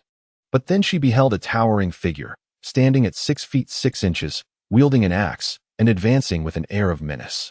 In an instant, the room fell into a profound silence. However, it was not long before Boss Chen's mother regained her composure and sternly exclaimed, who are you? Do you know where this place is? Where do you come from? Get out immediately. I calmly introduced myself. My name is Chen Ge, the older brother of the university student your son just killed, a mere laborer struggling in society. Boss Chen's mother pursed her lips and retreated a couple of steps. Glancing at the axe in my hand, Boss Chen's expression darkened, but he quickly donned a smile. Ah, you are Chen Chu's elder brother? I too am deeply troubled by what has happened to your brother. I had no idea. Before he could finish his sentence, I stepped forward and swiftly severed his left hand with a single swing of the axe. Ah! Boss Chen let out a horrific scream. Ah! His wife and mother followed suit, shrieking in terror. Beads of sweat the size of soybeans dripped from Boss Chen's forehead. Please, don't do this. If it's money you want, I will give you anything. Just name your price. Yes. We will pay whatever you ask. Just put down the weapon. Boss Chen's brother hurriedly interjected. I remained silent, bringing the axe down upon his forehead, his brain matter splattering across the dining table. Murder! Murder! Someone help! Quickly! Boss Chen's mother cried out desperately. Indeed, I may not possess much skill, but it is more than sufficient to extinguish your entire family, I remarked coldly. Boss Chen's father quickly interjected. Young man, I understand your grievances. Our family has some connections in the city. You can ask for anything, and I will do my utmost to accommodate you. Please, do not resort to violence. We live in a society governed by law. Had he not just asserted that labor laws meant nothing to him? Why now invoke the rule of law? I advanced step by step, run in 3 directions. Boss Chen's father shouted, realizing that words were futile. I had come to annihilate their family. Yet, he overestimated himself. At over 70 years of age, he could barely run 2 steps before I caught up to him, bringing the axe down and shattering his skull. I then took 2 steps forward and seized Boss Chen's mother, ending her life with another swing. Next, I grabbed Boss Chen's wife's hair and threw her to the ground, concluding the battle with a final blow. Boss Chen, still clutching his wound, staggered as he attempted to flee, but I knew that losing an arm would disrupt his balance, preventing him from escaping swiftly. I lunged forward, grasping Boss Chen by the neck and pulling him back. Brother, please don't kill me. I realize my mistakes. I should not have harmed your brother. Spare me. I will give you any amount of money. Boss Chen pleaded, kneeling on the ground, tears streaming down his face. I know I am a scoundrel. If you let me go, I promise to change my ways and become a better person. Without uttering a word, I swung the axe down upon his head, scattering his brains across the ground. I had no desire to engage in further dialogue with him. After the slaughter, a profound emptiness washed over me. At that moment, a youthful voice echoed from the second floor. Why are you making such a racket? I can't even play my game. But when he beheld the gruesome scene below, he immediately held his breath. I glanced upward, locking eyes with the boy. His face drained of color, and he turned to flee upstairs. At that moment, a thought flashed through my mind. To kill 100 is but to face one death. I hastily ascended to the second floor, where the boy was attempting to hide beneath the bed. I seized his leg and yanked him out. The boy, his face a mask of terror, exclaimed, "Uncle, please don't kill me. I know nothing of what transpires between adults. I shall certainly refrain from alerting the authorities. I shall not gaze upon your visage. Spare my life." I looked at the youth before me, who appeared to be no older than 16 or 17, and inquired, "How old are you?" 17, he replied. "What are you doing?" "I am attending school." "Ah, that is commendable. Pursue your studies diligently, for it shall benefit you. Do not follow in my footsteps, as I did not even graduate from high school. By the way, what relation do you have to Boss Chen?" The boy trembled incessantly. "He is my father." "I see. Your father is responsible for the death of my brother and the demise of my mother. I have come to eradicate your entire family. Do you have any final words?" I raised my axe. "Please, do not kill me." With a swift swing, the axe fell, and the boy lay motionless upon the ground. I inhaled deeply. "Mother, brother, do not worry. I shall soon join you. I will not allow you to be alone." After committing the act, I ignited the villa in flames. As the fire blazed, my heart was reduced to ashes. Sitting on the steps nearby, I lit a cigarette, perhaps for the final time in my life. Then I retrieved my old mobile phone and dialed the police. "Hello? Is this the police? I have committed murder. P.S. I have recently discovered a rather intriguing comic titled Darwin's Game. Is there anyone who wishes to follow along with me?"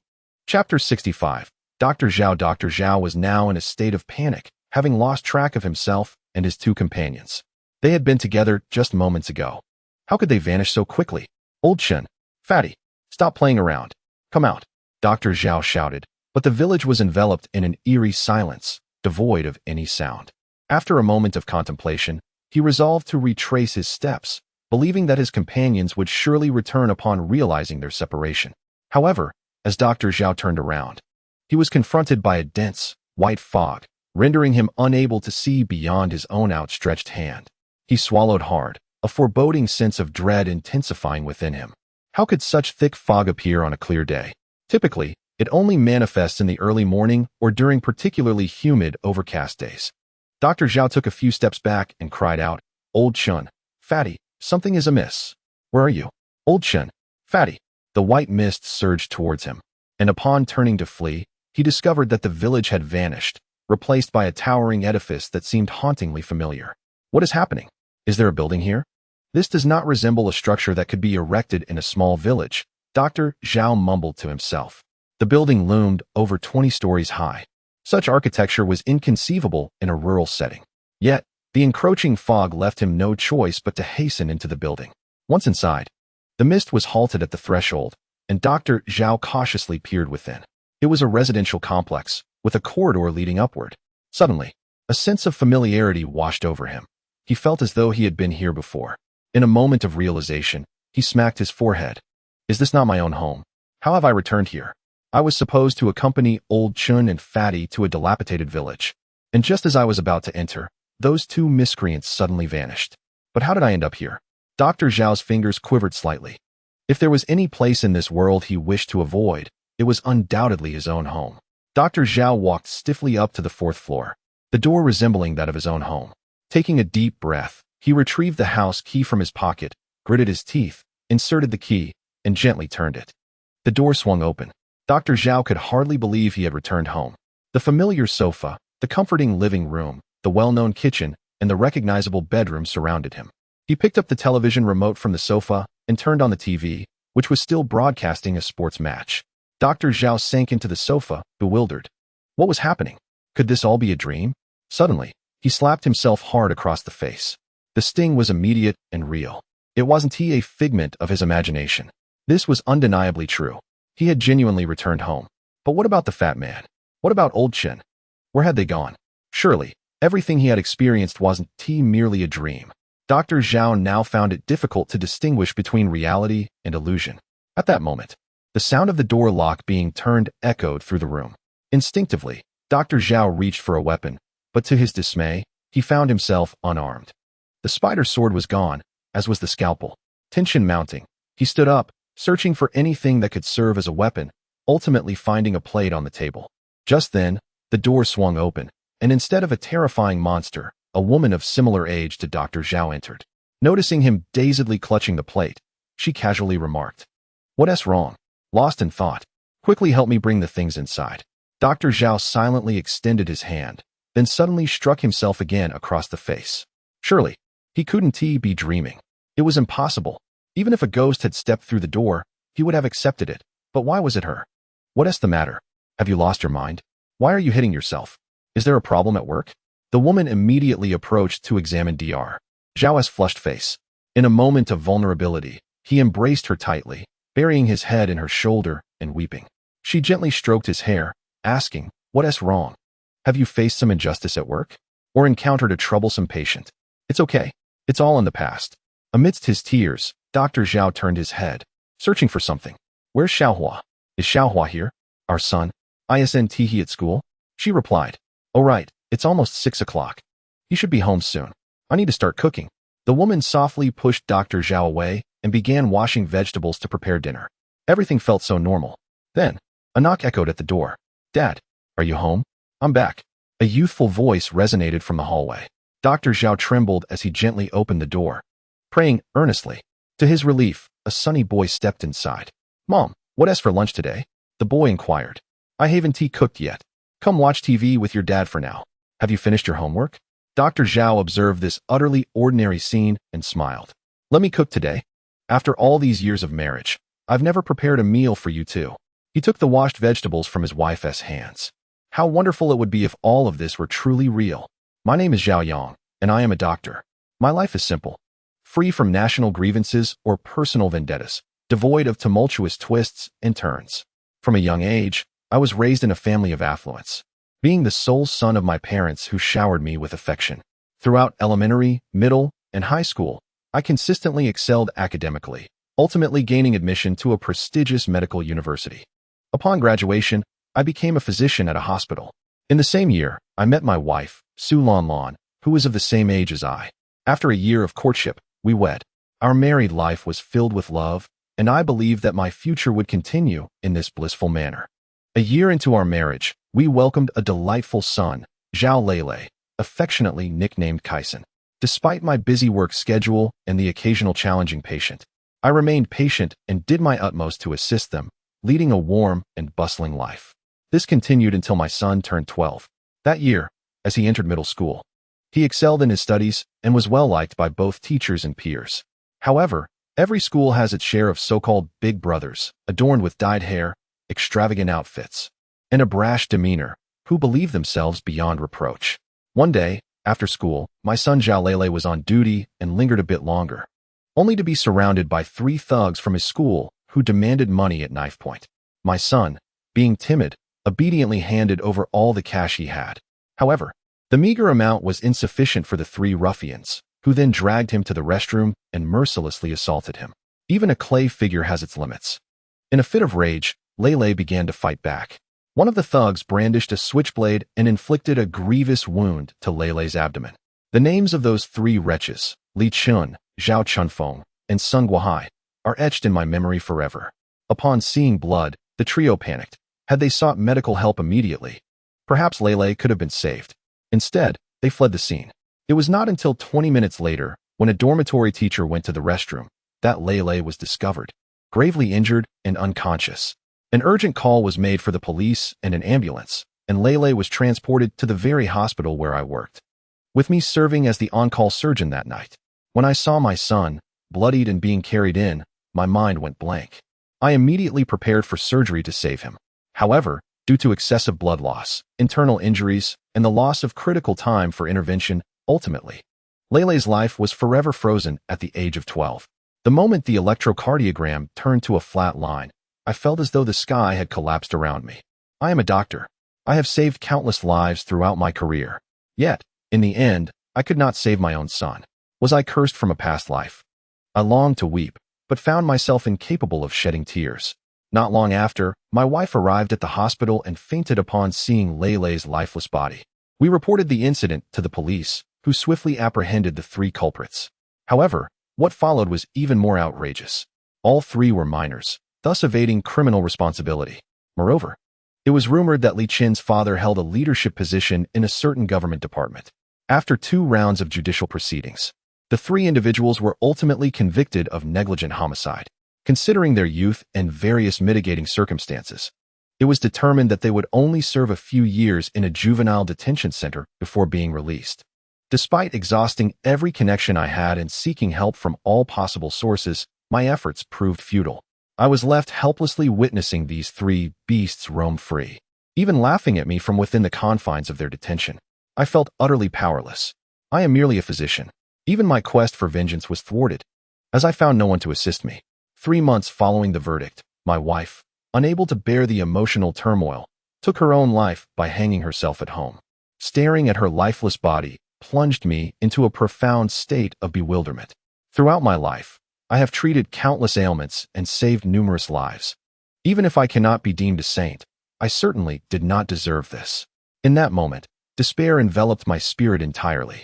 I placed the bodies of my wife and child in the morgue of my workplace, preparing to join them in death. However, unexpectedly, a loud noise erupted from the sky at noon, rendering the entire city incapacitated. In that instant, consumed by a desire for death, I remained indifferent in the morgue. Darkness soon enveloped the world. Suddenly, a patient in the hospital let out a heart-wrenching scream, claiming that something was screaming in his head and pleading for a doctor to open his skull. Initially, the doctors assumed he had lost his mind and hurried to restrain him. Yet, mere minutes later, he succumbed to death. The physicians were bewildered. This patient had only undergone an appendectomy and was expected to be discharged within a week. Why had he died? He had been recovering well. How could this happen so suddenly? If the family were to discover this, the consequences would be dire. At that moment, no one realized that the apocalypse had arrived. It was truly peculiar. Logically, there should have been no issues.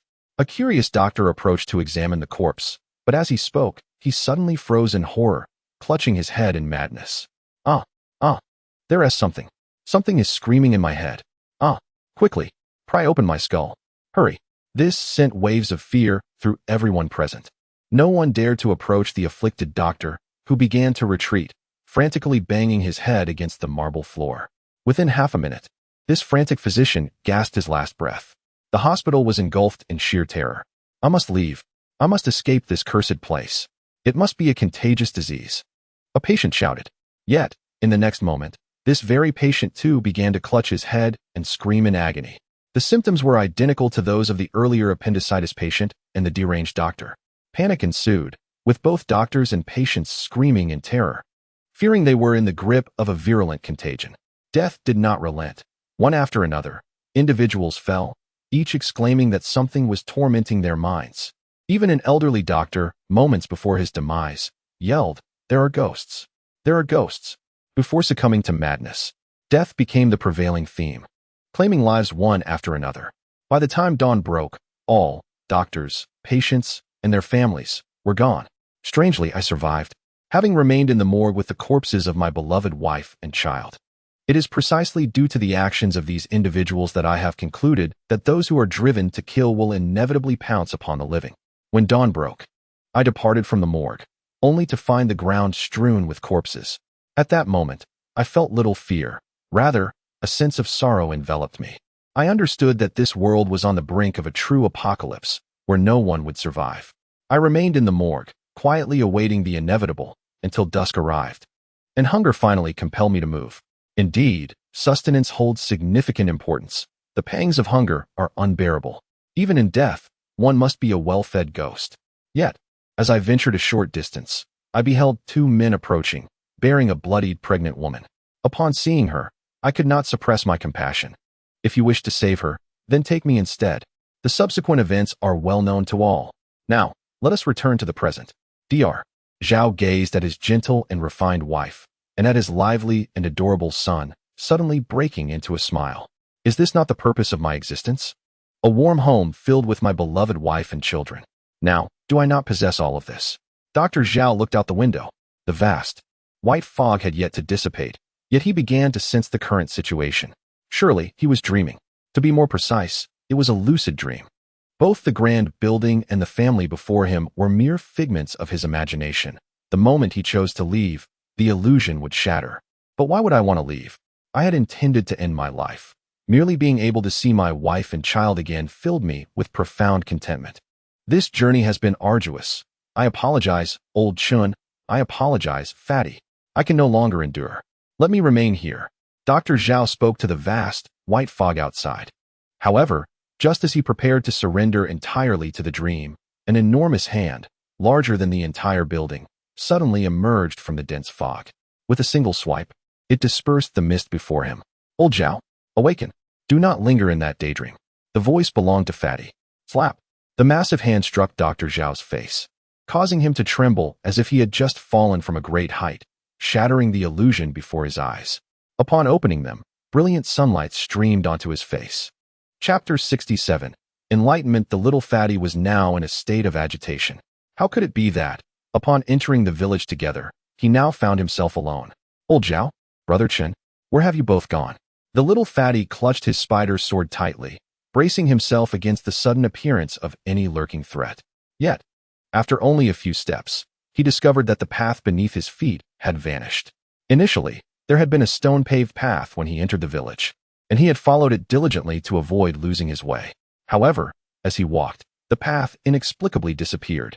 This disappearance did not merely refer to the stones that had formed the path, but rather the very ground beneath his feet, the sky above, and the surrounding village. All had vanished, replaced by a blank expanse. The little fatty realized he now hung suspended in a completely unknown realm, enveloped in a sea of white, with no visible beginning or end. What the hell is this place? What on earth is happening? Old Zhao, brother Chun, where have you two scoundrels disappeared to? Hurry up and show yourselves. The chubby boy exclaimed. Yet, within this bizarre realm, there existed neither up nor down, neither left nor right, nor any semblance of direction. It was an absolute void, devoid of the imagined demons and monsters, enveloped in profound silence. Initially, the chubby boy felt a twinge of panic, but upon realizing he was in no peril, he found himself calming down. He extended his hand to feel around him, discovering that he could swim freely in this realm of utter emptiness, moving in all directions at will. This could not be reality. It must be a dream.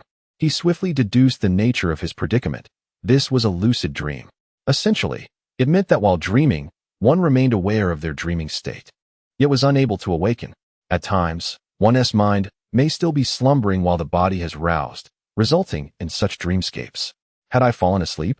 When did that happen? Could it be that I am still on the vehicle?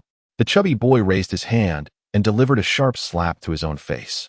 He felt the sting, yet remained ensconced in slumber. After pondering for a few moments, he realized he had indeed fallen victim to some trickery. Throughout this journey, many dangers lurked in the shadows. As the saying goes, it is easy to evade a blatant attack, but a hidden assault is far more treacherous. These monsters could strike unexpectedly. How can I awaken from this state? Why am I ensnared in this utterly void dream? The chubby boy gazed up at the vast, white sky when suddenly, a cacophony of cawing ravens pierced the air. Caw, caw, caw. In that moment, clarity struck him. So, it is you, the harbinger of misfortune. I knew you wouldn't stay up late. You have been following us all along. The sound of the crows made the chubby boy suddenly comprehend what had transpired. Clearly, the ravens possessed some unique power, capable of drawing individuals into dreams. After a brief moment of contemplation, a smile spread across his face as he realized why his dream manifested as a void. My name is Wong Warren, the one associated with the 5-nut mooncake. You may also call me the chubby boy. Throughout this escapade, I have encountered many souls, but none left a more profound impression on me than Chen Ge and Dr. Zhao. It was evident that both had their own stories to tell. Yet, I am different. I possess no such tales.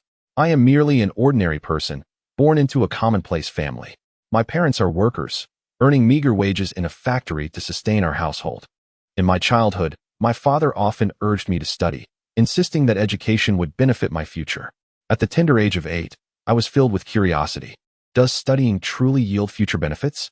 Is there not but one inevitable outcome for everyone? That is death. Nevertheless, to please my parents, I endeavored to absorb as much knowledge as I could. Perhaps my memory is slightly sharper than the average person's, as I excelled academically from a young age, achieving top marks in elementary school and gaining admission to a prestigious high school upon graduating from middle school. However, I found myself torn when it came time to choose between the humanities and sciences in high school. I have a penchant for the arts. I have a profound appreciation for history, a deep affection for the grandeur of mountains and rivers, and an ardent desire to listen to tales told by others. However, my parents insisted that the humanities offered poor job prospects, compelling me to switch to the sciences. Thus, I begrudgingly pursued a scientific education. Despite my lack of enthusiasm for physics, biology, and chemistry, I managed to attain a modest score in the college entrance examination, securing admission to a second-tier university, where I led a rather unremarkable collegiate life. At times, I pondered the true significance of my experiences. Why, when the destination was the same? Must one be so preoccupied with the journey? This dilemma plagued my youthful mind. Upon graduating and embarking on the job hunt, I realized the swift devaluation of my educational qualifications. By the time I graduated, a second-tier degree had lost its worth. Ultimately, I found myself working as a teaching assistant at a tutoring institution, earning a meager salary of just over $2,000 a month. My parents advised me that the job market was challenging, suggesting that if I could secure a government position, I would enjoy a lifetime free from financial concerns. Thus began my aimless pursuit of a civil service examination, and to my surprise, I succeeded on my first attempt, becoming a local civil servant.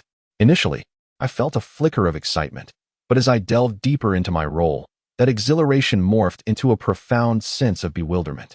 I soon realized that this was not the life I desired.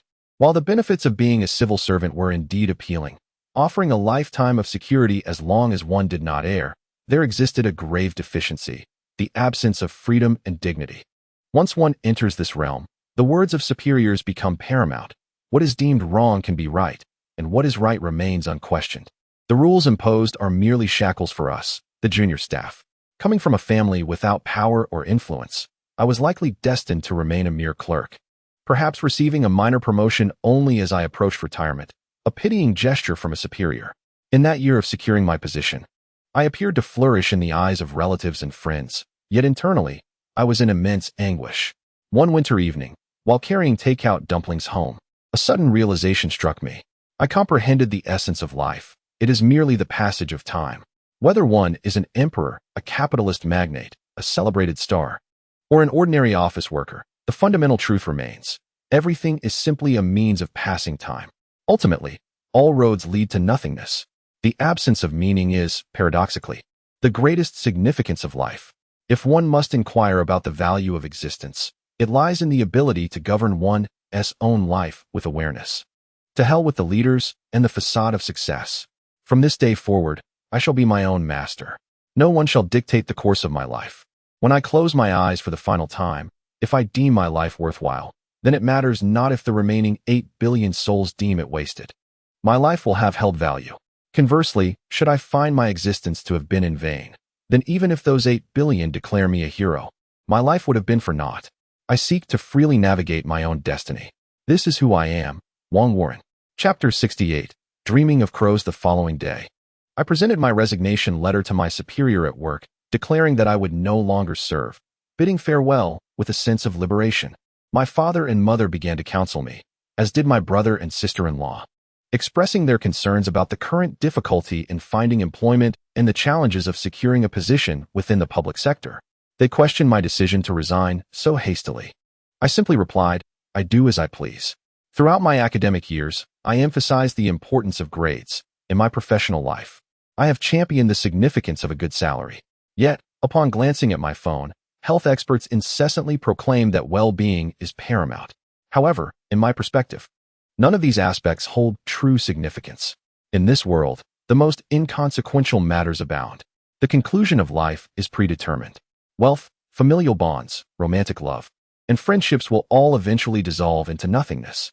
Of course, mainstream experts in today's society vehemently reject such notions, labeling them as nihilistic and detrimental to mental and physical development. I contend that the best way to maintain one's health is to avoid the confines of employment altogether. Were it not for financial constraints, who would willingly endure the indignities of labor for a mere pittance? Even with a job, one seldom enjoys a cheerful disposition. Without joy, how can one speak of health? Furthermore, is nihilism inherently erroneous? Most individuals are simply reluctant to confront the truth that a lifetime of hard work may culminate in nothingness. This realization may be too painful for some successful individuals to bear. In this regard, I consider myself a staunch materialist. I do not subscribe to the belief in an afterlife. Death is simply the cessation of existence. If there were to be a reincarnation, experiencing this arduous life once more would be the epitome of hell. From the moment I grasped this understanding, my fear of death began to wane. The journey from life to death is merely a natural evolution. I refer to it as going with the flow. Concurrently, my perspective on life has undergone a profound transformation. I once regarded myself as a warm-hearted individual, yet since that moment, I have not performed a single good deed, nor have I committed a bad one. I allow every occurrence around me to unfold organically, culminating in random outcomes. I simply observe, quietly watching. Of course, having resigned from my job, I must still find a means of sustenance. After much contemplation, I chose to write novels. Although the financial rewards are modest, they suffice to ensure my basic needs are met. Yet, before I could complete my manuscript, the apocalypse arrived. In this cataclysm, I forged bonds with several kindred spirits, embarking together on this journey of escape. I have always perceived this apocalypse as a grand game of survival, living day by day. While life holds immense value, should I one day confront death, I might experience fear, yet I believe I could face it with composure. As for this utterly void dreamscape, it mirrors my innermost thoughts. Simultaneously, I discovered a means of escaping this dream. The chubby boy opened his eyes, with gentle sunlight caressing his face. Indeed, he had succeeded. The boy realized that they had not entered the village. Rather, they had fallen asleep beneath the great locust tree at the village's entrance. It seemed that the moment we reached the village's threshold, we collectively succumbed to slumber. The boy stretched languidly. In truth, the method of escaping the dream is remarkably simple. One must relinquish their obsessions. The chubby boy possessed no such attachments, effortlessly emerging from the dream. Dr. Zhao, however, clung to his obsession with his wife and children. Chen Ge's obsession lies with his mother and younger brother. They may have realized they are ensnared in a dream, yet they cannot bear to part from their loved ones, willingly succumbing to slumber. The chubby boy looked up, and, indeed, perched upon the gnarled branches of the old locust tree was a peculiar crow. This crow remarkably possessed 6 wings, each adorned with an eye-like pattern. To the boy's astonishment, the crow had no beak. Instead, it emitted a cacophony of cawing sounds by incessantly vibrating its wings. Perhaps the 6-winged crow had not anticipated that anyone could escape the dream. It fixed its gaze intently upon the chubby boy, who, in turn, stared back with equal intensity. The boy stealthily reached into Dr. Zhao's embrace, recalling that a slingshot lay hidden therein. Indeed, he found it. He picked up a stone from the ground. Despite his lack of combat prowess, he had cherished playing with a slingshot in his youth. He wondered if his skills had dulled over the years. With a sharp crack, a stone the size of a thumb flew forth, striking the 6-winged crow squarely on the head. The incessant cawing abruptly ceased. The crow, stunned by the blow, flapped its 6 wings in a chaotic frenzy. Seizing a nearby spider's sword, the boy lunged forward, plunging it into the crow with a decisive thrust. After a few desperate flaps, the 6-winged crow lay still, presumably lifeless. To ensure this creature was truly dead and not fainting, the boy grabbed a fire axe and smashed the crow's head, subsequently tearing off all 6 wings. The crow remained silent throughout, leading the boy to ascertain its demise. Truly, those who manipulate illusions possess little prowess in close combat.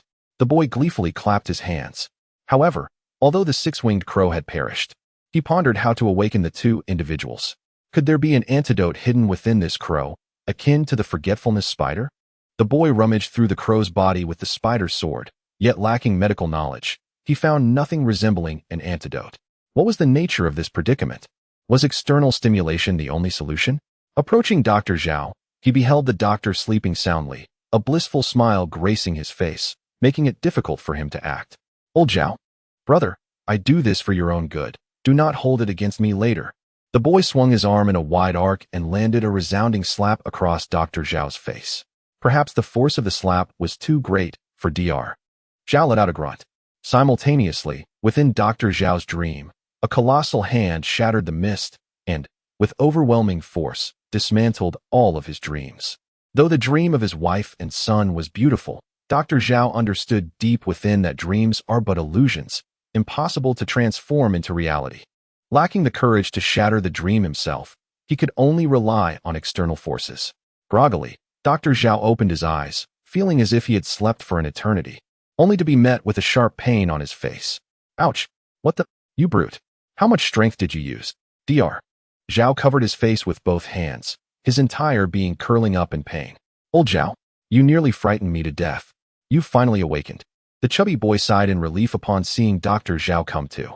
Dr. Zhao lamented while shielding his face. Could you not press my philtrum? You heavy-set fool. All right. Enough complaining. Quickly check on Brother Chen. Perhaps a slap from me could wake him as well? The chubby boy inquired.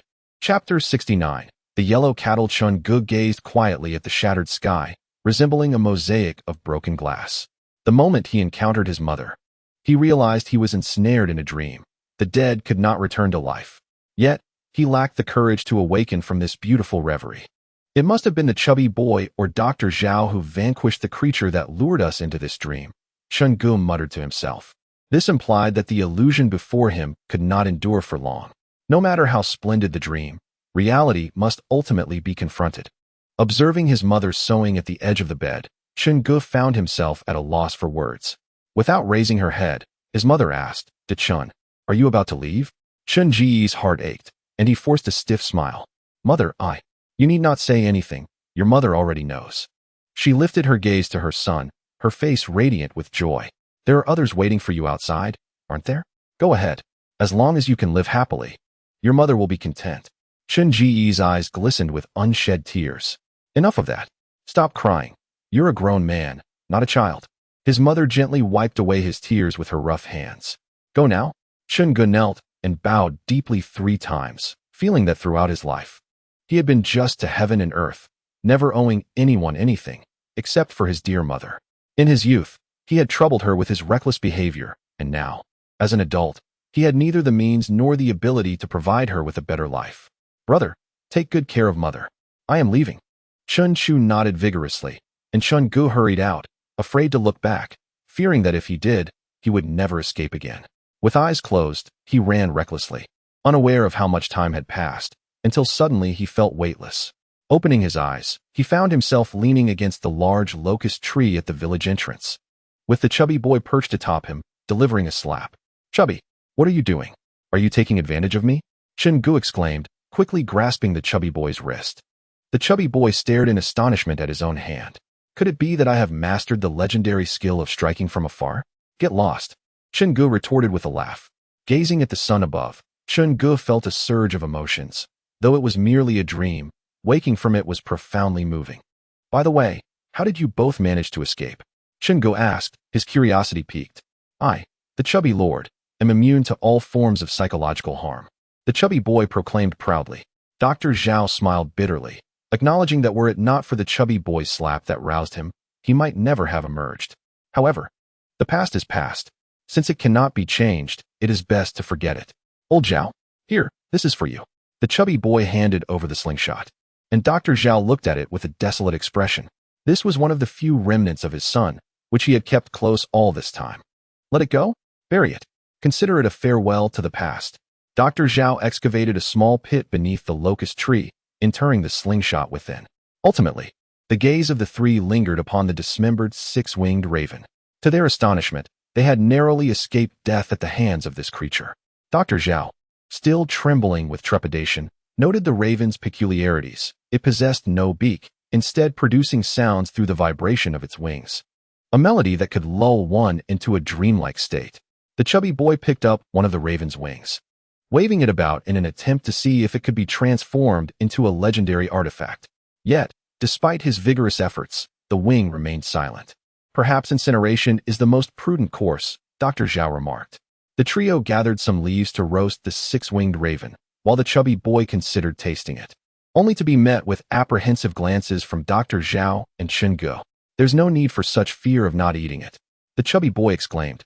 By the way, should we venture into this village or not?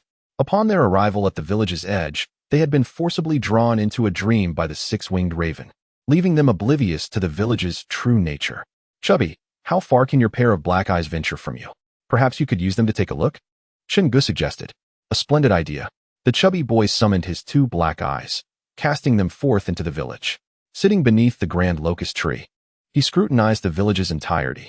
Nothing particularly extraordinary, just an ordinary village, he whispered. Is there anything that could serve as a means of transportation? Chen Ge inquired. Their reason for visiting this village stemmed from their vehicle's breakdown, laden with supplies they were reluctant to abandon. I see nothing that could replace the wooling, the chubby boy murmured. Since the advent of urbanization, this small rural area had suffered significant population loss, with the youth departing for work and eschewing agricultural life. With scarcely anyone around, the prospect of finding a means of transport appeared bleak. Anything would suffice. Even a bicycle would do, Chen Ge remarked. Huh, a bicycle? You look more like a bicycle, the chubby boy quipped, continuing his banter. Despite their conversation, much of the village had been scoured, yielding little of value, mostly farming tools like hoes and shovels, which they had no need for given their ample weapons. Just as the chubby boy prepared to retract his eyes, he suddenly exclaimed, "Wait, there is something alive within the village." Upon hearing this, both Chen Ge and Dr. Zhao tensed, aware that in this day and age, any living thing could pose a lethal threat. What is it? Chen Ge whispered. With uncertainty in his tone, the chubby boy replied, "It seems to be a yellow cow grazing." A cow? Chen Ge and Dr. Zhao exchanged glances. Dr. Zhao, somewhat exhilarated, declared, "I've never seen a living cow in my life." However, Chen Ge doused his enthusiasm with a dose of reality. But how do you know if that yellow cow is normal or mutated? They had encountered far too many strange phenomena along their journey, creating an atmosphere fraught with paranoia. However, without a means of transportation, traversing hundreds of miles while carrying a substantial amount of gear is a daunting thought. Fatty, take a closer look. Is there something wrong with this cow? Chen Ge inquired. Fatty was uncertain as well. Wait a moment, let me examine it more closely. He squinted, and soon enough, the yellow cow noticed two dark, beady eyes fixed upon it. Nevertheless, the cow remained stoically focused on grazing, seemingly oblivious to the scrutiny, as if nothing could be more important than consuming grass. It doesn't appear to be aggressive, Fatty remarked. Shall we observe it at a closer range? Chapter 70. The Corpse Tree. Ultimately, Chen Ge, Fatty, and Dr. Zhao decided to venture into the village. Chen Ge led the way, with Fatty and Dr. Zhao flanking him, forming a triangular formation. This arrangement ensured that if one encountered danger, the others would be quick to respond. The village was small, and it took no more than 15 minutes to traverse from one end to the other. Before long, the trio spotted the yellow cow grazing.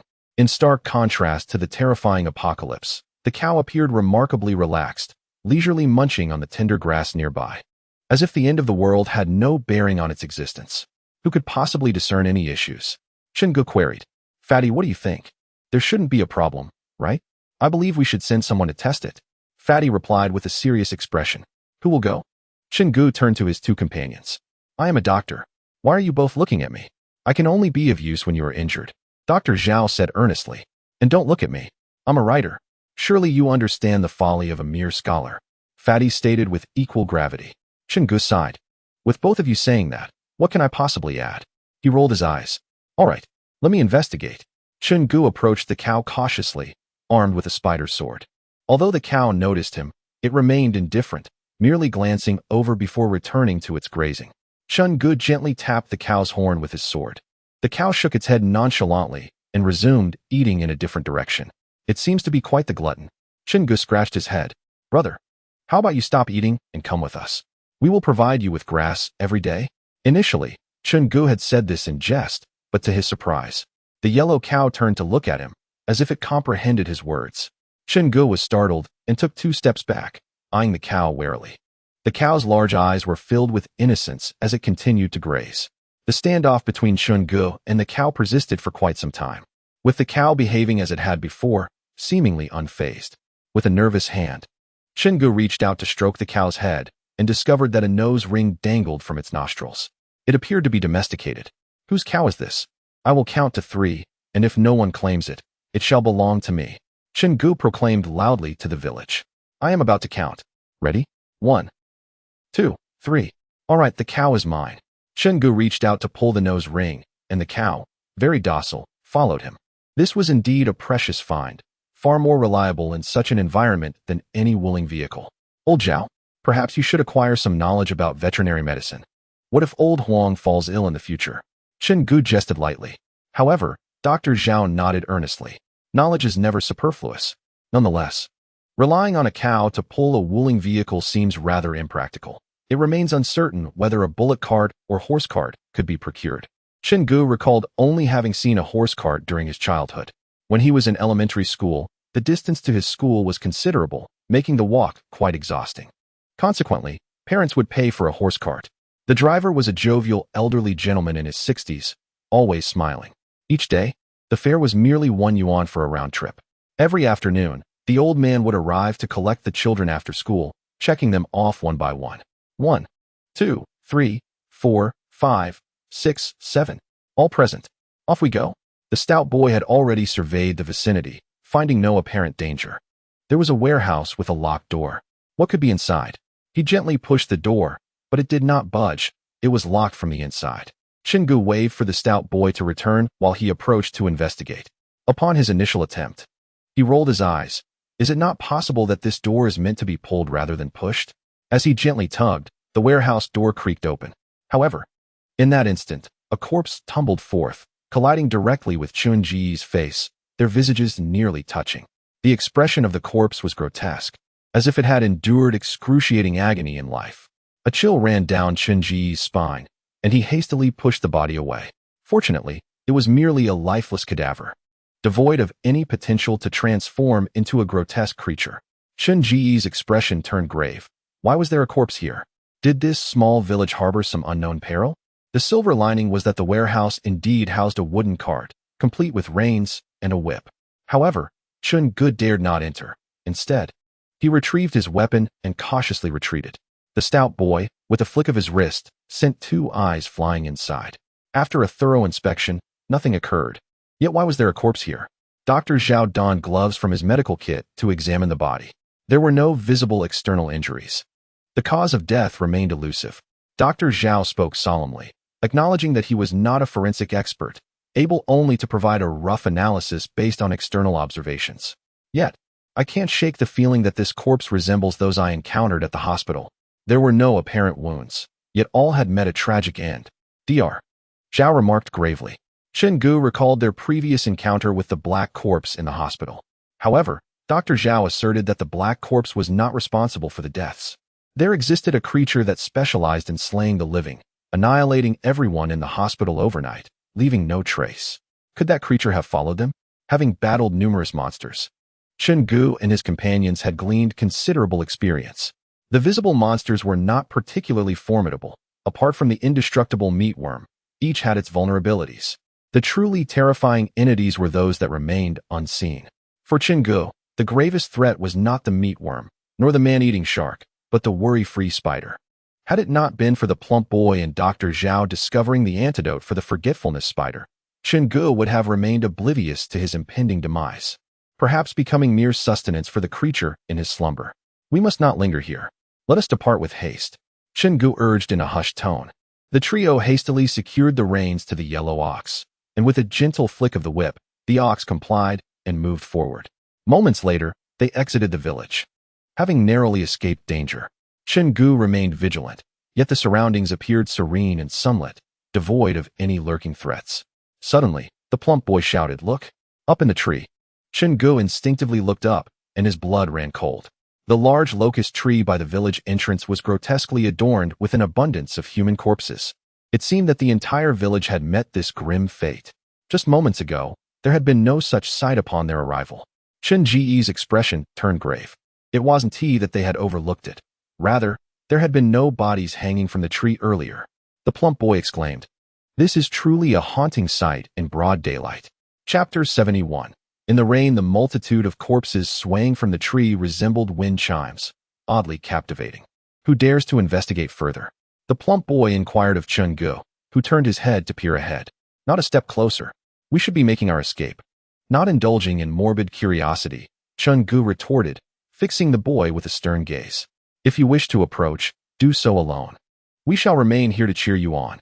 Then let us hasten our departure. The plump boy replied with a sheepish grin, and the three of them led the ox away from the ominous locust tree. Dr. Zhao's expression was grave. In terms of geomancy, the locust tree is often referred to as a ghost tree. It is said that one should not plant locusts in front of the house, nor willows behind. Such trees are inherently malevolent. The plump boy whispered, Dr. Zhao, with your esteemed education, do you truly believe in these superstitions? Dr. Zhao scoffed lightly. Which nobleman does not possess a higher education? Who is not more astute than you or I? Can you guess their beliefs? I once witnessed a wealthy tycoon, driving a Rolls-Royce, humbly working in a temple, scrubbing floors, and washing dishes with utmost sincerity. I would sooner investigate his past. One is either dishonest or a thief. If one is at peace with their conscience, why seek the Buddha's protection? Remarkable.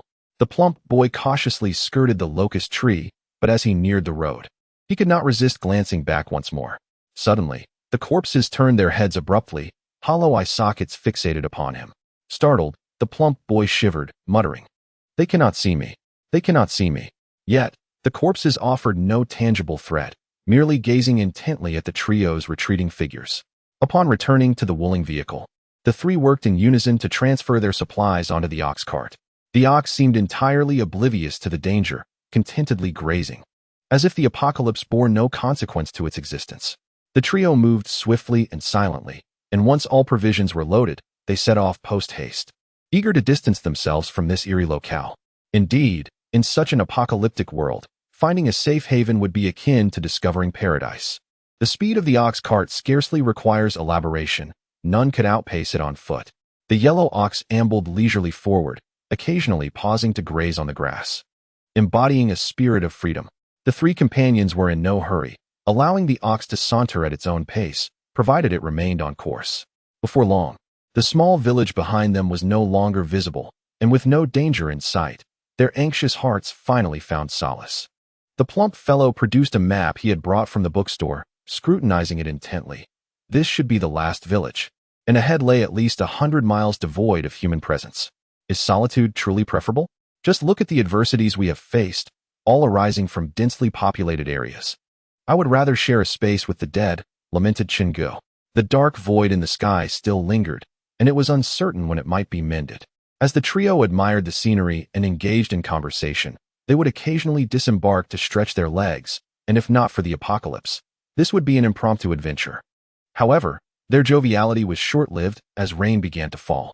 It was not heavy, merely a gentle patter, but the rain was strikingly blue, reminiscent of the downpour from the day of the cataclysm. Do you think this rainwater could be toxic? The plump one inquired anxiously. Dr. Zhao extended his hand to catch a droplet, bringing it to his nose to inhale gently. It bore no peculiar scent, resembling pure water. Lacking professional instruments, analysis was challenging. Nevertheless, I could collect a sample. It might prove useful in the future, Dr. Zhao remarked, retrieving a test tube from his medical kit to preserve a small amount of the blue rainwater. The plump fellow observed that Dr. Zhao seemed to have a penchant for collecting oddities. He had gathered considerable amounts of the venom and antidote from the forgetful spider, and now he was even collecting rainwater. Perhaps, for Dr. Zhao, this was akin to a collector acquiring memorabilia. It would be prudent for us to seek shelter from the rain. While we cannot ascertain the harmfulness of this rainwater, we cannot dismiss the possibility of its danger either. Moreover, exposure to the rain could lead to a loss of body heat, which would be troublesome if we were to catch a cold, Dr. Zhao offered sagely.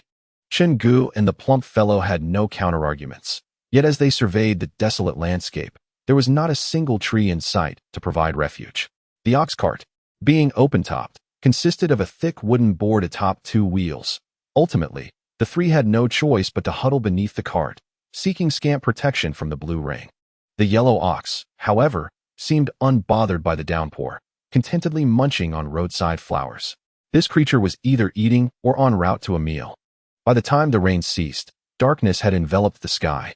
The atmosphere grew dim, and the yellow ox lay sleeping in a pile of grass, unresponsive to any call. It would eat, then sleep, and repeat at will. The three companions realized that they had not lived with as much clarity as this ox. Old Huang, your sleeping posture is all wrong. Rise and sleep again. The plump one, envious, contemplated rousing the ox, but the creature paid him no heed. Once work hours were over, it would not be coerced into overtime. The three shared a modest meal and prepared to rest. I believe it prudent for one of us to keep watch, suggested the plump fellow. I believe that a solitary vigil is insufficient. At least 2 individuals are required. Do you recall the incident with the forgetful spider? The chubby fellow was on watch alone, and as a result, calamity struck, Chen Ge remarked. Indeed, the margin for error is exceedingly slim when one stands sentinel alone. Should an emergency arise, it would spell disaster. Therefore, we shall take turns keeping watch. One person rests while the other 2 remain vigilant. With 3 of us rotating through sleep, albeit briefly, it is certainly preferable to risking our lives. Furthermore, now that we have a cart, we can afford to catch up on sleep during daylight hours should the need arise. In extraordinary times, extraordinary measures must be taken, Dr. Zhao added. Before long, the trio had established a resting schedule. It was currently 7 o'clock. From 7 to 11, Chen Ge would sleep while the chubby fellow and Dr. Zhao kept watch. From 11 to 3, the chubby fellow would rest while Chen Ge and Dr. Zhao stood guard. After 3, Dr. Zhao would sleep, leaving the chubby fellow and Chen Ge on watch. Each person would average 4 hours of sleep. While this is indeed scant, there is little choice at present. I shan't hold back then. Rouse me when the time comes, Chen Ge said. Before long, the sound of Chen Ge's snoring resonated from the cart. Dr. Zhao wore a mechanical wristwatch, which they had been using to keep track of time. In times like these, mechanical devices prove more reliable than electronic ones. The chubby fellow and Dr. Zhao refrained from speaking, fearing they might disturb Chen Ge's slumber. However, sitting in silence grew tedious. By 10 o'clock, the chubby fellow's eyelids began to droop, and he found it increasingly difficult to remain awake. He longed for the days when he could sleep soundly until he naturally awakened. Stretching his stiff limbs, he suddenly noticed a faint light in the distance, appearing as if someone were lighting a lantern. Instantly alert, he exclaimed, "Something's amiss. Brother Chen." Old Zhao. Turning around, the chubby fellow felt a chill run down his spine. The 2 individuals who had been in the cart were nowhere to be seen. Chapter 72. The coffin. Chen Ge had not been sleeping soundly. He was troubled by thoughts, and whenever he finally drifted off, he was plagued by a myriad of dreams, none of which he could recall upon awakening. What time is it? Why haven't the chubby fellow and old Zhao called for me? Chen Ge awoke to utter darkness, with not a glimmer of light to be found. Gazing at the sky, he saw that not even the moon or a single star was visible. Why is it so dark? Attempting to rise and switch places with the chubby fellow and Dr. Zhao, he found that he could barely lift his head before it collided with something solid. What on earth? Chen Ge exclaimed, startled, as he hastily reached out to strike, only to find that his hand encountered a hard surface. Regaining his composure, he carefully felt around and discovered a wooden board obstructing his path. Had I inadvertently fallen asleep beneath the cart? Curiosity piqued, he prepared to roll out from under it. However, as he turned, his head struck another wooden board. Realizing that something was amiss, he understood that he was not beneath the cart. It seemed he was confined within a box. He immediately began to explore with his hands, feeling thick wooden planks above, to the sides, and directly overhead. When he attempted to kick the bottom, he encountered yet another wooden board. What the hell is going on? Despite his bravery, Chen Ge was now drenched in cold sweat.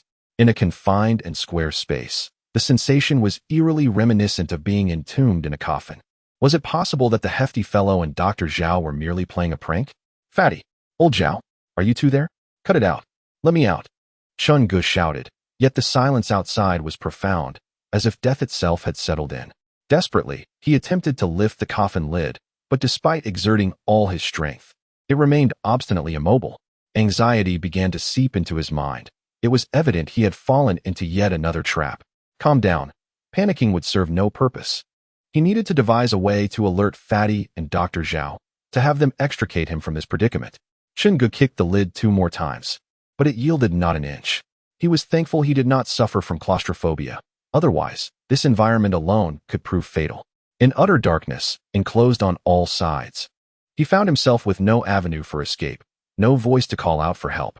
Oxygen was swiftly depleting, and if he remained inactive, he would succumb to asphyxiation within an hour. Most individuals would likely be on the brink of mental collapse in such a dire situation. Yet, Chen Ge remained remarkably composed. Although he was unaware of the events transpiring outside, it was likely that Fatty and Dr. Zhao were in peril. First, he needed to assess the situation. Was this coffin buried beneath the earth or merely discarded in an open space? If it lay above ground, his chances of escape would significantly increase. However, if it were buried, hope would be lost. He recalled a film in which the protagonist was entombed and managed to escape by punching through the coffin lid. Regrettably, that was merely cinematic fiction. Skeptics had previously undertaken a challenge. A person buried underground, even if capable of breaking through the coffin lid, would be swiftly buried alive by the cascading earth, as no one could possibly excavate a meter of soil by hand. For Chen Ge, while breaking through the coffin lid might not be insurmountable, he lacked the requisite skill. Moreover, the power of such a punch was far less formidable than depicted in videos. A single shot from a sniper rifle could shatter 3 bricks, and he doubted a mere fist could surpass that force. Stay calm. Punching through the wooden lid was unrealistic. Let us assess what else I have on me. Chen Ge meticulously felt around his belongings and was relieved to discover a lighter. However, he refrained from igniting it. The air within the coffin was scarce, and while it would provide light, it would also hasten the depletion of oxygen. Continuing to search, he found a pack of cigarettes, of little use in this moment. He bitterly mused that he must remember to carry a knife the next time he slept. As he continued to explore, his fingers brushed against a long, sharp object. Suddenly, realization dawned. It was the spider blade. A surge of hope filled him. With this weapon, his chances of escape had greatly improved. First, he needed to ascertain whether the coffin was indeed buried. Gripping the spider blade firmly, Chen Ge aimed it towards the top of the coffin, but its length made it impractical to wield vertically. Moreover, should one truly find oneself entombed within the earth, the moment the wooden lid above gives way, one would be instantaneously buried beneath the soil. However, by merely puncturing a small hole in the wooden board above, even if entombed underground, little earth would seep in. The spider sword, with its remarkably sharp tip, can easily pierce through metal, let alone wood. Much like a sword slicing through tofu, the spider sword effortlessly created a hole in the coffin lid. Upon reaching up, Chen Ge's fingers immediately brushed against the damp earth. A wave of despair washed over him as he realized he had indeed been buried alive. Following the path of the small hole created by the spider sword, he felt something peculiar. It was neither stone, nor soil, nor roots, but a human finger. A chill ran down Chen Ge's spine, and he instinctively withdrew his hand. What in the world is this? He cursed vehemently. The already oppressive and terrifying atmosphere had escalated, and now there was something lurking outside the coffin, making it impossible not to feel fear. Stay calm. Perhaps it is not a monster, but merely a corpse. Thoughts raced through Chen Ge's mind. Yet when he attempted to articulate them, his brain went blank. He had no escape. It wouldn't be long before he suffocated. It might be more merciful to let the creature consume him. With great effort, Chen Ge turned over, allowing him to see the wooden board he had pierced and the situation outside more clearly. Stay composed. Everyone faces death eventually, whether it be sooner or later. Death is inevitable. What is there to fear? He continually encouraged himself. Now, he lay prone in the coffin, one hand gripping the spider sword and the other clutching a lighter. Igniting the lighter would surely hasten the depletion of oxygen within the coffin, yet without it, he had no notion of his surroundings. Chen Ge took a deep breath, retrieved the lighter from his pocket, and with a snap, a small flame flickered to life in his hand. At last, he could discern the environment around him. It was indeed within a coffin. He directed the flame towards the hole he had made, eager to see what lay beyond.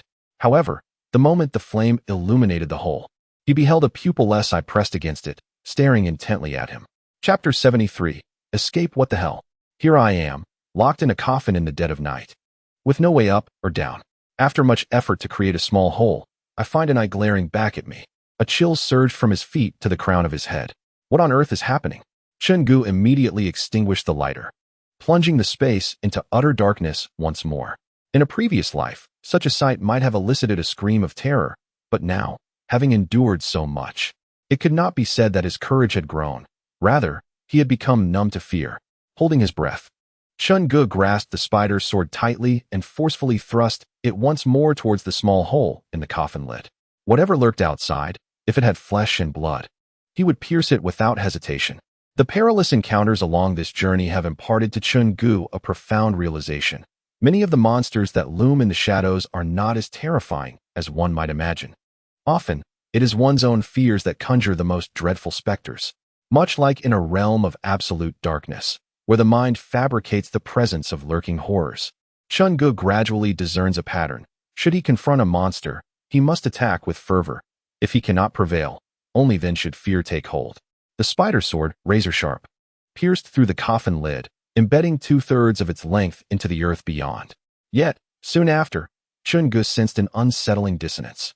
The sensation of the blade piercing flesh is distinctly different from that of it plunging into soil. He could ascertain that the strike had not met human form. Slowly, he withdrew the spider's sword, meticulously brushing off the clinging earth, bringing it to his nose. A putrid stench assailed his senses, prompting an involuntary crinkle of his nose. Typically, soil bears no foul odor, yet the dirt retrieved by the spider's sword reeked of decay. A heaviness settled in his chest. The acrid scent awakened memories of a time when a rat had perished in the rural hearth, a stench he could never forget. The foulness of this soil intertwined with his childhood recollections. Gone was the initial terror. If escape proved impossible, regardless of the monstrosities that might lurk outside, death awaited him all the same. It was far better to confront the end head-on. Yet, the confines of his current space were excruciatingly tight. If only he could break free. Chen Ge began to explore this limited area using his hands and feet, searching for anything of use. Suddenly, his left foot struck something soft beside the coffin, something akin to fabric. Gritting his teeth, he ignited his lighter, striving to lift his gaze. To his astonishment, the object he had just touched was a backpack. Within it lay provisions and fresh water, but most crucially, the shark cloak resided inside. If he could obtain the shark cloak, escape from this infernal place would be assured. With the dawn of hope illuminating his spirit, Chen Ge's mindset shifted entirely. However, the space within the coffin was maddeningly constricted. He could neither bend nor rise, and his arms could not reach the backpack. After a moment's contemplation, he kicked off his shoes, revealing his bare feet, and used his big toe to unzip the backpack, extending his foot inside. The shark cloak seemed to possess a will of its own. Chen Ge was baffled as to why a mere piece of skin would exhibit such autonomy. Yet this peculiar synergy between man and cloak began to foster an unspoken understanding. As soon as his foot made contact with the shark cloak, it immediately coiled around him. And in an instant, he felt the splintered wood beneath him transform into liquid, allowing him to submerge beneath the earth. At last, he was liberated from the cursed coffin. The first thing Chen Ge did upon escaping was to surface and survey the surroundings, eager to discern what transpired above and the fates of the portly man and Dr. Zhao. However, as he inadvertently raised his gaze, he was met with the grotesque sight of a decaying corpse just a few steps away. Moreover, the more he looked, the more horrified he became. Within a mere 3 to 5 meters, another corpse lay, some fresh, others decomposed, and some had even turned to bone. Where in the world was he? Chen Ge no longer lingered and immediately surfaced. After enduring countless hardships, he finally reached the surface. Gazing at the twinkling stars above, his heart swelled with excitement. This was a genuine escape from the jaws of death. It wasn't merely a shark's cloak. He had nearly been buried alive. How did Fatty and old Zhao manage to keep watch? Could they not withstand the night alongside him? And where, exactly, was he? Chen Ge carefully stowed the shark cloak back into his backpack, ensuring its preservation. This item could indeed be a lifesaver in critical moments. Chen Ge was determined to ascertain his whereabouts as swiftly as possible. However, as he scanned his surroundings, all he could see was an expanse of darkness. Save for the faint glimmers of the stars above, those who have grown up in cities may not comprehend the profound darkness of rural areas or wilderness when the moon is absent. The phrase unable to see one's hand before one's face is not an exaggeration. Even if something were to press directly against his face, Chen Ge would be unable to discern it. Thus, he had no choice but to retrieve his lighter once more. This type of lighter, which cost merely $1 before the apocalypse, was economical yet lacked reliability. Now, it contained less than half of its gas, and each use pained him. As he ignited the lighter, Chen Ge finally acquired a sliver of light, but his expression quickly soured upon the sight before him, a gravestone. The gravestone bore the image of an elderly person. No wonder the earth brought back by the spider sword had such a pungent odor of decay. It turned out to be a graveyard. How did he inexplicably end up in a cemetery? Chen Ge murmured softly, Dear brothers and sisters, have I, your humble servant, failed in any way? Given the extraordinary circumstances, if there are any grievances, please forgive us and release my two companions. Continuing to mutter, Chen Ge suspected that his unexpected slumber in a coffin was somehow linked to this graveyard. Yet, the surroundings remained eerily silent. It was summer, and there should have been the sounds of insects in such a desolate area, yet not a single sound could be heard, which felt exceedingly strange. Dear brothers and sisters, release us three, and we promise to offer incense and paper money to you once we reach a safe place. However, if you refuse to let us go, I swear I will make you die once more. In the end, we shall all be ghosts. Having taken so many lives, I will become a vengeful spirit. And you would do well to consider your actions carefully, Chen Ge proclaimed, employing a blend of firmness and gentleness. Still, there was no response. Anxious for Fatty and Dr. Zhao, Chen Ge's worry deepened. Where could these two have gone? With a furrowed brow, he felt increasingly helpless until, suddenly, a distant mooing of a cow pierced the silence. Joy surged within him. In this desolate area, a cow's call could only belong to a yellow cow. Chen Ge promptly made his way toward the sound, cautiously navigating through the darkness, uncertain of Fatty and Dr. Zhao's fate. Chapter 74. Possession. Chen Ge fumbled forward in the darkness. Compared to the seemingly boundless blackness, a small lighter provided insufficient illumination. Previously, he had crafted a few torches, but they were left on the ox cart. Moo! As Chen Ge struggled to discern his direction, a distant bellow of cattle echoed through the darkness. Resolutely, he followed the sound, traversing approximately 50 meters until he discerned, through the faint flicker of his lighter, a yellow cow lying ahead. A wave of relief washed over him as he reached out to stroke the cow's head. Old Huang, today you've truly earned your keep. From now on, I shall bring you tender grass every day. The cow merely emitted a soft grunt, seemingly in agreement. Having reassured the cow, Chen Ge cautiously approached the ox cart. Given that he had unknowingly slumbered within a coffin, it stood to reason that the night watchman, the chubby fellow, and Dr. Zhao had likely met with misfortune. Chen Ge steeled himself for the worst, but as he gazed at the cart, he was taken aback. In the dim light, he beheld the chubby man sitting with his back turned, utterly still, resembling a statue. Fatty, are you asleep? Where's old Zhao? He called softly. The chubby man remained silent, oblivious to Chen Ge's words, seated motionless. In the pitch-black night, having just emerged from a coffin, the scene evoked an indescribable eeriness. Fatty, are you still alive? Chen Ge cautiously advanced 2 steps, halting less than a meter from the chubby man. With no response forthcoming, he summoned his courage and gently nudged the man's back. What Chen Ge dreaded most was the prospect of the chubby man suddenly collapsing at his touch, as one might witness in a horror film. To his astonishment, when he lightly pushed, the chubby man merely leaned slightly forward before springing back to an upright position like a weeble. Although he emitted no sound, Chen Ge was assured of the man's vitality, for a corpse would not possess such resilience. Taking a deep breath, he stepped in front of the chubby man and illuminated him with the lighter. Startled by the light, the chubby man abruptly raised his head to fixate on Chen Ge. The transformation was striking. His eyes had turned pitch black, devoid of any sclera, and it appeared as though his eyeballs might burst from their sockets. His expression grotesquely contorted. Yet, juxtaposed with this horrifying visage was a vacant, emotionless gaze, hollow, frigid, and utterly devoid of humanity. Gripping his spider sword tightly, Chen Ge felt a surge of anxiety. The chubby man's demeanor bore an unsettling resemblance to the legends of possession. They had encountered an array of bizarre phenomena on their journey. Encountering a ghost might not even provoke panic. He racked his brain, recalling how such encounters were resolved in films: black dog blood, young boy's urine, yellow talismans, none of which were at his disposal.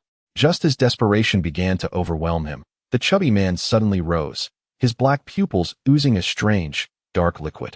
Simultaneously, his lips began to tremble, as if attempting to articulate something. Chen Ge steeled his resolve and leaned closer, taking care to restrain the chubby man's head. Fearful of a sudden bite, the man muttered incessantly, "Save them, save them, save them. Old Zhao, old Chen, the graveyard, the graveyard, the graveyard, the graveyard." Suddenly, the murmurs from the chubby boy ceased abruptly, replaced by a piercing scream. "They all deserve to die. They all deserve to die? Ha ha. They all deserve to die?" At first, Chen Ge was baffled by the boy's previous words, but it swiftly dawned on him that it was not only himself who was buried alive. Dr. Zhao was entombed as well. Damn it, old Zhao. Yet, the chubby boy remained oblivious, leaving Chen Ge in a harrowing dilemma. The boy was unaware of how to proceed, while Dr. Zhao was buried deep underground. Damn it, which one should I save first? Emotionally, Chen Ge had a deeper connection with the chubby boy, without a doubt, but Dr. Zhao had saved his life on numerous occasions throughout their journey. This left him in an insurmountable quandary. Suddenly, the chubby boy grasped Chen Ge's hand tightly, his face contorted in agony, looking utterly tormented. Brother Chen, hurry and save old Zhao. I can hold on here. Chubby, what are you talking about? Chen Ge quickly inquired, noticing the boy regaining some awareness. Hurry, there's no time, the boy struggled to say. Chen Ge understood that time was of the essence. Hesitation could lead to both of them being lost. Although he was uncertain about the boy's condition, it was clear that Dr. Zhao was buried alive. If he could locate Dr. Zhao and rescue him, there might still be time. With determination, Chen Ge muttered, Chubby, I'm sorry. He resolved to act decisively and immediately retrieved a torch from the ox cart. To avoid losing his way in the darkness, he planted one torch beside the cart while using another to illuminate his path. To his surprise, he discovered a shovel on the cart, presumably taken by the chubby boy during their passage through the previous village, unnoticed by Chen Ge. Chubby, hang in there.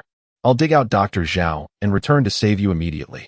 Fearing that the chubby boy might wander off, he tied the boy's feet to the ox's horn with a rope. Then, torch in hand, he sprinted back to the cemetery.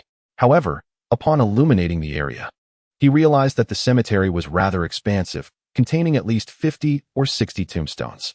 If he were to dig each one individually, it would take until dawn to finish. Chen Ge placed the shovel on the ground and, donning his shark cloak, descended underground. Digging one by one was slow, but inspecting each coffin would take merely 2 to 3 minutes at most.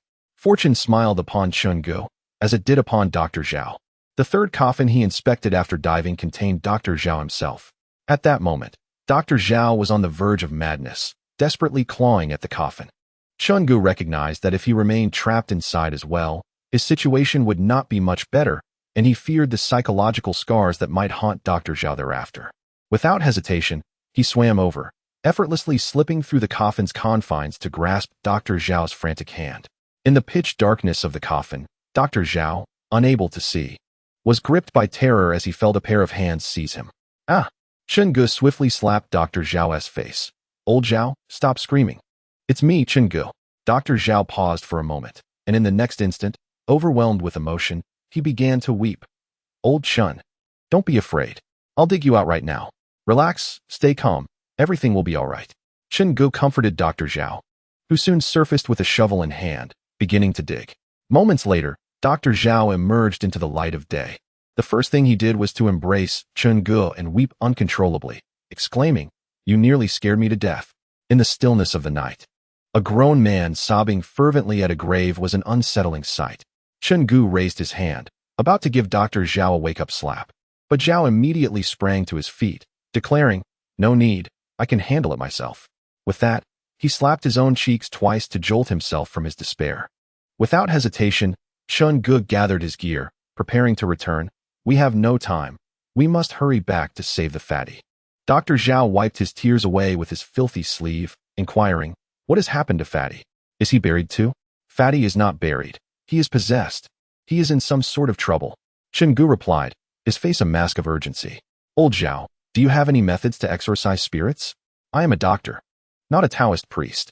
My skills lie in saving lives, not in banishing ghosts, Zhao responded. Chen Ge wasted no more words, sprinting back with his shovel and backpack in hand. The grave was not far from their temporary encampment, the straight-line distance being less than 50 meters. However, due to a day of relentless rain, they had failed to notice the grave mound in the distance. The unexpected turn of events was shocking. An adult could easily cover 50 meters in under 10 seconds, and even though the ground was muddy, Chen Ge stumbled and crawled back to the ox cart as swiftly as possible. Fatty, I'm back. Where are you? Chen Ge shouted, but the little fatty had vanished without a trace. Behind him, Dr. Zhao ran, panting heavily. What on earth is happening? Can you clarify? Cold sweat dripped from Chen Ge's forehead. I should be asking you. Were you not supposed to keep watch? How did you end up buried? Breathless, Dr. Zhao exhaled. I don't know. I was keeping watch with Fatty, but around 10 o'clock, I could hardly hold on and must have fallen asleep. When I opened my eyes, I was in the coffin. I thought you two were playing a trick on me, but I truly was buried alive. Chen Ge took a deep breath. After spending days together, he had come to understand Dr. Zhao's character. He was an educated man with professional skills, yet his resolve was not particularly strong. In comparison to the previous incident with the six-winged crow, both he and Chen Ge had the ability to escape their dreams independently, while Dr. Zhao remained trapped until Fatty intervened. Panic was futile. He needed to think clearly. Were there any details he had overlooked? Taking 2 deep breaths, Chen Ge forced himself to calm down. Typically, human sleep is not so profound. For instance, one can be abruptly awakened by noises or dreams in the dead of night. Although he had been asleep, he maintained a strong sense of vigilance, guarding his backpack and weapons. If something could drag him 50 meters to a grave, dig up a coffin, toss him inside, nail the lid shut, and cover it with earth. After going through this entire process, Chen Ge has yet to awaken, leaving only 2 possibilities. First, he has been drugged. There is a considerable circulation of such substances in the black market. Once ingested, a person becomes indistinguishable from the deceased. Sensation is lost, rendering one impervious to the collapse of the world. I once read about a foreign woman who, after consuming sleeping pills, awoke to find half her face devoured by a dog. However, the dinner they had consumed was sealed in bags, which should preclude any tampering. Furthermore, the possibility of toxic gas can be largely dismissed. Chen Ge, Dr. Zhao, and the chubby boy were in close proximity. If one inhaled poisonous fumes, the other 2 would undoubtedly be affected as well. Yet the current situation reveals that the chubby boy appears possessed by some entity, as though haunted, while Chen Ge and Dr. Zhao lie buried alive underground, entirely unaware. Had Chen Ge not casually carried his backpack, which contained a shark cloak, they would have perished tonight. This leaves only the second possibility. During their transport, the 2 had indeed succumbed to death. The deceased possessed no sensation. Inexplicably, after being buried, they have seemingly returned to life. Chen Ge turned to Dr. Zhao beside him. Old Zhao, what time is it?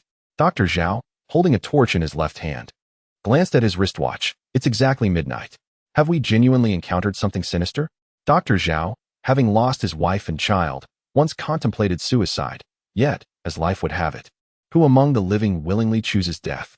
It feels as though the apocalypse has arrived, yet the daily struggle has allowed him to forget the sorrows of his past, gradually revealing his original character. When I fell asleep, the sun had just set, around 7 o'clock. Now it's midnight, which means we unknowingly traversed a life-and-death ordeal within these 4 hours.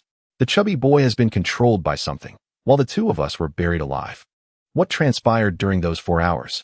Chen Ge's forehead was slick with cold sweat.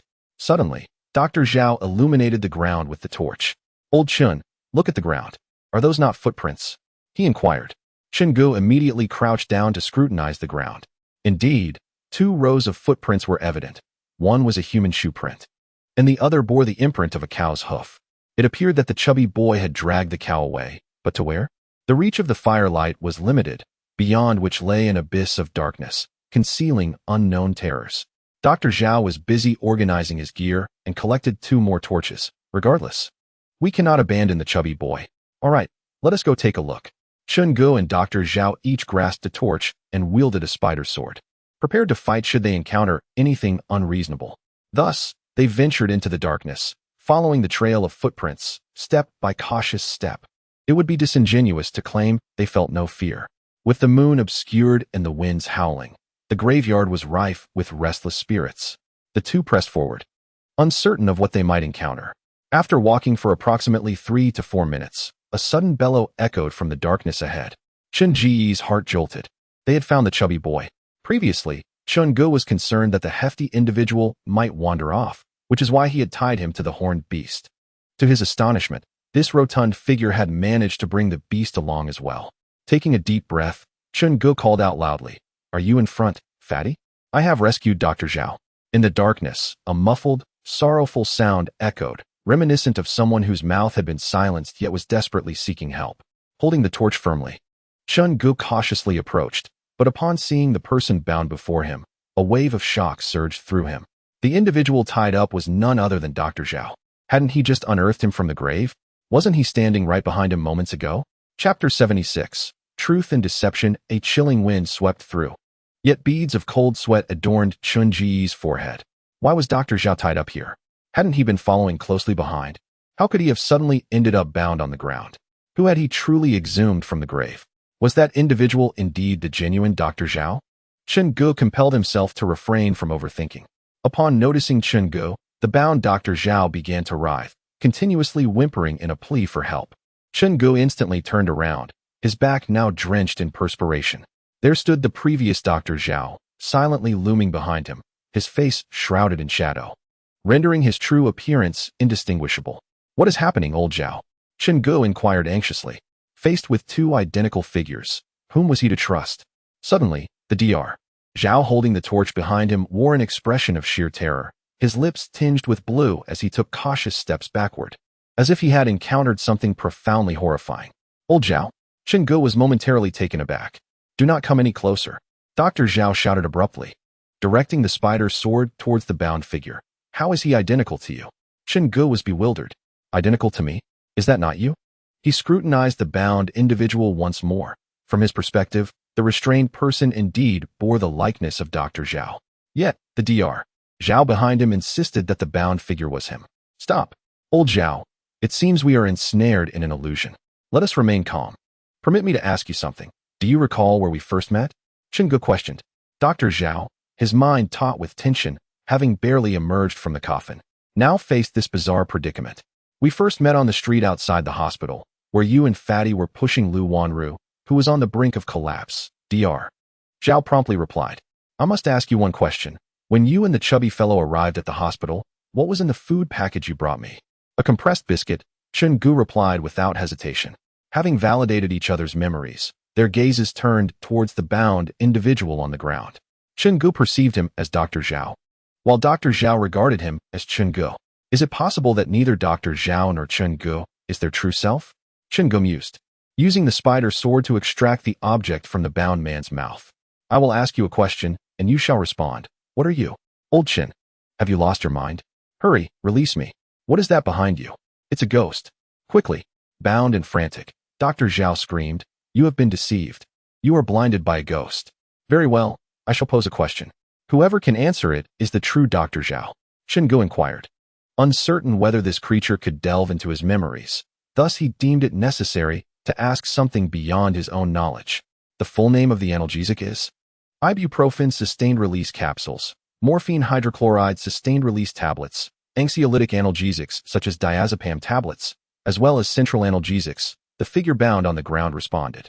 Chen Ge's countenance shifted to one of sheer terror, for the names of these medications, which he barely comprehended, were uttered by the very Dr. Zhao restrained before him. Meanwhile, the torch-bearing Dr. Zhao, weapon in hand, remained silent, coldly observing the bound figure. Chen Ge slowly retreated a couple of steps. Dr. Zhao, dare you tell me what dopamine is used to treat? He inquired, gazing intently at the torch-wielding Dr. Zhao. The latter remained mute, his expression growing increasingly menacing. Though you are a surgeon, surely you are not ignorant of common cardiac medications? Chen Ge challenged, knowing this specific medication due to his mother's past heart condition, which necessitated his trips to procure her prescriptions. Unfazed, Dr. Zhao suddenly lunged forward with a spider sword. Anticipating the attack, Chen Ge deftly evaded and delivered a powerful kick to Dr. Zhao's thigh. To his astonishment, the kick sent Dr. Zhao's leg flying. Yet, he did not falter. Instead, a grotesque grin spread across his face. You shall all perish. The tone echoed that of the entity which had previously possessed the chubby boy. Concurrently, the flesh of the counterfeit Dr. Zhao began to dissolve, resembling a mask crafted from blended meat. Moments later, his face was completely gone, leaving only a pair of ghastly white eyeballs fixated upon Chen Ge. A chill coursed through Chen Ge. He recognized those eyes. When he was entombed, a small hole had been punctured in the coffin lid, and those pale eyes had been fixed upon him. Reflecting on the chubby boy's words, he realized he had already been possessed, and that what was said might not be true. Who are you? Where is the chubby boy? Chen Ge asked coldly. A maniacal grin spread across the counterfeit Dr. Zhao's face. I have hidden him away. Should you wish for him to live, a life for a life, one of you must willingly die. As he spoke, chunks of flesh began to fall from his visage, eliciting a sense of revulsion. This was Chen Ge's first encounter with a creature capable of coherent conversation, heightening his wariness. What do you desire? Chen Ge inquired. By this time, the counterfeit Dr. Zhao had transformed into a decaying corpse, extending a finger, a human life. Chen Ge plunged the spider's sword into the ground, seized the fire axe from his back, and swung it with vigor. I purchased a watch last year. The axe struck the corpse, pulverizing it completely. Chen Ge then set the remains ablaze with the torch. Yet he understood that this ordeal was far from over.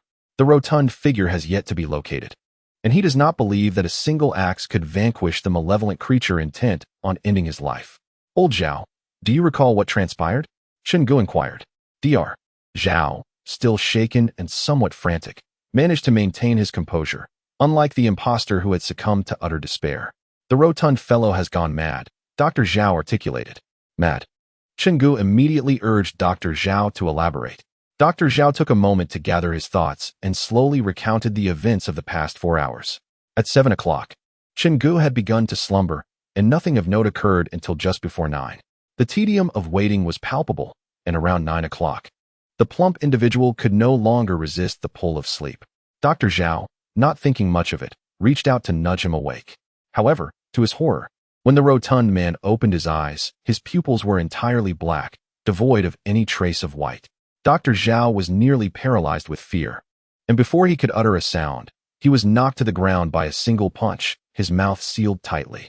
He then watched helplessly as the rotund man retrieved a syringe filled with anesthetic from his medical kit and plunged it into the neck of the slumbering Chen Ge. According to Dr. Zhao, the anesthetic he possessed was intended for surgical use. Typically, an individual would fall asleep after counting down from 5. Given that Chen Ge was in a deep slumber, he remained oblivious to the injection and succumbed to profound unconsciousness within mere seconds. Dr. Zhao could only watch as the plump man dragged Chen Ge toward a distant graveyard. Shortly thereafter, the rotund man returned empty-handed, and Dr. Zhao feared that Chen Ge had met his end. However, the rotund man soon began to negotiate terms with him. It dawned on Dr. Zhao that the rotund man might be possessed by some entity, for he was no longer himself. Now your friend lies buried in a coffin. If he is not rescued, he shall suffocate within 2 to 3 hours. Do you wish for him to live? The entity, speaking through the rotund man, inquired. This marked Dr. Zhao's first encounter with an intelligent monster, and he was consumed by anxiety. I am a fair individual. If you die, they both may live. Should you choose to survive alone, all 3 of you shall perish. I must interject, Chen Ge suddenly remarked. Are you suggesting that he is negotiating terms with you? Attempting to compel you into a willing suicide? In this dire situation, we have entirely lost our ability to resist. I am buried alive, you are captured, and the rotund man is possessed. The once indomitable alliance crumbles. Why would he urge you to take your own life? Would it not be simpler to eliminate them directly? I too find it perplexing. Why not simply kill them? Such elaborate machinations make little sense.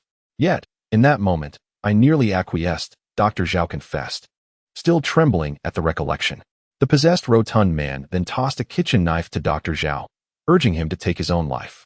Dr. Zhao was torn, but after much contemplation, he positioned the knife's tip against his throat.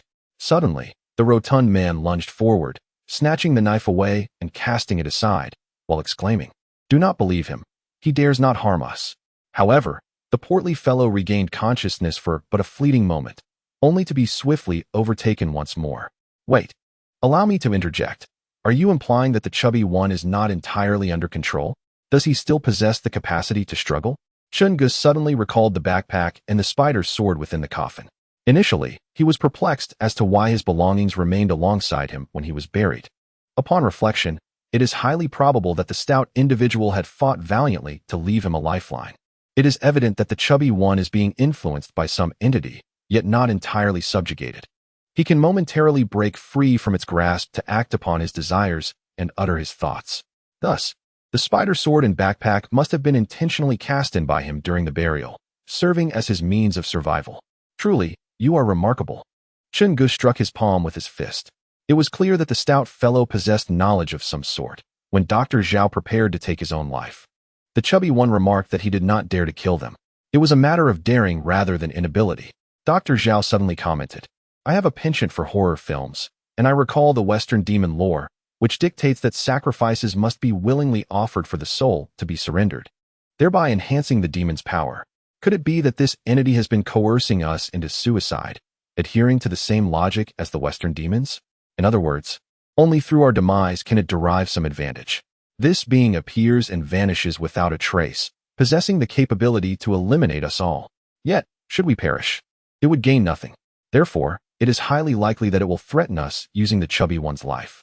Chen Ge stated. Nevertheless, the paramount priority remains finding the stout individual. Just as they found themselves devoid of leads, a distant bovine cry echoed. Moo.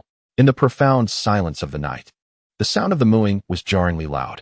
Chen Ge grasped his torch firmly, weapon in hand, and advanced toward the sound. After traversing approximately 100 meters, he beheld a yellow cow chomping on the grass, savoring its meal. Beside it stood a figure with pitch-black eyes. It was none other than the chubby one. At that moment, the stout fellow's eyes brimmed with resentment and hatred, a stark contrast to his usual demeanor. All right, since the cards are on the table, there's no need for bravado. Just tell us what you desire. We shall provide if we are able, Chen Ge declared. The possessed chubby one displayed a most peculiar grin, his lips stretching nearly to his ears, revealing a set of stark white teeth. I want you all dead. Stop with the theatrics, Chen Ge retorted with a cold laugh. If you truly wished for our demise, we would have met our end long ago. We wouldn't have lasted this long. Do not presume that everyone in this world is a fool. Our survival in this apocalyptic realm attests to our intellect. Our deaths would serve you no purpose, would they? Dr. Zhao interjected, analyzing the situation. If I am correct, you lack a physical form. Your power lies in possession.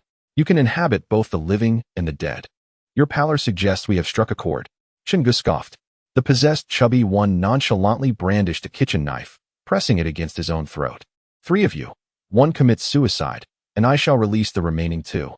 Otherwise, all 3 shall perish. The possessed chubby boy glared at Chen Ge with a look of deep resentment. Old Zhao, would you sacrifice yourself for others? Chen Ge suddenly inquired with a chuckle. Of course not. Don't you want to kill the fat boy? Go ahead, we're right here watching. If you have the guts, take us all down with you, Dr. Zhao boldly declared. Yes, if you dare, kill us 3 together. That would settle everything. Chen Ge nonchalantly tossed a fire axe over. One must be willing to endure pain to topple an emperor. When one has relinquished all ties to life and death, particularly as a solitary being, others are utterly powerless against them. The possessed chubby boy's facial muscles twitched incessantly, yet ultimately he could not bring himself to strike. Both Chen Ge and Dr. Zhao secretly broke out in a cold sweat. They had been gambling on this moment, and it appeared their wager had paid off. Only the death of that monstrous entity would yield some advantage. Just as the creature's expression twisted in a fierce yet helpless manner, the darkness in its pupils suddenly faded. The chubby boy briefly regained control of his body. Before he could utter a word, he abruptly raised the kitchen knife in his hand and brought it down upon his own leg, letting out a piercing scream. Yet, the scream was a cacophony of 2 voices. Damn it! How dare you possess me? If you have the guts, die with me. I'm not afraid of death. What about you? The chubby boy's face contorted in rage. But soon, his pupils turned black once more. Are you insane? Don't you value your life? Humph.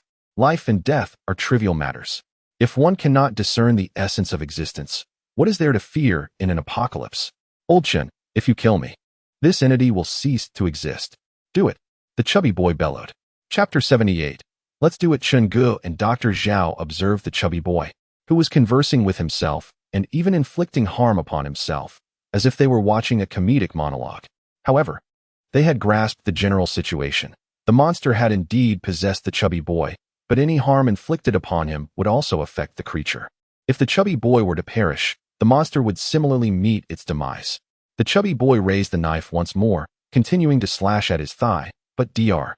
Zhao firmly grasped his wrist, preventing him from further self-harm. Are you afraid now? Too late. You're doomed today. Old Zhao, I know you have a poison in your medical kit that can ensure a painless death. Give me a shot. To die without suffering is indeed a blessing. Don't hesitate. Stop acting like a coward. The chubby boy was forcibly wrestling for control of his body against the monster, but it appeared that he was gradually losing ground. A flicker of empathy crossed Dr. Zhao's face, yet he retrieved a syringe filled with a transparent fluid from the medical kit. Fatty, I'm sorry, we couldn't save you. He signaled to Chen Ge, help me hold him down. Chen Ge pinned the boy effortlessly, as his strength was not formidable.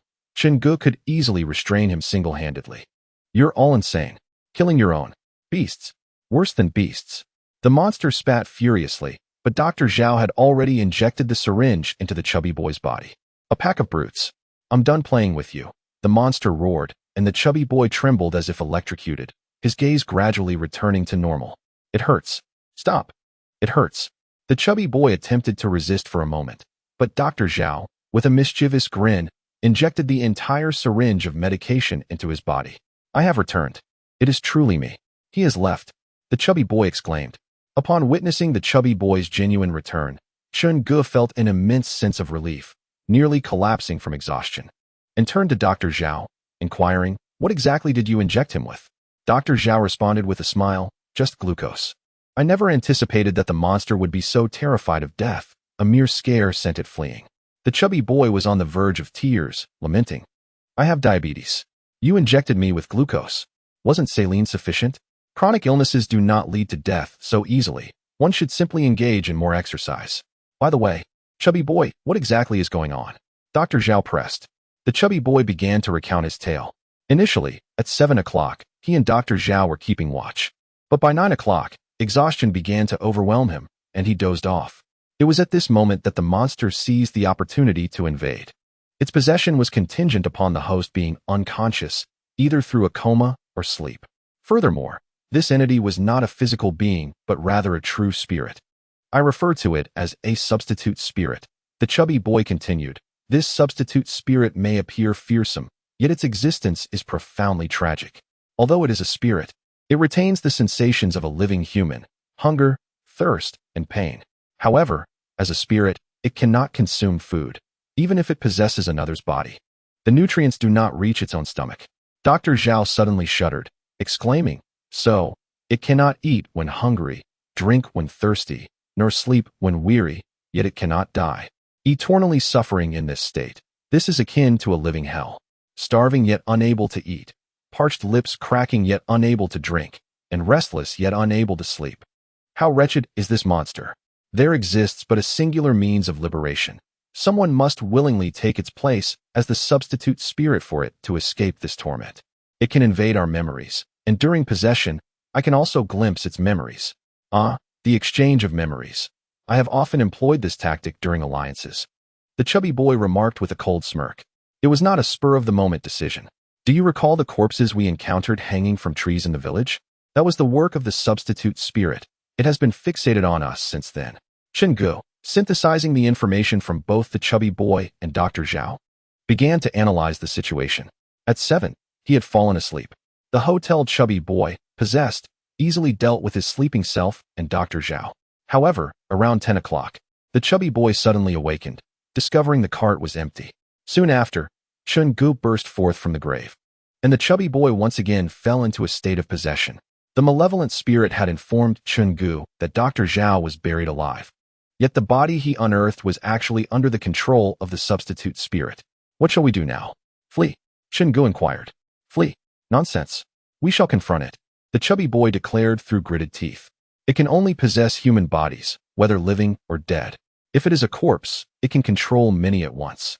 Yet if alive, it can only dominate one at a time. It must be hiding in that graveyard. We must search. We will dig to the very depths to unearth it. The bitterness in my heart cannot be resolved without the crushing of bones and scattering of ashes. Zhao, could you assist me in attending to my wounds?" Dr. Zhao, with remarkable skill, tended to the injuries of the chubby lad.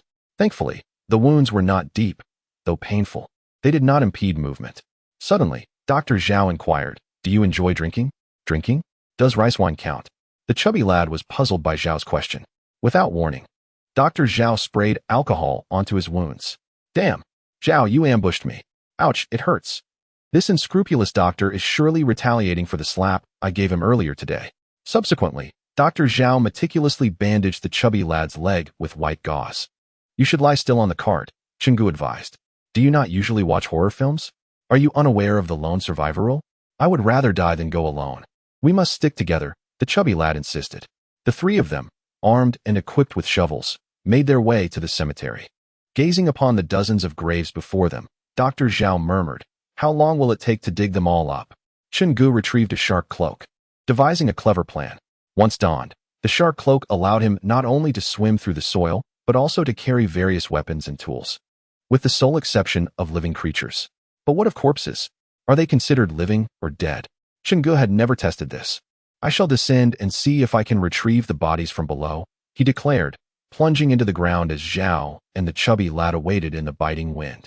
Moments later, Chen Ge emerged, dragging a severely decayed corpse. Despite having encountered many bodies along the way, the stench was overwhelming. Damn it, if it weren't for this fellow, I would be peacefully sleeping now. The chubby lad raised his fire axe and struck the corpse's head, which shattered like a rotten watermelon. Dr. Zhao expressed mild disgust. You truly have a strong stomach. Next. Chapter 79, Capture Alive. One should never drive a person into a corner. Generally, there are only two outcomes. Either they collapse, or you become their meal. Many profound truths are realized in moments of despair, such as the notion that life is singular. You have one, and so do I. Thus, the Reaper spirit found itself in a dire predicament, having encountered three increasingly ferocious harbingers of death. The chubby lad wielded his axe, smashing the heads of the corpses until the fourth body suddenly rose. Without hesitation, he swung his axe at it. The Reaper spirit, parasitizing the corpse, began to flee desperately, while the chubby lad, despite his injured leg, pursued with fervor. It became evident that as long as one is unafraid of death, even ghosts tremble in their presence. Despite his injury, the chubby lad was relentless. A skeleton, no matter how swift, could not outrun a sprinter like Bolt. He struck the Reaper spirit with his axe on its back. Stop! Stop! We can discuss this, the spirit cried out, for it was not truly immortal. If it were killed while possessing a body, it would cease to exist. To hell with your reasoning, the chubby lad exclaimed, striking the skeleton again with his axe. Aren't you so formidable? Weren't you the one threatening our demise? Let us see you try that again. The Reaper exclaimed, Stop, stop, stop. You cannot kill me. I can possess anyone or any corpse at will. You may leave. I shall not harm you. Let us coexist peacefully, shall we? To hell with that. The stout boy retorted, striking the Reaper's shoulder with an axe. If it weren't for this scoundrel's apparent weakness, would he be so cowardly? Had even one individual shown loyalty and sacrificed themselves to save another, the remaining two would undoubtedly have perished as well. Now he seeks mercy? It is too late. A weed not uprooted will regrow with the spring breeze. Though the Reaper attempts to reason now, his innate power is formidable. Who can guarantee they will never sleep?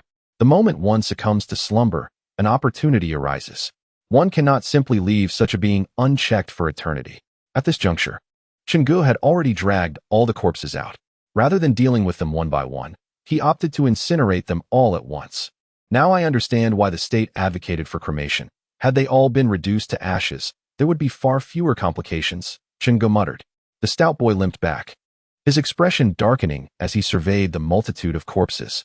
Logically, upon witnessing their own cremation, the Reaper would surely rise and flee. Why then did none of these corpses stir? Chen Ge, have you brought up all the corpses from below? The stout boy inquired. Not a single one remains. They are all accounted for, Chen Ge affirmed. Then it is indeed peculiar. With no corpses here, the Reaper cannot possess anyone, can he? None of us have been taken over, right? The stout boy asked. Chen Ge and Dr. Zhao nodded in unison. That is strange. Where could the Reaper have gone? Is it possible he can traverse between any corpses in the world? If that is the case, he would be nearly impossible to kill. There was no need for him to plead for mercy or reason with me earlier. Damn it. Wait, let us assume the Reaper's range of possession is limited. How did he manage to follow us? The village where we encountered the cattle trader is at least 10 miles away. Could he truly cover such a distance? The stout boy pondered, stroking his chin. No, if his range were that extensive, he would have returned to the village to lay in wait, easily able to disturb us while we slept. According to the Guinness World Records, the human limit for staying awake is approximately 14 days, potentially causing irreversible damage to the brain. This implies that when we departed the village, he had already commandeered a corpse to stealthily follow us. There is another corpse. Amidst this desolate expanse, there lies another corpse. The stout boy exclaimed fiercely. This corpse had been brought from the previous village, not from a grave. Yet, in the oppressive darkness of the vast wasteland, where could they possibly locate this body? It is not merely that visibility is nil, even in daylight. It would be a challenge to find it. The stout boy shared his thoughts with Chen Ge and Dr. Zhao, eager for their insights. I have a solution. Chen Ge raised his hand and declared, set fire to this entire wasteland. No matter where he hides, it will be futile. The stout boy and Dr. Zhao exchanged glances, their lips twitching. His decisiveness is truly remarkable. Chen Ge possesses an exceptional sense of judgment, consistently able to make the most accurate decisions in the shortest time. The three individuals bore smiles reminiscent of malevolent spirits. Setting fire to the mountains will surely land us in deep trouble. Dr. Zhao jested. Unperturbed, Chen Ge replied. According to our nation's laws, when multiple offenses are present, the most severe punishment is chosen. In any case, I am not afraid. The chubby fellow lowered his voice.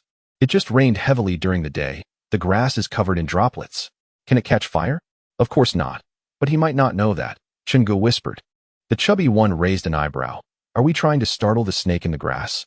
A clever strategy. Set fire to the mountains. Fatty, ignite it. Chen Ge exclaimed loudly.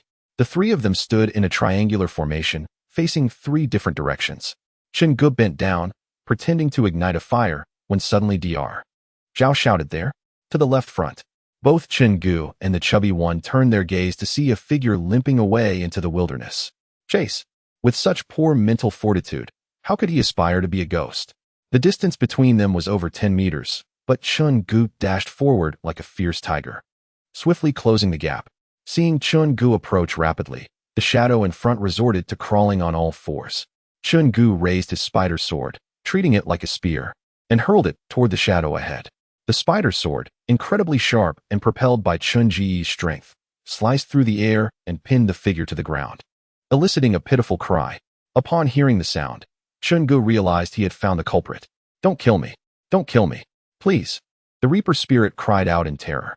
Chen Ge, the chubby one, and Dr. Zhao surrounded him. The chubby one suddenly said, Chen Ge, I have a question for him. After encountering so many monsters on their journey, they finally met one that could speak, and curiosity surged within the chubby one. How did this apocalypse come to be? Speak honestly, where did you come from? Were you originally from Earth or elsewhere? He inquired. I don't know. I just felt like I had been caught in the rain, and then I woke up, the Reaper spirit responded. A chill ran down the spines of the three. Was the rain, he mentioned the blue rain? Could it be that the true culprit behind all this chaos was not the black hole in the sky, but rather that blue rainwater? Were you a human on Earth while you lived? Tell me the truth, and I shall spare your life, the chubby one demanded.